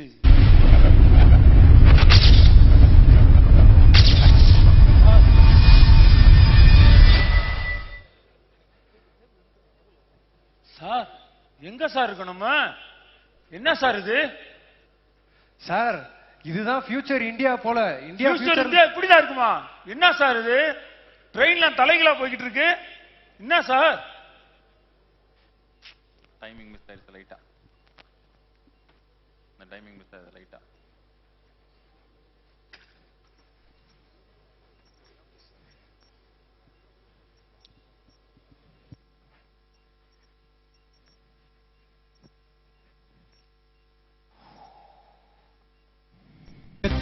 இன்னொருத்தி கிடைக்கவில்லை. இவ டேட்டிங்காக டின்னர் போன ஸ்டார்டர் நான் தானே. ஷாப்பிங் போக குட்டி போன ட்ராலி நான் தானே. யார் சார் அவரு? என்ன சார் பண்றாரு பாருங்க சார். இருங்க கோட்டச்சாமி என்னன்னு பாப்போம். சார் சார் யார் சார் நீங்க? நான் விர்ச்சுவல் வேல்ல தமிழாவோட டான்ஸ் ஆடிக்கிட்டு இருந்தேன். தமிழாவா? சார் நயன்தாரா இருக்காங்களா கொஞ்சம் பார்த்து சொல்லுங்க சார். உணர்ச்சி வசப்படாதீங்க சார், கொஞ்சம் தள்ளி நில்லுங்க. உங்களை பார்த்தா சரோஜாதேவி ரசிகர் மாதிரி இருக்கு சார். நீங்க பார்த்தா நயன்தாரா ரசிகரா? கோட்டச்சாமி நீங்க இங்க வாங்க. வந்த வேலை என்னன்றதே மறந்துட்டு நீங்க வேற. சார் ஒரு சார் அவரை விடுங்க சார். அவர் இப்படித்தான் எப்பவுமே. சார் அதை விடுங்க சார். சார் இப்போ இங்க வந்து நமக்கு டிரான்ஸ்போர்டேஷன்ல என்ன சார் ட்ரெண்டிங்கா போய்கிட்டு இருக்கு? டிரான்ஸ்போர்ட்லயா சார்? சார் ஹைப்பர் லூப் தான் சார் வந்து. என்னது பைப்பர் லூப்பா? Sir hyper loop sir. அப்படி இல்லைங்க சார். ஹைப்பர் லூப்பா? சரி சரி சரி. ஹைப்பர் லூப் தான் சார் வந்து பயங்கர ட்ரெண்டிங் சார். ஒரு 30 மினிட்ஸ்ல வந்து 1000 கிலோமீட்டர் வரைக்கும் வந்து கவர் பண்ணிடுறாங்க சார். அதுலயும் ஒரு கம்பெனி என்ன பண்ணாங்கன்னா நம்ம பேசஞ்சருக்கு மட்டும் யூஸ் பண்ணிக்கிட்டு இருந்த அந்த ஹைப்பர் லூப்பை குட்ஸ் டிரான்ஸ்போர்ட்டுக்கு யூஸ் பண்ணி செமையா வந்து சாதிச்சிருக்காங்க சார். அவங்க தான் சார் மிகப்பெரிய எண்ணெய் வெட்டுறவங்க. அப்படியா சார்? அவங்களை எங்க சார் போய் மீட் பண்ணலாம்? சார் அந்த கம்பெனி பேர் வந்து டிரான்ஸ்லிங்க் ஐ சார். அவங்கள மீட் பண்றதை காட்டிலும் அவங்க சிஇஓ வந்து இன்னைக்கு ஒரு மீட்டிங்ல பேசுறாங்க. நான் கூட அதுக்கு தான் போய்கிட்டு இருக்கேன். நீங்க வேணும்னா வாங்க. சார் மீட்டிங் எங்கன்னு சொல்லவே இல்லை. மீட்டிங் மும்பைல நடக்குது சார். Sir பாம்பேவா sir? அங்க போனா நிறைய பார்க்கலாம் சார். வாங்க சார் போயிட்டு வந்துருவோம். கோட்டச்சாமி என்னமோ மும்பை என்னமோ பக்கத்து தெருல இருக்க மாதிரி சொல்றீங்க. அது இருக்கு பலாயிரம் கிலோமீட்டர் தள்ளி. சார் ஜஸ்ட் 45 மினிட்ஸ்ல போயிட்டு வந்துடலாம் சார். அதே ஹைப்பர் லூப்லாம் இருக்குல்ல சார், அந்த இருக்குல்ல சார். வாங்க சார் போவோம். சரி வாங்க வாங்க சார் போயிட்டு வந்துரும் சார். அவருடைய போயிருவோம் வாங்க. அங்கிட்டு போகாதீங்க. Entrepreneurs அனைவருக்கும் வணக்கம். Welcome to Escon 2040 Mumbai. இன்றைய நிகழ்ச்சியின் சிறப்பு விருந்தினர் யாருக்காகவும் நிற்காத காலத்தையே வெல்ல முற்பட்டு அதில் வெற்றி கண்டவர். தன் தந்தை துவக்கிய நிறுவனத்தை திறம்பட செயல்பட்டு நடத்தி இன்று சரக்கு போக்குவரத்து துறையில் ஜாபாவராக திகழும் டிரான்ஸ்லிங்க் ஐ இன்கார்பரேஷனாக மாற்றியவர். மக்களின் பயண நேரத்தை ஒன்றில் கால் பங்கிற்கும் கீழ் குறைத்து நொடி பொழுதில் பல நகரங்களை கடக்கும் ஹைப்பர்லூப் என்ற அதிநவீன சொகுசு ரயிலில் சரக்குகளை அனுப்பினால் பல கோடி ரூபாய் மிச்சமாகும் என்பதை கண்டுபிடித்து அதை நடத்தியும் காட்டி நாட்டின் பொருளாதாரத்தை பன்மடங்கு வளர்த்த ஒற்றை மனிதர் அவர்தான். ஹாய் எவ்ரிவன், எல்லாரும் எப்படி இருக்கீங்க? கேட்கலையே? சூப்பர். வெற்றி அப்படின்ற ஒரு விஷயத்த பத்தி தான் எல்லா ஆண்டர்பிரனர்ஸுமே பேசுவாங்க. பட் இங்க நான் என்னுடைய தோல்வியை கொண்டாட தாங்க வந்திருக்கேன். எல்லாருக்குமே ஷாக்கா இருக்கா? எஸ். பொதுவா வாய்ப்பு அப்படின்ற ஒரு விஷயம் எல்லாருக்குமே காமனா கிடைக்கிறது இல்லை அப்படின்னு சொல்லுவாங்க. 15 வருஷத்துக்கு முன்னாடி எனக்கு கிடைத்த வாய்ப்புகள், எனக்கு கிடைத்த சூழ்நிலைகள், எனக்கு கிடைத்த சந்தர்ப்பங்கள் இன்னும் ஒரு தொழிலதிபருக்கு கிடைக்குமா அப்படின்னா அது ஒரு $1 மில்லியன் கொஸ்டின் தான். ஏன் அப்படின்னா 15 வருஷத்துக்கு முன்னாடி நான் ஒரு $1 trillion எக்கனாமில இருந்தேன். அப்போ ஜிடிபி 8% growthல இருந்தது. எஸ். இன்னைக்கு முக்கியமான ஒரு விஷயத்த ஷேர் பண்றதுக்காக தான் உங்ககிட்ட வந்திருக்கேன். இங்க எல்லாருமே ஆண்டர்பிரனர்ஸ் தான். ஸோ உங்களுடைய டைமோட வேல்யூ எனக்கு நல்லாவே தெரியும். ஸோ மேக்ஸிமம் ஒரு 5 minutesல இந்த ஸ்பீச்சை நான் கன்க்ளூட் பண்றேங்க. டிரான்ஸ்லிங்க் ஐ அப்படின்ற ஒரு கார்ப்பரேட் நிறுவனம் உங்க எல்லாருக்குமே ஒரு $1 billion கம்பெனி நிறுவனமா தான் தெரியும். பட் அதனுடைய ஆரம்ப கால கட்டத்துல எவ்வளவு சிரமங்களை சந்திச்சது அப்படின்றத நான் இங்க ஷேர் பண்ண போறேன். எங்களுடைய டிரான்ஸ்போர்ட் இண்டஸ்ட்ரியில ஹைப்பர் லூப் தான் எங்களுடைய ஃபியூச்சர் அப்படின்றத நாங்க டிசைட் பண்ணோம். நாங்க டிசைட் பண்ணப்போ எங்ககிட்ட இருந்தது அந்த வெறும் ஐடியா மட்டும் தாங்க. இந்த ஐடியாவை நாங்க ஒரு ஸ்டார்ட் அப் இன்வெஸ்ட்மெண்ட்டா கன்வெர்ட் பண்றதுக்கு எங்களுக்கு 3 வருஷம் ஆயிடுச்சு. அந்த 3 வருஷத்துல நாங்க ஒரு 150 இன்வெஸ்டராவது போய் பார்த்துருப்போம், அதை பத்தி பிச் பண்ணியிருப்போம். கடைசியா தான் எங்களுக்கு ஃபண்ட் வந்துச்சு. ஃபண்ட் வந்ததுக்கு அப்புறமா இதை ஃபர்ஸ்ட் ஒரு எம்விபில அப்ளை பண்ணி பார்க்கலாம், அதாவது மினிமம் வயபிள் ப்ராடக்ட்ல அப்ளை பண்ணி பார்க்கலாம் அப்படின்னு ஒரு ஐடியா வந்தது. அப்ளை பண்ணி பார்த்தோம். அப்ளை பண்ணப்போ ப்ராக்டிக்கலா நிறைய ஃபெயிலியர்ஸ். இதை பார்த்தோன்னே இன்வெஸ்டர்ஸ் எல்லாருமே கொஞ்சம் கொஞ்சமா பேக் அடிக்க ஆரம்பிச்சாங்க. அவங்கள அகைன் நாங்க கன்வின்ஸ் பண்ணி உள்ள கொண்டு வர வேண்டியதா போயிடுச்சு. அடுத்ததா இது ஹைப்பர் லூப் அப்படின்றதுனால நிறைய டெக்னாலஜில ஏகப்பட்ட எரர்ஸ் வர ஆரம்பிச்சிச்சு, ஏகப்பட்ட ஃபெயிலியர்ஸ் நாங்க ஃபேஸ் பண்ண ஆரம்பிச்சோம். அதையும் தாண்டி வந்தோம். அந்த டைம்ல ஏகப்பட்ட கேள்விகள் எங்களை நோக்கி வந்துச்சு, ஏகப்பட்ட பேர்ட்ட இருந்து. என்ன அப்படின்னா, இந்த ப்ராஜெக்ட் உங்களுக்கு தேவையா, இந்த ப்ராஜெக்ட்னால எப்படி நீங்க லாபம் சம்பாதிக்க போறீங்க அப்படின்றதான். எங்களோட முயற்சியை மட்டும் நாங்க அந்த நேரத்துல கைவிடவே இல்லை. உங்க எல்லாருக்குமே இந்த நேரத்தில் தோணலாம், அப்ப எப்படி இந்த ப்ராஜெக்டை டெவலப் பண்ணீங்க அப்படின்றதுதான். எஸ், 15 வருஷத்துக்கு முன்னாடி மக்களுடைய தேவையை சரியா புரிஞ்சுக்கிட்டு மக்களுடைய நேரத்தை சரியா மிச்சப்படுத்தின சில நிறுவனங்கள் தான் இன்னைக்கு மிகப்பெரிய கார்ப்பரேட் நிறுவனங்களா வளர்ந்து நிக்குது. அவங்க யாருன்னா உங்களுக்கு நல்லாவே தெரியும், ஸ்விக்கி, ஜொமேட்டோ போன்ற நிறுவனங்கள் தான். ஸோ அந்த மாதிரி தான் இந்த 5th மோட் ஆஃப் டிரான்ஸ்போர்ட்டேஷனும் மக்களுடைய நேரத்தை மிச்சப்படுத்தும் அப்படின்றத நாங்க நம்பினோம்.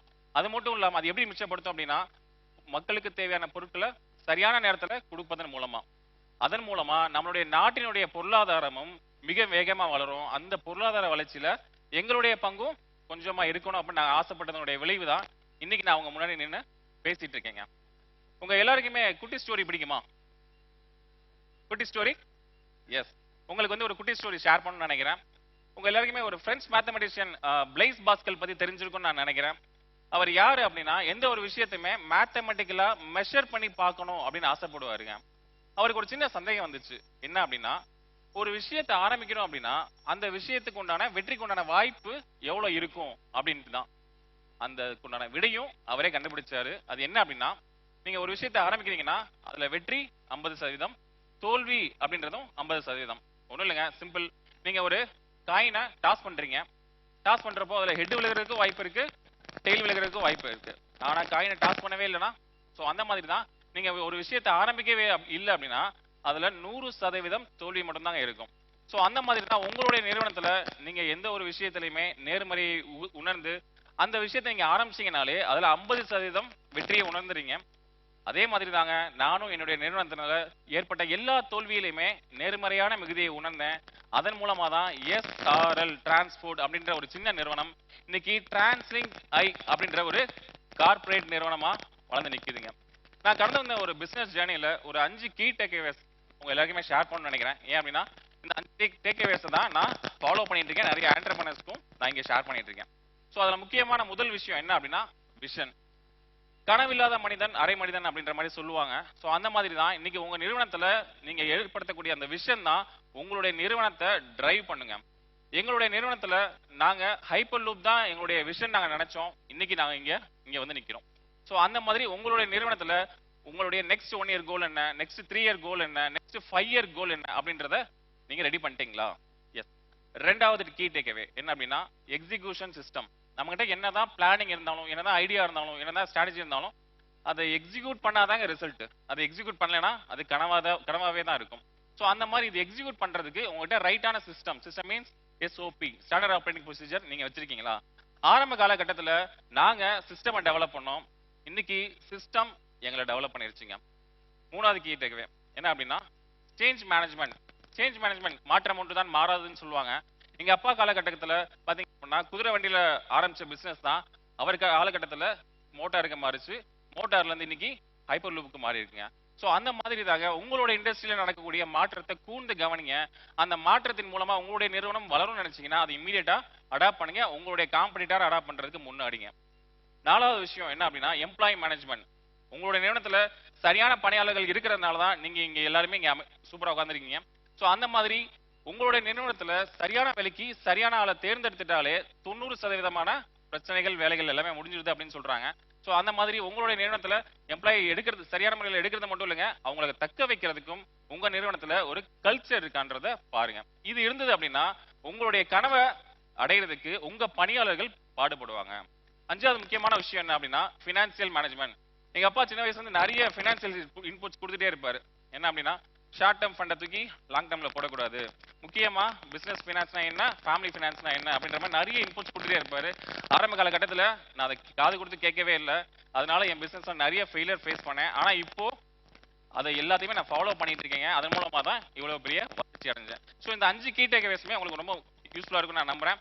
அதை தாண்டி ஒரு சின்ன இன்புட் என்ன அப்படின்னா give and back to your சொசைட்டிங்க. அதாவது என்னன்னா நீங்க சமுதாயத்தின் மூலிருந்து சம்பாதிச்ச ஒரு பணத்தை அதனுடைய ஒரு பகுதியை நீங்க சமுதாயத்துக்கே திரும்ப செலுத்துறது தான் ஒரு நல்ல விஷயத்துக்காக. இதை நான் சொல்லுங்க, வேர்ல்ட் லெவல்ல இருக்கக்கூடிய வாரன் பஃபட்டா இருக்கணும் சரி, நம்ம இந்தியாவில் இருக்கக்கூடிய அசீம் பிரேம்ஜியா இருக்கட்டும் சரி, சிவநாடா இருக்கக்கூடியவராக இருக்கட்டும் சரி, அவங்க எல்லாருமே என்ன பண்றாங்க அப்படின்னா அவங்களோட சம்பாதிச்ச பணத்தை நம்மளுடைய சமுதாய தேவைக்காக நல்ல விஷயத்துக்காக ஸ்பெண்ட் பண்றாங்க.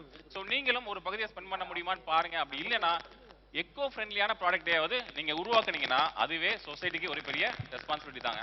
ஸோ இந்த விஷயத்தின் மூலமா நம்மளுடைய சமுதாயமும் வளம் பெறும். கடைசியா ஒரு விஷயம், வெற்றியாளர்கள் தான் மிகுதியை உணர்றாங்களா இல்ல மிகுதியை உணர்பவர்கள் தான் வெற்றியாளர்களா அப்படின்னு கேட்டீங்கன்னா எதுவாக இருந்தா என்னங்க, நீங்க மிகுதியை உணர்றதுனால எந்த ஒரு லாஸுமே இல்லை. ஸோ உங்களுடைய நிறுவனத்திலையுமே நீங்க நேர்மறையான மிகுதியை உணருங்க. அதன் மூலமா உங்களுடைய நிறுவனத்திலுமே நீங்க சீக்கிரமா ஜெயிக்கிறதுக்கு இந்த அர்ஜுனுடைய வாழ்த்துக்கள். Thank you so much.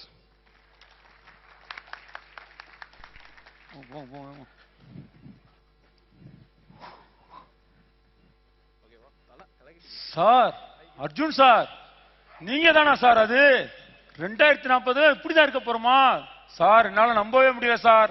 அற்புதம் அர்ஜுன் சார், அப்பா வழியிலே கம்பெனியை எங்கேயோ கொண்டு போயிட்டீங்க சார். Super sir. சார் நம்ம எண்ணங்கள்ல நேர்மறையான மிகுதியை உணர்ந்ததுனால தான் சார் நம்ம கம்பெனி இந்த அளவுக்கு வளர்ந்திருக்கு. வாங்க நம்ம பிரசன்ட்டுக்கு போய் நம்ம கம்பெனியை இந்த அளவுக்கு வளர்த்த இருப்போம். Okay sir. Thank you so much, team. Thank you so much, the entire skit team, Ennangalin Migudi. Now, we would like to request our Vice Chairman, Mr. Dinesh Singh, to be on the dais, please.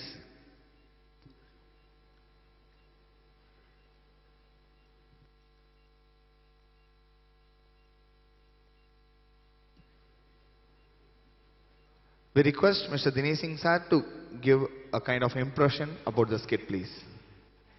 அனைவருக்கும் வணக்கம். ஒரு நல்ல food lunch எடுத்துட்டு வந்ததுக்கு அப்புறம் நம்ம friends ஒரு மெனக்கெட்டு நிறைய ரிகர்சல் பண்ணி நமக்கு நிறைய பாயிண்ட்ஸை கொடுக்கறதுக்கு ஒரு ஸ்கிட் நடத்தியிருக்காங்க. அவங்களுக்கு ஒரு ரவுண்ட் ஆஃப் அப்ளாஸ் கொடுத்துடலாமா? என்னடா என்னுடைய ஒரிஜினல் கேரக்டரை நான் மாத்திக்கிட்டு இன்னொரு கேரக்டரை நான் இருக்கிறதுங்கிறது வந்து ஒரு ஈஸியான விஷயம் இல்லை. இத்தனை பேர் முன்னாடி ஒரு ப்ரொஃபஷனல் குரூப் முன்னாடி தன்னை அப்படி மாத்திக்கிட்டு ஒரு விஷயத்தை கொண்டு வந்து கடத்துறதுன்றது ஒரு மிகப்பெரிய விஷயம். அதை நமக்காக செஞ்சு கொடுத்துருக்காங்க நம்ம ஃப்ரெண்ட்ஸு. ஏன் ரோல் பிளே எஸ் கான்ஃபரன்ஸில் ஒரு ரோல் பிளே ஏன் பண்ணுறோம் அப்படின்னா, chairman always use to say role play வந்து நம்மளை அந்த ரோலில் நம்மளை நிப்பாட்டி காமிக்கும். இது எதுக்காகனா நம்ம ஆர்கனைசேஷனில் எம்ப்ளாயீஸ்க்கு வந்து செலிப்ரேஷன் அப்போ ஏதாவது நம்மளுடைய மேனேஜ்மெண்ட் பாயிண்ட்ஸ் ஏதாவது அவங்களுக்கு கொஞ்சம் உள்ளே கொண்டு போய் சேர்க்க வேண்டியிருக்குன்னா, இல்லை சில கான்செப்ட்ஸ் நம்ம இப்போ எப்படி பிஸ்னஸ் கான்செப்ட்ஸ் இன்னைக்கு ஆக்சுவலாக எஸ்ஸுக்கு வர கன்சல்டன்ஸ் எல்லாருமே சொல்லுவாங்க, என்னங்க எஸ்ஸில் ஆன்சாப் மேட்ரிக்ஸ்னா யாருனாலும் கண்ணை மூடிட்டு தெளிவாக இருக்காங்க அப்படின்னு. ஏன் ஆன்சாப் மேட்ரிக்ஸ் அந்த அளவுக்கு நமக்கு உள்ளே போயிருக்கு. அதே மாதிரி ஃபினான்ஷியல் டிசிப்ளின் சொன்னோம்னா லாங் டேர்ம் ஃபண்டை தூக்கி ஷார்ட் டேர்மில் போடக்கூடாது.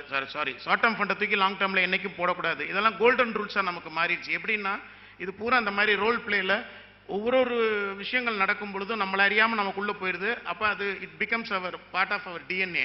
யாருமே அந்த தப்பை பண்ண மாட்டோம். இன்றைக்கும் பார்த்தீங்கன்னா செட் ஆஃப் லேர்னிங்ஸ் நிறையா நோட்ஸ் எடுத்திருப்பீங்கன்னு நினைக்கிறேன். இந்த ரோல் பிளே ஏன் நடத்தணுங்கிறதையும் இந்த இடத்துல உங்களுக்கு சொல்லணும்னு நினச்சேன். டீம் இங்கே இருக்காங்களா? We request the skit team to be on the dais.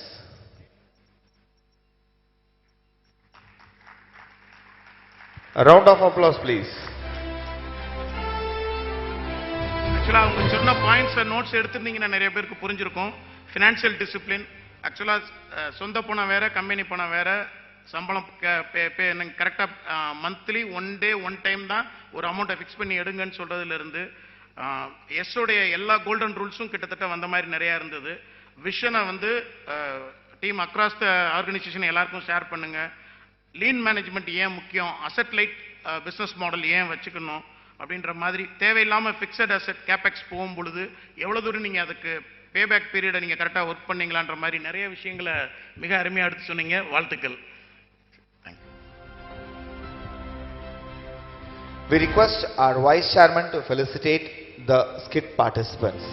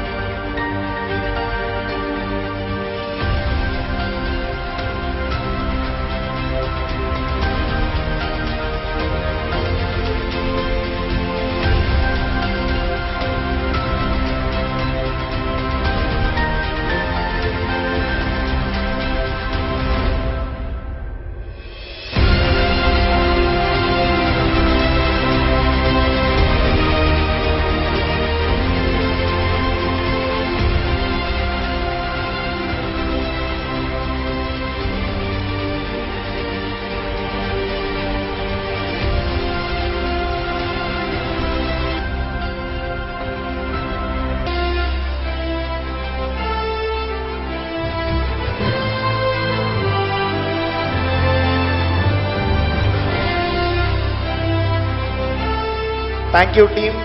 Thank you so much. We request our Vice Chairman Dinesh Singh sir to be on the dais, please. It's time to thank and recognize our mentor launch sponsor, Jewel One. We request Mr. Anthony Alphonse and Rajkal Prabhu to be on the dais to receive the memento, please. And we request Mr. Rakesh from the sponsor team to join.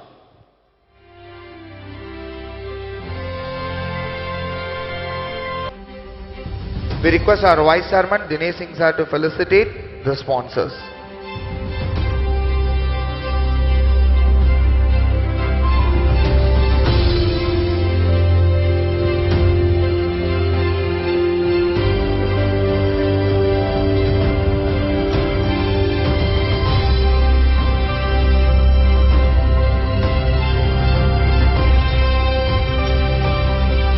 Thank you so much, Team Jewel One. We request our Vice Chairman to stay on the dais. It's time to thank and recognize our associate sponsor, Recpo Home Finance. We request Mr. Muralidharan, Regional Manager, to be on the dais, along with Mr. Rakesh from the sponsor team. We request our Vice Chairman Dinesh sir to felicitate the sponsors.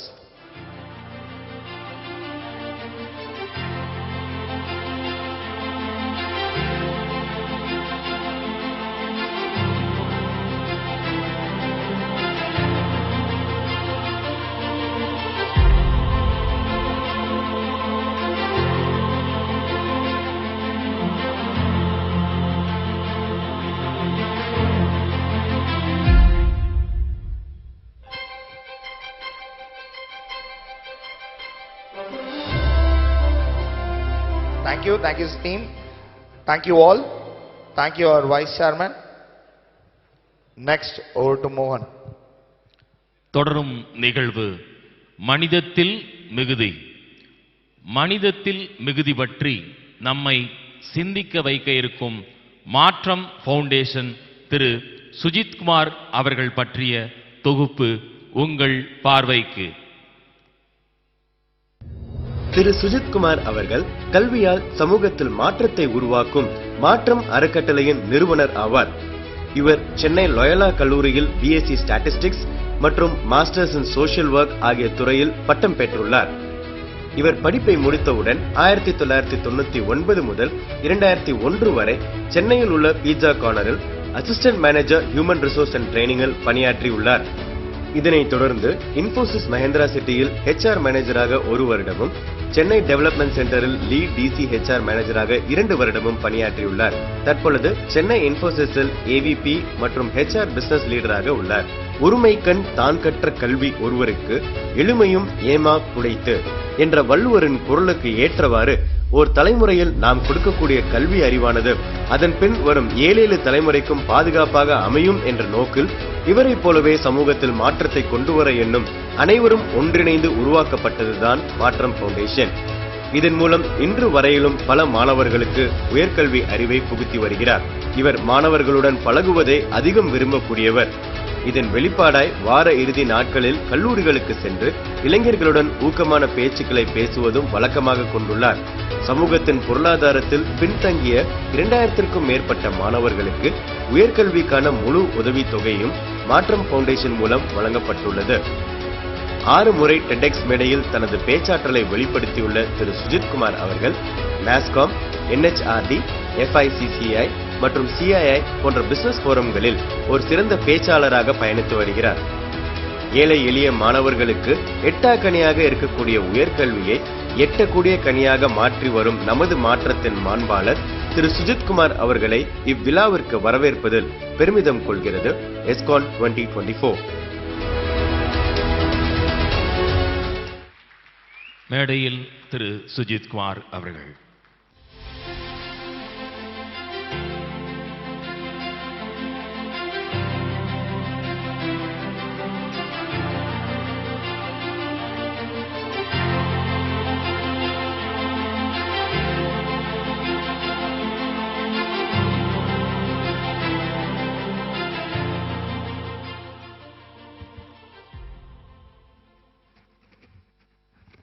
இந்த introduction video மட்டும் மறக்காம அனுப்பிச்சிருங்க.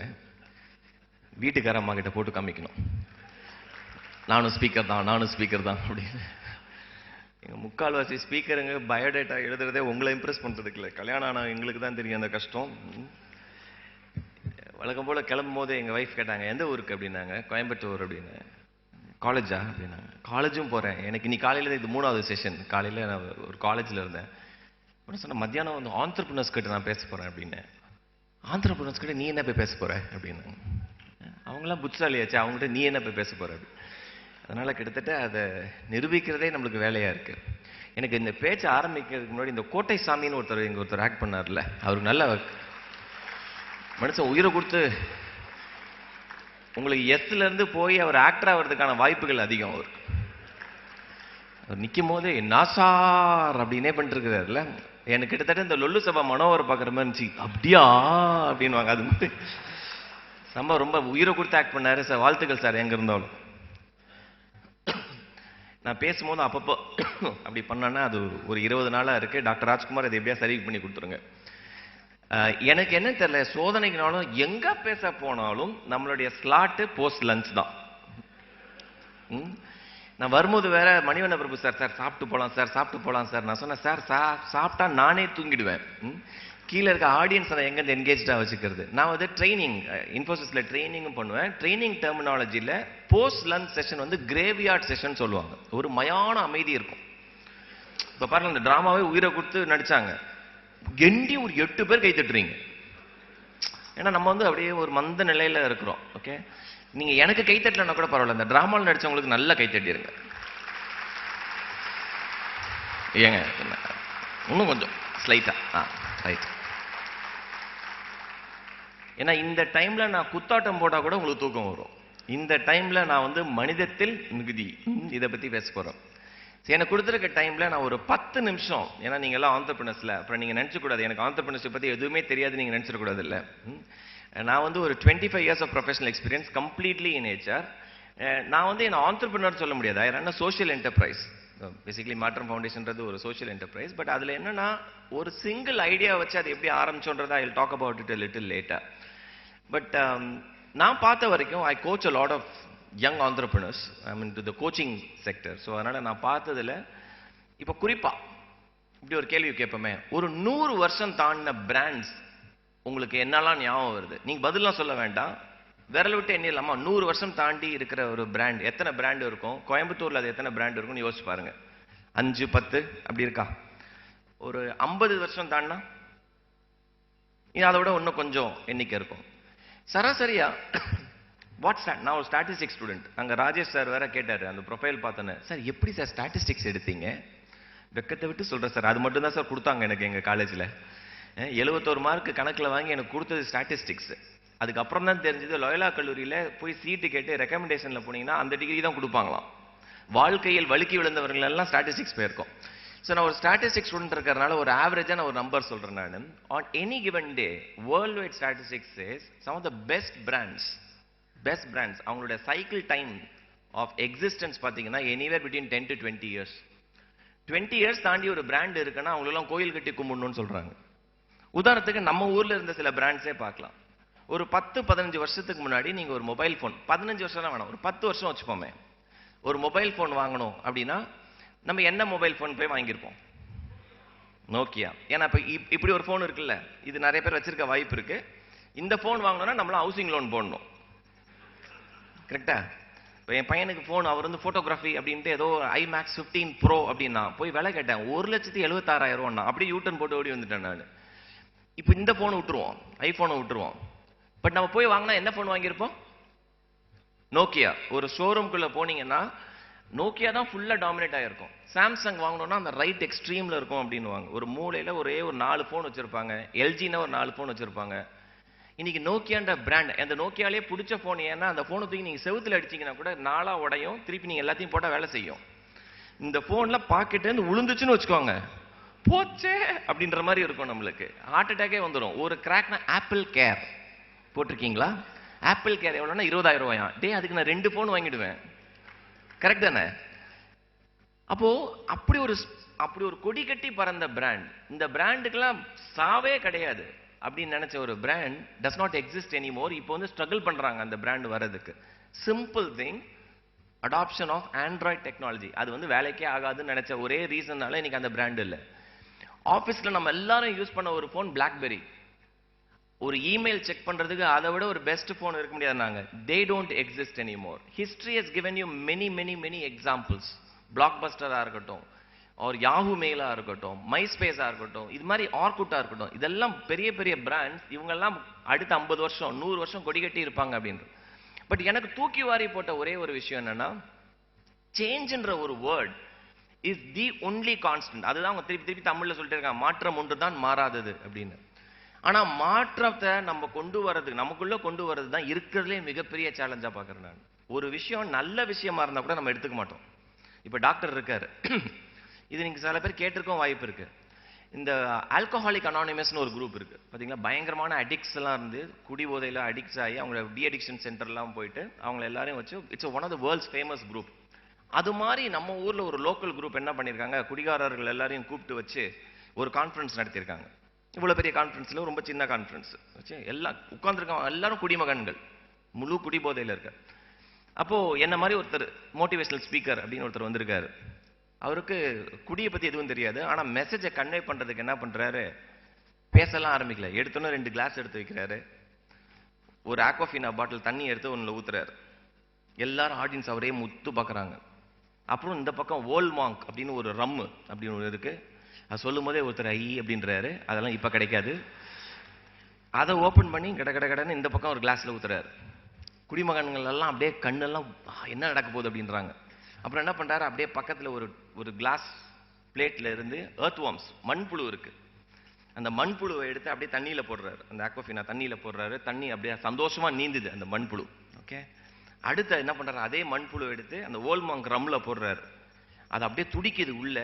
ஆடியன்ஸ்லாம் பார்க்கறதுக்கு முன்னாடி சுக்குநூறா சின்ன பின்னமா செதறி செத்து போயிடுது அந்த மண்புழு. ஆடியன்ஸ்ல இருந்து 4 பேர் அதெல்லாம் சொல்றாங்க. உடனே நம்ம மோட்டிவேஷனல் ஸ்பீக்கர் பிடிச்சிட்டாரு. பாயிண்ட பிடிச்சிட்டோம் பத்தியா அப்படின்ட்டு. இதுல இருந்து என்ன தெரியுது அப்படின்னு கேட்டிருக்காரு. அங்கிருந்து இருந்துச்சு ஒரு குடிமகன் இந்த பதில் தான் சொன்னான், தண்ணி அடிச்சா வயிற்றுல புழு பூச்சியே இருக்காதுன்னு இருக்கான். நம்மால் கொடுக்கணும்னு நினைச்ச மெசேஜ் வேற, ஆனா அவர் வாங்கின பல்பு வேற. அதனால நம்ம ஆளுங்க ரொம்ப தெளிவா இருக்காங்க. நீ என்ன வேணா மாற்றம் கொண்டு வா, எனக்கு அது மேட்டர் இல்லை அப்படின்னா வாய்ப்பே கிடையாது. So the only thing which remains is constant is change, and change only. Narayanamurthy எங்க கம்பெனியில் ஒரு மூர்த்தி எங்க ஃபவுண்டர் சொல்லியிருக்காரு, the change is like this early morning dew. அது ரொம்ப அழகா இருக்கும். காலையில பாத்தீங்கன்னா அந்த பனி பெஞ்சு இந்த டைம்ல தான் இருக்கும். உங்களுக்கு சென்னையில இப்ப கூட இந்த டைம் மட்டும் தான் நீங்க சென்னைக்கு வர முடியும். ஏன்னா Chennai has only 3 climate, hot, hotter, hottest. இப்போ டிசம்பர்ல தான் பனி பெய்யும். அப்ப இந்த கிராஸ்ல எல்லாம் அழகா இருக்கும். அந்த பனி பார்க்கிறதுக்கு ரொம்ப பியூட்டிஃபுல்லா இருக்கும். அது எவ்வளவு நேரம் இருக்கும் அப்படின்னா சூரியன் வர வரைக்கும் தான். The moment the sun is out, it just gets wiped off. And similarly, நம்ம எவ்வளவு பெரிய பிராண்டா இருந்தாலும் சரி, if we don't adapt to change, we don't exist anymore. அந்த ஒரு மெசேஜ் தான் I want to pass it on to you loud and clear. இப்போ என்னோட ரோல்ல சில முறை அப்ராட் போகிற ஆப்பர்ச்சுனிட்டி, அண்ட் ஐடி கம்பெனினா நாங்கள் எந்த கண்ட்ரிக்கு அதிகமாக போவோம்? அமெரிக்காக்கு தான் போவோம். ஓகே, இன் அமெரிக்கான் டால் அப்படின்ட்டு நாங்கள் போயிட்டு வருவோம். 4 நாள் அங்கே இருந்துட்டு வந்துட்டு இங்கே நாக்க சொல்லிட்டு பேசுவோம். அதனால தான் பார்த்தீங்கன்னா நிறைய ஐடி பசங்கள்லாம் போயிட்டு வந்து பாருங்களேன், நம்ம ஊர் மெட்ராஸ் தமிழ் தான், ஆனால் அங்கே போயிட்டு வந்தோன்னே அப்படின்ட்டு நாக்கு சொல்லிட்டுவோம். இந்த பே ஏரியா அப்படின்ற இடத்துல போகும்போது எல்லாருக்கும் போயிருக்குல்ல, இப்போ நம்ம சில இடத்துல ஃபோட்டோ எடுக்கணும்னு இருக்கும். ஆப்பிள் ஹெட் குவார்ட்டர்ஸ் வெளியில், கூகுள் ஹெட் குவார்ட்டர்ஸ் வெளியில், ஃபேஸ்புக் ஹெட் குவார்ட்டர்ஸ் வெளியில் எடுத்துட்டு நம்ம சொல்லுவோம், நான் இப்போ தான் உள்ளே போயிட்டு வந்தேன் அப்படின்ற மாதிரி. உண்மையாகவே எனக்கு ஃபேஸ்புக்கில் ஒரு முறை அங்கே இருக்க தமிழ் சங்கம், அங்கே பயங்கர ஆக்டிவான ஒரு குரூப் இருக்குது. I had an opportunity to go and speak to few employees அங்கே. அப்போ வழக்கம் போல் வெளியில் பார்க்குறேன் ஃபேஸ்புக் அவங்களுடைய அவங்களுடைய லோகோ வந்து இப்படி இருந்தது ஃபேஸ்புக். அந்த ஃபோட்டோ இல்லை, otherwise I would put that photo up. இப்போ நீங்கள் உங்கள் நிறுவனத்துக்கு வெளியிலலாம் உங்களுடைய பில் போர்டு வெளில வச்சுருப்பீங்கல்ல, எல்லாரும் வச்சுருப்போம், கரெக்ட்? அந்த பில் போர்டு ரோட்டில் வச்சா 2 சைடு போர்டு வச்சுருப்போம். இந்த சைடும் உங்கள் பிராண்டு தான் பேர் வச்சுருப்போம், இந்த பக்கமும் உங்கள் பிராண்ட் தான் பேர் வச்சுருப்போம். செவுத்தில் அடிச்சிருந்தா ஃப்ரண்ட்டில் மட்டும் பேர் இருக்கும். இப்போ ஃபேஸ்புக் ஹெட் குவார்ட்டர்ஸ்க்கு வெளியில அவங்களுடைய பில் போர்டு வச்சிருக்காங்க. போர்டு எப்படின்னா ரோட்ல இருக்கு, அந்த போர்டுக்கு பின்னாடியும் இடம் இருக்கு. ஸோ விச் மீன்ஸ் இப்போ கம்பெனிக்குள்ள நுழையிறீங்க, கம்பெனிக்குள்ள நுழையும் போது ஃபேஸ்புக் அப்படின்னு போர்டு போட்டு கீழே 1 ஹேக்கர் வே அப்படின்னு அந்த ரோடு பேர் போட்டிருக்காங்க, தம்ஸ் அப் சிம்பிள் இருக்கு. இப்போ என்னோட கொஸ்டின் என்னன்னா, அந்த போர்டுக்கு பின்னாடி இடம் இருக்குல்ல, அதான் கம்பெனிலேருந்து நீங்கள் வெளியில் வரும்போது நீங்கள் அந்த போர்டை பார்க்கலாம். அந்த இடத்துல என்ன இருக்குன்னு நினைக்கிறீங்க? அந்த இடத்துல போர்டுக்கு பின்னாடியும் ஃபேஸ்புக்னு வச்சிருக்கலாம், என்ன இருக்குன்னு நினைக்கிறீங்க அங்க? என்ன சார்? இன்னொரு போர்டு வச்சிருக்காங்களாம், சூப்பர். அப்புறம் மெட்டா, இனிமேல் ஃபியூச்சருக்கு வர போற மெட்டா பத்தி வச்சிருக்காங்க. யார் சொன்னது அது? Sir beautiful. நாங்க கண்ணாடி வைக்கல, மோட்டிவேஷனல் கோட் வைக்கல, அதெல்லாம் இல்ல. அந்த போர்டுக்கு பின்னாடி இருக்கிறது சன் மைக்ரோ சிஸ்டம்ஸ் போர்டு இருக்கு. இப்போ நியாயமா நம்மளுக்கு ஒரு கேள்வி வைக்கணும். ஃபேஸ்புக்கே ஒரு கண்ட்ரி சைஸ், அவங்களுக்கு இல்லாத பணம் கிடையாது. World wide they are ranked number 2 in terms of market capitalisation.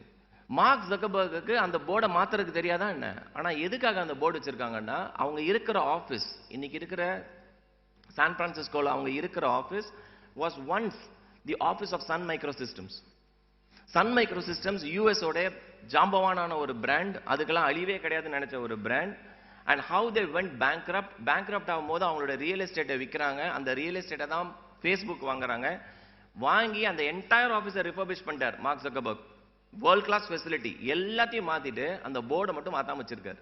வெளியிலேருந்து வரும்போது ஃபேஸ்புக், உள்ளேருந்து நீ கடைசியா பார்த்துட்டு போறது Sun Microsystems. Because he wants to leave a message to his employees, you don't change. This is exactly what will happen to us. Facebook பின்னாடி வரும், நம்மள வேற எவனா ஒருத்தன் அக்வயர் பண்ணுவான் அப்படின்றது. Now if this is the message given by one of the topmost CEOs in the world, நம்மலாம் ஒண்ணும் கிடையாது, we are a speck of dust அப்படின்னு நம்ம புரிஞ்சுக்கிட்டோம் அப்படின்னா we will adapt to change much faster. அதனால ஆனா ரொம்ப ஈஸியான விஷயம் கிடையாது. So first message I want to give you as all entrepreneurs, different age groupல இருக்கீங்க, adapt to change. Number 2, I'm basically a people's person. என்னோட வேலையே is dealing with people. அந்த கேள்வியெல்லாம் கேட்டீங்களா சார், எப்படி சார் ஆளை தக்க வச்சுக்கிறது, இதுதான் என் வேலை. இன்னைக்கு போறவன் திருப்பி வருவானான்னு தெரியாது. HR மாதிரி ஒரு நாய் பொழப்பு வேற கிடையவே கிடையாது. டேய் என்னெல்லாம் படாத பாடுபடுத்துறானுங்க. அதுவும் இந்த எம்ப்ளாயி என்கேஜ்மெண்ட் அப்படின்னு ஒன்று இருக்குது. நாங்கள் ஒன்றும் வீட்டில் போய் பால் தான் போடல, அதையும் போட்டோன்னு வச்சுக்கோங்க HR வரதுக்கு கம்ப்ளீட்.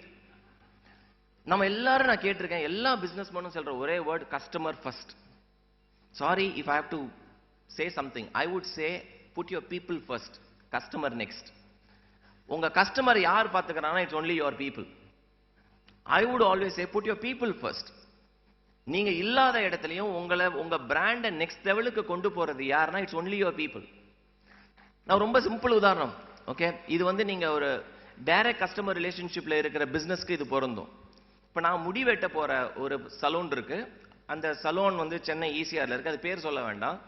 அங்கேயும் போனோம்னா நீங்க EMIல தான் கட்ட முடியும். ஓகே, நீங்க பார்க்கலாம், ஐயோ இந்த முடிக்கெல்லாம் எதுக்கே இவ்வளவு சீன் அப்படின்னு. கரெக்ட். இப்போ என்னோட ஹேர் ஸ்டைலிஸ்ட் பேரு பிரதீப்.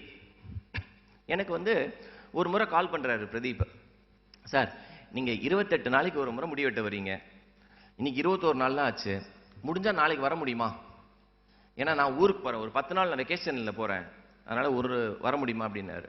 நம்மளுக்கு சலூன்ல இருந்து ரிமைண்டர் கால் வருது, அதுவே பெரிய விஷயம். எனக்கு பிரதீப் இல்லைன்னா வேற யாருக்கிட்டையும் முடி வெட்டுறதுக்கு கஷ்டமா இருக்கு. நான் சொன்னேன் வரேன் பிரதீப் அப்படின்னு. ஸோ நான் போயிட்டேன், முடி வெட்டுறதுக்கு போயாச்சு. அவர் வந்து கிட்டத்தட்ட ஸ்கல்ப்டர் மாதிரி, அந்த சிசர் போறதும் தெரியாது, விரல் போறதும் அவ்வளோ ஸ்டைலிஷா வெட்டிட்டு இருப்பாரு. கண்ணாடியை பார்த்தே பேசிட்டே இருப்பார். அன்னைக்கு நான் நிறைய பேச ஆரம்பிச்சேன் அவர்கிட்ட. நான் சொன்னேன் பிரதீப் நீங்க என்ன படிச்சிருக்கீங்க அப்படின்னு கேட்டேன். நான் நினைச்சேன் நான் படிக்கல சார் அப்படின்னு ஏதாவது சொல்லுவார் நினைச்சேன். சார் நான் பிஎஸ்சி பிசிக்ஸ் சார் லோயலால் அப்படின்னு. பிஎஸ்சி பிசிக்ஸ் லோயலாலியா? அந்த சீட்லாம் நான் கேட்டு எனக்கு கொடுக்கவே இல்லை ஃபாதர்.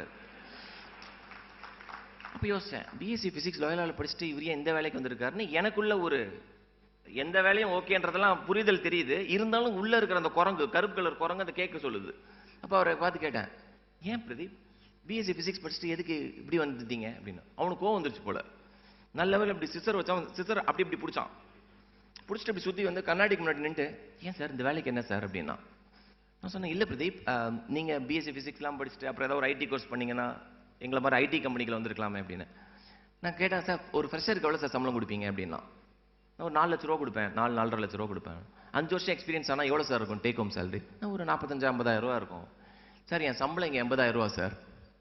எனக்கு டிப்ஸ் எல்லாம் சேர்த்து எனக்கு ஒரு மாசத்துக்கு I earn anywhere between 1,30,000 to 1,40,000 sir அப்படின்னு சொல்லிட்டு இங்கிலீஷ்ல ஒரு ஸ்டேட்மெண்ட் சொன்னாங்க. எனக்கு அப்படியே பலார்னு அரைஞ்ச மாதிரி இருந்தது. சார் ஐ எம் இந்த ஜாப் ஆஃப் பியூட்டிஃபைங் பீப்புள். இந்த வேலையில் என்னன்னு கேட்டீங்கல்ல, ஐ எம் இந்த ஜாப் ஆஃப் பியூட்டிஃபைங் பீப்புள். உங்களுக்கு புரியாது சார். இப்போ இப்படி இருந்து பார்த்துட்டு சொல்றான், இங்க நிக்கிறாங்க, இங்க ஒரு லேடி இருக்குது பாருங்க, அந்த லேடி எவ்வளவு செல்ஃபி எடுக்கிறாங்கன்னு மட்டும் பாருங்க. நான் தான் அவங்களை ஹேர் ஸ்டைல் பண்ணி விட்டேன். தொடர்ந்து செல்ஃபி எடுத்துட்டு எவ்வளவு பேருக்கு அனுப்பிச்சிட்டு இருக்காங்க பாருங்க சார். 30 வயசு தான் சார் ஆயிருக்கும், அவருக்கு திடீர்னு முடி லாஸ் ஆயிருக்கும், பொண்ணு கிடைக்காது சார். அவருக்கு என்கிட்ட தான் வருவாரு, சார் கொஞ்சம் ஹேர் ஸ்டைல் பண்ணி விடுங்க சார். ஐ எம் இந்த job of beautifying people sir. அதனால இந்த வேலையில் என்ன சார்? நான் சொன்னேன் சார் ஐயோ பிரதீப் அந்த அதுக்காக சொல்ல நான் I just basically wanted to understand. எனக்கு ஒரு பிக் லெசன் கிடைச்சது அன்னைக்கு. அப்போ நான் கேட்டேன், என்ன எதுக்கு பிரதீப் வர சொன்னீங்க? 7 நாளைக்கு முன்னாடி வர சொன்னீங்க. இல்லை சார் நான் 6 மாசத்துக்கு ஒரு வாட்டி 15 நாள் வெக்கேஷன் போவேன், இப்போ மால்டிவ்ஸ் போறேன். நீங்க வரும்போது நீங்க வேற யாராவது நான் இல்லைன்னு சொல்லிட்டு நீங்க திருப்பி போயிடக்கூடாதுல்ல, அதனால I didn't want to disappoint you, அதனால நான் கால் பண்ணி சொன்னேன். That is customer service number 1. Now என்னோட ரொம்ப டியர் ஃப்ரெண்ட் ஒரு சலூன் நடத்துறாரு. I don't go to his salon, but I go to this particular salon not because of the brand but because of people like Pradeep there. Many a times நீங்க இல்லாதப்பையும் உங்க பிராண்டை தூக்கி நிறுத்தி காப்பாத்துறது யாருன்னா உங்க கடைநிலை ஊழியர் தான். ஸோ அதனால ஆல்வேஸ் புட் பீப்புள் ஃபர்ஸ்ட். நீங்க இன்ஃபோசிஸ்குள்ள வந்தீங்கன்னா நீங்க ஃபர்ஸ்ட் யார் எக்ஸ்பீரியன்ஸ் பண்ணுவீங்கன்னா எங்களோட செக்யூரிட்டி டீம் தான் எக்ஸ்பீரியன்ஸ் பண்ணுவீங்க. they greet you with a beautiful smile. உள்ள வரும்போது உங்களை அவ்வளவு பியூட்டிஃபுல்லா greet பண்ணுவாங்க. that person is our brand ambassador. அதனால always say people first. பிசினஸ்ல மட்டும் இல்ல, எங்க வேணா சக்சஸ்ஃபுல் ஆகிறதுக்கு ஒரே ஒரு விஷயம் தான், right person in the right job. அதுக்கு தான் ரெக்ரூட்மெண்ட் பிகம்ஸ் சூப்பர் கிரிட்டிக்கல். 2 கை 2 கால் இருந்தா ஆள் எடுத்துடலாம்னா you will not be able to run business. எதுக்காக some of the world's best companies do 10 rounds 12 rounds of interviewனா இந்த ஆட்டிடியூட், இந்த கேரக்டர் நம்ம கம்பெனிக்கு செட் ஆவாங்களான்றது செக் பண்றதுக்கு தான். அதனால தான் இத்து போன அதே கேள்வியை திருப்பி கேட்கிறோம். Tell me something about you. திருப்பி ரொம்ப ஈஸியான கொஸ்டின் எதுக்கு கேட்டே இருக்கோம்னா you assess the person's personality. தர்மபுரிக்கு ஒரு முறை போகும்போது அங்க ஒரு ஹோட்டல்ல நைட் சாப்பிட கூட்டிட்டு போயிருந்தாங்க. சாப்பிடும்போது மெனு கார்டெல்லாம் பார்த்துட்டேன். அந்த சர்வ் பண்றவர் வந்து என்ன பார்த்தா என்ன வெள்ளக்கார மாதிரி இருக்கான்னு தெரியல, ஃபுல்லா இங்கிலீஷ்லேயே பேசுறாரு. நான் என்ன சார் இருக்குன்னா, ஸோ வி ஹேவ் நூடுல்ஸ் அப்படின்ட்டு உடஞ்சு போன இங்கிலீஷ்ல நூடுல்ஸ் உடஞ்ச மாதிரி பேசுறாரு. நான் திருப்பி அவர்கிட்ட தமிழ்ல பேசுறேன், அவர் விட மாட்டேங்கிறாரு, இங்கிலீஷ்லேயே பேசுறாரு.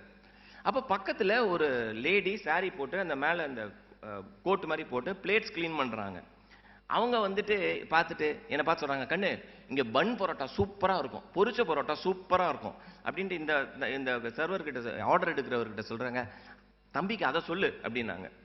உடனே அவர் சார் அது கூட இருக்கு சார் அப்படின்னு இருக்குன்னாரு. நான் சொன்னேன் அது கொடுங்க அப்படின்னு கொண்டு வந்து வச்சாரு. உண்மையாவே செம்ம டேஸ்டா இருந்துச்சு. சாப்பிட்டு இன்னொன்னு சொன்னேன். இப்ப 2வது முறை அவங்க பிளேட் எடுக்க வராங்க, என்னை பார்த்து கேட்கறாங்க, தம்பி எப்படி இருக்கு அப்படின்னாங்க. சூப்பரா இருக்குக்கா, வேற என்ன நல்லா இருக்கும் அப்படின்ட்டு இன்னும் 2-3 ஐட்டம் சொன்னாங்க. எல்லாத்தையும் சாப்பிட்டு முடிச்சாச்சு. கொஞ்ச நேரம் கழிச்சு அந்த ஓனர் வந்தார். அவர் வந்துட்டு யாரோ கெஸ்ட் வந்திருக்காங்கன்னு வந்துட்டு, சார் ஹவுஸ் சர்வீஸ் சார் அப்படி நல்லா இருக்கா சார்? நான் சார் சூப்பரா இருந்துச்சு சர்வீஸ். எனக்கு ஒரே ஒரு சஜஷன் இருக்கு, இந்த ஆர்டர் எடுக்கிறவரை பிளேட் எடுக்க விடுங்க சரியா?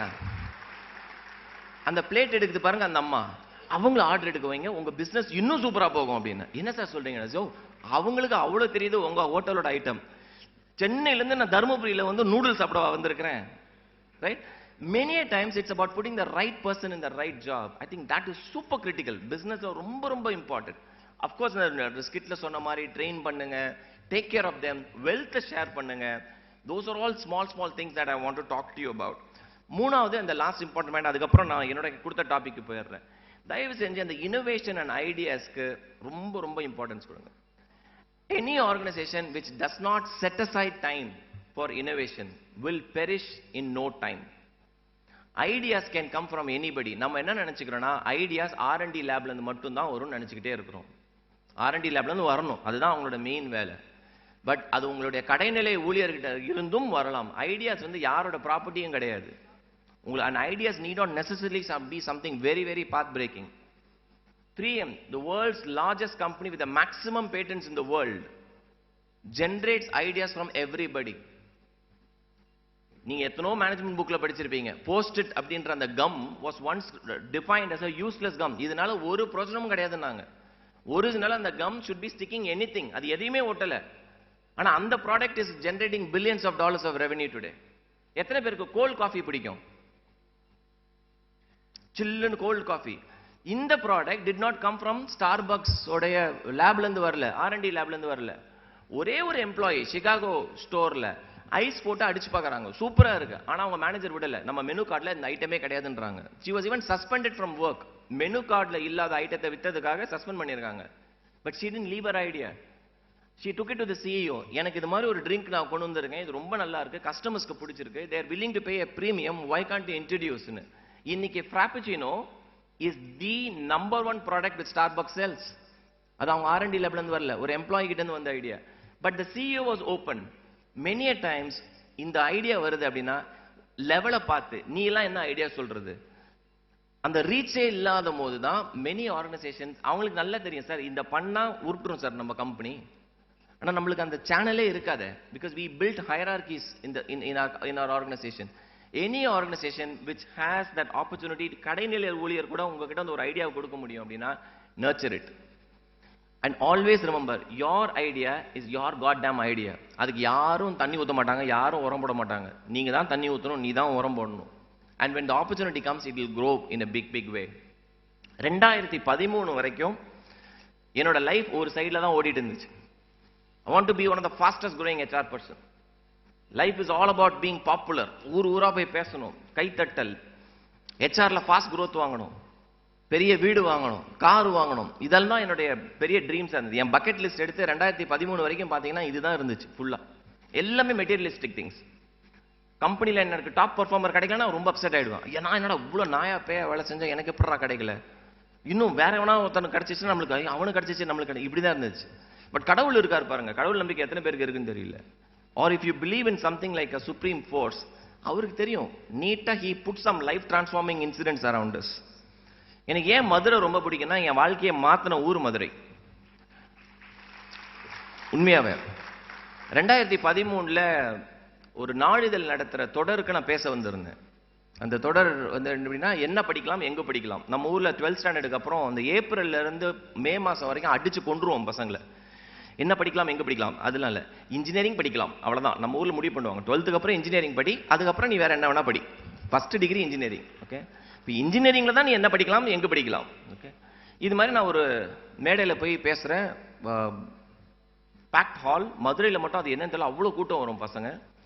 பேசி முடிச்ச பிறகு அந்த எடிட்டர் வந்து என்கிட்ட சொல்றார், சார் வெளியில ஒரு பொண்ணு வெயிட் பண்றா சார், அந்த பொண்ணு உள்ளே வர மாட்டேங்கிறா, உங்ககிட்ட ஏதோ கேள்வி மட்டும் கேட்கணுன்றா, ஒரே கேள்வி, ஆனா என்னன்னு தெரியல உள்ள வர மாட்டா, கொஞ்சம் பதில் சொல்ல முடியுமா. நான் வெளில போறேன். I will never forget this girl. இவ்வளவுதான் ஹைட்டு. அவ போட்டிருந்த சல்வார் கமீஸ் நம்ம வீட்டுல நம்ம குழந்தைங்களுக்கு யாருக்கும் நைட் ட்ரெஸ்ஸா கூட கொடுக்க மாட்டீங்க. ஏன்னா தோள்பட்டை இங்க இல்ல, இங்க இருந்து ஆரம்பிக்குது கை. அவ பாட்டம்ஸ் போட்டிருக்காளா இல்லையானே தெரியல, ஏன்னா சல்வாரே அவ்வளவு பெருசா இருக்கு, சல்வார் கமீஸ் அழுக்கா இருக்கு. ஒரு நோட் புக்கை மட்டும் அப்படி இப்படி செஸ்டோட வச்சுட்டு செவுத்து பக்கத்துல நின்று இருந்தா, மதுரை அழகான தமிழ்ல, அண்ணே வணக்கண்ணே, நீங்க நிறைய விஷயம் பேசுனீங்க, சில விஷயம் புரிஞ்சுது சில விஷயம் புரியலண்ணே, ஆனா எனக்கு ஒரே கேள்விதானே, படிச்ச உடனே ஒரு வேலை கிடைக்கணும்ண்ணே, அது மாதிரி ஒரு படிப்பு சொல்லுங்கண்ணே அப்படின்னா. படிச்ச உடனே ஒரு வேலை கிடைக்கணும், அது மாதிரி என்ன படிப்பு படிக்கணும். என்கிட்ட யாருமே அப்படி ஸ்ட்ரைட் ஃபார்வர்டா கேட்டதே கிடையாது. என்கிட்ட வந்து கேட்கறவன்லாம், சார் இசி பெட்டரா ட்ரிபிள் பெட்டரா சார் அப்படின்னும். நம்ம வந்து இல்லை ட்ரிபிள் இது ஆனால் ஈஸி பெட்டர் இல்லை சார். ஆமாம். அப்போ ஈஸியாக கம்ப்யூட்டர் சயின்ஸா சார்? இல்லை கம்ப்யூட்டர் சயின்ஸில் இதெல்லாம் இருக்குது. இல்லை கம்ப்யூட்டர் சயின்ஸ் இல்லை, ஆனால் ஈஸி பெட்டரில் அவன் முடிவு பண்ணிட்டான் ஈஸின்னு. நம்ம வாயிலேருந்து அதை கொண்டு வரணும். அதுவும் இப்போ வந்திருக்க கோர்ஸ் பேர்லாம் கேட்டிங்கன்னா கன்றாவியாவே இருக்கு. AI and DS, artificial intelligence and data science. ஒரு பைபிள் என்கிட்ட வந்து கேட்குறான், சார் B8 கிடைக்குமா அப்படின்னா. டேய் B8 ஃபுல் ஃபார்ம் கூட தெரியாது. இப்போ இந்த பொண்ணு கேட்குற கேள்வி ரொம்ப தெளிவு, படிச்சோன்னே வேலை கிடைக்கணும். அப்போ எனக்கு நெக்ஸ்ட் கொஸ்டின் கேட்கணும்னு தோணுச்சு. நான் சொன்னேன், நீ என்னமா பண்ணுற அப்படின்னு. ஆனால் நான் இப்போ தானே 12ஆம் வகுப்பு முடிச்சிருக்கேன், 12th முடிச்சிட்டேன்னே. எனக்கு ஒரு தம்பி தங்கச்சி இருக்காங்க, அவங்களையும் நான் தான் படிக்க வச்சுட்டு இருக்கேன் அப்படின்னா. எனக்கு சரி ஒரு நிமிஷம், நீயே சின்ன பொண்ணு, நீ எப்படி தம்பி தங்கச்சியை படிக்க வைக்கிற அப்படின்னு கேட்கும்போது அவன் சொல்கிறா, எனக்கு அப்பா மட்டும்தான், அம்மா இறந்துட்டாங்க, 8ஆம் கிளாஸ் படிக்கும்போது அம்மா இறந்துட்டாங்க. ஸோ இவ தான் மதர் ஆஃப் த ஹவுஸ். அப்பாவுக்கு வழக்கம் போல் குடிமகன், வாரம் ஃபுல்லாக குடிப்பார். இந்த பொண்ணு வேலை செஞ்சு சம்பாதிக்கிற பைசா குடிப்பார். அப்போ கேட்டால் நீ எங்கே வேலை செய்கிற அப்படின்னு. அவன் சொல்கிறான், அண்ணா நான் காலையில் 2 வீட்டில் பாத்திரம் தேய்க்கிறேன், சாயங்காலம் 2 வீட்டில் பாத்திரம் தேய்க்கிறேன். I just got a little curious. I said, எனக்கு சொல்லுமா உன் டே ஸ்கெடியூல் சொல்லு அப்படின்னு. ஆனால் நான் காலையில் 3 மணிக்கு எந்திரிப்பேனே அப்படின்னா. நம்ம ஊரில் இன்னைக்கு 3 மணிக்கு எந்திரிக்கிற பெண் குழந்தைங்க இருக்காங்க. 3 மணிக்கு எழுந்தால் முனிவன் அப்படின்னுவாங்க. அப்புறம் 4 மணி 5 மணி 7 மணிக்கு மேலே எந்திரித்தால் எருமாடுன்றாங்க. இப்போ அதை விட்டுருவோம். பட் 3 மணிக்கு ஒரு பெண் குழந்தை எந்திரிக்குது. அந்த பொண்ணு சொல்லுது 3லேருந்து 5 மணி வரைக்கும் படிப்பாளாம். ஃபர்ஸ்ட் 5லேருந்து 6 மணி வரைக்கும் தம்பி தங்கச்சிக்கு சாப்பாடு செஞ்சு வச்சுட்டு பிரேக்ஃபாஸ்ட் லஞ்ச் செஞ்சுட்டு 6 மணிக்கு வேலைக்கு போகலாம். 6லேருந்து 7 ஒரு வீடு, 7லேருந்து 8 ஒரு வீடு, 6லேருந்து 7 ஒரு ஆடிட்டர் வீடு, 7லேருந்து 8 ஒரு டாக்டர் வீடு. முடிச்சுட்டு வீட்டுக்கு வந்து ஒரு குளியல போட்டு தம்பி தங்கச்சியை கூட்டிட்டு ஸ்கூலுக்கு போறா. சாயங்காலம் அதே மாதிரி வந்து ஒரு ரொட்டீன் முடியுது. அகைன் நைட் 11 மணி வரைக்கும் படிக்கிறா. 8லேருந்து 11 மணி வரைக்கும் படிச்சுட்டு 11 to 3 தான் அவளோட ஸ்லீப்பிங் டைம். நான் கேட்டேன், நீ எவ்வளோமா மார்க் வாங்குற? 12th ரிசல்ட்ஸ் அப்போ வரல, எவ்வளோமா மார்க் வாங்குற அப்படின்னு. அவள் மெட்ரிகுலேஷன் ஸ்கூலில் ஃபீஸ் கட்டி படிக்கிறா அந்த பொண்ணு. அதான் பியூட்டி, சரியா? அவளே ஃபீஸ் கட்டி மெட்ரிகுலேஷன் ஸ்கூலில் படிக்கிறா. யாரோ சொல்லியிருக்காங்க இங்கிலீஷ் மீடியமில் படித்தா நல்ல வேலை கிடைக்கும் அப்படின்றதுக்கு. அவள் சொல்கிறான், அண்ணா என்னோட 12th ரிசல்ட்ஸ் வரலன்னு, ஆனால் நான் இது வரைக்கும் வாங்கினதுலேயே கம்மியான மார்க்கு 1200க்கு 1174 தானே நான் இது வரைக்கும் வாங்கினதுலேயே கம்மியான மார்க் அப்படின்னா.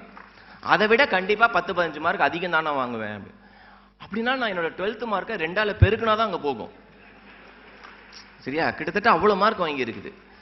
இப்போ இந்த பொண்ணுங்க வந்து உதவின்னு கேட்கல. அவ என்னை படிக்க வைங்கலாம் அவ கேட்கல என்கிட்ட. அவ கேட்ட கேள்வி, ஒரு கோர்ஸ் சொல்லுங்க, இவ என்ன படிக்க போறா, யார் படிக்க வைப்பா அப்படின்னு தோணுச்சு. நம்ம எல்லாருக்குமே லைஃப்ல இது மாதிரி ஒரு லைஃப் சேஞ்சிங் மூமெண்ட் இருக்கும். எனக்கு இந்த பொண்ணுக்கு ஹெல்ப் பண்ணணும்னு தோணுச்சு. அப்போ மைண்ட் வைஸ் என்ன, நீ வாங்குற சம்பளத்தில் இந்த பொண்ணை படிக்க வைக்க முடியுமா? கண்டிப்பாக முடியும். ஒரு குழந்தைய கண்டிப்பாக என்னால் படிக்க வைக்க முடியும். கடவுளுக்கு நான் நன்றி சொல்ற ஒரே விஷயம், எனக்குள்ள கேட்ட இன்னொரு கேள்வி, இந்த குழந்தைய படிக்க வச்சிருவேன், பட் இது மாதிரி நிறைய குழந்தைங்க இருக்கு, இவங்களுக்கு என்ன பண்ண போற அப்படின்னு.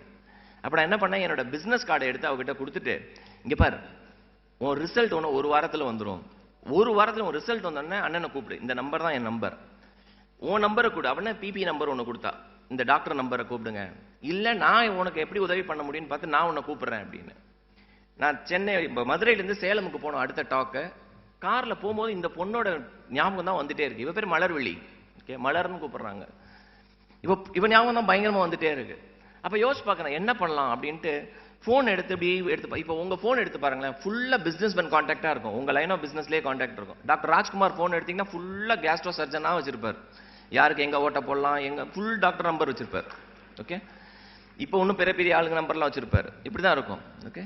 ஏன் ஃபோன் நம்பர் எடுத்தால் 2 நம்பர் இருக்கு. ஊரில் இருக்க எல்லா ஹெச்ஆர் நம்பரும் இருக்குது, இல்லை ஊரில் இருக்க எல்லா காலேஜ் சேர்மன் நம்பரும் இருக்கு. ஏன்னா எல்லா காலேஜ்லையும் நான் போய் பேசியிருக்கேன், நானே சொல்லிக்கிட்டேன் ஐம் மோட்டிவேஷனல் ஸ்பீக்கர் அப்படின்ட்டு. ஊரா வாரம் போய் பேசி கேட்குறானோ கேட்கலையோ அடிச்சு விட்டு வந்துடுறது. இப்படி பேசி நிறைய காலேஜ் சேர்மன்ஸ்லாம் ஃப்ரெண்டாக இருப்பாங்க. போய் பேசுகிற இடத்துலலாம் என்னன்னா ஒரு பொக்கையும் ஒரு பொன்னாடையும் கிடைக்கும். அந்த பொன்னாடையை வீட்டுக்கு எடுத்துகிட்டு வந்தால் எங்கள் வீட்டை செம்மடி விழும். அந்த பொன்னாடையும் மொமெண்ட்டும் உள்ளே எடுத்துகிட்டு வந்தால் கொண்டே விடுவேன் அப்படின்னு. எவ்வளோ மொமெண்ட்டோ எவ்வளோ பொக்கே வைக்கிறது. இப்போ எல்லா இடத்துலையும் நம்ம ஃப்ரீயாக தானே பேசியிருக்கோம்.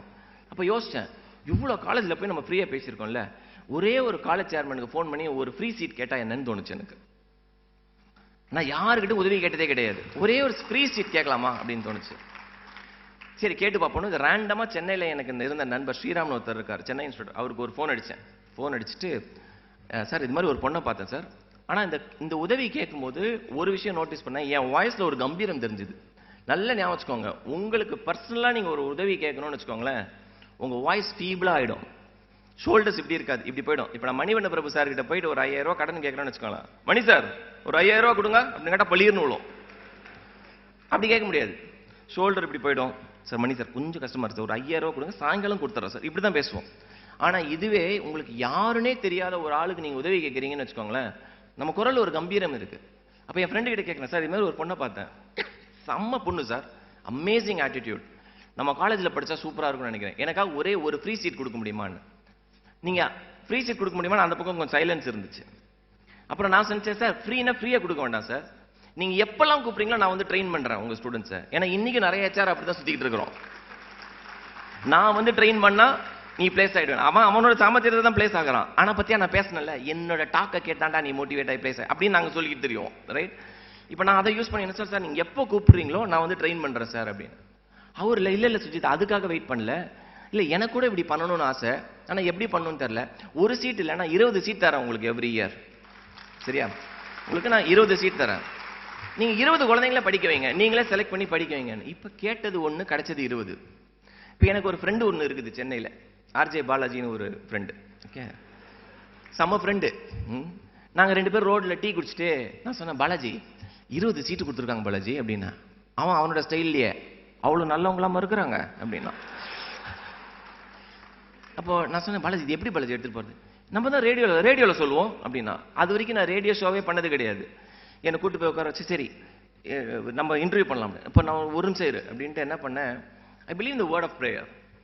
ஐ செட் வேர்ட் ஆஃப் ப்ரேயர். ஒரு பேப்பர் எடுத்து, அப்பதான் முதல் தடவை ஒரே ஒரு விஷயம் தான், பேர் தமிழ்ல தான் வைக்கணும் அப்படின்றதுனால மாற்றம் அப்படின்னு எழுதினேன். மாற்றம்னா சேஞ்ச் இல்லை, டிரான்ஸ்ஃபர்மேஷன். ஒன்று, there's a difference between change and transformation. Number 2, அடுத்தவங்க வாழ்க்கையில மாற்றத்தை கொண்டு வரதுக்கெல்லாம் நாங்க இதை ஆரம்பிக்கல. உண்மையில எங்ககிட்ட படிக்கிற குழந்தைங்க தான் என்ன பெட்டர் பர்சன் ஆகி இருக்கு. It's not the other way around, okay? They make you a better person. 5 core principles எழுதணும். இந்த 5 கோர் பிரின்சிபல்ஸ் தான் is holding our organisation dear. And it உங்களுக்கும் பொருந்தும். எந்த organisation stand strong on its value systems and do not compromise on the value system will stand the test of time. First point, Malar யாரு? அம்மா கிடையாது, single parent. அப்பா இருக்கிறது ஒண்ணுதான், இல்லாதது ஒண்ணுதான் கிட்டத்தட்ட, கரெக்டா? அப்போ முதல் ப்ரிஃபரன்ஸ் யாருக்கு கொடுக்கணும் அப்படின்னா, அப்பா அம்மா இல்லாத குழந்தைங்களுக்கு தான் முன்னுரிமை. மாற்றத்துல இன்னைக்கும் அப்பா அம்மா இல்லாத குழந்தைங்களுக்கு தான் முதல் admission, first admission, orphan children. Second, single parent. மூணாவது, கேர்ள்ஸ் சில்ட்ரன். வீட்டுல அம்மா படிச்சிருந்தா அந்த தலைமுறையே படிச்சிரும். அதுக்கப்புறம் எப்பாடுபட்டால் படிக்க வச்சிருவாங்க. the same cannot be said for fathers unfortunately. So பெண் குழந்தைங்களை படிக்க வைக்கணும். அப்புறம் லோ இன்கம் ஃபேமிலியில் வர ஆண் குழந்தைங்க. 4வது 5வது எங்களுக்கு ரொம்ப யூனிக்கான பாயிண்ட். இப்போ நான் வந்து ஒரு NGO நான் சொல்லிட்டேன்னு வச்சுக்கோங்களேன், என்ன எப்படி பார்ப்பீங்க நீங்க? NGO அப்படின்னு சொன்னா உங்களுக்கு என்னெல்லாம் ஞாபகம் வரும்? இவன் பைசா கேட்பான், எதுக்கு எடுத்தாலும் டொனேஷன், 750 ரூபா கொடுத்தால் இந்த குழந்தையின் வாழ்க்கையை மாற்றி விடலாம் அப்படின்ட்டு ஒன்று. ஒரு NGO வெப்சைட் போய் பார்த்துருக்கீங்களா? சோகமான பிக்சர்ஸாவே இருக்கும்.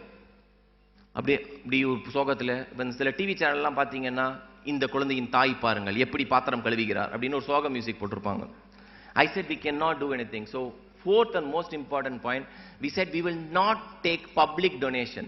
யாருக்கிட்டையும் கை நீட்டி எனக்கு டொனேட் பண்ணு அப்படின்னு கேட்கக்கூடாது. which means இன்னைக்கு இது ரொம்ப பெருமையா சொல்லிக்கிறோம், மாற்றத்துக்கு நீங்க யாராவது டொனேஷன் கொடுக்கணும்னு நினைச்சாலும் எங்க அக்கவுண்ட் நம்பர் கூட உங்களால கண்டுபிடிக்க முடியாது. because we are the only NGO in the country which has not published our account number in our website. we have not published our account number. இல்லம்மா போதும், டைம் ஆயிடுச்சா? இல்ல நார்மலா இப்படிலாம் சிக்னல் கொடுப்பாங்க, தண்ணி இருக்கும் உள்ள, இந்த பர்ற முடிச்சிட சீக்கிரம் அப்படின்றோம். டைம் இருக்குல்ல, சூப்பர். ஸோ பைசா வந்து CSR ஃபண்ட்ஸ் இருக்கு. I raise my funds to my dogs and trainings. பணம் கண்டிப்பா தேவைதான், பட் யார்கிட்டையும் போயிட்டு பைசா கொடுங்கன்னு கேட்கக்கூடாது. ரொம்ப ரொம்ப இம்பார்ட்டண்டா என்கிட்ட படிக்கிற என் குழந்தைங்களுடைய புகைப்படமோ வீடியோவோ எங்கேயுமே வரக்கூடாது அப்படின்றதுல ரொம்ப தெளிவா இருக்கும். Because there has to be dignity in giving. இப்போ இந்த மேடையில் நான் ஒருத்தரை கூப்பிட்டு நான் ஸ்காலர்ஷிப் கொடுக்குறேன்னு வச்சுக்கோங்களேன், நமக்கு சந்தோஷமா இருக்கும், பர்றா நான் ஸ்காலர்ஷிப். அதை வாங்குற அந்த குழந்தையோட அந்த டைம் ஐயோ ரொம்ப கொடுமைங்க அது. to receive in front of so many people. I said, என்கிட்ட படிக்கிற பசங்களுடைய புகைப்படமோ வீடியோவோ எங்க வெப்சைட்ல கிடையாது. என்கிட்ட படிக்கிற காலேஜ்ல எந்த எல்லா சேர்மன் கிட்ட சொல்றேன், தயவு செஞ்சு அவங்களை போட்டோ எடுக்காதீங்க, தயவு செஞ்சு அவங்களை வீடியோ எடுக்காதீங்க. நான் என்ன முகநூல்ல நீங்க ஃபாலோ பண்ணீங்கன்னா எழுதுற ஒரு கதையும் பேரை மாற்றிருப்பேன், ஃபோட்டோ போட மாட்டேன்.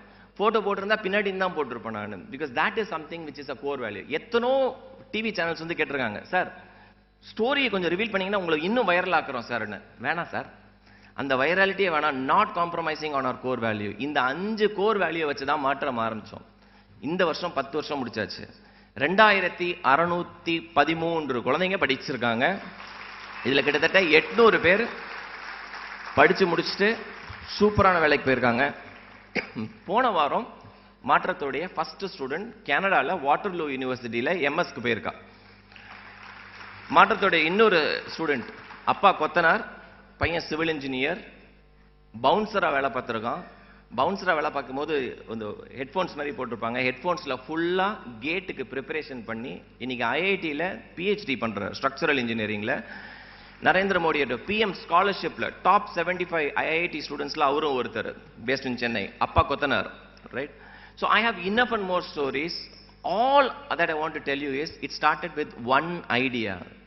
படிக்க வைக்கிறதுக்கு, சேவை செய்வதற்கு பணம் ஒரு பொருட்டு அல்ல. உங்க பிசினஸ்க்கு எப்படி பணம் ஒரு பொருட்டு அல்ல. தேர் ஆர் குட் ஐடியா இருந்தா ஏஞ்சல் இன்வெஸ்டர்ஸ் இருக்காங்களோ, நல்ல விஷயம் செய்யறதுக்கும் அவ்வளோ பேர் இருக்காங்க. இன்னைக்கு யார் ஆக்சுவலா மாற்றத்தை ரன் பண்றதுன்னா நாங்க we are only a bridge. எங்களை நம்பி 52 காலேஜ் சீட்டு கொடுத்துருக்காங்க. இந்த கோயம்புத்தூர்ல மட்டும் இன்னைக்கு தேதிக்கு 420 பசங்க ஃப்ரீயா படிச்சுட்டு இருக்காங்க. Kumaraguru, Srikrishna, Karpagam University, Rathinam, you name the institution. இங்க இருக்கிற GRT college completely sponsored education. அப்ப டோனர் யாரு? அந்த காலேஜ் சேர்மன். எங்க வேலை என்ன? கரெக்டான ஸ்டூடெண்ட்ஸை ஐடென்டிஃபை பண்ணி we bridge the gap, give them quality education. அவங்களுக்கான dress, laptop, bag, more importantly training. இப்போ அடுத்த வாரம் இதே டைம் என்னோட 2600 குழந்தைங்களுக்கும் we do a foundation event. ஒரே ஒரு வேலை தான். அங்கே டாக்டர் மாதிரி உங்களை மாதிரி ஆண்டர்பிரினர்ஸை கூப்பிட்டு இந்த பசங்கிட்ட பேச சொல்லுவோம். we ask them to dream big. கனவுகள் பெருசா இருக்கட்டும். ஏன்னா இந்த குழந்தைங்களோட பியூட்டி என்னன்னா இவங்களோட கனவுகள்லாம் ரொம்ப சின்னதா இருக்கும். நாளடைவில் இப்போ மனிதத்தில் மிகுதி அப்படின்னா we talk about abundance to these kids. நேற்று நான் சென்னைக்கு வரதுக்கு முன்னாடி ஒரு பொண்ணு, பூர்ணிமான்னு ஒரு பொண்ணு வந்து சொல்றா, சார் நம்ம 2 பேரும் சேர்ந்து ஒரு போட்டோ எடுக்கணும் சார். என்ன போட்டோ? என் ஒய்ஃபுக்கு மாருதி பெலேனோ ஒரு கார் ஒன்று ரீசெண்டாக வாங்கியிருந்தா, அந்த பொண்ணு மாருதி பெலேனோ வாங்கியிருக்கா. 2 காரையும் நிற்க வச்சு, சார் நீங்க ஒரு சைடு நிற்கிறீங்க, நான் ஒரு சைடு நிற்கிறேன், 2 பேரும் ஒரு போட்டோ எடுக்கிறோம். abundance for that kid. I know from where we picked her up. ஒரு 2 வாரத்துக்கு முன்னாடி எனக்கு ஒரு இன்விடேஷன் வந்தது. நிறைய கல்யாண பத்திரிக்கை வரும் எனக்கு இன்விடேஷன். பசங்க பெண் குழந்தைங்க படிச்சு ஒரு 3-4 வருஷம் வேலை ஆகிடுச்சுன்னா பொண்ணு பார்த்து கல்யாணம் பண்ணிடுவாங்க. அப்போ இந்த ஒரு பொண்ணு எடுத்துட்டு வரா, பத்திரிக்கை வந்துருச்சு. பத்திரிக்கை பார்த்தோன்னே நான் சொன்னேன், பிரியா கல்யாணமா? சூப்பர் அப்படின்னு. அந்த பொண்ணு சிரிச்சா, கல்யாணமா? பத்திரிக்கை எடுத்து பாருங்க சார் அப்படின்னா. புதுமனை புகு விழா அப்படின்னு போட்டு இருந்துச்சு, கிரவ பிரவேசம். எனக்கு ஏன் இந்த ஸ்டோரி பயங்கர இமோஷனல்னா, இந்த பொண்ணை 2016 அந்த ஹவுஸ் வெரிஃபிகேஷன் நான் தான் போயிருந்தேன். ஒரு பெரிய வீடு மடிப்பாக்கத்துல, அதான் அட்ரஸ். ஆனா வீடு அது கிடையாது. வீடுக்கு பின்னாடி ஒரு ஆஸ்பெஸ்டாஸ் ஷெட்டு. அந்த ஷெட்டில் சிமெண்ட் மூட்டை, சென்ட்ரிங் பலகை, கம்பி இதெல்லாம் இருக்கு. அதுல மூளையில் இவ்வளோண்டு ஒரு சின்ன இடத்துல அம்மா, பொண்ணு, தம்பி 3 பேர், அப்பா கிடையாது, அங்கதான் இருக்காங்க. சமைச்சு சாப்பிட்டுட்டு இருக்காங்க. காலையில 4 மணிக்கு எந்திரிச்சு வெளில போயிடுவாங்க ரெடி ஆகி. ஏன்னா ஒர்க்கர்ஸ்லாம் வந்துருவாங்க, அங்க பெரிய ஆளுங்க, கொத்தனார், அவங்க எல்லாம் வந்துருவாங்க மெட்டீரியல் எடுக்கிறதுக்கு. 4 மணிலேருந்து 8 மணி வரைக்கும் வெளியில இருப்பாங்க. திருப்பி அவங்க எல்லாம் போன பிறகுதான் நைட் வந்து அதே ரூம்ல தங்கிப்பாங்க. சிமெண்ட் மூட்டைக்கு நடுவில் அவளோட வாழ்க்கை. சென்னையில் ஒரு பிரபலமான கல்லூரியில் அட்மிஷன் வாங்கியாச்சு. அப்போ அவளுக்கு நான் ஹாஸ்டல் அட்மிஷன் கொடுத்தேன், நீ ஹாஸ்டல் இருந்து படி அப்படின்னு. அவ சொன்னா, இல்லை சார் அம்மா தனியாக இருப்பாங்க, நான் இங்கே இருந்து படிச்சுக்கிறேன். 4 வருஷமும் அந்த சென்ட்ரிங் பலகெல்லாம் எங்கே இருந்துச்சோ அந்த சிமெண்ட் மூட்டைக்கு நடுவுலையே உட்காந்து படிச்சா computer science. She got place in super company சென்னையில், மிஸ்டர் கூப்பர்னு ஒரு கம்பெனியில் பிளேஸ் ஆயிட்டா. சம்பளம் வாங்கின பிறகு முதல் வேலை என்ன பண்ணா, அவங்க அம்மாவை ஒரே ஒரு ரூம் இருக்க வீடுக்கு வாடகைக்கு மாற்றினாங்க. நான் கூட நினச்சிப்பேன் இன்னும் கொஞ்சம் பெரிய வீட்டுக்கு போயிருக்கலாமேன்னு. பெரிய நியூஸ் இல்லை என்கிட்ட.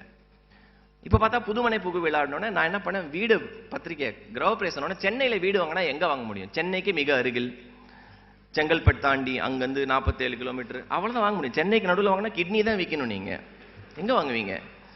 எனக்கே நாக்கு தள்ளிடுச்சு வீடு வாங்கி. இப்போயும் அந்த லோனை நினச்சா லோன்னு இருக்குது. அப்போ நான் சொன்னேன், எங்கம்மா? போனோடனே என் ஒய்ஃப் கிட்ட கேட்டேன், எங்கே செங்கல்பட்டு தாண்டி வாங்கியிருக்காளான்னு. சொன்னா, பத்திரிக்கை எடுத்து பாரு அப்படின்னா. பத்திரிக்கை எடுத்து பார்க்குறேன், மடிப்பாக்கம்னு இருந்துச்சு. கிட்டத்தட்ட அவள் இருந்த வீட்டுக்கிட்டே. கிரவ பிரவேசத்துக்கு போகிறேன், அவங்க அம்மாவுக்கு அவ்வளோ சந்தோஷம். என்னை கூட்டிகிட்டு போயிட்டு, சார் இந்த ஒரு லாக் பாருங்கள் சார், இதில் ஃபிங்கர் வச்சா தான் சார் நீங்கள் உள்ளே போக முடியும், ஃபிங்கர் பிரிண்ட் லாக் வச்சுருக்காங்க சார். பிரியா வாங்கின வீட்டில் லிஃப்ட் இருக்குது சார், மாடுலர் கிச்சன் இருக்குது சார். ஒரே சந்தோஷம். அப்போ அவ எனக்கு ஆப்போசிட்ல உட்காந்து சாப்பிட்றா பிரேக்ஃபாஸ்ட், நாங்க இந்த பக்கம் உட்காந்து சாப்பிட்றோம். என் பக்கத்துல இருந்த இன்னொரு பெண் குழந்தை அவகிட்ட கேட்கறா, ஏய் பிரியா, என்னடி நான்லாம் சம்பளம் வாங்கி முதல்ல நகைதாண்டி வாங்கினேன், நீ என்னடி நேரா வீடு வாங்கிட்ட அப்படின்னா. அவ சொன்னா சாப்பிட்டுட்டே, நீ சாப்பிட்டு முடி நான் சொல்றேன் அப்படின்ட்டு என்ன பார்த்தா. ஏன்னா எனக்கும் அவளுக்கும் மட்டும்தான் அவ எங்க இருந்தான்னு தெரியும். சாப்பிட்டு முடிச்சுட்டு வாஷ் பேசன்ல கை கழுவிட்டு அவளை பால்கனி கூட்டிட்டு போனா. மறக்கவே மாட்டேன் இந்த சீனை. பால்கனியில இருந்து அப்படி கை காமிச்சா, அதோ தெரியுது பாரு அதான் நான் இருந்த வீடு அப்படின்னு செகண்ட் ஃப்ளோர் பால்கனில இருந்து அந்த ஆஸ்பெஸ்டாஸ் ஷெட்டை காமிச்சா. அங்க இருந்து 2 ஸ்ட்ரீட் தான் தள்ளி இருக்கு அவளுடைய வீடு. அதுதான் மாற்றம்.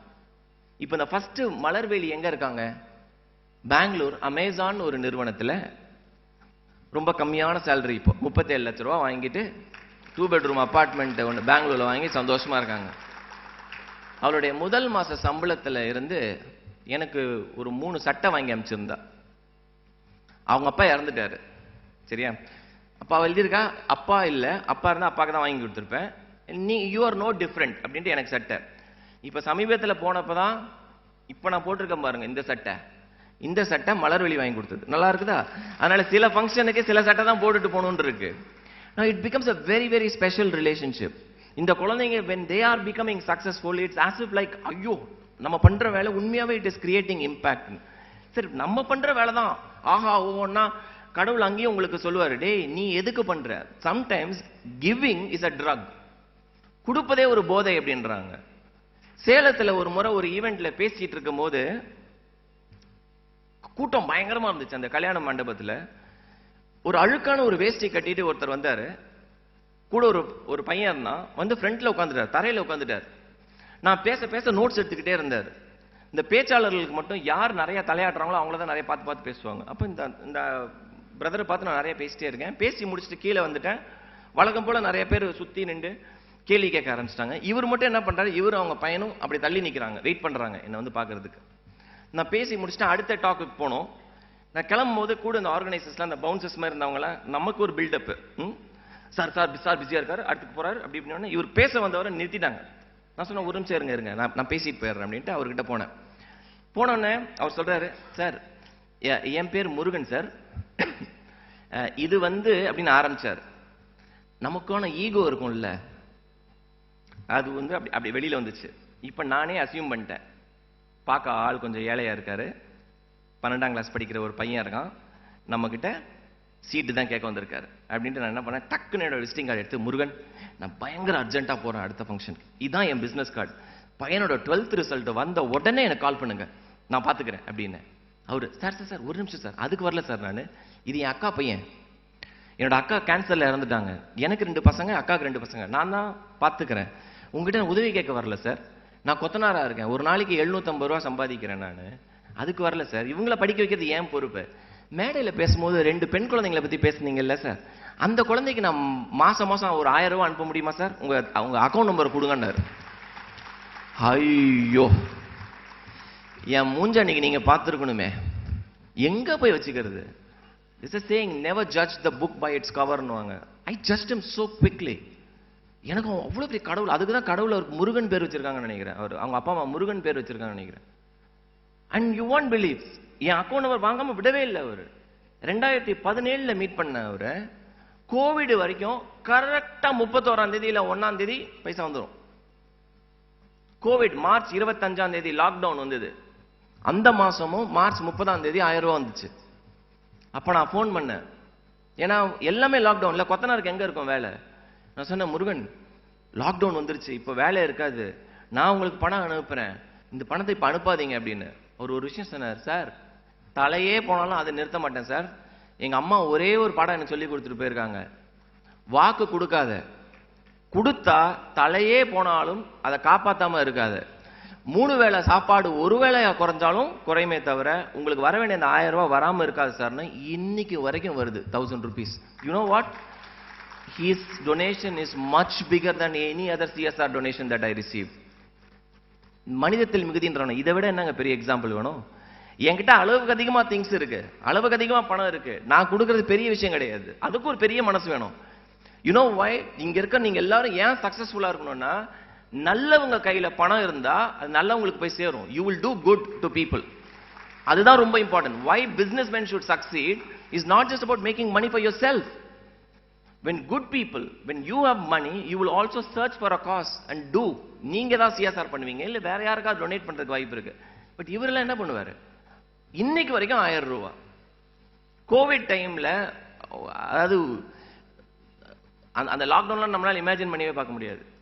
நான் மறக்கவே மாட்டேன், அந்த டெல்டா வேவ் அப்போ ஒரு சூப்பர் மார்க்கெட்ல போய் வாங்கணும், திங்ஸ் வாங்க போகணும்னா வாங்கின வெஜிடபிள்ஸ் எல்லாம் மஞ்சள் தண்ணியில போடுவோம், நம்ம மேல மஞ்சள் தண்ணி தெளிச்சாங்க, என்னெல்லாமோ பண்ணாங்க.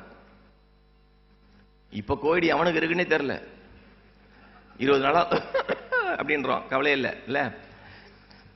இப்போ இந்த டைம்ல எங்க வீட்டு பக்கத்துல நீல்கிரிஸ் அப்படின்னு ஒரு ஸ்டோர் இருக்கு. நான் தான் ஃபுல் மாஸ்க். நான் வந்து N94 2 போட்டு போவேன், அப்படிலாம் ஃபுல்லா போட்டு ஒரு ரோபோ மாதிரி. காரை போய் நிறுத்திட்டு தூரமா தான் நிக்கணும். ஒருத்தர் ஒரு ஆளை தான் கடைக்குள்ள அனுப்புவாங்க. நான் போய் நிறுத்தும் போது ரைட் ஹேண்ட் சைடில் பார்க்குறேன், ஒரு பொண்ணு, சின்ன பொண்ணு, ஒரு 18-19 வயசு தான் இருக்கும் அந்த பொண்ணுக்கு. கையில் ஒரு குழந்தை, மெட்ராஸில் அந்த கொளுத்துற வெயிலில் விறுவிறுத்து நின்றுட்டு இருக்கு அந்த குழந்தை. அந்த லேடி நிற்குது. கண்டிப்பாக காசு கேட்க தான் வெயிட் பண்ணுறாங்க, ஆனால் அவங்களுக்கு யாசகம் கேட்டு பழக்கம் இல்லைன்னு மட்டும் தெரியுது கிளியராக. அதனால் என்ன பண்ணுறாங்க, அப்படியே நின்றுட்டு ரொம்ப தயங்கி அப்படியே நின்றுட்டு இருக்காங்க. இப்போ நம்ம வந்து நான் பார்த்துட்டேன், நம்ம புத்திக்கு பார்த்தோன்னே பைசா கொடுத்துருக்கலாம். ஆனால் நம்மள பல பேர் பாருங்க, கோயிலுக்கு போகும்போது கூட வரும்போது தான் பைசா கொடுப்போம், போகும்போது கொடுக்க மாட்டோம். அது என்ன லாஜிக்னே தெரியல நம்மளுக்கு. வரும்போது அப்படி கொடுத்துருப்போம், போகும்போது கொடுத்துட்டு போக மாட்டோம். அதுக்கு எதாவது லாஜிக் இருந்தால் தெரியல. நானும் என்ன பண்ணேன், கடைக்கு போயிட்டு வரும்போது பைசா கொடுக்கலாம் அப்படின்ட்டு நான் போய் லைன்ல நிற்கிறேன். திரும்பி பார்க்குறேன், அந்த பொண்ணு என்னையே பார்க்கும், ஒரு கண்ணில் ஒரு ஏக்கத்தோட பார்க்கும். நான் வந்து மனசுக்குள்ள சொல்லிப்பேன், வந்துடுறேன், அண்ணன் வந்து உனக்கு பைசா தருவேன் அப்படின்ட்டு போய் திங்ஸ் எல்லாம் வாங்கிட்டு. ஏன்னா அங்கே அந்த டைம் ஷாப்பிங்லாம் பார்த்தீங்களான்னு தெரியல உங்களுக்கு, ப்ளீச்சிங் பவுடர் கூட 10 பஞ்சு எடுத்து போட்டு பானுங்க. ஏன்னா நாளைக்கே உலகம் அழிய போற மாதிரி பிரெட்டு போடு, டேய் பிரெட் போய் பூசணம் பிடிச்சி கெட்டுதாண்டா போகும், ப்ளீச்சிங் பவுடர் 20 ப்ளீச்சிங் பவுடர் எடுத்து போட்டு அவன் மூட்டையை தூக்கிட்டு வருவான். நான் வாங்கிட்டு வெளியில இருந்து பார்க்குறேன், அந்த பொண்ணை காணோம். அந்த பொண்ணு அங்கே இல்லை. அப்போ அந்த கூர்க்கா ஒருத்தர் இருந்தார், அவர்கிட்ட கேட்டேன், சார் எங்கே சார்? அது போயிடுச்சு ரோட்டில் போயிடுச்சு அப்படின்னாரு. ஈசிஆர். நான் போய் ஈசிஆரில் போய் லெஃப்ட் பார்க்குறேன், கொஞ்சம் தூரம் போயிட்டாங்க. பக்கத்தில் ஒரு 6 அடி 2 அங்குலத்துக்கு ஒரு அக்கா, ஒரு திருநங்கை அக்கா, அவளை ஹைட்ல நிற்கிறாங்க. அவங்களோட கட்ட குரல்ல அவங்க பேசுறது எனக்கு கேட்குது. உங்ககிட்ட எத்தனை முறைடி சொல்றேன் நான், இந்த கை குழந்தைய வச்சுட்டு இப்படி காலையிலேருந்து நிக்காதன்னு எத்தனை முறை நான் சொல்றேன் நான், இது பாழா போன உலகம், இங்கெல்லாம் நிக்காத நீ அப்படின்ட்டு பிளவுஸ்குள்ள இப்படி கை விட்டாங்க. அந்த அக்கா எடுத்தாங்க, அதுல எவ்வளவு இருந்துச்சுன்னு தெரியல, எடுத்து கையில அந்த பொண்ணுகிட்ட கொடுத்தாங்க. கொடுத்துட்டு நீ போய் பாலை வாங்கி கொடு, இங்க நிக்காத அப்படின்ட்டு அமுச்சு விட்டுச்சாங்க. என்னை தாண்டி வராங்க அவங்க. நான் கேட்டேன் அந்த அக்கா கிட்ட, அக்கா உங்களுக்கு தெரியுமாக்கா அவங்கள அப்படின்னு. யாருன்னே தெரியல தம்பி, காலையிலேருந்து நிற்கிது, அதுக்கு பைசா கேட்கவும் தெரியல, பார்க்குறவங்களாம் ஒரு மாதிரி வேற பார்த்துட்டு போகிறான் அப்படின்னு. நான் கேட்டேன் எவ்வளோக்கா கொடுத்தீங்க அப்படின்னு. தெரியல, காலையிலேருந்து அந்த கலெக்ஷன் எடுத்து கொடுத்துட்டேன் அப்படின்னு. நான் என்ன பண்ணேன், I wanted to reward this transgender அக்கா. அதனால நான் என்ன பண்ணேன், பர்ஸ்லேருந்து 2000 ரூபாய் எடுத்து அவங்க கையில் கொடுத்தேன். அக்கா நீங்கள் வச்சுக்கோங்கக்கா அப்படின்னு. You want what she did next, வாங்கின 2000 ரூபாயை அப்படி வாங்கிட்டு, ஹே பொண்ணு இங்க வா அப்படின்ட்டு திருப்பி கூப்பிட்டாங்க. அந்த பொண்ணு வந்துச்சு, இந்தா சார் கொடுத்தாரு எடுத்துட்டு போ அப்படின்ட்டாங்க. ஐ வாஸ் லைக், கொடுத்துட்டு அவங்க சொல்றாங்க, நல்ல நாள்லயே எங்களை யாரையும் பக்கத்துல சேர்க்க மாட்டாங்க சார், நல்ல நாள்லயே எங்களை யாரும் பக்கத்துல சேர்க்க மாட்டாங்க. அந்த கோவிட் டைம்ல வேற இது பாலா பண்ண பேசிக்கிட்டே என்ன பண்ணாங்க, அவங்களுக்கு தெரியுது கஸ்டமர்ஸ் எப்போ வராங்கன்னு. சார் வரேன் சார் அப்படின்ட்டு டக்குன்னு போய் காருக்கிட்ட இப்படி கை தட்டி பைசா அவங்க போயிட்டாங்க. தட் வாஸ் என்னால் இன்னைக்கு மறக்கவே முடியாது அந்த சைட்டை. திருநங்களை பார்த்து நம்ம சில டைம் பயப்படுற உண்டு, but the care and affection that they show for fellow human beings ஒண்ணுமே கையிலங்க அவங்க கிட்ட கிடையாது. அடுத்த வேளை சாப்பாட்டுக்கு என்ன பண்ணுவாங்கன்னு தெரியல. ஃபர்ஸ்ட் கலெக்ட் ஆன பைசாவை எடுத்து கொடுத்துட்டாங்க, ரெண்டாவது இதையும் தூக்கி கொடுத்துட்றாங்க. So I think when you look around people like this, மனிதம் இன்னும் இருக்குன்றது நம்மளுக்கு புரியுது. இப்ப எனக்கெல்லாம் வசதி இருக்கு, எனக்கு ஒரு முழு நேர வேலை இருக்கு, I have a social standing, ஒரு ரீசனபிள் ஃபினான்ஷியல் பேலன்ஸ் இருக்கு. அண்ட் நான் போய் இந்த வேலை செய்யறது பெரிய விஷயமே கிடையாது. நான் ஒண்ணுமே இல்லாதவன் செய்யறானே. நானும் ராஜ்குமார் சாரும் அலர்ட்னு ஒரு என்ஜிஓல ஜூரியா போவோம். அதுல சில பேர் பார்த்தா அவன் சொத்தெல்லாம் வித்து ஆம்புலன்ஸ் ரன் பண்றாங்க. we need to understand, பா இவன் தான் ஹீரோ, சினிமால பார்க்குற டிக்கெட் கிடையாது, அது கிடையாது, அது real hero. The real heroes are the ones who are unsung. அவங்கள தான் நம்ம கொண்டாடணும். லாஸ்ட் 2 கதை with which I will close. எனக்கு ஒரு 2 மாசத்துக்கு முன்னாடி எங்க வீட்டுக்கு வெளியில ஒரு மினி லாரி வந்து நின்றுச்சு. மினி லாரியில ஃபுல்லா துணினா சூப்பரான சல்வார் கமீஸ், பேண்ட், ஷர்ட் எல்லாம். என்னோட ஸ்கூல் ஜூனியர் ஒரு பையன் வந்து அனுப்பிச்சிருக்கான். அவ்வளோ dress, 1000 set dress, salwar kameez எல்லாம் பார்த்தா வெரி எக்ஸ்பென்சிவ் க்ளோதிங். அவன் என்ன பண்ணியிருக்கான், ஃபேஸ்புக்கில் ஃபாலோ பண்ணி, எனக்கு ஸ்கூலுக்கு அப்புறம் கான்டாக்டே கிடையாது, நீ கேர்ள்ஸ் நிறையா வச்சிருக்கிறதுனால சல்வார்ஸ் நான் அனுப்புகிறேன் கொடுத்துரு அப்படின்ட்டு இப்போ அதை தான் டிஸ்ட்ரிபியூட் பண்ணிக்கிட்டே இருக்கோம். சரியா? அப்போ என்னோட கோர் டீம் ட்ரஸ்டீஸ்லாம் வந்தப்போ எங்கள் மாற்றம் ஆஃபீஸில் உட்காந்து நான் சொல்கிறேன், இது மாதிரி ஃப்ரெண்டு ஒருத்தர் அனுப்பிச்சிருக்காரு, 1000 செட் ட்ரெஸ் வந்திருக்கு அப்படின்னு சொல்லிட்டே இருக்கும்போது அவங்க சொன்னாங்க, yo he has a big heart அப்படின்னாங்க. கண்டிப்பாக he has a big heart. எனக்கு ஸ்கூலில் நான் 94க்கு அப்புறம் நான் பார்த்தது கூட கிடையாது, இது மாதிரி பார்த்து அனுப்பிச்சிருக்கான் அப்படி. த சேம் டைம் எனக்கு எவ்ரி மந்த் காலையில் ஃபர்ஸ்ட் ஆர் செகண்டுக்கு ஒரு கொரியர் வரும். ஒரே ஒரு சல்வார் வரும், ஒரே ஒரு டாப் குர்த்தி மட்டும் ஒன்றே ஒன்று வரும். அது ஒன்றா மீடியமாக இருக்கும் இல்லை ஸ்மாலாக இருக்கும், அட்ரஸ் இருக்காது. 2016 இருந்து வருது, இன்னைக்கு வரைக்கும் வருது. அந்த யார் கொடுக்குறாங்கன்னு தெரியாது.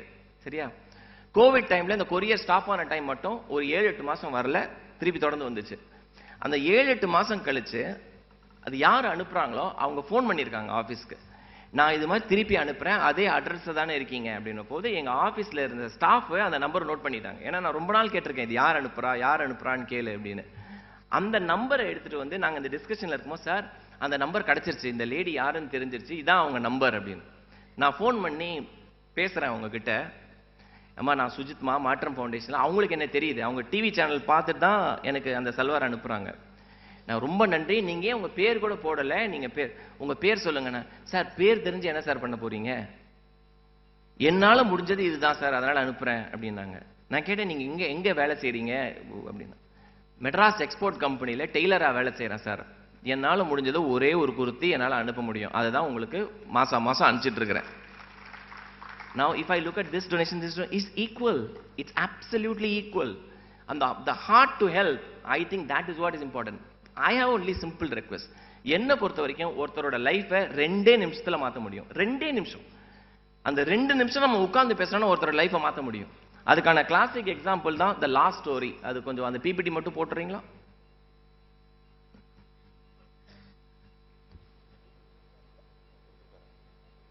Are we doing okay on time? Time ஆயிடுச்சு.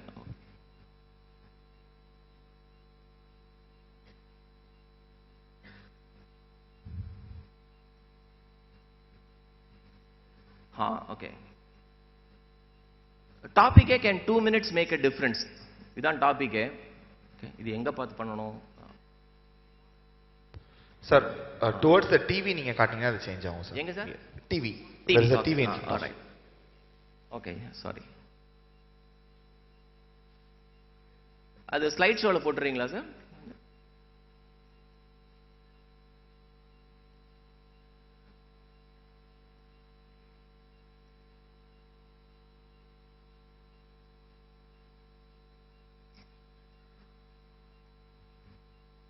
தடங்களுக்கு வருந்திக்கிறோம்.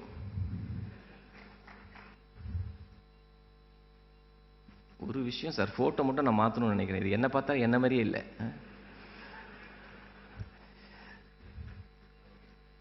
தர்ஷன் கரெக்ட் தானே?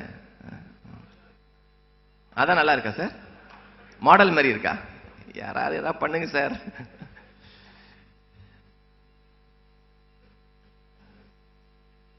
சார் நீங்களே மாத்திரீங்களா சார்? ஒரு ஸ்லைட் மாத்துங்க சார்.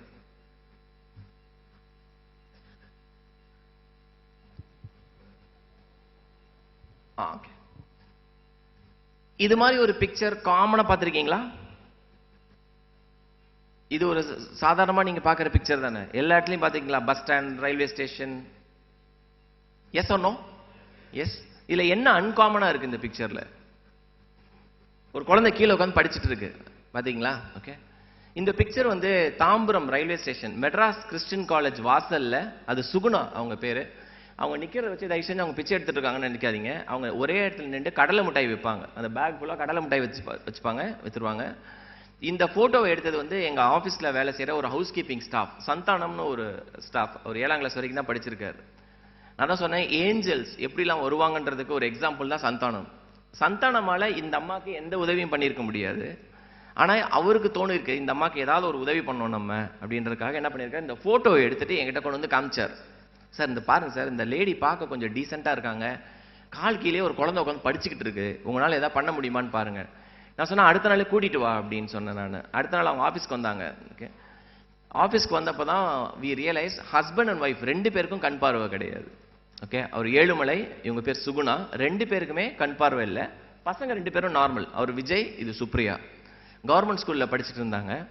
அப்போ நான் கேட்டேன், ஏன் ஒரே இடத்துல நின்று கடலை மிட்டாய் விற்கிறீங்க, நடந்து போனால் கடை முடிச்சிடலாமேன்னு. இல்லை சார், வீட்டில் கரண்ட் கிடையாது, கரண்ட் இல்லாத எனக்கு எங்கள் ஹஸ்பண்டுக்கும் பிரச்சனை இல்லை, ஆனால் பசங்களுக்கு படிக்க முடியாது. பிரச்சனை என்னன்னா, Suguna double graduate, BA BEd முடிச்சுட்டு எம்ஏ படிச்சுட்டு இருந்தாங்க. அப்போ எம்ஏ ஃபர்ஸ்ட் இயர் படிச்சுட்டு இருந்தாங்க. அவங்ககிட்ட இருந்த தங்க தங்களி எல்லாத்தையும் அடமானம் வச்சு படிச்சா ஏதாவது வேலை கிடைச்சிரும் அப்படின்றதுக்காக படிச்சுட்டு இருந்தாங்க. வேலை கிடைக்கல, அதனால கடலை மிட்டாய். ஹஸ்பண்ட் வந்து ட்ரெயினில் சேல்ஸ் பண்ணுவார், ஒய்ஃப் வந்து ஒரே இடத்துல நின்று சேல்ஸ் பண்ணுவாங்க. அந்த பொண்ணு கால் கீழே உட்காந்து எக்ஸாமுக்கு படித்து ஹோம்ஒர்க் எல்லாத்தையும் முடிச்சிடும். அந்த பொண்ணு அங்கே இருக்க விநாயகர் கோயிலில் போய் டெய்லி ப்ரே பண்ணிட்டு வருமா, சாமி எங்கள் அம்மா தான் படிச்சிருக்கேன், ஏன் எங்கள் அம்மாவுக்கு மட்டும் வேலை கொடுக்க மாட்டேறேன் அப்படின்னு. இப்போ இது வந்து எங்கள் ஆஃபீஸ், இன்ஃபோசிஸ் ஆஃபீஸ்க்கு வர வச்சு தான் நான் பேசினேன். அப்போ எனக்கு ஒன்று தோணுச்சு, அதே இன்சிடென்ட் தான். இப்போ இது நடந்தது வந்து 2017. இப்போ இதுக்குள்ளே நான் திருந்திட்டேன். அதனால என்னன்னா, அந்த ஃபர்ஸ்ட் சைல்டு பார்த்த எக்ஸாம்பிளில் வந்தபோது சில டைம் ஒரு கட் ஃபீல்ல you want to go and commit certain things. I said, Suguna கவலைப்படாதீங்க, we will take care of you. ஒரே ஒரு கண்டிஷன் தான், இந்த வேலைக்கு திருப்பி போகாதீங்க, ரோட்ல போய் நீங்க திருப்பி நின்று சேல்ஸ் பண்ணாதீங்க, கண் பார்வை இல்லை, அந்த குழந்தையும் அங்க எக்ஸ்போஸ் பண்ணாதீங்கன்னு சொல்லிட்டு என்னால் அன்னைக்கு முடிஞ்சது 11,500 rupees. அப்போ அதை எடுத்து கையில் கொடுத்துட்டு நான் சொன்னேன், இந்த பணம் தீர்றதுக்குள்ள உங்களுக்கு ஒரு வழி பண்ணிடலாம், உங்களுக்கு ஒரு வேலை வாங்கிடலாம். பட் அதுக்கு நடுவில் பணம் தீர்ந்துச்சுன்னா நீங்கள் கூப்பிடுங்க, ஓகே, லாவிஷாக ஸ்பெண்ட் பண்ணுறாதீங்க, பட் எனக்கு வந்து நீங்கள் திருப்பி இந்த இடத்துக்கு போகாதீங்கன்னு. ஸோ ஐ பிலீவ் இந்த power of social media. Social மீடியாவை பாசிட்டிவாக எவ்வளோ யூஸ் பண்ண முடியும், ரைட்? அன்னைக்கு ஒரு ஆள் எங்கால் போட்டிருக்கான், டவுன் வித் டிசென்ட்ரி அப்படின்னு போட்டிருக்கான். அவனுக்கு இங்கேயோ சாப்பிட்டு அன்பிளக்ட் ஆயிடுச்சு, டவுன் வித் டிசென்ட்ரி. 172 பேர் அதை லைக் போட்டிருக்கானுங்க. எவ்வளோ கொலகார பாவீங்க பாருங்க. அவனுக்கு வைத்தால போறது வந்து இவன் எதுக்கடா போடுறான் 172 லைக்ஸ். அது மாதிரி ஒரு வேர்ல்ட்ல இருக்கிறோம் நம்ம. இப்போ நான் என்ன பண்ணேன், சுகுணாவை பற்றி ஒரு ஸ்டோரி எழுதினேன். ஐ மெட் somebody like this, double graduate, இவங்களுக்கு ஒரு வேலை வேணும், ஏதாவது ஐடியா கொடுங்கன்னா. நிறைய பேர் என்ன பண்ணாங்க, அக்கௌண்ட் நம்பர் கொடுங்க, நான் பைசா அனுப்புறேன், அது தீந்துருமே. இன்னும் சில பேர் சொன்னாங்க, ஒரு பொட்டி கடை வச்சு கொடுங்க அப்படின்னு. But Suguna is BA BEd, teacher ஆகணும் தான் அவங்களுடைய கனவு. அப்போ நான் சொன்னேன், சரி சுகுணா வெயிட் பண்ணுங்கன்ட்டு மஹேந்திரா வேர்ல்ட் ஸ்கூல் அப்படின்னு ஒன்று இருக்குது, சூப்பர்வான ஸ்கூல், மஹேந்திரா வேர்ல்ட் சிட்டி சென்னையில். அந்த ஸ்கூல் ஆர்கிடெக்சரே அவ்வளோ பியூட்டிஃபுல்லாக இருக்கும், ஹஃபீஸ் கான்ட்ராக்டர் கட்டின ஸ்கூல். அங்கே இருக்க பிரின்சிபல் வந்து எனக்கு ரொம்ப க்ளோஸ் ஃப்ரெண்டு. அவங்ககிட்ட நான் சொல்கிறேன், இது மாதிரி ஒரு விஷுவலி சேலஞ்ச் டீச்சர் கிராஜுவேட் இருக்காங்க, உங்கள் ஸ்கூலில் நீங்கள் கண்டிப்பாக எடுக்க மாட்டீங்க, பட் நான் அவங்களை கூட்டிகிட்டு வரேன், எனக்கு ஒரு இன்டர்வியூ மட்டும் பண்ணுங்க, ஐ want to know how good she is. இவங்களுக்கு நான் வெளியில் எங்கேயாவது ஒரு கன்சாலிடேட்டட் பேல ஒரு ப்ரைவேட் ஸ்கூலில் டீச்சர் வேலை வாங்க முடியுமா நான் பார்க்குறேன் அப்படின்னு. So I took her to the Mahindra world ஸ்கூலுக்கு நான் கூட்டிகிட்டு போகிறேன். நான் நிறைய இன்டர்வியூ பண்ணியிருக்கேன். அன்னைக்கு நான் இந்த பக்கம் உட்காந்துருக்கேன், இன்டர்வியூ பண்ணுறாங்க, 3 டீச்சர்ஸ் பிரின்சிபல்லாம் இன்டர்வியூ பண்ணுறாங்க. கேட்குற ஒரு கேள்விக்கும் சுகுணா கிட்ட இருந்து பளிச்சுன்னு பதில் வருது. ஒரு கேள்வி வந்து பிரின்சிபல் கேட்குறாங்க, சார் சுகுணா நீங்கள் தமிழ் டீச்சர், தமிழ் ஆசிரியர், தமிழில் தான் நீங்கள் கிளாஸ் எடுப்பீங்க, ஆனால் எங்கள் ஸ்கூலில் அந்த கிளாஸை தவிர மற்ற டைமில் நீங்கள் பேசுகிறதெல்லாம் இங்கிலீஷில் தான் பேசணும், எப்படி மேனேஜ் பண்ணுவீங்கன்னு. இந்த விஷுவலி சேலஞ்ச் யாரும் உங்கள் முகத்தை பார்த்து பேச மாட்டாங்க, இவங்க சீலிங்கை பார்த்து சிரிச்சுக்கிட்டே சொல்கிறாங்க, மேடம் இங்கிலீஷ் என்ன மேடம், அது ஒரு லாங்குவேஜ் தானே, நான் கற்றுப்பேன் மேடம், தமிழ் மாதிரி இது டஃப் கிடையாது, இங்கிலீஷ் 6 மாதம் டைம் கொடுங்க நான் கற்றுப்பேன் அப்படின்னு சொல்லிட்டு அவங்க சொல்கிறாங்க, நான் பிஏ பிஎட் தமிழில் பண்ணியிருக்கேன் மேடம், என்னுடைய மதர் டங் சௌராஷ்டிராலேருந்து வந்து நான் தமிழ் கற்றுக்கிட்டேன் அப்படின்னா நான் இங்கிலீஷ் கற்றுப்பேன். அதான் வாழ்க்கையிலே முதல் தடவை இன்டர்வியூ பண்ணுறவங்க அழுது பார்த்துருக்கேன் நான். இந்த பிரின்சிபல் கண்ணில் தண்ணி, என்கிட்ட இப்படின்னாங்க, எனக்கு ஒன்றும் புரியல. She went out, came back with an offer letter asking Suguna to join Mahindra world School as a teacher. இதான் ஸ்கூல் பேக்ரவுண்டில். இந்த இன்சிடென்ட் ரெண்டுத்துக்கும் நடந்த டைம் 20 நாள். 20 நாளைக்கு முன்னாடி ரோட்ல கடலை மிட்டாய் வித்துட்டு இருந்த சுகுணா 20 நாள்ல அதான் ஸ்கூல் வாசல்ல நல்ல உத்து பார்த்தீங்கன்னா ப்ளூ கலர் டிஷர்ட்ல நான் போட்டோ எடுத்துட்டு இருப்பேன். அந்த கல் இருக்கு பாருங்க கிரனைட்ல, அது நான் தான். பின்னாடி இருக்கிறது தான் ஸ்கூல். இப்போ 2 பசங்க கவர்மெண்ட் ஸ்கூல்ல இருக்காங்க. பியூட்டி என்ன அப்படின்னா, அந்த 2 பசங்களையும் அதே ஸ்கூல்ல அட்மிஷன் போட்டோம். ஓகே, இது ஜூன் 1ஆம் தேதி 2016 அன்னைக்கு எடுத்த புகைப்படம். இந்த புகைப்படம் எடுக்கிற அன்னைக்கு நான் டெல்லியில இருந்தேன். அந்த பிரின்சிபல் எனக்கு மெசேஜ் அனுப்புறாங்க, வாழ்க்கையிலே எனக்கு இது 2வது ரொம்ப சந்தோஷமான நாள். முதல் நாள் எனக்கு குழந்தை பிறந்த நர்ஸ் என் குழந்தைய கொண்டு என் கையில கொடுத்தது. 2வது இந்த 2 குழந்தைங்களையும் எங்க ஸ்கூல்ல நாங்க உள்ள சேர்த்துக்கிட்டது. இந்த போட்டோ பார்த்தேன், என் பையன் பார்த்தான். பார்த்துட்டு அப்பா விஜய் பாருப்பா, அடிடாஸ் ட்ராக்ஸ் போட்டிருக்கான், அடிடாஸ் ஷூ போட்டிருக்கான், நீ எனக்கு அதெல்லாம் வாங்கி கொடுக்கலப்பா அப்படின்னா.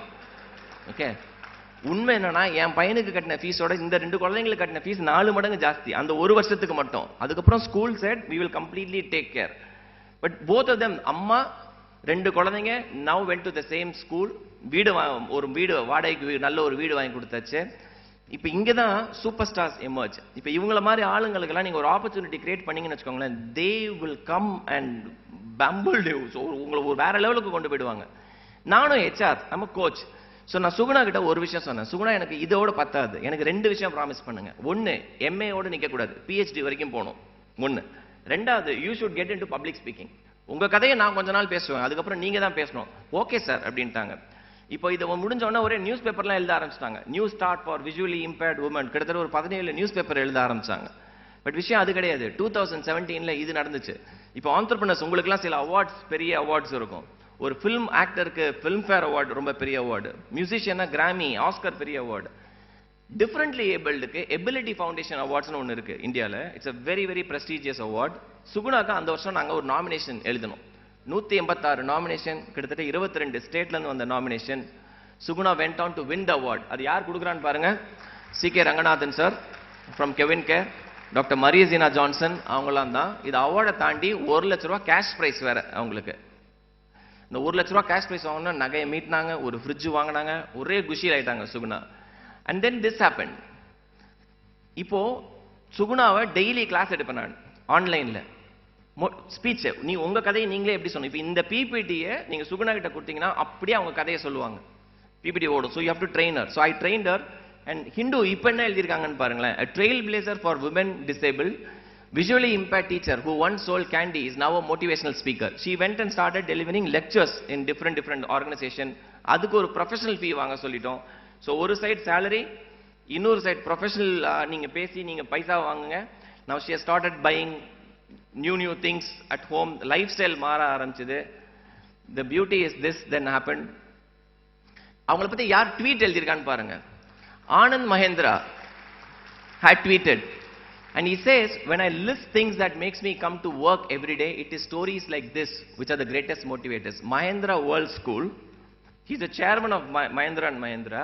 அவர் எழுதியிருக்காரு, எனக்கு வேலைக்கு வர்றதுக்கு மோட்டிவேஷனே சுகுணா மாதிரி ஸ்டோரிஸ் தான். இதை போய் நான் சுகுணா கிட்ட சொன்னேன், சுகுணா ஆனந்த் மஹேந்திரா உங்களை பத்தி ட்வீட் எழுதியிருக்காரு. அவர் யார் சார் அவரு அப்படின்னாங்க. நான் அவரு தான் உங்க கம்பெனி மஹேந்திரா கம்பெனியோட சேர்மன்.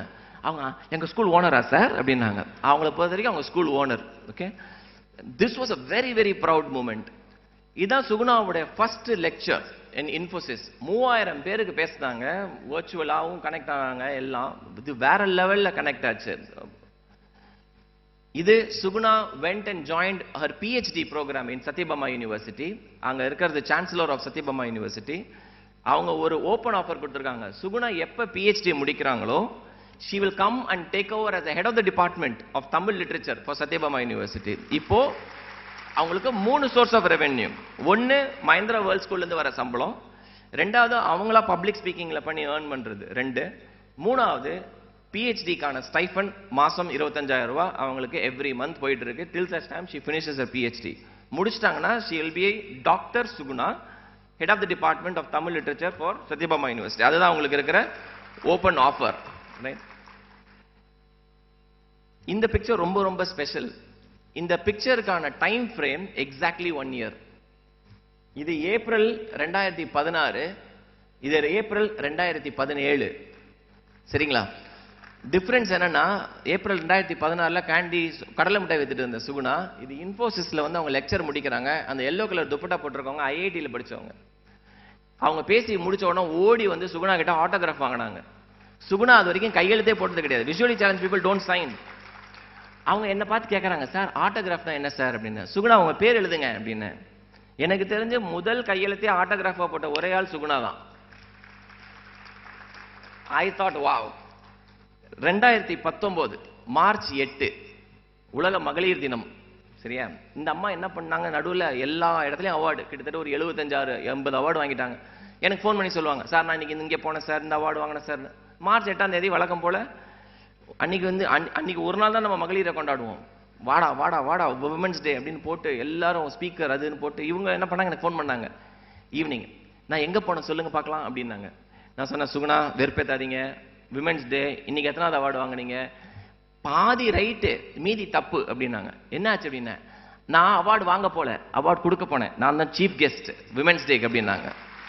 நான் சொன்னேன் சூப்பர் சுகுணா அப்படின்ட்டு பயங்கரமா சந்தோஷமா கை தட்டினேன். எங்க போனேன்னு கேட்கலையே அப்படின்னாங்க. எங்க போனீங்க சுகுணான்னு? மெட்ராஸ் கிறிஸ்டியன் காலேஜ் அப்படின்னாங்க. I literally got goosebumps. ஏன்னா இந்த picture was outside Madras Christian college. அவங்க சொல்றாங்க 12 வருஷம் சார், 12 வருஷம் இதே காலேஜ் வாசல் நின்று நான் கடலை மிட்டாய் வித்திருக்கேன், ஒரு பய சீண்டல. எத்தனோ பேர் பயோடேட்டா வாங்கிட்டு போயிருக்காங்க. ஆனா இன்னைக்கு அதே காலேஜ்ல சீஃப் கெஸ்டா போய் இன்னைக்கு 11 பேருக்கு நான் அவார்டு கொடுத்துருக்கேன்னா அதுதான் சார் டிரான்ஸ்ஃபர்மேஷன் அப்படின்னாங்க. மாற்றத்துக்கான உண்மையான மீனிங் எனக்கு அன்னைக்கு தான் புரிஞ்சுது. Right. I want to close by saying this, my dear friends. Do well in your business. Make a lot of money. எவ்வளவு சம்பாதிக்க முடியுமோ சம்பாதிங்க. Right? But wherever it is possible, please give it back. Life's biggest philosophy is all about learn, earn and return. Learn, earn and return. அது உங்களுக்கு பிடிச்ச காசு எதுவா வேணா இருக்கட்டும், ரொம்ப சின்ன லெவல்ல செய்யுங்க. யாராவது உங்க வீட்டு பக்கத்துல ஏதாவது ஒரு குழந்தைய படிக்க வைக்க முடியுமா, படிக்க வைங்க. ஒரு ஹெல்த்துக்கு உங்களுக்கு பிடிச்ச காசுன்னு ஒன்று இருக்கும், அது என்வரான்மெண்ட்டாக இருக்கலாம், எதுவாக வேணா இருக்கலாம். But just start doing that part. உங்க எம்ப்ளாயி என்கேஜ் பண்ணணும்னா டான்ஸ் அதெல்லாம் right. But you know the best form of engagement is to engage them in a community activity. ஒரு கம்யூனிட்டி ஆக்டிவிட்டியில் உங்க எம்ப்ளாயிஸ் என்கேஜ் பண்ணி பாருங்க, அதை விட பெஸ்ட் கம்யூனிட்டி ஆக்டிவிட்டி வேற எதுவுமே இருக்காது. எம்ப்ளாயி என்கேஜ்மெண்ட் ஆக்டிவிட்டி எதுவுமே இருக்காது. உங்களை எல்லாரும் சந்திச்சதுல ரொம்ப மகிழ்ச்சி. Thank you so very much for this opportunity. Good luck. Thank you so much, sir. We would like to request our Vice Chairman, Mr. M. Prabhakaran, to join the dais, please. உங்களின் மனிதத்தில் மிகுதி எங்கள் வார்த்தைகளின் பற்றாக்குறையை ஏற்படுத்தியது.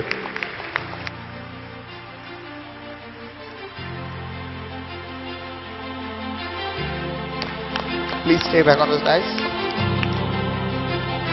Now we request. It's time to thank and recognize our Casino's Tea Point, Mr.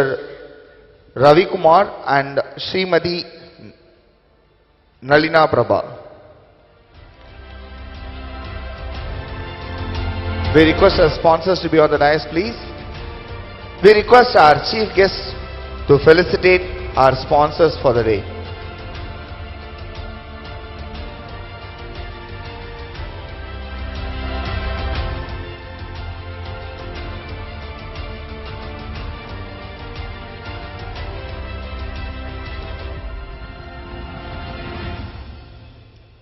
A round of applause for the sponsor.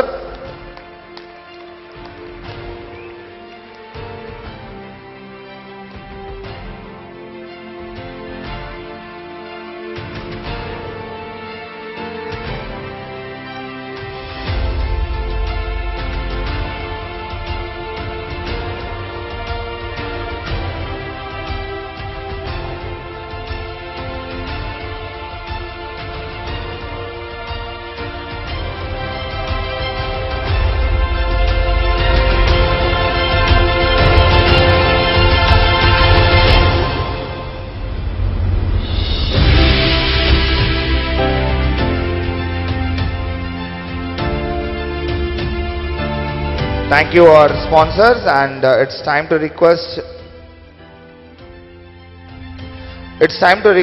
thank and honor our photography sponsor Mr. Nijish Kumar. We would request our sponsor team Rakesh to accompany the chief guest, please. We request our chief guest to felicitate our sponsor.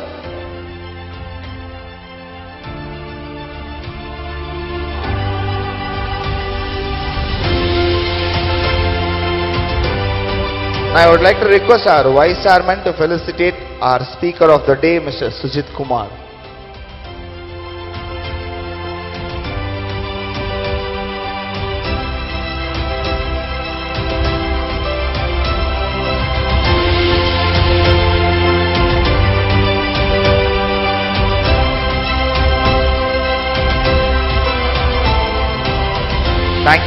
Thank you so much. Over to Somnath. மனிதத்தை தாண்டி மற்றுமொரு மகத்தான விஷயம் ஆரோக்கியம். நலம் என்பது நோயின்மை மட்டுமல்ல, நலம் என்பது நன்னிலை ஆகும். ஆரோக்கியத்தில் மிகுதியை அள்ளி அளிக்க வந்துள்ள மகத்தான மருத்துவர் டாக்டர் ராஜ்குமார் அவர்களை பற்றிய AV please. Doctor JS. Rajkumar அவர்கள் லைஃப் லைன் மருத்துவ குழுமத்தின் நிறுவனர் மற்றும் தலைமை லாப்ரோஸ்கோபிக் அறுவை சிகிச்சை நிபுணர் ஆவார். சென்னை மருத்துவக் கல்லூரியில் இளங்கலை மற்றும் முதுகலையில் பல தங்கப் பதக்கங்களை வென்று பட்டம் பெற்றுள்ள டாக்டர் ஜே.எஸ். ராஜ்குமார் அவர்கள் சென்னையில் முதலில் ஸ்டெம் செல் பிரிவை அமைத்தவர் என்ற பெருமைக்குரியவர்.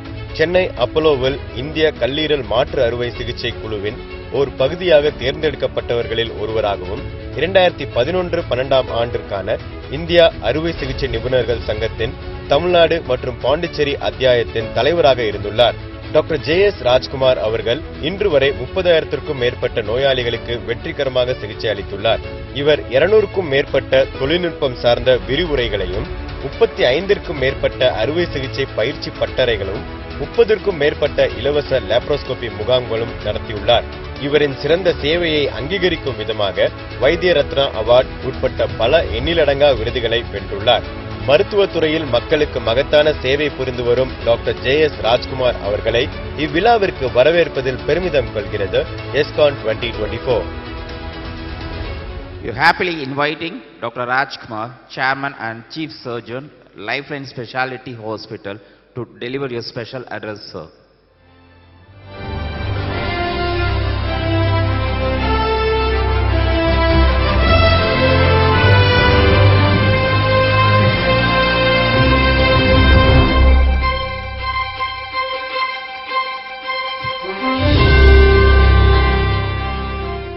Good afternoon, Kovai. எல்லாம் நல்லா இருக்கீங்களா?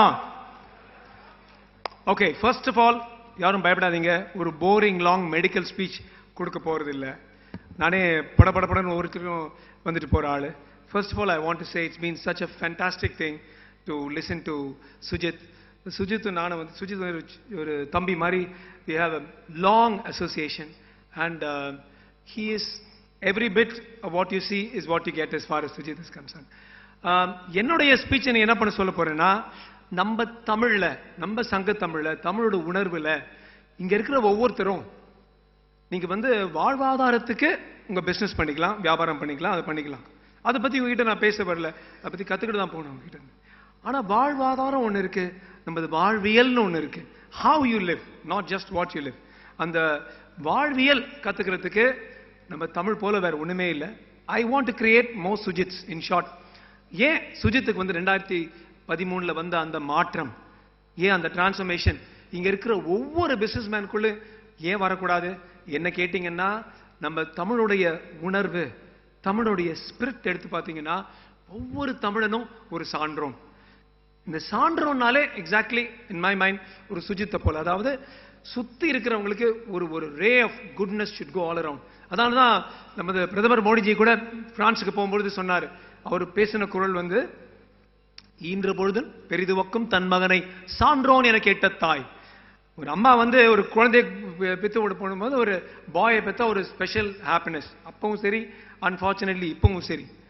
ஆனா அந்த பையன் ஒரு சான்றோன் ஆயிட்டான், சுத்தி இருக்கிற சமுதாயத்துக்கும் எல்லாருக்கும் நல்லது பண்றான் என்கிற உணர்வு எப்ப ஒரு அம்மாக்கு வருதோ அன்னைக்கு வந்து அவன் பெத்த நாளோட ரொம்ப சந்தோஷமா இருப்பான் அந்த அம்மான்னு சொன்னாரு நம்ம திருக்குறள்ல Valluvar. And I believe honestly that every businessman can, if you follow the proper Tamil precepts, நமக்கு கத்து கொடுக்காத நம்ம தமிழோட உணர்வு நம்ம எடுத்தோம்னா we can become like that, and that's what my speech is going to be all about. So doctors are generally always rushing in a rush. இப்போ நான் கூட பார்த்தீங்கன்னா 5-6 பேர் ஒரே டைம்ல பார்ப்போம். கேஸ்ட்ரோன்ட்ராலஜி வயிறு ஸ்பெஷலிஸ்ட் பார்க்கறதுனால யூஸ்வலாக என்னுடைய நர்ஸ் என்ன பண்ணுவாங்க, வந்த உடனே அவங்க க்ளோத்ஸை கழட்டி அந்த தின்னா ஒரு ட்ரெஸ் போடுவாங்க. நாங்கள் we call it ICU dress. ஐசியூல போடுறதுனால இல்லை, ஐசியூன்னு எல்லாம் தெரியும், டிரான்ஸ்பரண்டாக இருக்கும். அது மாதிரி அந்த ஐசியூ ட்ரெஸ் போட்டு படுக்க வைப்பாங்க.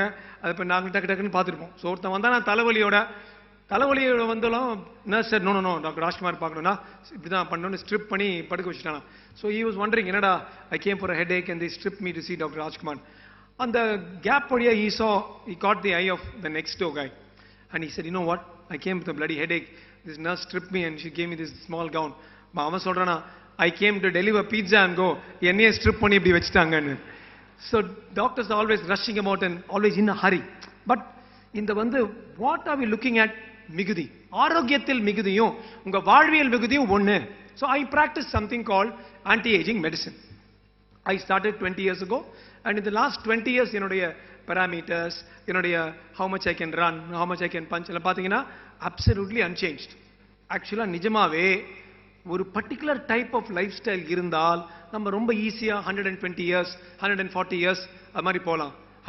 அப்படி பார்க்காதீங்க. நீங்க டெட் டாக் எடுத்து பார்த்தீங்கன்னா, you listen to one of these guys called Peter Thiel. அவன் ஸ்டார்ட் பண்ணும்போதே சொல்றான், I am sorry to disappoint you, but I am going to be giving this lecture to your children, your grandchildren, your great-grandchildren. I will die only when I choose to die. So, my first point is, மிகுதி, ஆரோக்கியத்தில் மிகுதி, வாழ்க்கையிலும் மிகுதி, வாழ்க்கையுடைய நீளத்துல மிகுதிக்கு தேவைன்னா சங்கத்தமிழ் போங்க. சங்கத்தமிழ்ல வந்து பிசிராந்தையார்னு ஒருத்தர் இருந்தார். அவர் வந்து 60-70 வயசுல கூட முடியெல்லாம் கருப்பா இருக்கான். அது வந்து அப்படியே யங்கா ஹெல்த்தியா இருந்தாராம். ஸோ கேட்டாங்களாம். அப்ப அவர் சொன்னார் ஒரு புறநானூறுல, யாண்டு பலவாகினும், பல ஆண்டு ஆனாலும் நரையிலன் ஆகுதல், நரை இல்லாம இருக்கிறதுக்கு யாங்குதீர், எப்படி நீங்க பண்றீங்க என வினவுதீர். அப்படி கேட்டீங்கன்னா ஒரு 3-4 விஷயம் சொன்னார். அந்த 3-4 விஷயம் ஒவ்வொருத்தரும் பண்ணீங்கன்னா, all this anti ageing, living long, living healthy is being run by tech billionaires. அவங்களுடைய ஆர்டிகல்ஸ் படிச்சீங்கன்னா அவங்க சொல்லுவாங்க, what is the point of having $10 billion in the bank if you're going to die at 55 or 60? If I live to 120, 140, my business will grow and I can do good for the world. So you have to, இப்போ வந்து anti ஏஜிங்கிறது ஒரு huge, அந்த anti ageing புறநானூர்ல இருக்கு. யாண்டு பல வாகினும் அவர் சொல்றாரு, மாண்டையன் மனைவியும் மக்களுடன் நிரம்பினர். அதாவது மனைவியும் பசங்களும் நிரம்பினர், அறிவால் நிரம்பி இருக்கார்கள். அப்படி சொல்லிட்டே வரும்போது அரசனும் வேந்தனும் காப்பான், கவர்மெண்ட்டும் நல்லா இருக்கணும். அதன் தலை, இது எல்லாத்தோடையும் ரொம்ப முக்கியமான விஷயம் என்னன்னா, ஆண்டு அவிந்த சான்றோர் பலர், அதாவது ரொம்ப படிச்சு அந்த ஹியூமிலிட்டியோட இருக்கிற சான்றோர் பலர், யாம் வாழும் ஊரே என்றாரு அந்த பிசிராந்தையர். அதாவது surrounding yourself, if you go and study expanding mindset, broad mindset படிச்சீங்கன்னா, சைக்காலஜியில் படிச்சீங்கன்னா இந்த 5-6 விஷயம் அதுல இருக்கு. அந்த 5-6 விஷயத்துக்கும் அந்த one of the things is surround yourself by சான்றோர்கள். அப்ப நம்ம இப்ப சுஜித் சொன்னாரு, ஒவ்வொரு விஷயம் இவ்வளவு சொன்னாரு, சுகுணாவோட கதை சொன்னாரு, எவ்வளவு விஷயம் சொன்னாரு. இதை வந்து ஒரு வாட்டி நம்ம கேட்டோமா, கை தட்டினோமா, எல்லாரும் ஒரு ஸ்டாண்டிங் ஓவேஷன் கொடுத்தோமா, போனோமா இருக்கக்கூடாது. அது நமக்குள்ள நம்ம ஏத்தணும். அதுதான் ஆக்சுவலா சான்றோர் ஆவறதுக்கு ஒரு ப்ராப்பர் மாடல்னு சொல்லணும். Second thing, as a doctor உங்க எல்லாருடையும் நான் சொல்றது, லைஃப் இஸ் வெரி ஷார்ட். யாரோ சொன்னாங்க, in any group of more than 1000 people 2 வருஷத்துக்கு அப்புறம் நம்ம மீட் பண்ணா அதுல 10% இறந்து போயிருப்பாங்க. அது நாங்க தான் பார்க்கிறோம். we see death all the time. again you go back to சங்கத்தமிழ். திருக்குறள்ல சொல்றாரு, டேய் நீ போய் ஒரு பீச்ல நீ உட்கார்ந்தாலும் சரி, ஒரு கிளாஸ்ல உட்கார்ந்தாலும் சரி, ஒரு ஆடிட்டோரியம்ல உட்கார்ந்தாலும் சரி, இது மட்டும் ஞாபகம் வச்சுக்கோ, நெருநல் உளன் இன்று இல்லை என்ற பெருமை உள்ளது உலகிற்கு. நேத்து ஒருத்தன் இருந்தா இன்னைக்கு அவன் இல்லை என்ற பெருமையா உலகத்துக்கு. I want all of you to think little bit, 1 minute, 30 seconds. Life is not forever.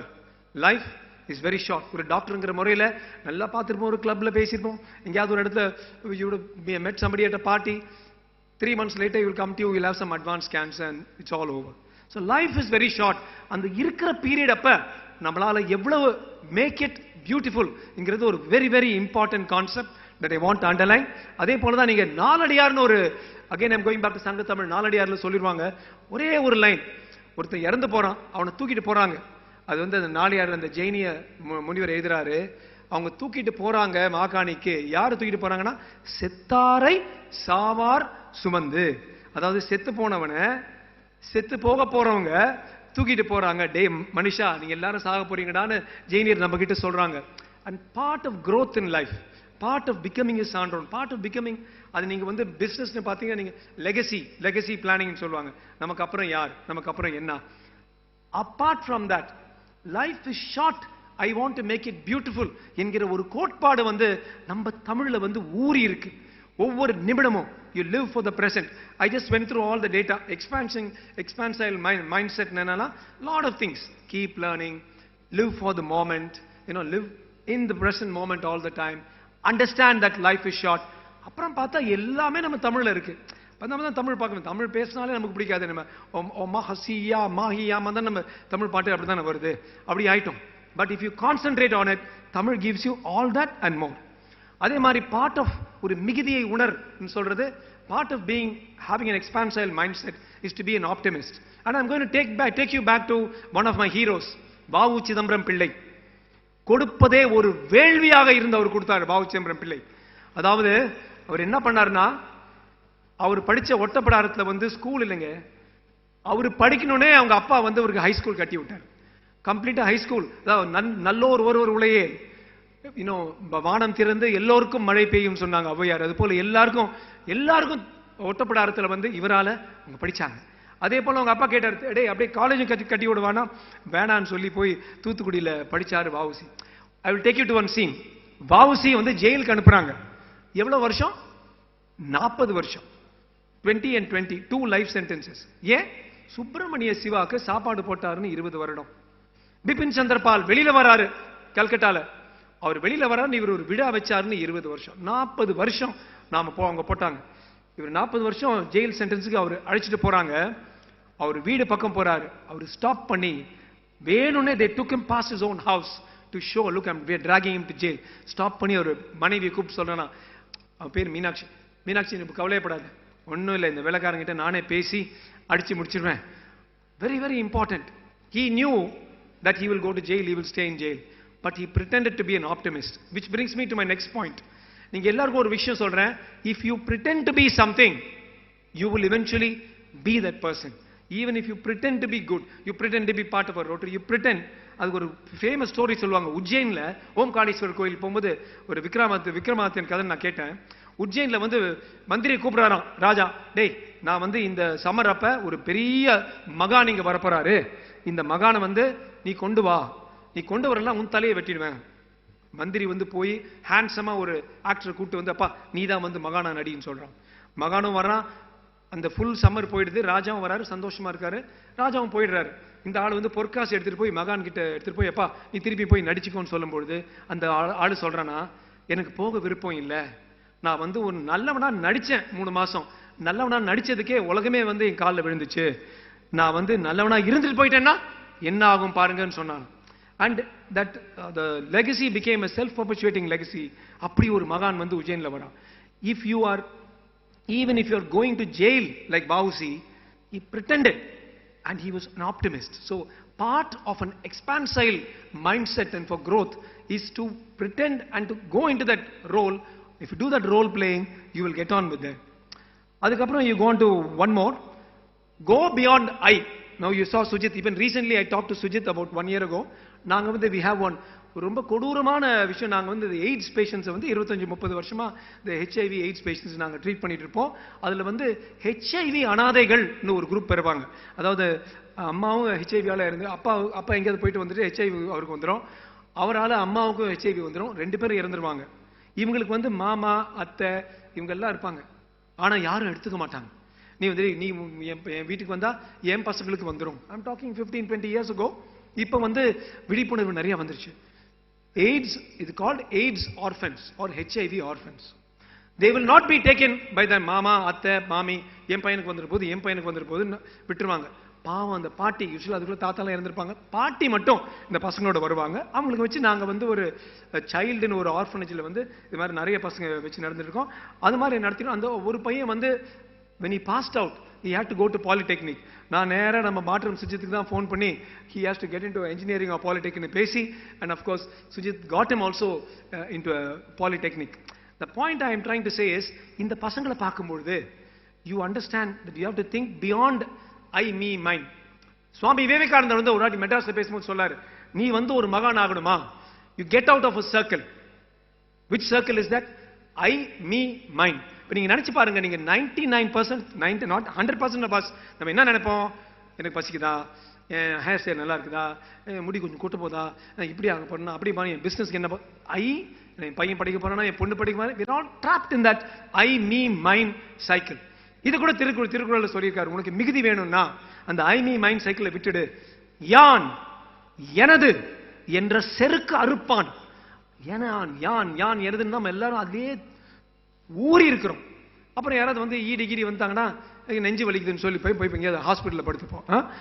யான் யான் எனது என்ற செருக்கு அறுப்பான் அவனுக்கு என்ன ஆகும்னா வானோர்க்கு உயர்ந்த இடம் புகும் சொல்லியிருக்காரு Valluvar. All you need so easy.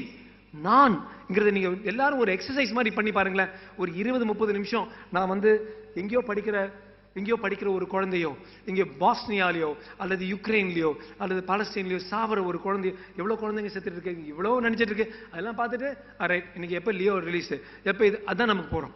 நம்ம எப்ப போய் சினிமா பார்க்கலாம். Why don't you spend 5 minutes, 10 minutes? You are businessmen நினைச்சாங்கன்னா you can change the world much better than anybody else. Businessmen, teachers, doctors, நீங்க நினைக்கணும், நீங்க ஒவ்வொருத்தரும் சான்றவர் ஆகணும். Not enough for you to be a successful businessman. யான் எனது profit loss. You have to think beyond that. தான் நம்ம தமிழ் நமக்கு அவ்வளவு சொல்றது. இங்க நான் பிஎஸ்சிக்கு ஒரு வாட்டி வரும்போது, இங்க ஒரு லெக்சருக்கு ஒரு சர்ஜரிக்கு வரும்போது பிஎஸ்ஜிக்கு போயிருந்தேன். அப்ப இந்த 5th brother கான்செப்ட் பத்தி I heard. I was stunned. 4 brothers தானா அவங்க அப்பாக்கு, 4 brothers, 4 sons. இந்த 4 பேர் அந்த பிஎஸ்ஜி குரூப் ஆஃப் இன்ஸ்டிடியூஷன்ஸ் பண்ணும்போது 5வது சகோதரன் உங்களுக்கு இருக்கான்னு நினைச்சுங்க. யார் அந்த 5வது சகோதரன்னா charity. Whatever you do 4 parts, 1 part for the 5th brother. அந்த 5வது சகோதரன்ல வளர்ந்தது தான் PSG tech, PSG medical college, PSG hospitals. அந்த என்டையர் குரூப் வந்து அந்த பிஎஸ்ஜி அந்த மனிதன் வந்து யான் எனது நினைக்காம 4 பசங்க இருக்காங்க, இன்னொரு பையன் மாதிரி நான் சேரிட்டிக்காக, நான் ஈகைக்காக வைக்கிறேன் சொன்னாரு. That is the greatness of PSG and that I believe PSG can do it. இங்க இருக்கிற ஒவ்வொரு சின்ன small big all of you can do it. I saw I'm seeing such a vibrant crowd and you guys can definitely do it. Next one I want to tell you is part of an expansive mindset. Celebrate people. Every one of these things is actually part of anti-aging. ஒரு child மாதிரி இருக்கணும். You must celebrate பீப்புள்னு சொன்னா திருப்பி I will take you back to VOC. VOC வந்து முதல் Indian who put a case against a white man. ஒரு வெள்ளைக்கார ஜட்ஜ் வந்து லஞ்சம் வாங்குறான் சொல்லி ஒட்டப்பிடாரத்து கோர்ட்ல வந்து வாவுசி போட்டாரு. ஒரு இந்தியன் வந்து வெள்ளைக்காரனை பத்தி கேஸ் போடுறானா இன்னொரு பெரிய ஜட்ஜ் கூப்பிடுறாங்க. அந்த பெரிய ஜட்ஜ் தான் வாலஸ். அந்த வாலஸ் பார்த்து முதல் முறையாக இவர் சொன்னது கரெக்ட் பண்ணி வழக்குடைய தீர்ப்பு வந்து went against the white man and for VOC. and of course அந்த ஜட்ஜை டிரான்ஸ்ஃபர் பண்ணாங்க முதல் முறையாக. இதே வாலஸ் வந்து உடைஞ்சி இருந்த ஒரு வாவுசியை பார்த்தார். அதுக்குள்ள அவர் ஜெயில் போயிட்டு வந்தாரு. ஒரு கப்பல் பிசினஸ் காலி ஆயிடுச்சு, எண்ணெய் பிசினஸ் காலி ஆயிடுச்சு, மளிகை பிசினஸ் காலி ஆயிடுச்சு. அவர் வாக்கிங் போகும்போது இந்த வாலஸ் பார்த்து, நீ அவ்வளவு நல்லா வாதாடினியே 20-15 வருஷம் முன்னால, என்னப்பா இது மாதிரி கிழிஞ்ச துணியோட இருக்கேன்னா எனக்கு எல்லாமே போயிடுச்சுன்னு சொன்னாராம் வாவு சிதம்பரம் பிள்ளை.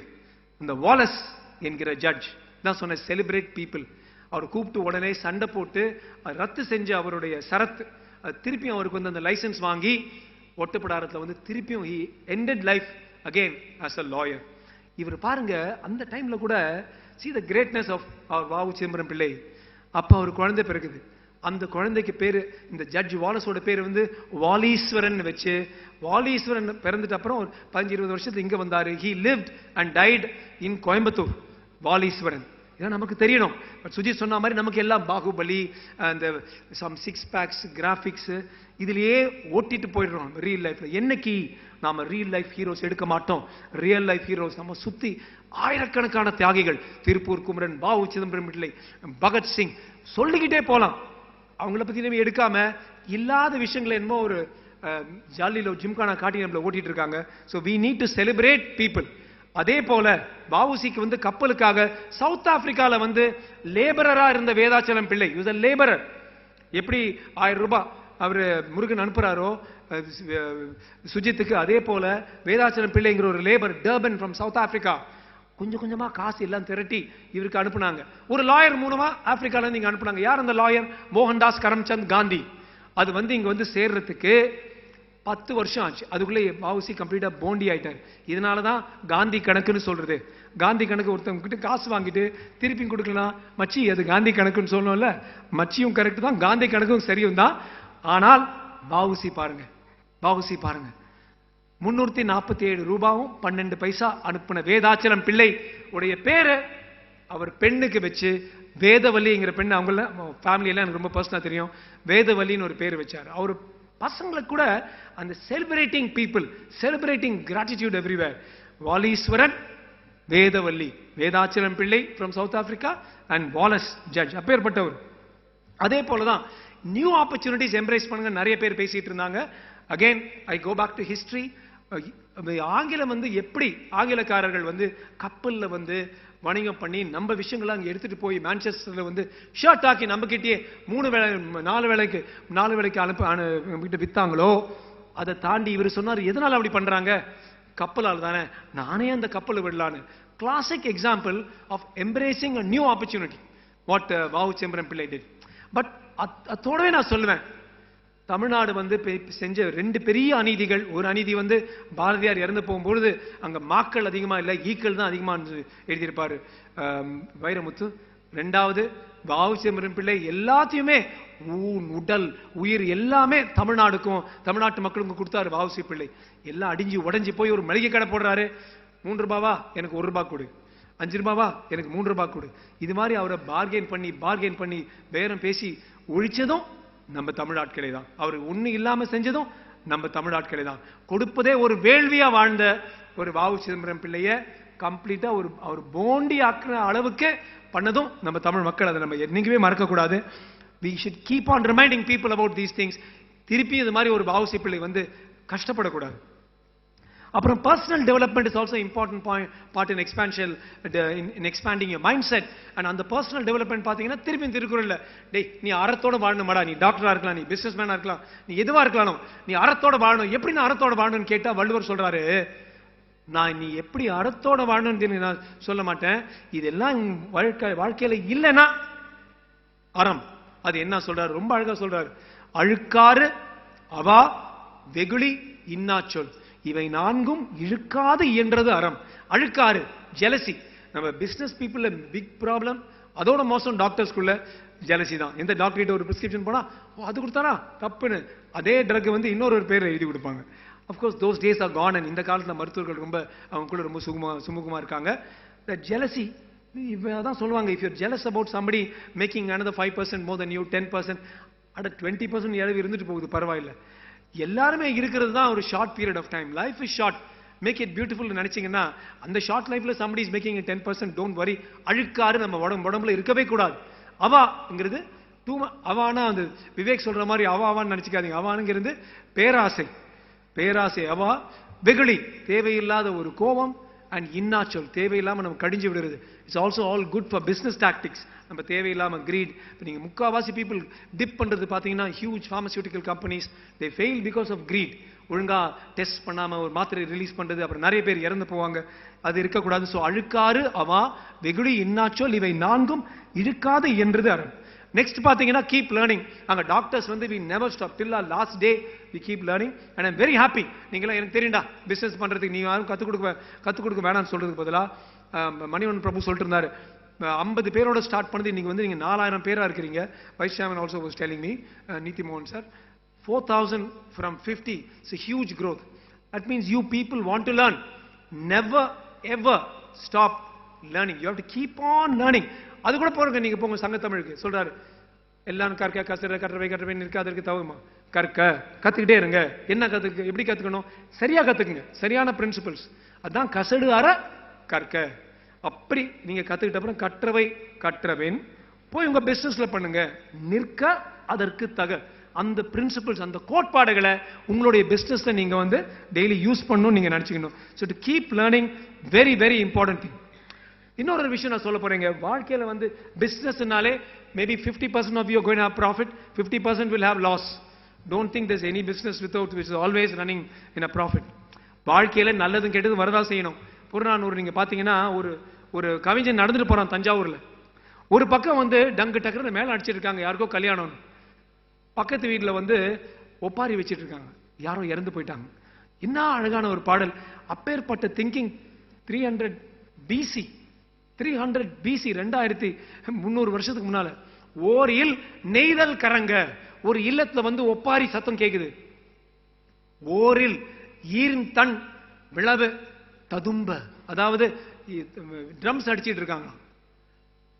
புணர்ந்தோர் பூவணி அணிய. யார் வந்து husband and wife getting ready for the first நைட்டா, அதுக்கு வந்து ட்ரெஸ் எல்லாம் ரெடி பண்ணிட்டு பூவணி அணிய. இன்னொரு பக்கம் வந்து பிரிந்தோர் பைதல் உன்கண் பணிவார்ப்ப. அப்படியே கண்ணில் வந்து அந்த மெய்யெல்லாம் பண்ணி ஒரு லைனா வருதான் இங்க அழுதுட்டு இருந்தாங்களா. Actually he has seen it. அவன் சொல்றான், படைத்தோன் பண்பிலான். என்ன ஒரு பண்பு இருக்காயா உனக்கு?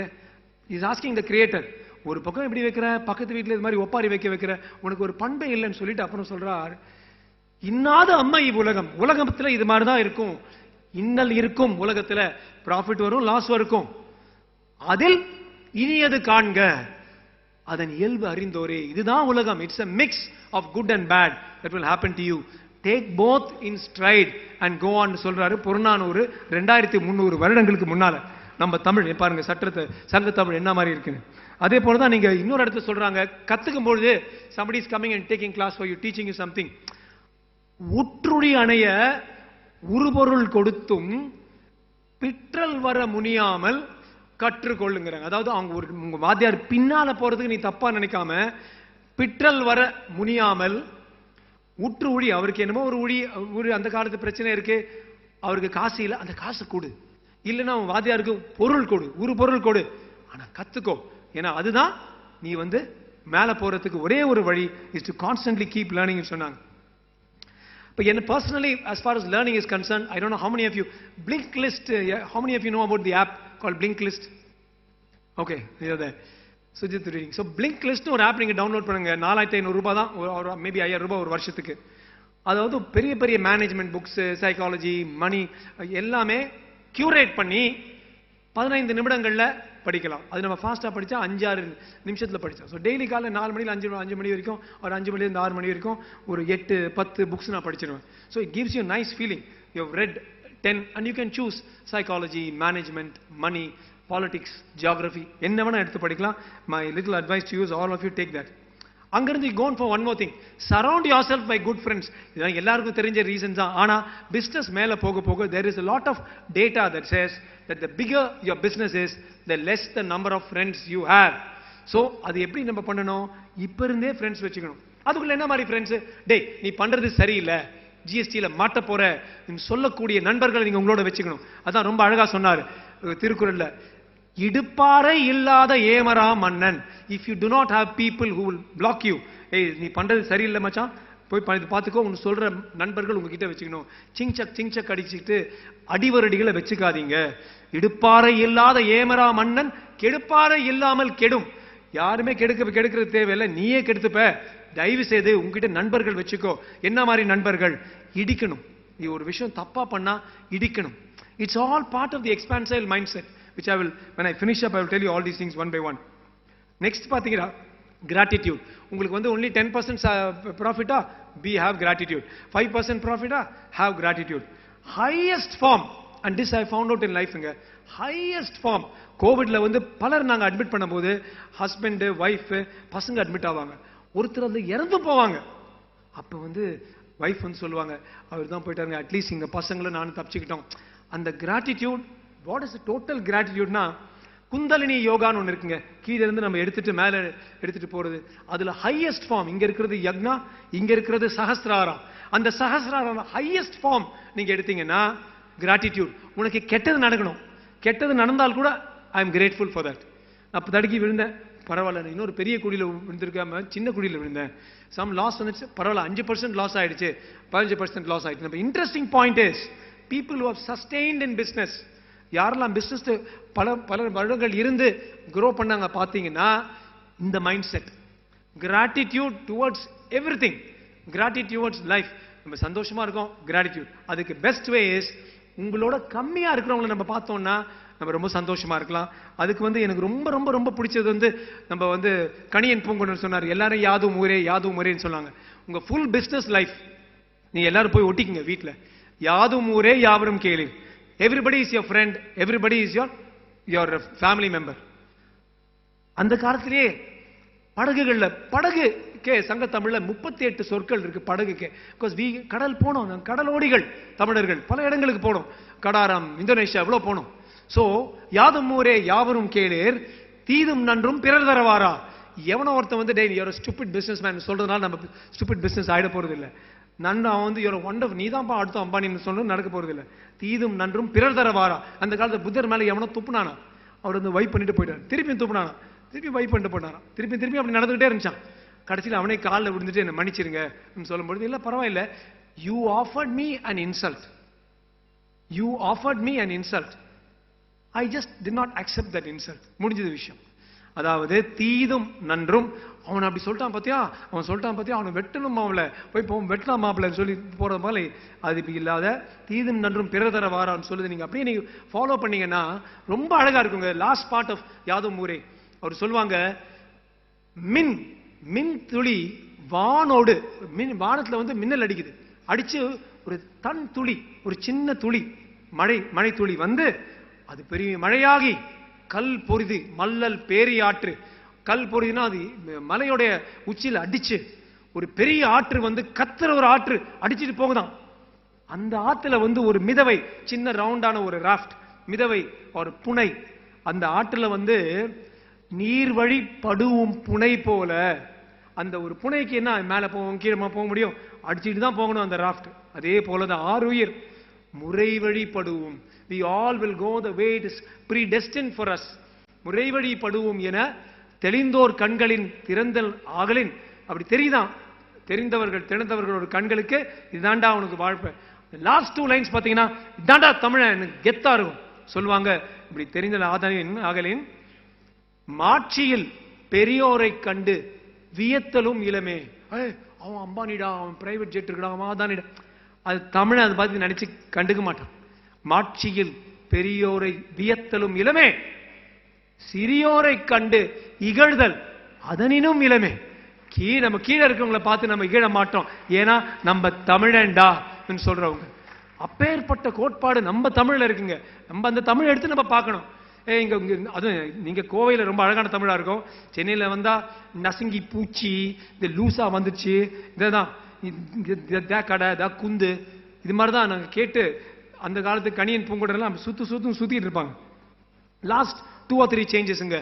Embrace change, live in the present. நமக்கு நடக்கிறது நடக்கட்டும், நம்ம கெத்து நம்ம விடவே கூடாது. அதுக்கு திருப்பி கூட நான் கூட்டிட்டு போறேன் புறநானூருக்கு. Last 2 or 3 poems. இதுதான் தமிழ். தமிழை ஒழுங்கா படிச்சு தமிழ் ரத்தத்தில் ஏத்துறவன் வந்து இப்படிதான் வாழ்வான். நான் சொல்லுவேன்ல, வாழ்க்கைக்கு ஒரு இலக்கணம், காதலுக்கு ஒரு இலக்கணம், சாவரத்துக்கு மரணத்துக்கும் ஒரு இலக்கணம், போருக்கு ஒரு இலக்கணம்னு வாழ்ந்த தமிழ். இந்த காலத்துல 500 ரூபாய் வாங்கி பிபிசியால நம்ம செத்துட்டு இருக்கிறோம். பியர், பிரியாணி அண்ட் கேஷ் வாங்கிட்டு ஆட்டு மந்தை மாதிரி வச்சுக்கிட்டு ஓட்டு வித்துட்டு இருக்காங்க. பட் எப்படி வாழ்ந்தோம் பாருங்க. I will take you back again 100 BC. 100 BC. Rest of the world was running out around skirts. அப்ப வந்து நாச்செல்லையாருங்கிற ஒரு பெண் புலவர் இன்னொரு அம்மாவை பார்க்கறாங்க, வயசான ஒரு அம்மா. அது எப்படி இருக்காங்கன்னா, நரம்பு எழுந்து, நரம்பு பெருசா இருக்கான், வெயின்ஸ், நரம்பு எழுந்து உலர்ந்த மென்தோல் உலர்ந்து போயிருக்கான். முதியோள், அவ வயிறு பார்த்தீங்கன்னா அந்த லோட்டஸ் தாமரையோடைய பெட்டல்ஸ் மாதிரி இலை போல இருக்குதான். முரளி மருங்கின் முதியோள். 6 லைன் தாங்க அந்த பாடல். முதல் 2 பாடல் 2 லைன் அந்த அம்மா டிஸ்கிரைப். அது என்ன பண்ணுதுன்னா, ஒரு பெரிய வாளை எடுத்துட்டு போய் செங்கடத்துல வந்து உழுவுறாளாம். எல்லாம் ஒரே ஆஃப்டர் பேட்டில் செங்கடம் தோய்ந்து இருக்கிற ரத்தத்தில் எல்லாம் பிணமா இருக்கு எல்லா இடத்துலயும். சிறுவன் படைக்கு அஞ்சினன் என பலர் கூற, அவளோட பையன் பயந்துட்டான், சண்டை போடுறதுக்கு பயந்துட்டு ஓடிட்டான் அப்படின்னு நிறைய பேர் சொல்ல, என்ன சொல்லுதான் இவ, மாண்டமர்க்கு உடைந்தனன் ஆயின். மாண்டவன் கிட்ட வர்ற எதிரிகளையும் போரையும் பார்த்து அவன் உடைந்தனன் ஆயின். அப்படி அவன் உடைஞ்சிருக்கான் என்றால் உண்ட முலையை அறுத்திடுவேன் யான். எந்த முலையில அவன் பால் குடிச்சானோ அதை அறுத்திடுவேன் யான் சொல்லி மாலை தூக்கிட்டு செங்கலம் துழவுவோள். கடைசி 2 லைன் பாத்தீங்கன்னா தமிழனுடைய ஸ்ட்ரெங்க் உங்களுக்கு புரியும். அதான் somewhere we have lost it. கடைசி 2 லைன் சொல்றான், சிதைந்து வேறாகிய தன் மகனை படுமகன் காணும். பார்க்கிறா, சிதைந்து வேறாகி. The poetess is not even telling us அந்த சோடு வந்து இங்கிருந்து போச்சான்னு கூட சொல்ல மாட்டேங்கிறான். சிதைந்து வேறாகிய தன் படுமகன் காணும். கடைசி லைன் பாடுறீங்க, திரும்பி போயிடுறான்.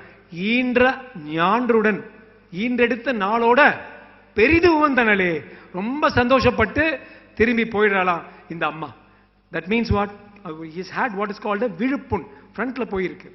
இது இந்த கதை வந்து என்ன சொல்லுது, இந்த அம்மா பாத்தீங்கன்னா அந்த வீர கோட்பாடு கொஞ்சம் கூட தவறாம she lived in the present and one of the biggest things about expanding mentality, biggest things about business is to live in the present. How many of us here can live in the present? நம்ம உட்கார்ந்துட்டு நீங்க சாயங்காலம் என்ன பண்ண போறேன், நேத்து அது நடந்துச்சு, காலையில அது நடந்துச்சுன்னு தான் நம்ம நினைச்சிட்டு இருக்கோம். அதுவே ஒரு வீக்னஸ். நீங்க இந்த நிமிடத்துல, இந்த கணத்துல, இந்த க்ஷணத்துல, இந்த வினாடியில நம்ம இருக்க கத்துக்கிட்டா you can expand your mindset tremendously. You can become a much better businessman. You can become much better in whatever else you do. இப்போ வந்து அதான் embrace change and live in present. So we are living in a wonderful time. இந்தியால வந்து இது மாதிரி வேற எந்த டைமும் இல்ல பிசினஸ் பண்றதுக்கு. Young entrepreneur school is more relevant than anything else. சமீப காலத்துல மோடிஜி பேச்சு கேட்டீங்கன்னா 10 வருஷத்துக்கு முன்னால கண்ட்ரியிலேயே 8000 9000 ஸ்டார்ட் அப்ஸ் தான் இருந்துச்சு. இப்போ 1 லட்சம் ஸ்டார்ட் அப்ஸ். அந்த 1 லட்சம் ஸ்டார்ட் அப்ஸ் பாத்தீங்கன்னா யூபி, குஜராத், தமிழ்நாடு and கர்நாடகா இந்த 4 மாநிலங்கள்ல தான் ஜாஸ்தி ஸ்டார்ட் அப்ஸ். இந்த 4000 இருக்கிறது நான் நினைக்கிறேன் 3-4 வருஷத்துல இது 10,000 ஆயிட போகுது ஸ்டார்ட் அப்ஸ். அவ்வளோ இந்த அட்டல் பிஹாரி இன்னோவேஷன் சென்டர்ஸ்னு பிசினஸ்மெனுக்கு வித் நியூ ஐடியாஸ் ஸ்டார்ட் அப்ஸ்க்கு வளர விட்டுருக்காங்க. உலகத்திலேயே 10,050 இன்னோவேஷன் சென்டர்ஸ் ஒரே ஒரு கண்ட்ரி தேசத்துல தான் இருக்கு, அது இந்திய நாடு இல்லை. So we are actually living in a very very big time. Tectonic shift. 10 வருஷத்துக்கு முன்னால 2 பில்லியனர்ஸ் தான் இந்தியன் பில்லியனர்ஸ் இருந்தாங்க. இப்போ வந்து 114 billionaires. Average age of these new startup billionaires 26.5. Young India is growing, starting startups everywhere, going all over the world, doing huge things, and இது வந்து ஒரு beautiful relevant time. And என்னோட request வந்து we must be aware of this at the same time. நம்ம தமிழன் இதான் நம்மளுடைய மரபு. ஏன்னா மரபு இதுதான் என்னுடைய வீரம், இதுதான் என்னுடைய இலக்கணம், இதுதான் என்னுடைய நட்பு, இதுதான் என்னுடைய மாண்பு, இதான் அழுக்காறு இல்லாத ஒரு வாழ்க்கையை நினைச்சிட்டு நம்ம பிசினஸ் பண்ணோம்னா வேற வேற வேற லெவலுக்கு எல்லாரும் போயிடலாம். அது can happen, it should happen, it will happen. கடைசி விஷயம் சொல்லணுங்க, ஏன் தமிழ் அந்த காலத்துல அவ்வளவு பெருசா இருந்தான்? நடுவில் வந்து இந்த வெள்ளக்காரங்க வந்து 200 வருஷத்துல சாத்திட்டாங்க. why did Tamil Nadu rule the world? கடைசி பாடல் ஃப்ரம் புறநானூறு. உண்டால் அம்மா இவ்வுலகம். எதனால இந்த உலகம் சுத்திக்கிட்டு இருக்கு? எதனால மழை பெய்யுது? தமிழனால. உண்டாலம்மா இவ்வுலகம்னு ஒரு ஃபேமஸ் பாடல் இருக்கு. அதை சொல்றாங்க தமிழன் எப்படின்னா, இந்திரனே வந்து அமிர்தம் இழைத்தாலும், இந்திரன் வந்து தப்பா எடுத்துக்கப்பா அமிர்தம் சொன்னா கூட தமிழர் இனிது என்று இருந்தாலும் தமிழர் என கொண்டிலர். தனியா சாப்பிட மாட்டான்டா, நாங்கெல்லாம் காக்கை போல. பாரதியார் சொன்னார் காக்கை போல் பகிர்ந்து உண். அது போல தனியா சாப்பிட மாட்டான்.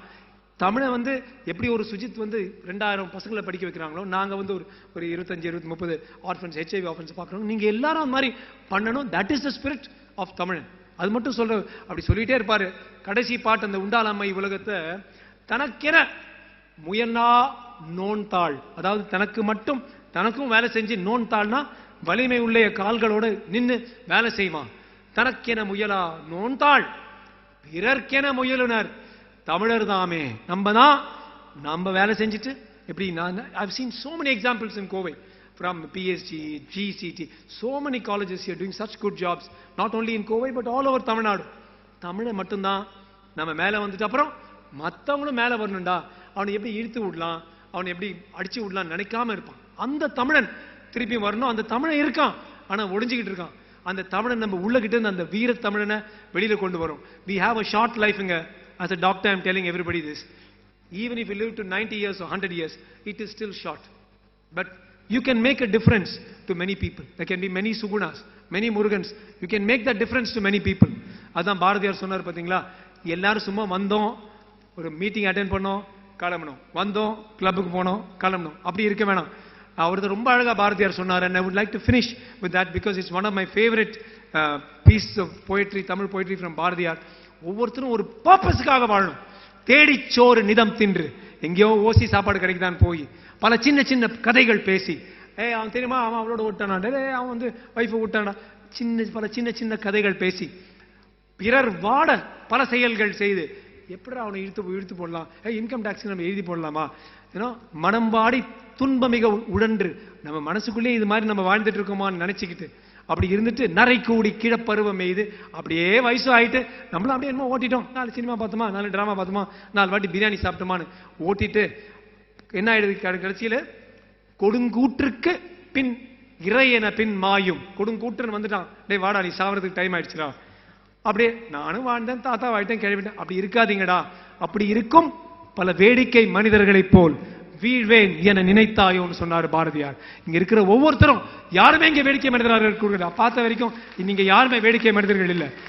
இதுதான் தமிழன், இதுதான் தமிழ் பற்று, இதுதான் தமிழ் மரபு, இப்படி நம்ம வாழ்வோம்னு சொல்லி நீங்க எல்லாரும் இந்த எஸ் வளர்ந்துகிட்டே போகணும்னு சொல்லி இந்த process of Tamil and Tamil உணர்வு நமக்கும் அந்த ஆரோக்கியமும் வரும் சொல்லி முடிக்கின்றேன். நன்றி, வணக்கம். மிகுதி திகட்டலா இல்லை, அது வளர்ச்சியின் புகட்டல் என்பதை உணர்த்திய டாக்டர் ராஜ்குமார் அவர்களுக்கு நன்றி. We request our Vice Chairman, Mr. Manivanna Prabhu, to join with Dr. Rajkumar on stage, please. And we are a special recognition for our technology partner, Agaram Solutions. We are happy to invite Mr. Rajkumar, co-founder, and Mr. Vishnu, co-founder of Agaram Solutions, to join on stage, please. Also, we request Mr. Anand from sponsor team to accompany with them.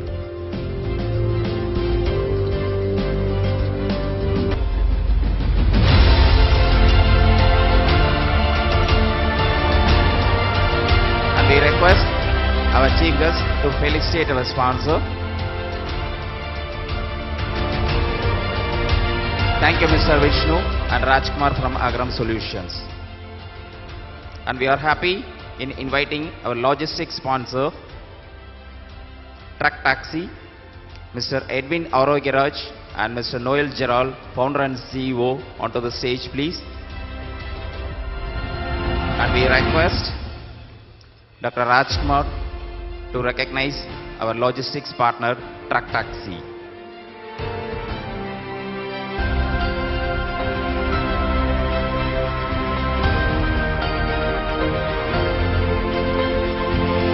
Thank you, Dr. Rajkumar. And we request our Vice Chairman, Mr. Manivanna Prabhu, to felicitate our Chief Guest, Dr. Rajkumar.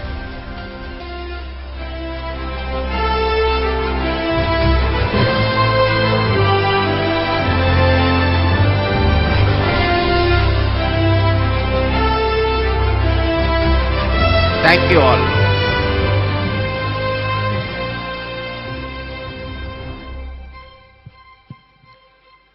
முக்கிய அறிவிப்பு.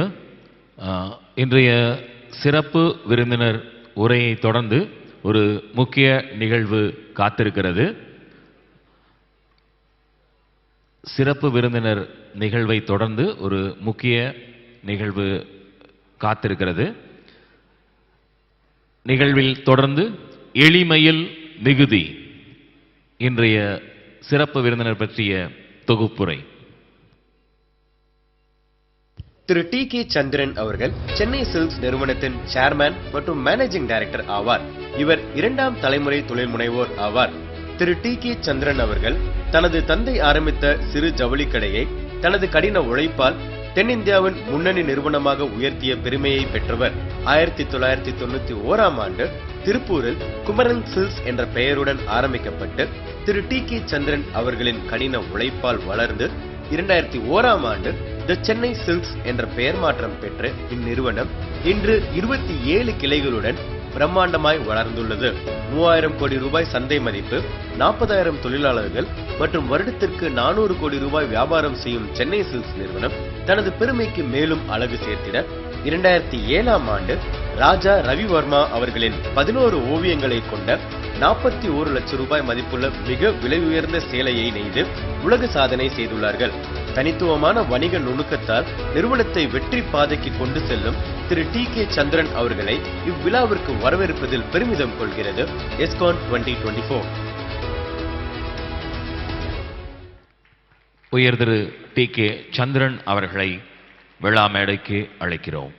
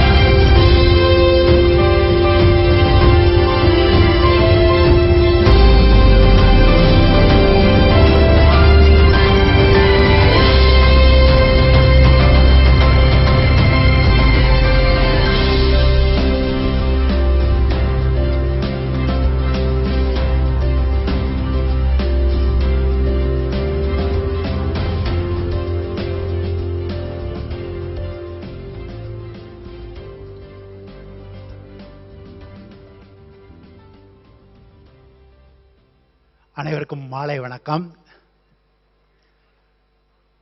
எளிமையில் மிகுதி code சூட்டோட போட்டிருக்காங்க. நான் கூட நினைச்சேன் coat suit போட்டு தான் வர சொல்லுவாங்களோ என்ன அப்படின்னு. நேற்று நாங்கள் எங்களுடைய சென்னை சில்க்ஸ்க்காக வேண்டி ரேமண்ட்ஸ் ஷூட்டிங் எல்லாம் புக் பண்ண போகும்போது அவங்க சொல்லுவாங்க கம்பல்சரியாக நீங்கள் கோட் சூட்டோட தான் வரணும். ஏன்னா அவங்க லக்ஸுரி ப்ராடக்ட் விற்கிறதுனால கட்டாயம் வந்து கோட் சூட்டோட வர்றவங்களுக்கு தான் என்ட்ரி அப்படின்னு சொல்லி அவங்க ரேமண்ட்ஸோடைய பிராண்டிங். சுர்ஜித் பேசும்போது பிராண்டிங் வந்து எந்த அளவுக்கு முக்கியமானது, நோக்கியோ பிராண்ட் என்ன பண்ணுச்சு. டாடா பிராண்ட் வந்து சுதந்திரத்துக்கு முன்னாடியே வந்து வியாபாரத்தை தொடங்கியவர்கள். இன்று அவர்கள் இருக்கக்கூடிய செக்மெண்ட்ஸ் பவர் செக்டாரில் ஆரம்பிச்சு கடைசியா நம்ம அன்றாடம் உபயோகப்படுத்தக்கூடிய உப்பு வரைக்கும் அவர்களுடைய பிராண்ட் இருக்கிறது. இந்த கூட்டத்தில் யாராவது உப்பு டீல் பண்றவங்க இருக்கீங்களா? ஏன்னா டாட்டாவினுடைய பிலாசபியில அவங்க பிசினஸ் பத்தி சொல்லும்போது அவங்க அதிகமா சொல்றது understanding needs of the customer or public அப்படின்னு சொல்லி தான் அவங்க ஆரம்பிப்பாங்க. அதே மாதிரி என்னுடைய அப்பா 1962 சாதாரணமாக ஒரு நெசவாளர் குடும்பத்தில் அவினாசியில் தான் பிறந்தார். இப்போதான் நாங்கள் அம்மா அப்பா பெயரில் அங்கே ஒரு மருத்துவமனை 24 மணி நேரமும் இயங்கக்கூடிய ஒரு மருத்துவமனை நடத்தி வருகின்றோம். அதில் தினசரி குறைந்தபட்சம் 200 to 250 நோயாளிகள் 20 ரூபாய் கொடுத்து 3 கன்சல்டேஷன் வந்து வர்ற மாதிரி ஒரு அரேஞ்ச்மெண்ட்ஸ் பண்ணியிருக்கிறோம். ஏன்னா அதுக்காக எங்களுக்கு முன்னுதாரணம் வந்து இங்கே சாந்தி சோசியல் சர்வீஸ் கோயம்புத்தூரில் இருக்கக்கூடிய அதை பார்த்து நாமளும் அது மாதிரி பண்ணணும்னு நினச்சோம். எங்களுடைய பேசிக் வந்து நாங்கள் டெக்ஸ்டைலில் இருந்ததுனால அந்த ஹெல்த் கேர் இண்டஸ்ட்ரி வந்து அது பெரிய ஏரியா. அது வந்து டாக்டர்களை வேலைக்கு வச்சுக்கிறது ட்ரீட்மெண்ட் கொடுக்கறதோட முடிகிறது இல்லை. அதை தாண்டி வந்து எத்தனையோ விஷயங்கள் இருக்கிறது. 62 ஒரு நெசவாளர் குடும்பத்திலிருந்து வந்த எனது தகப்பனார் மதுரையில் கஸ்தூரிபாய் காதி வஸ்திராலயம் என்ற பெயரில் ஒரு சிறிய கதர்கடையை மதுரையில் தொடங்கினார். 10 ஆண்டு காலம் 1000 ரூபாய் வியாபாரத்தை நாங்கள் தொடவே இல்லை. நான் 74 பிகாம் முடிக்கும் போதுதான் நாங்கள் அந்த 1000 ரூபாய் நடக்கக்கூடிய ஒரு வியாபாரத்தை செய்யக்கூடிய ஒரு வாய்ப்பு எங்களுக்கு கிடைத்தது. 73 தொடங்கி இன்று வரை நாங்கள் அந்த டெக்ஸ்டைல் ஃபீல்டில் பேக்வர்ட் இன்டகிரேஷன் என்று பொதுவாக எல்லாரும் சொல்லக்கூடிய நூல் வந்து துணியாகி துணி வந்து சட்டையா மாறுறதை மட்டும்தான் நாங்கள் செஞ்சுட்டு இருந்தவங்க. இன்றைக்கு காட்டன் வந்து எங்களுடைய ஸ்பின்னிங் மில் உள்ள வந்ததுன்னா அது வந்து நூலாகி துணியாகி அது டையிங் ஆர் பிரிண்டிங் செய்யப்பட்டு சட்டையாகவோ நீங்கள் எல்லாரும் விரும்பி அணியக்கூடிய துணியாகவோ மாற்றப்பட்டு தான் இன்று வெளிவருகிறது.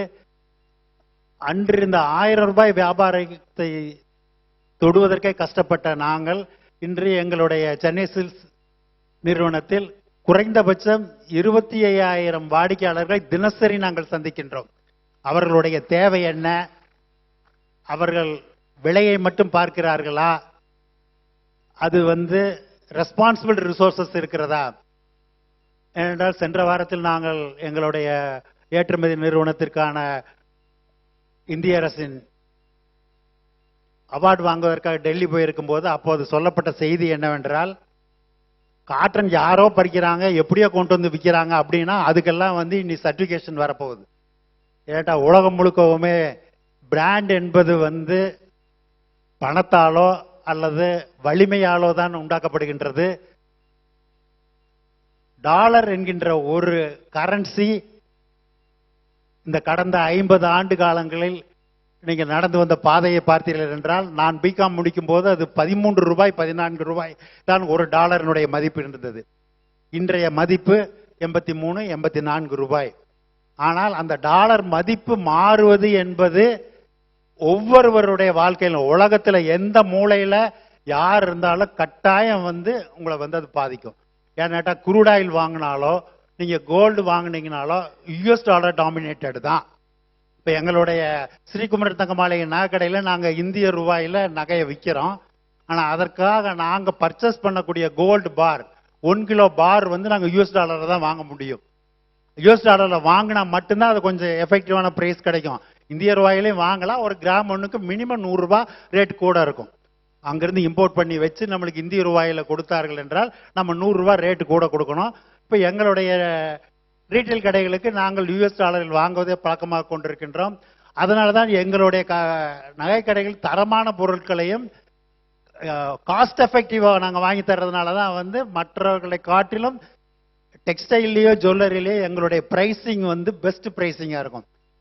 நாங்கள் வந்து ஒரு சாதாரணமாக ஒரு 10 பேர் 20 கஸ்டமர்களை மட்டும்தான் எங்களுடைய 62 to 73 கஸ்தூர்பாய் காதி வஸ்திர ஆலயம் என்ற நிறுவனத்தை சந்தித்து வந்த நாங்கள் சென்னை சில்க்ஸ் இன்று ஸ்ரீகுமரன் தங்க மாளிகையில் இன்று குறைஞ்சபட்சம் 25,000 தீபாவளி பொங்கல் நேரங்களில் கிட்டத்தட்ட 1 லட்சம் வாடிக்கையாளர்களை நாங்கள் சந்திக்கின்றோம்.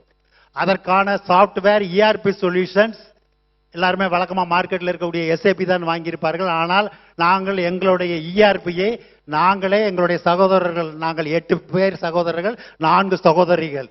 எங்களுடைய பெரிய மூலதனம் பணத்தை காட்டிலும் ஹியூமன் கேபிட்டல் தான் எங்களுடைய குடும்பத்தினுடைய மிகப்பெரிய கேபிட்டல். இன்று வரை எங்கள் குடும்பத்தின் அங்கத்தினர்கள் 99% இதே துறையில் தான் நாங்கள் பணியாற்றி கொண்டிருக்கின்றோம். இன்று நாங்கள் ரீட்டைல் துறையில் பெற்றிருக்கக்கூடிய அனுபவத்தை சமுதாயத்திற்கு திருப்பி கொடுக்கக்கூடிய வகையில் தான் எங்களுடைய மருத்துவமனை நடந்து வருகின்றது. அதுபோக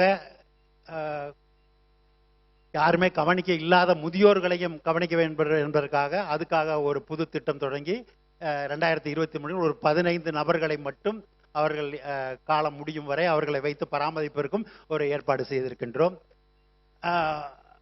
சுதந்திரத்திற்கு முன்னால் மெக்காலையை வந்து இந்த எஜுகேஷன் சிஸ்டத்தை கொண்டு வர்றதுக்கு முன்னாடி இந்தியாவில் வந்து படிப்பறிவு இருந்ததா, விஞ்ஞானம் இருந்ததா என்றால் அந்த கேள்வியெல்லாம் மிகப்பெரிய கேள்வி. அது அரசாங்கம் சம்பந்தப்பட்டது. மஸ்லின் என்று சொல்லக்கூடிய துணி வந்து வங்காள தேசத்திலும் கல்கத்தாவிலும் தயாரிக்கப்பட்டு அது பிரிட்டிஷ் அரசுக்கே கொடுக்கப்பட்டதாக சொல்வார்கள்.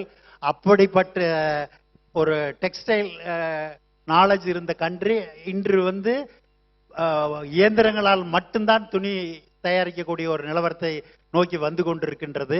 இருந்தாலும் தொழில்நுட்பம் அவர் சுதீஷ் சொன்ன மாதிரி வந்து நோக்கியோ ஃபோன் வந்து ஆண்ட்ராய்டு வரும்போது நீங்கள் பார்த்தீங்கன்னா ரொம்ப கூர்ந்து கவனித்தவர்களுக்கு தெரியும்.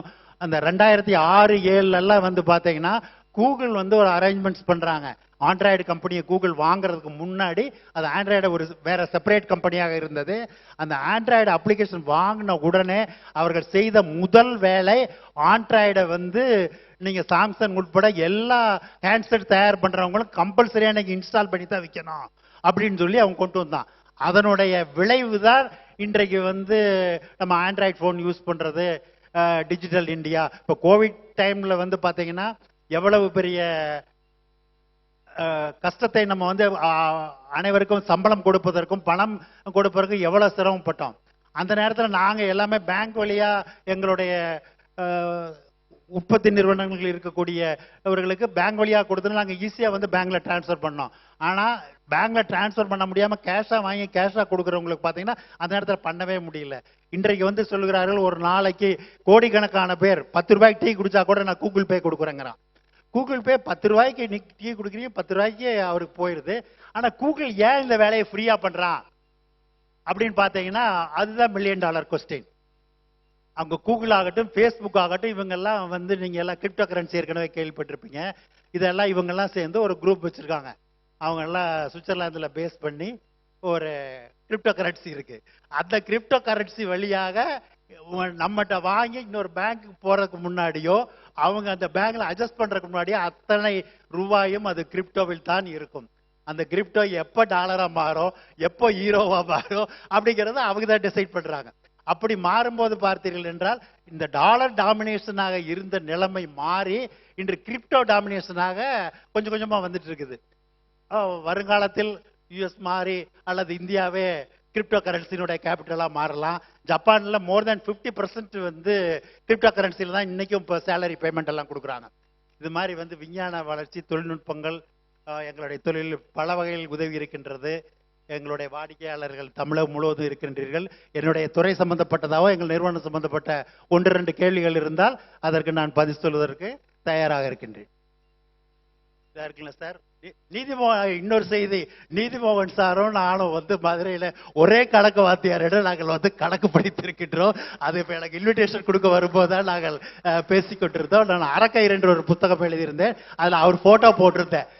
அவருக்காக தான் சார் இந்த புக்கை நான் எழுதினேன் அப்படின்னு சொல்லி சொல்லும் போது, ஆமா நாளை இவர்கிட்ட உங்களுக்கு அடுத்து 10 வருஷம் கழிச்சு நான் அவர்கிட்ட மேத்ஸ் படித்தேன் அப்படின்னு சொல்லி சொன்னாரு. மதுரையில் நான் கிட்டத்தட்ட 25-30 வருடங்கள் அங்கேயே இருந்திருக்கின்றேன். மதுரை சுஜி சொன்ன மாதிரியே எனக்கு மிகவும் பிடித்த ஊர், வாழ விரும்பும் ஊர். ஆனால் சந்தர்ப்பம் சூழ்நிலையில் எங்கே வைத்திருக்கிறது என்பது யாருக்கும் தெரியவில்லை. ஏதாவது கேள்விகள் இருப்பின் பதில் சொல்ல தயாராக இருக்கின்றேன். நீதிமன்றம் வேற ஏதாவது சொல்லணுங்களா? Thank you, sir. Thank you so much for the inspirational talk. From the audience, we can take 3 questions. So people who rise first will be given the privilege to ask questions. ஒரு 3 கேள்வி மட்டும் சார்ட்ட கேட்கலாம். யார் ஃபர்ஸ்டா rice ஆகுறீங்களோ அவங்க கிட்ட mic pass ஆகும். If you have any questions. Yes. என்னுடைய கேள்வியை நான் முதல்ல வைக்கிறேன்னா, எஸ். இப்போ உங்களுடைய பயணத்துல வந்து வியாபார பயணத்துல வந்து பெரிய லெவலில் அடைஞ்சிருக்கிறீங்க. இதுல வந்து இளம் தொழில் முனைவோருக்கு வந்து நீங்க கொடுக்கக்கூடிய அறிவுரைகள், அதாவது எதை செய்யணும் எதை செய்யக்கூடாதுன்றது மாதிரி ஒவ்வொரு இதுலயும் ஒரு 2-3 ஒரு இன்புட்ஸ் கொடுத்தீங்கன்னா நல்லா. எங்களுடைய நிறுவனம் கேகேவே இப்போது 62 ஆண்டுகளை கடந்து 63வது ஆண்டில் அடியெடுத்து வைத்திருக்கின்றது. அந்த நிறுவனத்தில் நான் கிட்டத்தட்ட 55 வருடங்கள் நான் பணியாற்றிருக்கின்றேன்.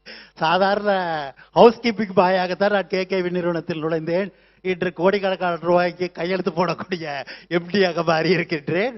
இதற்கான காரணம், காலையில் பழமுதிர் சோலை செந்தில் பேசும்போது சொன்னார் இல்லையா, அவர் வந்து அவங்க ஃபாதர் மதர் வந்து அவங்க ஆர்எஸ்புரம் கடைக்கு வரும்போது ஏஜானவங்க வர்றாங்க, பாத்ரூம் ஒன்று மட்டும்தான் இருக்குது போல இருக்கு, அது கூட கொஞ்சம் ப்ராப்பராக மெயின்டைன் பண்ணல, அந்த ஏஜானவங்க வரும்போது அவங்க பக்காவாக யூஸ் பண்ணுற மாதிரி நல்ல பாத்ரூம் வைக்கணும்னு சொல்லி, அது மாதிரி அப்போ வந்து அந்த கடையில் 10 ரூபாய்க்கு நாங்கள் வேஸ்ட் சட்டை கொடுப்போம். அந்த 10 ரூபாய்க்கு வேஸ்ட் சட்டை வாங்கி கொடுத்தா கூட அவங்களுக்கு ஒரு டீ வாங்கி கொடுக்கணும் அப்படின்னு சொல்லி ஒரு எதிர்பார்ப்பு இருக்கும். அந்த 10 பைசாக்கு டீ வாங்கிட்டு வந்து கொடுக்குற வேலை தான் நான் என்னுடைய கேகேவி நிறுவனத்தில் தொடங்கினேன். இன்று 62வது வருடத்தில் நாங்கள் நேஷனல் ஸ்டாக் எக்ஸ்சேஞ்ச் எமர்ஜில் வந்து நாங்கள் அதை எஸ்எம்இ செக்மெண்ட்டில் வந்து பண்ணியிருக்கோம். இன்னைக்கு காலையில் பேசின சாரி அண்டு செந்தில் இவங்க எல்லாமே வந்து நான் இந்த ஸ்டாக் எக்ஸ்சேஞ்சில் லிஸ்ட் பண்ணுறதுக்கு அவங்க ரொம்ப ஹெல்ப் பண்ணியிருந்தாங்க. நீங்கள் வந்து முதல்ல ஃபாலோ பண்ண வேண்டியது, நீங்கள் எந்த துறையை தேர்ந்தெடுக்கிறீங்களோ அதில் வந்து கொஞ்சம் ரிசர்ச் பண்ணுங்கள். எடுத்த உடனே பணம் இருக்கோ அல்லது அம்மா அப்பா தர்றாங்க யாரா கொடுக்குறாங்கிறக்கா போய் ஆரம்பிக்காதீங்க. முதல்ல அந்த தொழில் வந்து இன்றைய நிலவரம் என்ன, அடுத்த 3 ஆண்டுகளுக்கு எப்படி இருக்கும். இப்போ அப்பா வந்து நெசவாளராக இருந்தார், அப்போ வந்து எல்லாரும் கதர் சட்டை போடுறாங்க, மதுரையில் போய் கதர் கடை வச்சா பொழைச்சிக்கலாம்னு சொல்லி அவருடைய கசின் பிரதர் சொன்னார். அதை நம்பி அவர் போய் வச்ச இடம் வந்து மார்க்கெட் பிளேஸில் இல்லை, அது ஒரு சாதாரண இடத்துல. அப்போதைக்கு அவர் கையில் இருந்த பணம் 10,000 ரூபாய். 10,000 ரூபாய்க்குள்ள அட்வான்ஸை கொடுத்து கடையை வச்சுட்டா 100 ரூபாய்க்கு கூட வியாபாரம் நடக்கிறது இல்லை. இங்க நெசவு பண்ணிட்டு இருக்கும்போது ஒழுங்கா சோறாது கிடைச்சிருந்தது எங்களுக்கெல்லாம். ஆனா அவர் அங்க போய் கடை வச்ச பின்னாடி வந்து பாத்தீங்கன்னா அதே சோத்துக்கே கஷ்டமா போச்சு. அப்போ அரிசியின் விலை 65 பைசா தான். அந்த 65 பைசா கொடுத்து அரிசி வாங்க முடியாது. அந்த மாதிரி நிலைமையில் இருந்து 10 வருடங்கள் கழித்து தான் நாங்கள் வந்து சரியான மதுரையிலே இப்போவும் எங்களுக்கு அந்த 3 கதர் கடைகளும் இருக்கின்றது. அந்த 3 கதர் கடையில 2வது கதர் கடை நாங்கள் வந்து தலைவாக்கிராரத்தில் தொடங்க, 3வது கதர் கடை வந்து மக்கள் அன்றாடம் கோயிலுக்கு செல்லக்கூடிய நேதாஜி ரோட்டில் இருக்கு அந்த கதர் கடை. அந்த கடை வச்ச பின்னாடி தான் நாங்கள் 1000 ரூபாய் வியாபாரத்தை சென்றடைந்தோம். அப்போ நாங்கள் வீட்டில் இருக்கக்கூடியவங்க எல்லாருமே நாங்கள் கஷ்டப்பட்டு கூட ஒரு 1000 ரூபாய் வியாபாரத்தை பார்க்கல, பிரேக் ஈவன் ரீச் பண்ண முடியல. இப்போ நீங்கள் எல்லாரும் பேசிட்டு இருக்கக்கூடிய பிரேக் ஈவன் பாயிண்ட்டை கூட நாங்கள் அந்த டைமில் ரீச் பண்ண முடியல.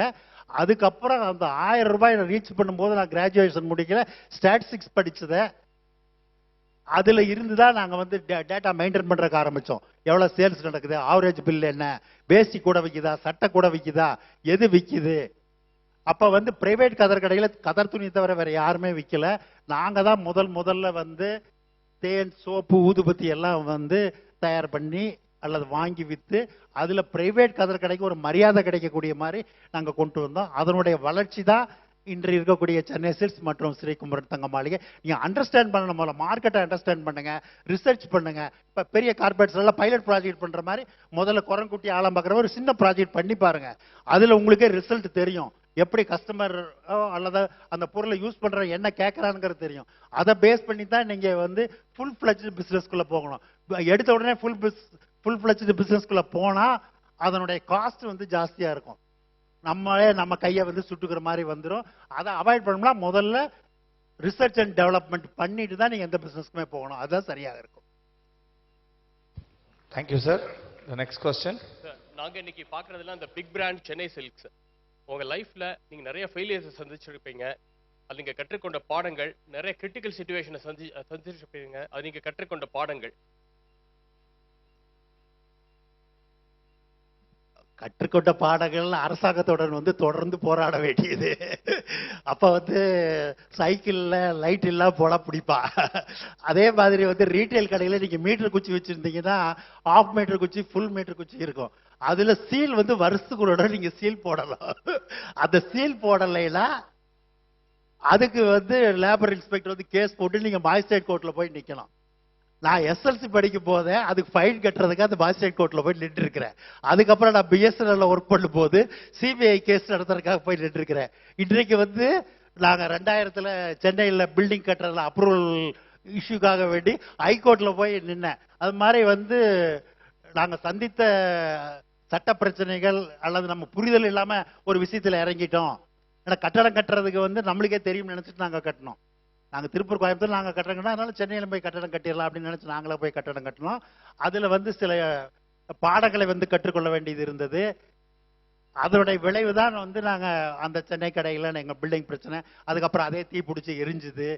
அதுக்கப்புறம் அதை வந்து ரிவைவ் பண்ணுறதுக்காக நாங்கள் அனைத்து சகோதரர்களும் முழு முயற்சியில் ஈடுபட்டு ரிவைவ் பண்ணி கடையை ஓப்பன் பண்ணிட்டோம். ஆனால் அதனுடைய கடனோ அந்த கோர்ட்டு கேஸை இன்னைக்கு வரைக்கும் முடியலை. ஏன்னா இதெல்லாம் எத்தனை பேர்த்தினால தாங்க முடியும்? சாதாரண நாளும் நிச்சயமா தாங்க முடியாது. இது வந்து எங்களுடைய குடும்பம். இப்ப காலையில பேசும்போது கூட இவர் பேசினாரு, அந்த இன்வெஸ்ட்மெண்ட்ஸ் யார் சார் அவர் பேசும்போது சொன்னார், குடும்பம் வந்து எந்த அளவுக்கு வந்து உங்களுடைய பக்கபலமா இருக்கும், அதுவும் இந்த மாதிரி ஒரு பெரிய தாங்க முடியாத ஒரு பிரச்சனை வரும்போது இருக்கும் அப்படிங்கிறது. அது இப்ப அதெல்லாம் வந்து காலப்போக்கில் சரியாகும். அரசாங்கம், சட்டம், நீதிமன்றம் எல்லாத்தையும் கடந்து தான் நம்ம வியாபாரம் பண்ண வேண்டியது இருக்கு. முடிஞ்ச வரைக்கும் அப்துல் கலாம் அவருடைய பிரதர் எல்லாம் கூட நாங்கள் 3-4 அக்கேஷனில் நேரில் பார்த்து பேசியிருக்கிறோம். அப்போ அவங்க சொல்றது கோர்ட்டு போலீஸ் ஸ்டேஷன் போகாம வியாபாரம் பண்ணுங்க. அது கோர்ட்டு போலீஸ் ஸ்டேஷனுக்கு போகலாம், கோர்ட்டுக்கு போனோம்னு வைங்க, அதனுடைய விளைவுகள் இருக்கத்தான் செய்யும். அப்போ நம்ம அதை தாங்குற அளவுக்கு நம்மளுக்கு பணபலம் இருக்கணும். பணபலத்தை காட்டிலும் மனபலம் வந்து அதிகமாக தேவைப்படும். அதெல்லாம் அவாய்ட் பண்ணுறதே வந்து புத்திசாலித்தனம் தான் முக்கியமாக சொல்ல வேண்டியது. Thank you sir. Next question please. Sir வணக்கம், என் பேர் தரணிவாசன், வேலூர் எஸ் மெம்பர். சார் எனக்கு ஒரு 2 சந்தேகங்கள் இருக்குது. ஒன்று வந்து பார்த்தீங்கன்னா, முதல்ல நீங்கள் சின்ன கடையிலேருந்து பெரிய கடையை பிரான்ச்சஸாக கொண்டு போகிறப்ப என்ன யோசித்து இதை கொண்டு வந்தீங்க? ரெண்டாவது, உங்களுடைய சென்னை சில்க்ஸ்லேருந்து குமரன் தங்கமலையை எப்படி நீங்கள் எக்ஸ்பெண்ட் பண்ணீங்க? அதாவது ஒரே நேரத்தில் 2-3 பிஸ்னஸ் பண்ணுறதுக்கு நிறைய பேர் பயப்படுறாங்க, அது பண்ணுறதுக்கு சந்தேகப்படுறாங்கன்னா ஒரு பயம் அதிகமாக இருக்கும். இதை விட்டு அது போனால் இது போயிடுமோ அப்படின்ற மாதிரிலாம். ஸோ இந்த சந்தேகங்களை கொஞ்சம் தீர்த்து வச்சா நல்லாயிருக்கும். நன்றி. எங்களுடைய சகோதரர்களும் நாங்கள் குடும்ப அங்கத்தினர்களும் இந்த சுய விமர்சனங்கள் செய்வது, அனாலிசிஸ் பண்ணுறதை மாதந்தோறும் நாங்கள் செய்து கொண்டே இருப்போம். நாங்கள் 62 to 73 வரைக்கும் நாங்கள் எல்லாரும் ஒன்றா தான் நைட்டில் உட்காந்து சாப்பிடுவோம். அன்னைக்கு கடையில் நடந்த எல்லா விஷயங்களையும் வந்து பேசுவோம். அப்படி பேசிட்டு வரும்போது மூத்த சகோதரருக்கு 71 திருமணம் ஆகியது, அவருக்கு குழந்தை பிறந்து விட்டது. அப்போ அதுக்கு அடுத்த லெவலில் நான் பிஎஸ்என்எல் வேலைக்கு போயிட்டேன். அங்கே 10 வருஷம் நான் வேலை பார்த்தேன். அப்போ எனக்கு பிஸ்னஸ் தேவையில்லைனாலும் அடுத்த பிரதருக்கு வந்து பிஸ்னஸ் வேணால் அவங்களுக்கு கல்யாணம் பண்ண வேண்டிய அவசியம் இருக்குது. அப்படிங்கும்போது என்ன பண்ணால் முதல்ல எல்லா பிரதருக்கும் ஆளுக்கு ஒரு கதர்கடை வச்சிடுறது அப்படின்னு சொல்லி தான் நாங்கள் வந்து எல்லா பிரதருக்கும் கதர்கடை வைக்கிறோன்னு 8 கதர்கடை வச்சோம். நாங்கள் வந்து மதுரையில் 3 கதர்கடை, அதுக்கப்புறம் 4வதாக வந்து சேலம், 5வதாக திருப்பூர், 6வதாக வந்து ஈரோட்டில் அங்கே ஒரு 3 கதர்கடை வச்சோம். அப்புறம் பொள்ளாச்சியில் இந்த 8 கதர்கடையும் இதோட நம்ம நிறைவு பெற்றுட்டோம் அப்படின்னு நினைப்பு வரும்போது தான் அப்போ எக்ஸ்போர்ட் போனாக்கண்ண கடைசி தம்பி அப்போ தான் கிராஜுவேஷன் முடிச்சுட்டு வர்றான், 84 முடிச்சுட்டு வர்றான். வரும்போது அவனுக்கு வந்து நம்ம கைத்தறி இந்த ரீட்டைல் கடைகளெல்லாம் கஷ்டப்படுற காட்டில் அவனுக்கு ஒரு நல்ல பிஸ்னஸ் பண்ணி கொடுக்கலாம் அப்படின்னு சொல்லி அவனுக்காக எக்ஸ்போர்ட் ஆரம்பிக்கலாம்னு சொல்லி நாங்கள் அப்போ எக்ஸ்போர்ட் ஆரம்பித்தோம். அப்போ தான் திருப்பூரில் மெர்ச்சன்ட் எக்ஸ்போர்ட்லேருந்து டைரக்ட் எக்ஸ்போர்ட் கான்செப்ட் வந்து உள்ளே வந்துட்டு இருந்துச்சு. அப்போ நாங்கள் எல்லா பிரதர்களுமே சேர்ந்து அந்த எக்ஸ்போர்ட் பிஸ்னஸை தொடங்கி நடத்தும் போது நாங்கள் வெளிநாட்டில் இருக்கக்கூடிய இப்போ இருக்கக்கூடிய சிஎன்டிஏ, மார்க்கெட் ஸ்பென்சர் எல்லா பிராண்டுகளுக்குமே வந்து நாங்கள் திருப்பூரில் டிஷர்ட் பண்ணி அனுப்பிட்டு இருந்தோம். அப்போ வந்து நான் 90 to 2000 வரைக்குமே 10 ஆண்டுகள் நானும் ஆர்டர் எடுக்கிறதுக்காக யூரோப், யூஎஸ்ஏ எல்லா கண்ட்ரிக்குமே ட்ராவல் பண்ணியிருக்கோம். அங்கெல்லாம் போய் பார்க்கும்போது என்ன கிடைச்சதுன்னா, இப்போ நாங்கள் காதி ஹேண்ட்லூம் மட்டும் பண்ணிட்டு இருக்கும்போது அது மார்க்கெட்டில் குறிப்பிட்ட செக்மெண்ட் மட்டும்தான் இருக்குது, எல்லாரும் யூஸ் பண்ணக்கூடியது இல்லை. அப்படின்னா எல்லாரும் யூஸ் பண்ணக்கூடிய ஒரு ப்ராடக்ட் போகணும் போது தான் அப்போ ரீட்டைல் டெக்ஸ்டைல் ஷோரூம் போகணும் அப்படின்னு சொல்லி திருப்பூரில் நாங்கள் வந்து 91 வந்து ஆரம்பித்தோம். அதுலேயும் ஒரு லீகல் கல்டியில் ஏற்கனவே கேட்ட மாதிரி அப்போ அந்த பிராண்டுலாம் இல்லை, ட்ரேட்மார்க் என்னன்னு தெரியாமல் குமரன் சில்க்ஸ்னு போய் பேர் வச்சோம். அப்போ நாங்கள் அங்கே லோக்கல் ஒரு அட்வொகேட்டு கேட்டாக்க அவர் என்ன சொன்னார், அப்பா அப்போ ஆரம்பிக்கிறதுக்கு முன்னாடி நீ அங்கே சென்னையில் இதை இதுக்குன்னு ஒரு ஆஃபீஸ் இருக்கு போடுறதுக்கு அங்கே போய் கேட்டுட்டு ஆரம்பி அப்படின்னு சொன்னார். நாங்கள் என்ன பண்ணலாம், நாங்கள் தான் இப்போ எக்ஸ்போர்ட்டுக்கெல்லாம் போயிட்டு உடனே அங்கே இருந்த மேனேஜர் ஒருத்தர் சொல்லி போய் கேட்டு வையான்னு சொன்னோம். அவனும் போய் கேட்டு வந்து சொன்னான். யார்கிட்ட கேட்டால் நாங்களும் கேட்கல, அவனும் சொல்லலை. பண்ணி நாங்கள் வந்து திருப்பூரில் கடை நடந்துட்டு இருக்குது. 96 நாங்கள் கோயம்புத்தூரில் கடை திறக்கும் போது பழகர் பார்க்கில் இருக்க குமரன் சில்க்ஸ்காரர் எங்களுக்கு நோட்டீஸ் கொடுக்குறாரு, இது மாதிரி வந்து எங்கள் பேரை நீங்கள் யூஸ் பண்ணுறீங்க, உடனே யூஸ் பண்ணுறது நிறுத்துங்க அப்படின்னு. அதுவும் ஹைகோர்ட்லேருந்து ஆர்டர் வருது. அந்த கேஸை வந்து நடத்துறதுக்காக வேண்டி நாங்கள் சென்னைக்கு அடிக்கடி போயிட்டு வந்துட்டு இருந்தோம். அப்பதான் வந்து உண்மையிலேயே குமரன் சில்க்ஸ் வியாபாரம் நடக்குது அப்படின்னு சொல்லிட்டு அந்த குமரன் சில்க்ஸ் பேரை மாற்றிட்டு தான் சென்னை சில்க்ஸ் கொண்டு வந்தோம். சென்னை சில்க்ஸுக்கு நாங்கள் இந்த கேஸ் நடத்த போகும்போதுதான் சென்னையினுடைய மார்க்கெட் பெருசு, நம்ம திருப்பூர் கோயம்புத்தூரில் இருக்கக்கூடாது, நம்ம போக வேண்டிய இடம் சென்னை அப்படின்னு சொல்லி அங்கே சென்னைக்கு போனோம். நாங்கள் சென்னைக்கு போனதுதான் எங்களுடைய முழு திறமையை காண்பிப்பதற்கும் வீட்டில் உள்ள இருக்கக்கூடிய குடும்பாங்கத்தினர்கள் அனைவருக்கும் வேலை வாய்ப்பு கொடுக்கறதா எங்களுடைய ஃபர்ஸ்ட் ப்ரையாரிட்டி. எங்களுடைய ஃபேமிலிக்கு செல்ஃப் எம்ப்ளாய்மெண்ட். அப்புறம் தான் வந்து நாங்கள் வெளியில் இருக்கிறவங்களுக்கு. அப்போ நாங்கள் 91 எங்கள் கூட வந்தவங்கள இப்போ 34 வருஷம். அதுக்கு முன்னாடி கதற்கடையில் இருந்தவங்களே இப்போ மதுரை சென்னை சில்க்ஸினுடைய மேனேஜர் வந்து எங்களுடைய கதற்கடையிலேருந்து பயணித்து வர்றாரு. அவர் 45 வருஷம் சர்வீஸ் அவருக்கு. அப்போ பார்த்தீங்கன்னா எங்களுடைய தொடர்ந்து எங்களுடன் பணியாற்றுபவர்களையும் நாங்கள் அரவணைத்து தான் கொண்டு வந்துட்டு இருக்கோம். ரீட்டைலில் இருக்கக்கூடியவங்களை எங்களோட பயணித்தவர்கள் இன்றும் தொடர்ந்து 20-30 வருஷம் ஆவரேஜாக எங்ககிட்ட ஒர்க் பண்ணுறவங்களே கிட்டத்தட்ட 300 பேர் இருக்கிறாங்க. அதனால தான் நாங்கள் வந்து இவ்வளோ சக்ஸஸ்ஃபுல்லாக சென்னை சில்க்ஸை வந்து மெயின்டைன் பண்ண முடியுது. இல்லைன்னா மற்ற ஜவுளி கடைக்காரங்களுக்கெல்லாம் ஆள் வர்றது, இந்த ஸ்டாக் மெயின்டைன் பண்ணுறது அவங்களுக்கெல்லாம் வந்து பெரிய பிரச்சனை. நீங்கள் கேட்ட கேள்வியில் வந்து ஒரு பாட்டுக்கு வந்து பதில் சொல்லிட்டேன். நீங்கள் ஸ்பெசிஃபிக்காக கேட்டது ஃபேமிலி மெம்பர்ஸ்க்காக பிரான்ச் வச்சோம். அப்புறம் எப்படி நீங்கள் வந்து வெவ்வேறு பிராண்டுகள் போனீங்கன்னு கேட்டீங்க. ரெண்டு பதில் வந்துருச்சா? உங்களுக்கு ஏதாவது பாக்கி இருக்காதுல்ல? கேள்வி கேட்டார், ஏதாவது சொல்லுங்கள், ஏதாவது இருக்குங்களா? சார் அதாவது நீங்கள் வந்து சில்க் இண்டஸ்ட்ரி, துணி இண்டஸ்ட்ரியிலேருந்து கோல்டுக்கு மாறி இருக்கீங்க இல்லையா? அது பிராண்டை பார்க்கும்போது தான். இப்போ நீங்கள் ஆம்ஸ்டர்டாம் ஏர்போர்ட்டில் போய் பார்த்தீங்கன்னா ஆம்ஸ்டர்டாமில் ஒரே ஒரு மோதிரம் மட்டும் வச்சுருப்பான். அந்த மோதிரம் வச்சிருக்கக்கூடிய அந்த டிஸ்பிளே ஸ்டாண்டுக்கு வந்து ஒரு மாதத்துக்கே $1000 என்னமோ. அதில் அந்த ஒரு மோதிரத்தை பர்டிகுலர் ஆங்கிளில் வந்து லைட் போட்டு வச்சுருப்பான். அது வந்து சாலிடர்னு சொல்லி பேர். இப்போ நீங்கள் எல்லாரும் டைமண்டை பற்றி எத்தனை பேருக்கு தெரியும்னு எனக்கு தெரியல. ஒரு கேரட்டுங்கிறது 200 மில்லிகிராம்ஸ் கொண்டது ஒரு கேரட். அது ஒரே ஸ்டோனாக இருந்தால் அது வந்து 2 லட்ச ரூபாயில் ஆரம்பித்து 20 லட்ச ரூபா வரைக்கும் காஸ்ட் ஆகும். அது சாலிடர்னு சொல்லி பேர். ஒரே கல், அந்த ஒரே அது பர்டிகுலர் கலர் இருக்குது, அதில் 4 கேரக்டர்ஸ் இருக்குது.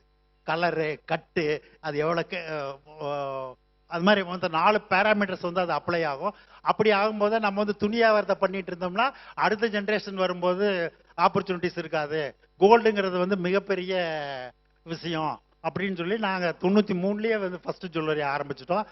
அப்போ வந்து நாங்கள் எப்படி டெக்ஸ்டைலில் குவாலிட்டி பேராமீட்டர்ஸ், கஸ்டமருக்கு சர்வீஸ் பண்ணுறதுங்கிறத பிரைமரி ஆப்ஜெக்டாக வச்சுருந்ததுனால தமிழ்நாட்டில் ஃபர்ஸ்ட் பிஏஎஸ் சர்டிஃபிகேஷன் நாங்கள் தான் வாங்கினோம்.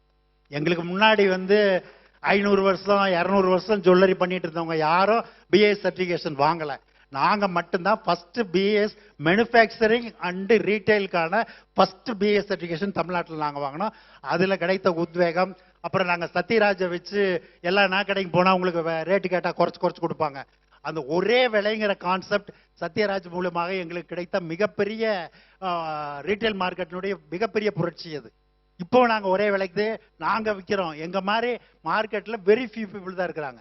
நீ போய் கேட்டால் சேல்ஸ்மேன் ஒரு டிஸ்கவுண்ட் கொடுப்பாரு, மேனேஜர் ஒரு டிஸ்கவுண்ட் கொடுப்பாரு, எப்படி ஃபோன் பண்ணலாம் அதுக்கு ஒரு டிஸ்கவுண்ட் கிடைக்கும். எங்கள் கடையில் அது நடக்கவே நடக்காது. பச்சை குழந்தை வந்து வாங்கினாலும், நீங்கள் தங்கம் வாங்கினாலும், வெள்ளி வாங்கினாலும், வைரம் வாங்கினாலும் எல்லாத்துக்கும் ஒரே பாலிசி, நியாயமான பொருள் நியாயமான விலையில கிடைக்கும். இது வந்து எந்த வியாபாரி செஞ்சாலும் எல்லாத்துக்கும் சக்ஸஸ் தான் கிடைக்கும். ஆனால் அதை நம்ப வைக்கிறதுக்கு எங்களுக்கு 62 வருஷம் ஆயிருக்கு. 62 வருஷத்துல இப்போ இந்த கடைசி 5 to 10 இயர்ஸ் தான் அந்த பிராண்டோடைய பெனிஃபிட்ஸ் நாங்கள் அடையிறோம். ஆனால் அதுக்காக நாங்கள் கடந்து வந்த பாதை முள் கல் எல்லாமே கலந்தது தான். இன்னும் கடக்க வேண்டிய தூரம் எவ்வளவோ இருக்கிறது. Thank you so much. The last question. Sir ஒரு final question. This is Pradeesh Mathew. நான் திருப்பூர்ல இருந்து தான் சார் பேசுகிறேன். சார் ஆக்சுவலி வந்து பார்த்தீங்கன்னா நீங்கள் ஒரு ரீட்டைலில் தான் வந்து பார்த்தீங்கன்னா பிஸ்னஸில் வந்து பார்த்தீங்கன்னா சார் ரீட்டைல் எம்பையர். ரீட்டைலில் வந்து பார்த்தீங்கன்னா நார்மலி வந்து பார்த்தீங்கன்னா off season and good season ரெண்டுமே இருக்கும். நார்மலி இந்த கேள்வி நான் ஏன் கேட்குறேன்னா திருப்பூரில் இருக்கிறதுனால நார்மலி நம்ம இண்டஸ்ட்ரி வந்து ஆல்மோஸ்ட் லாஸ்ட் 2 இயராக என்ன பேசிட்டு இருக்குன்னு உங்களுக்கு நல்லாவே தெரியும். இந்த ஆஃப் சீசனை வந்து ரீட்டைலில் நீங்கள் கிடக்கிறது எப்படி? இந்த கஷ்ட காலங்கள் வந்து பார்த்தீங்கன்னா ஒரு வருஷத்திலே பாதி நாளுமே ஆஃப் சீசன் இருக்குது. நீங்கள் கடந்து போகிறது எப்படின்ற மாதிரி கொஞ்சம் சிம்பிளாக சொல்லிட்டீங்கன்னா கொஞ்சம் பெட்டராக இருக்கும் சார். நீங்கள் இப்போ ரீட்டைல் இருக்கீங்களா? ஆமாம் சார், நான் I am into retail sir. Okay, எவ்வளோ ஸ்டாக் வச்சுருக்கீங்க? சார் 2 மாசத்துக்குள்ளான ஸ்டாக் இருக்கும் சார். 2 மாசம்னா நீங்க உண்மையிலே அருமையா தான் பண்ணிட்டு இருக்கீங்க. நாங்களே 3 மாசம் ஸ்டாக் தான் மெயின்டைன் பண்றோம். ஏன்னா அது வந்து உங்களுக்கு தெளிவு இருக்கணும். நீங்க வந்து 2 மாசம் ஸ்டாக்னா இப்ப நீங்க பொங்கலுக்காக அதே 2 மாசம் ஸ்டாக் வச்சிருப்பீங்களா? பொங்கலுக்கு கூட வாங்குவீங்களா? கண்டிப்பா வந்து பாத்தீங்கன்னா அது கிராஜுவலா வந்து அந்த சீசனுக்கு ஏத்த மாதிரி கிராஜுவலா நீங்க வந்து முதல்ல அதை ஸ்டாண்டர்டைஸ் பண்ணுங்க. எவ்வளவு ஸ்டாக் வச்சிருக்கணும், எவ்வளவு வித்தா எவ்வளவு கொள்முதல் பண்ணணும், அதுல நீங்க ஸ்டாண்டர்டைஸ் பண்ணலைன்னா உங்களுக்கு குழப்பம் தான். உங்களை தீர்த்து கட்ட போறது டெட் ஸ்டாக் தான். நீங்க சரக்கு வித்தா தான் சரக்கு அடுத்து உள்ள வரணும். நீங்க 2 மாசம் வச்சிருந்தாலும் 3 மாசம் வச்சிருந்தாலும் சரக்கு வித்த பின்னாடி தான் புது சரக்கே உள்ள வரணும். அதுல பாலிசி நீங்க ரிலாக்ஸ் பண்ணீங்க ஏன்டா நீங்க சரக்கு சப்ளை பண்ணவே பேமெண்ட்டுக்கு வந்து நின்றுட்டு இருப்பான். இங்க கஸ்டமர் வந்து உங்கள்கிட்ட டிசைன் வேணும்னு கேட்டுட்டு இருப்பாங்க. அதை எப்படி மேட்ச் பண்றது? அதான் நீங்க கடையிலேயே உட்காந்து அதை கண்ணும் கருத்துமா பார்க்கணும். கண்ணு கருத்துமா எந்த தொழில் பண்ணாலும் சக்சஸ் தான். அதுல ரீட்டைல் வந்து இது கலர் சேஞ்ச் ஆகும், ஃபேஷன் சேஞ்ச் ஆகும். திடீர்னு பச்சை கலர் சேலை கட்டினா நல்லதுன்னா எல்லா பேரும் பச்சை கலர் சேலை கேட்பான். அந்த நேரத்தில் நீங்க யோசிக்காம பச்சை கலர் சேலை வாங்கி வைக்கணும். இதெல்லாம் வந்து இப்ப நாங்களே டைரக்டா கவுண்டர்ல இருந்து ஒர்க் பண்ணியிருக்கிறோம். ஏன்னா நாங்க 62ல ஆரம்பிச்சு கிட்டத்தட்ட 90 வரைக்குமே ஒரு 28-30 வருஷம் ரீட்டைல் கவுண்டர்ல கஸ்டமர் என்ன கேட்பாங்க, அந்த ஸ்டாக்கை எப்படி மெயின்டைன் பண்றது, சப்ளையர் எப்படி சந்தோஷமா வச்சுக்கிறது.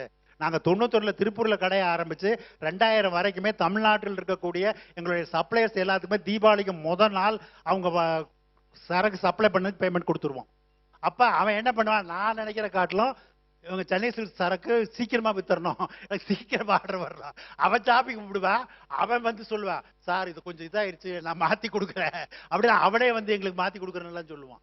நாங்க மட்டும் இதுல லாபம் பாக்குறது இல்ல, எங்க வேலை பாக்குறவங்களும் நல்லா வச்சுக்குவோம். எங்க சப்ளையர்ஸ் எல்லாத்தையும் அவங்க கும்பிடுவாங்க.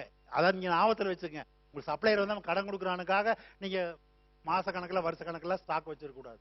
நீங்க உங்களுக்கு வந்து டெய்லி வந்து ஒரு 25,000 ரூபாய்க்கு நடக்குதா, நீங்க ஒரு 2.5 லட்சம் ரூபாய்க்கு ஸ்டாக் வைக்கலாம். அல்லது போனா ஒரு 3 லட்சத்துக்கு போகலாம். அதுக்கு மேல போனீங்கன்னா சிக்கல் தான். 10 மடங்கு அது வந்து நீங்க ரொம்ப எஃபெக்டிவா நீங்க மட்டும் இருக்கீங்களா? எத்தனை சேல்ஸ்மேன் வச்சிருக்கீங்க? ஒரு 15 பீப்புள்ஸ் இருக்கும் சார். 15 பீப்புளா? 15 பீப்புளை வச்சுட்டு எப்படி நீங்க 2 மாசம் ஸ்டாக்ல நிச்சயமா பண்ண முடியாது. நீங்க ஏதாவது டேட்டா தப்பா சொல்றீங்க. இல்ல சாஃப்ட்வேர் போட்டிருக்கீங்க? டேட்டா வந்து பாத்தீங்கன்னா 2 மாசம் சாஃப்ட்வேர் நீங்களே எழுதுனீங்களா, ஜோகோல வாங்குனீங்களா? இல்ல சார், நான் வந்து ERP தான் சார் வச்சிருக்கேன். டாலி ERP தான் வச்சிருக்கேன். டாலி ERP பார்த்தா ஜோகோல வாங்குங்க. ஜோகோவில் வந்து கட்டாயம் வந்து ஜோகோ பிசினஸ் இருக்குது, ஜோகோ CRM இருக்குது. அது உலகம் முழுக்க வந்து 30 லட்சம் பேரை 40 லட்சம் பேரை வாங்குறான். அவருக்கு தூங்கி எந்திரிச்சா 3 கோடி வந்து உழுகுது. அதனால நீங்களும் அதே மாதிரி நல்ல சாஃப்ட்வேர் வச்சுக்க. ஏன்னா அது சொல்லும் உங்களுக்கு. நீங்க ப்ராடக்ட் எல்லாத்தையும் அப்லோட் பண்ணிட்டீங்கன்னா அது வந்து இந்த ஸ்டாக் வந்து இவ்வளவு நாள் ஆச்சு. அது வந்து இது மிகப்பெரிய மந்திரம். ஆனா நான் ஈஸியா சொல்ல முடியும். ஏன்னா எங்க கிட்ட சாஃப்ட்வேர் ஃபர்ஸ்ட்ல உட்கார்ந்து பாக்ஸ் ப்ரோல எழுதினவன் எங்களுடைய காம்படிட்டர்கிட்ட போய் சேர்ந்தான். அவனை அங்க எல்லாம் எழுதி கொடுத்தான். அதுல ஒரு கடையை போன 6 மாசத்துல காலி பண்ணலாம், இன்னொருத்தர் 3 வருஷத்துல காலி பண்ணலாம். ஏன்னா அது அதை வந்து ஆத்மார்த்தமா ஃபாலோ பண்ணணும்.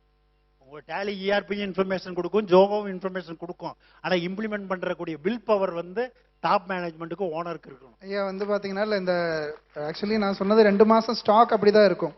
பட் ஒரு சில டெட் ஸ்டாக் வந்து பாத்தீங்கன்னா மேபி வந்து ஏஜிங் வந்து 6 months கூட இருக்கலாம், 6 மாசம். அதை காலி பண்ணுங்க. சும்மா கொண்டு போய் கொடுப்பாங்க. பேட்டா ஷூ நீங்க பாத்திருப்பீங்க இல்லையா? அவங்க பாலிசி என்னன்னா 150 நாளைக்குள்ள வித்துறலாம். 150 நாளைகள் மேல போச்சுன்னா 10-20 ஆரம்பிப்பான். 365 நாள் போகும்போது 50% கொடுப்பான். 365 நாளைக்கு மேல போச்சுன்னா அந்த பிரான்ச் மேனேஜருக்கு சேல்ஸ் ஸ்டாஃபுக்கும் பில்ல போட்டு குப்பையில கொண்டு போய் போட சொல்லுவான். அதான் பேட்டாவுடைய பாலிசி. அதை பார்த்துக்கங்க, அதை ஞாபகத்தில் வச்சுக்கோங்க. பேட்டா வந்து ஏன் உலகம் முழுக்க 60 கண்ட்ரியில் என்னமோ இருக்குது. அவன் வந்து எப்படி பேட்டா அவன் சக்சஸ் பண்றான். நாங்க இதெல்லாம் வந்து கிட்டத்தட்ட 5 இயர்ஸ் ரிசர்ச் பண்ணியிருக்கோம். அது மாதிரி நீங்க உங்க பிசினஸ்க்கும் உங்க கடைக்கு நீங்க தான் ரிசர்ச் பண்ண முடியும். சென்னை சில்க்ஸ் பாலிசி நீங்க இம்ப்ளிமெண்ட் பண்ணா மாட்டிக்குவீங்க. ஏன்னா சென்னை சில்க்ஸுடைய பலவீனம் எங்களுக்கு தான் தெரியும். அது காலையில பேசும்போது கூட ஒருத்தர் சொன்னாரு, ஓனர் தான் வந்து அதை ஆத்மார்த்தமா எடுக்கணும். கல்பாத்தி தான் சொன்னாரு நினைக்கிறேன். அதை ஆத்மார்த்தமா நீங்க முழு ஈடுபாடோட பண்ணீங்கன்னா சக்சஸ் பண்ணலாம். வேற ஏதாவது பர்சனலா கேளுங்க. Thank you, sir. Thank you. Thank you, sir. Thank you so much. Now we request our chairman, Mr. V. Nidhi Mohan, to felicitate our Shri T.K. Chandran sir, chairman and managing director of Chennai Silks.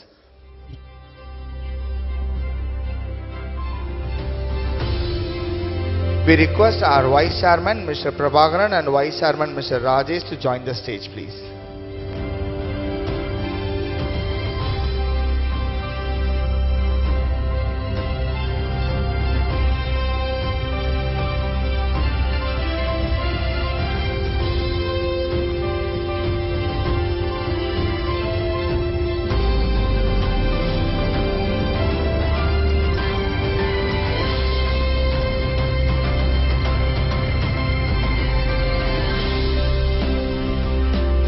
Thunders of applause for the person who is man of the title, Elimayil Migadi.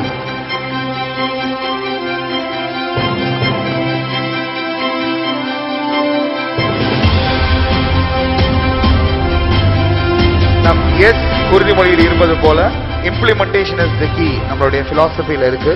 அதத்தான் இவரும் சொல்லியிருக்காரு. So we are on the track, sir. Thank you so much for the wonderful words.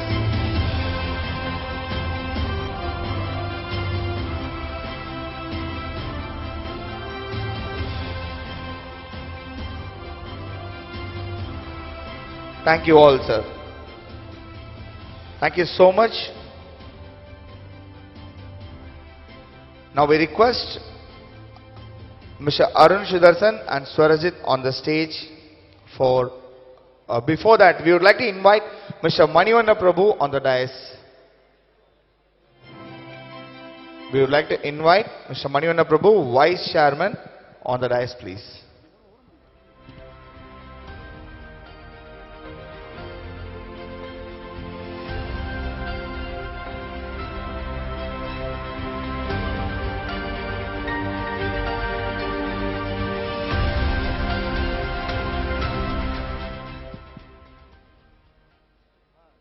Check. Friends, happy evening. So, எப்படி இருந்துச்சு? How was the last 2 days? நல்லா இருந்துச்சா? Great. We try to give our best. அவரு நம்ம இவர் வந்து co-convener Mr. Deepak வந்து நம்ம ரொட்டீனா நமக்கு மெசேஜ் தான் போட்டு சொல்லிருப்போம். We tried to give the best. அதே மாதிரி we ensure that we gave you the best. Well, quick வந்து 2 minutes summarize பண்ணிடுறேன். Last 2 days இதுல நேத்து ஈவினிங் வந்து ஆக்சுவலா வந்து we had more of an attitude session. Mr. Tirupati Murthy was here. Wonderful, simple, from his heart he spoke. ரொம்ப அருமையா வந்து ரொம்ப எளிமையா வந்து எல்லாருக்கும் ஒரு பெரிய தாக்கத்தை உண்டாக்குனாரு. அதே மாதிரி வந்து இன்னைக்கு மார்னிங் வந்து we started off. அப்புறம் of course நேத்து ஈவினிங் வந்து we had awards and recognitions. அன்னைக்கு இன்னைக்கு மார்னிங் வந்து அதே மாதிரி ஸ்டார்ட் பண்ணும்போது வந்து மிஸ்டர் சுரேஷ் சம்பந்தம் டாட்டா நம்ம எல்லாத்தையும் வந்து டாட்டா வச்சு உண்மையிலே வேர் வி ஸ்டாண்ட், தமிழ்நாடுனா எங்க இருக்கு, நம்ம எங்க இருக்கோம், வேர் டு வி ஸ்கோர், ரொம்ப அருமையா கொண்டு போனாரு. And followed by mister Kalpathi, mister Suresh Kalpathi, how knowledge is பவர்ன்றது வந்து ரொம்ப பிரமாதம் கொண்டு போனார். How we need to equip ourselves in terms of knowledge, ரொம்ப அருமையா கொண்டு போனாரு. And again followed by mister Chari, ஒரு நம்மலாம் எப்படி வந்து how do we reinvent ourselves, how do you really look into our finances, எப்படி வந்து how do you raise the bar என்றது ரொம்ப அருமையா வந்து he made a mention. And again followed by Mr. Sindil, ஒரு real blast it was. ஒரு young entrepreneur எப்படி இருக்கணும், ஒரு ஒரு ஒரு ஃபேமிலி பிசினஸ் வந்து எப்படி வந்து அடுத்த லெவலுக்கு கொண்டு போகணும்னு சொல்லி வந்து ரொம்ப அருமையா வந்து the way he spoke, really it was inspiring. And again like followed by a skit, it was wonderful, amazing coverage it was. And Mr. Sujit, it was really like a mind boggling session. Sujit sir, I should really thank you. You made everyone cry. Actually everyone became so emotional and everyone was in tears. It was an amazing and awesome session. Romana Lal sir, I should really thank you from my bottom of my heart. So romba arumaiya irundhu Sujit sir presentation, not only about matram, people first. Nammalla we thought profit first or customer first நினைச்சோம். people first வந்து எப்படி வந்து நமக்கெல்லாம் உணர்த்துறான்றது ஒரு பெரிய விஷயம். And again, after that, my friend Dr. Rajkumar, CEO of Lifeline Hospital, என்ன புலமை இருக்கு, என்ன அருமையா வந்து about திருக்குறள், about பாபுசி, ரொம்ப அருமையா வந்து blast it was. And finally, நம்மளோட சென்னை சில்கோட மிஸ்டர் சந்திரன் ரொம்ப அருமையா வந்து கேள்விகளுக்கு வந்து ரொம்ப அருமையா வந்து விளக்கம் கொடுத்தீங்க சார். எங்களுக்கு ரொம்ப இதா இருந்துச்சு. It was very, very inspiring. So the last 2 days was really a rocking session and lot of takeaways for our members. And thank you all for the wonderful cooperation and to the amazing session. Thank you so much. Over to the MC. Thank you. Thank you so much, Manivandan sir. Round of applause, please. And we request our Mr. Arun Sudhar sir and Swarajit on the stage for the vote of thanks. அண்ணா ஒரே நிமிஷம் please ஒரே நிமிஷம் wait. Friends எப்படி இருந்தது Yescon 24? Amazing right? Thank you. இந்த 2 நாளுக்காக தான் ரொம்ப நிறைய மெம்பர்ஸ் வேற எந்த எக்ஸ்பெக்டேஷனும் இல்லாம இந்த பியூட்டிஃபுல் எக்ஸ்பீரியன்ஸை கொடுக்கணும்னு சொல்லி நிறைய மெனக்கெட்டு இருக்காங்க. நிறைய மேனவர்ஸ், நிறைய வேர்வைகள், நிறைய கான்ட்ரிபியூஷன் பண்ணி இதை பியூட்டிஃபுல்லா பில்ட் பண்ணியிருக்காங்க. ஸோ அவங்களுக்கு எல்லாம் நீங்க எந்திரிச்சு நிக்கிறத ஒரு ஸ்டாண்டிங் ஒவேஷனா எடுத்துக்கிட்டு ஒரு சின்ன ஏவி பார்க்கலாம். ஸோ அவங்க எக்ஸ்பெக்டேஷன்லாம் நீங்க இந்த 2 நிமிஷம் கொடுக்குற கைத்தட்டால் தான் அவங்களோட பெரிய என்கரேஜ்மெண்டா இருக்கும். And AV please. Yescon 2024 எவ்வளவு பெரிய நிகழ்வு சிறப்பா நடந்துச்சுன்னா இது ஒரு குழுவாக இணைஞ்சு செயல்பட்டதால மட்டும்தான் சாத்தியமாச்சு. இந்த குழுவுல பயணித்த அனைவருக்கும் தங்களின் வணிகத்தின் வேலைகளை தாண்டி இந்த நிகழ்ச்சிக்காக அர்ப்பணித்த நேரங்களே ரொம்பவே அதிகம். ஒரு பிசினஸ்க்கு எந்த அளவுக்கு நம்ம கவனம் செலுத்துறோமோ அந்த அளவுக்கு இந்த நிகழ்ச்சியில கவனம் செலுத்தி துல்லியமா திட்டமிட்டு செயல்படுத்தியிருக்காங்க. கடந்த 6 மாதமா சின்ன விஷயங்களை கூட முக்கியத்துவம் கொடுத்து தொடர்ந்து மீட்டிங் நடத்தி மெம்பர்ஸ் எல்லாருக்குமே ஒரு பெஸ்டான அனுபவத்தை கொடுக்கணும் அப்படின்றதுக்காக இந்த டீம் ரொம்பவே ஒர்க் பண்ணியிருக்காங்க. நிறைய லைட்டர் மூமெண்ட்ஸ், நிறைய எஃபர்ட்ஸ், நிறைய கமிட்மெண்ட், இது எல்லாம் இருந்ததுனால தான் இது சாத்தியமாச்சு. Yescon 2024 நிகழ்ச்சியை ஒரு பெஞ்ச் மார்க்கா செட் பண்ணணுன்ற ஒரு ஆர்வம் இந்த டீமுக்கு முதல்ல இருந்தே இருந்தது. இந்த நிகழ்ச்சி மூலம் இங்க வந்திருந்த எல்லா மெம்பர்ஸ்க்கும் ஒரு பெஸ்டான எக்ஸ்பீரியன்ஸ் வழங்கியிருக்கோம்னு நாங்க நம்புறோம். அந்த நம்பிக்கையோட விடை பெறுகிறோம். Thank you all. இந்த 2 நாளும் முழுமையா அவங்களோட அனுபவங்களையும் அறிவையும் பகிர்ந்துகிட்ட நம்ம எல்லா சீஃப் கெஸ்ட்க்கும் நம்ம எல்லாரும் சார்பா நன்றி தெரிவிக்கிறோம். Yescon தளம் அமைத்து கொடுத்த அவர் பிலவட் சேர்மன் சார் மற்றும் அதற்கு சப்போர்ட் பண்ணிய vice chairman, governing council members, all chapter office bearers and core committee members, we thank you all. We also thank our technology partner Agaram Solution for the amazing digital experience and our hospitality partner Sabari Hospitality and logistic partner Truck Taxi for supporting hassle-free stay and travel. Cove Caterers for giving 2 days of Coimbatore style சாப்பாடு. ஒரு நல்ல AV content and video கொடுத்த Madurai avenues டீமுக்கு எங்க தேங்க்ஸை நாங்க express பண்ணிக்கிறோம். இது எல்லாத்தையும் விட அக்ராஸ் தமிழ்நாடு 27 சாப்டர்ல இருந்து ஒரு திருவிழாக்கு கிளம்பி வர்ற மாதிரி மொத்தமா இதை உண்மையிலே பெரிய பெஸ்ட் எவர் திருவிழா வாக்குனவங்க எல்லாருக்கும் நாங்க எல்லாரும் சேர்ந்து நன்றியை தெரிவிச்சுக்கிறோம். Thank you. And at last the core team of Yescon. Can we have the slide please? கிட்டத்தட்ட ஒரு 6 மாசமா அவங்க வேலைக்கு நடுவுல எவ்வளவு எந்தூசியாசமோட இந்த Yescon 24க்கு ஒர்க் பண்ணியிருக்கிறாங்கிறது ஒரு பெரிய விஷயமா பார்க்கிறோம். அவங்கள வெறும் தேங்க்ஸ்ங்கிற வார்த்தையில எங்களால அடக்க முடியாது. It's very good working with you team. Thank you all. Once again, we extend our heartfelt gratitude to you all. Thank you. Thank you. Thank you. Thank you. National Anthem.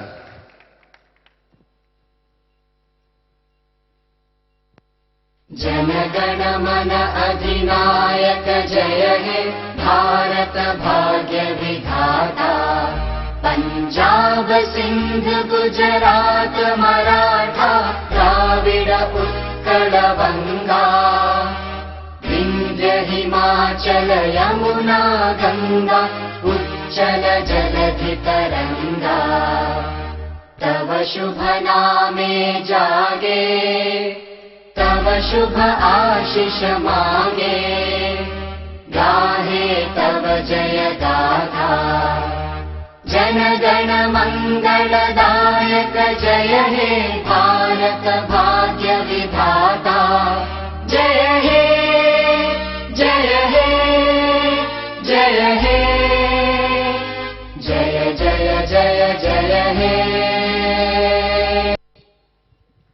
Thank you everyone. Reach home safe. Thank you.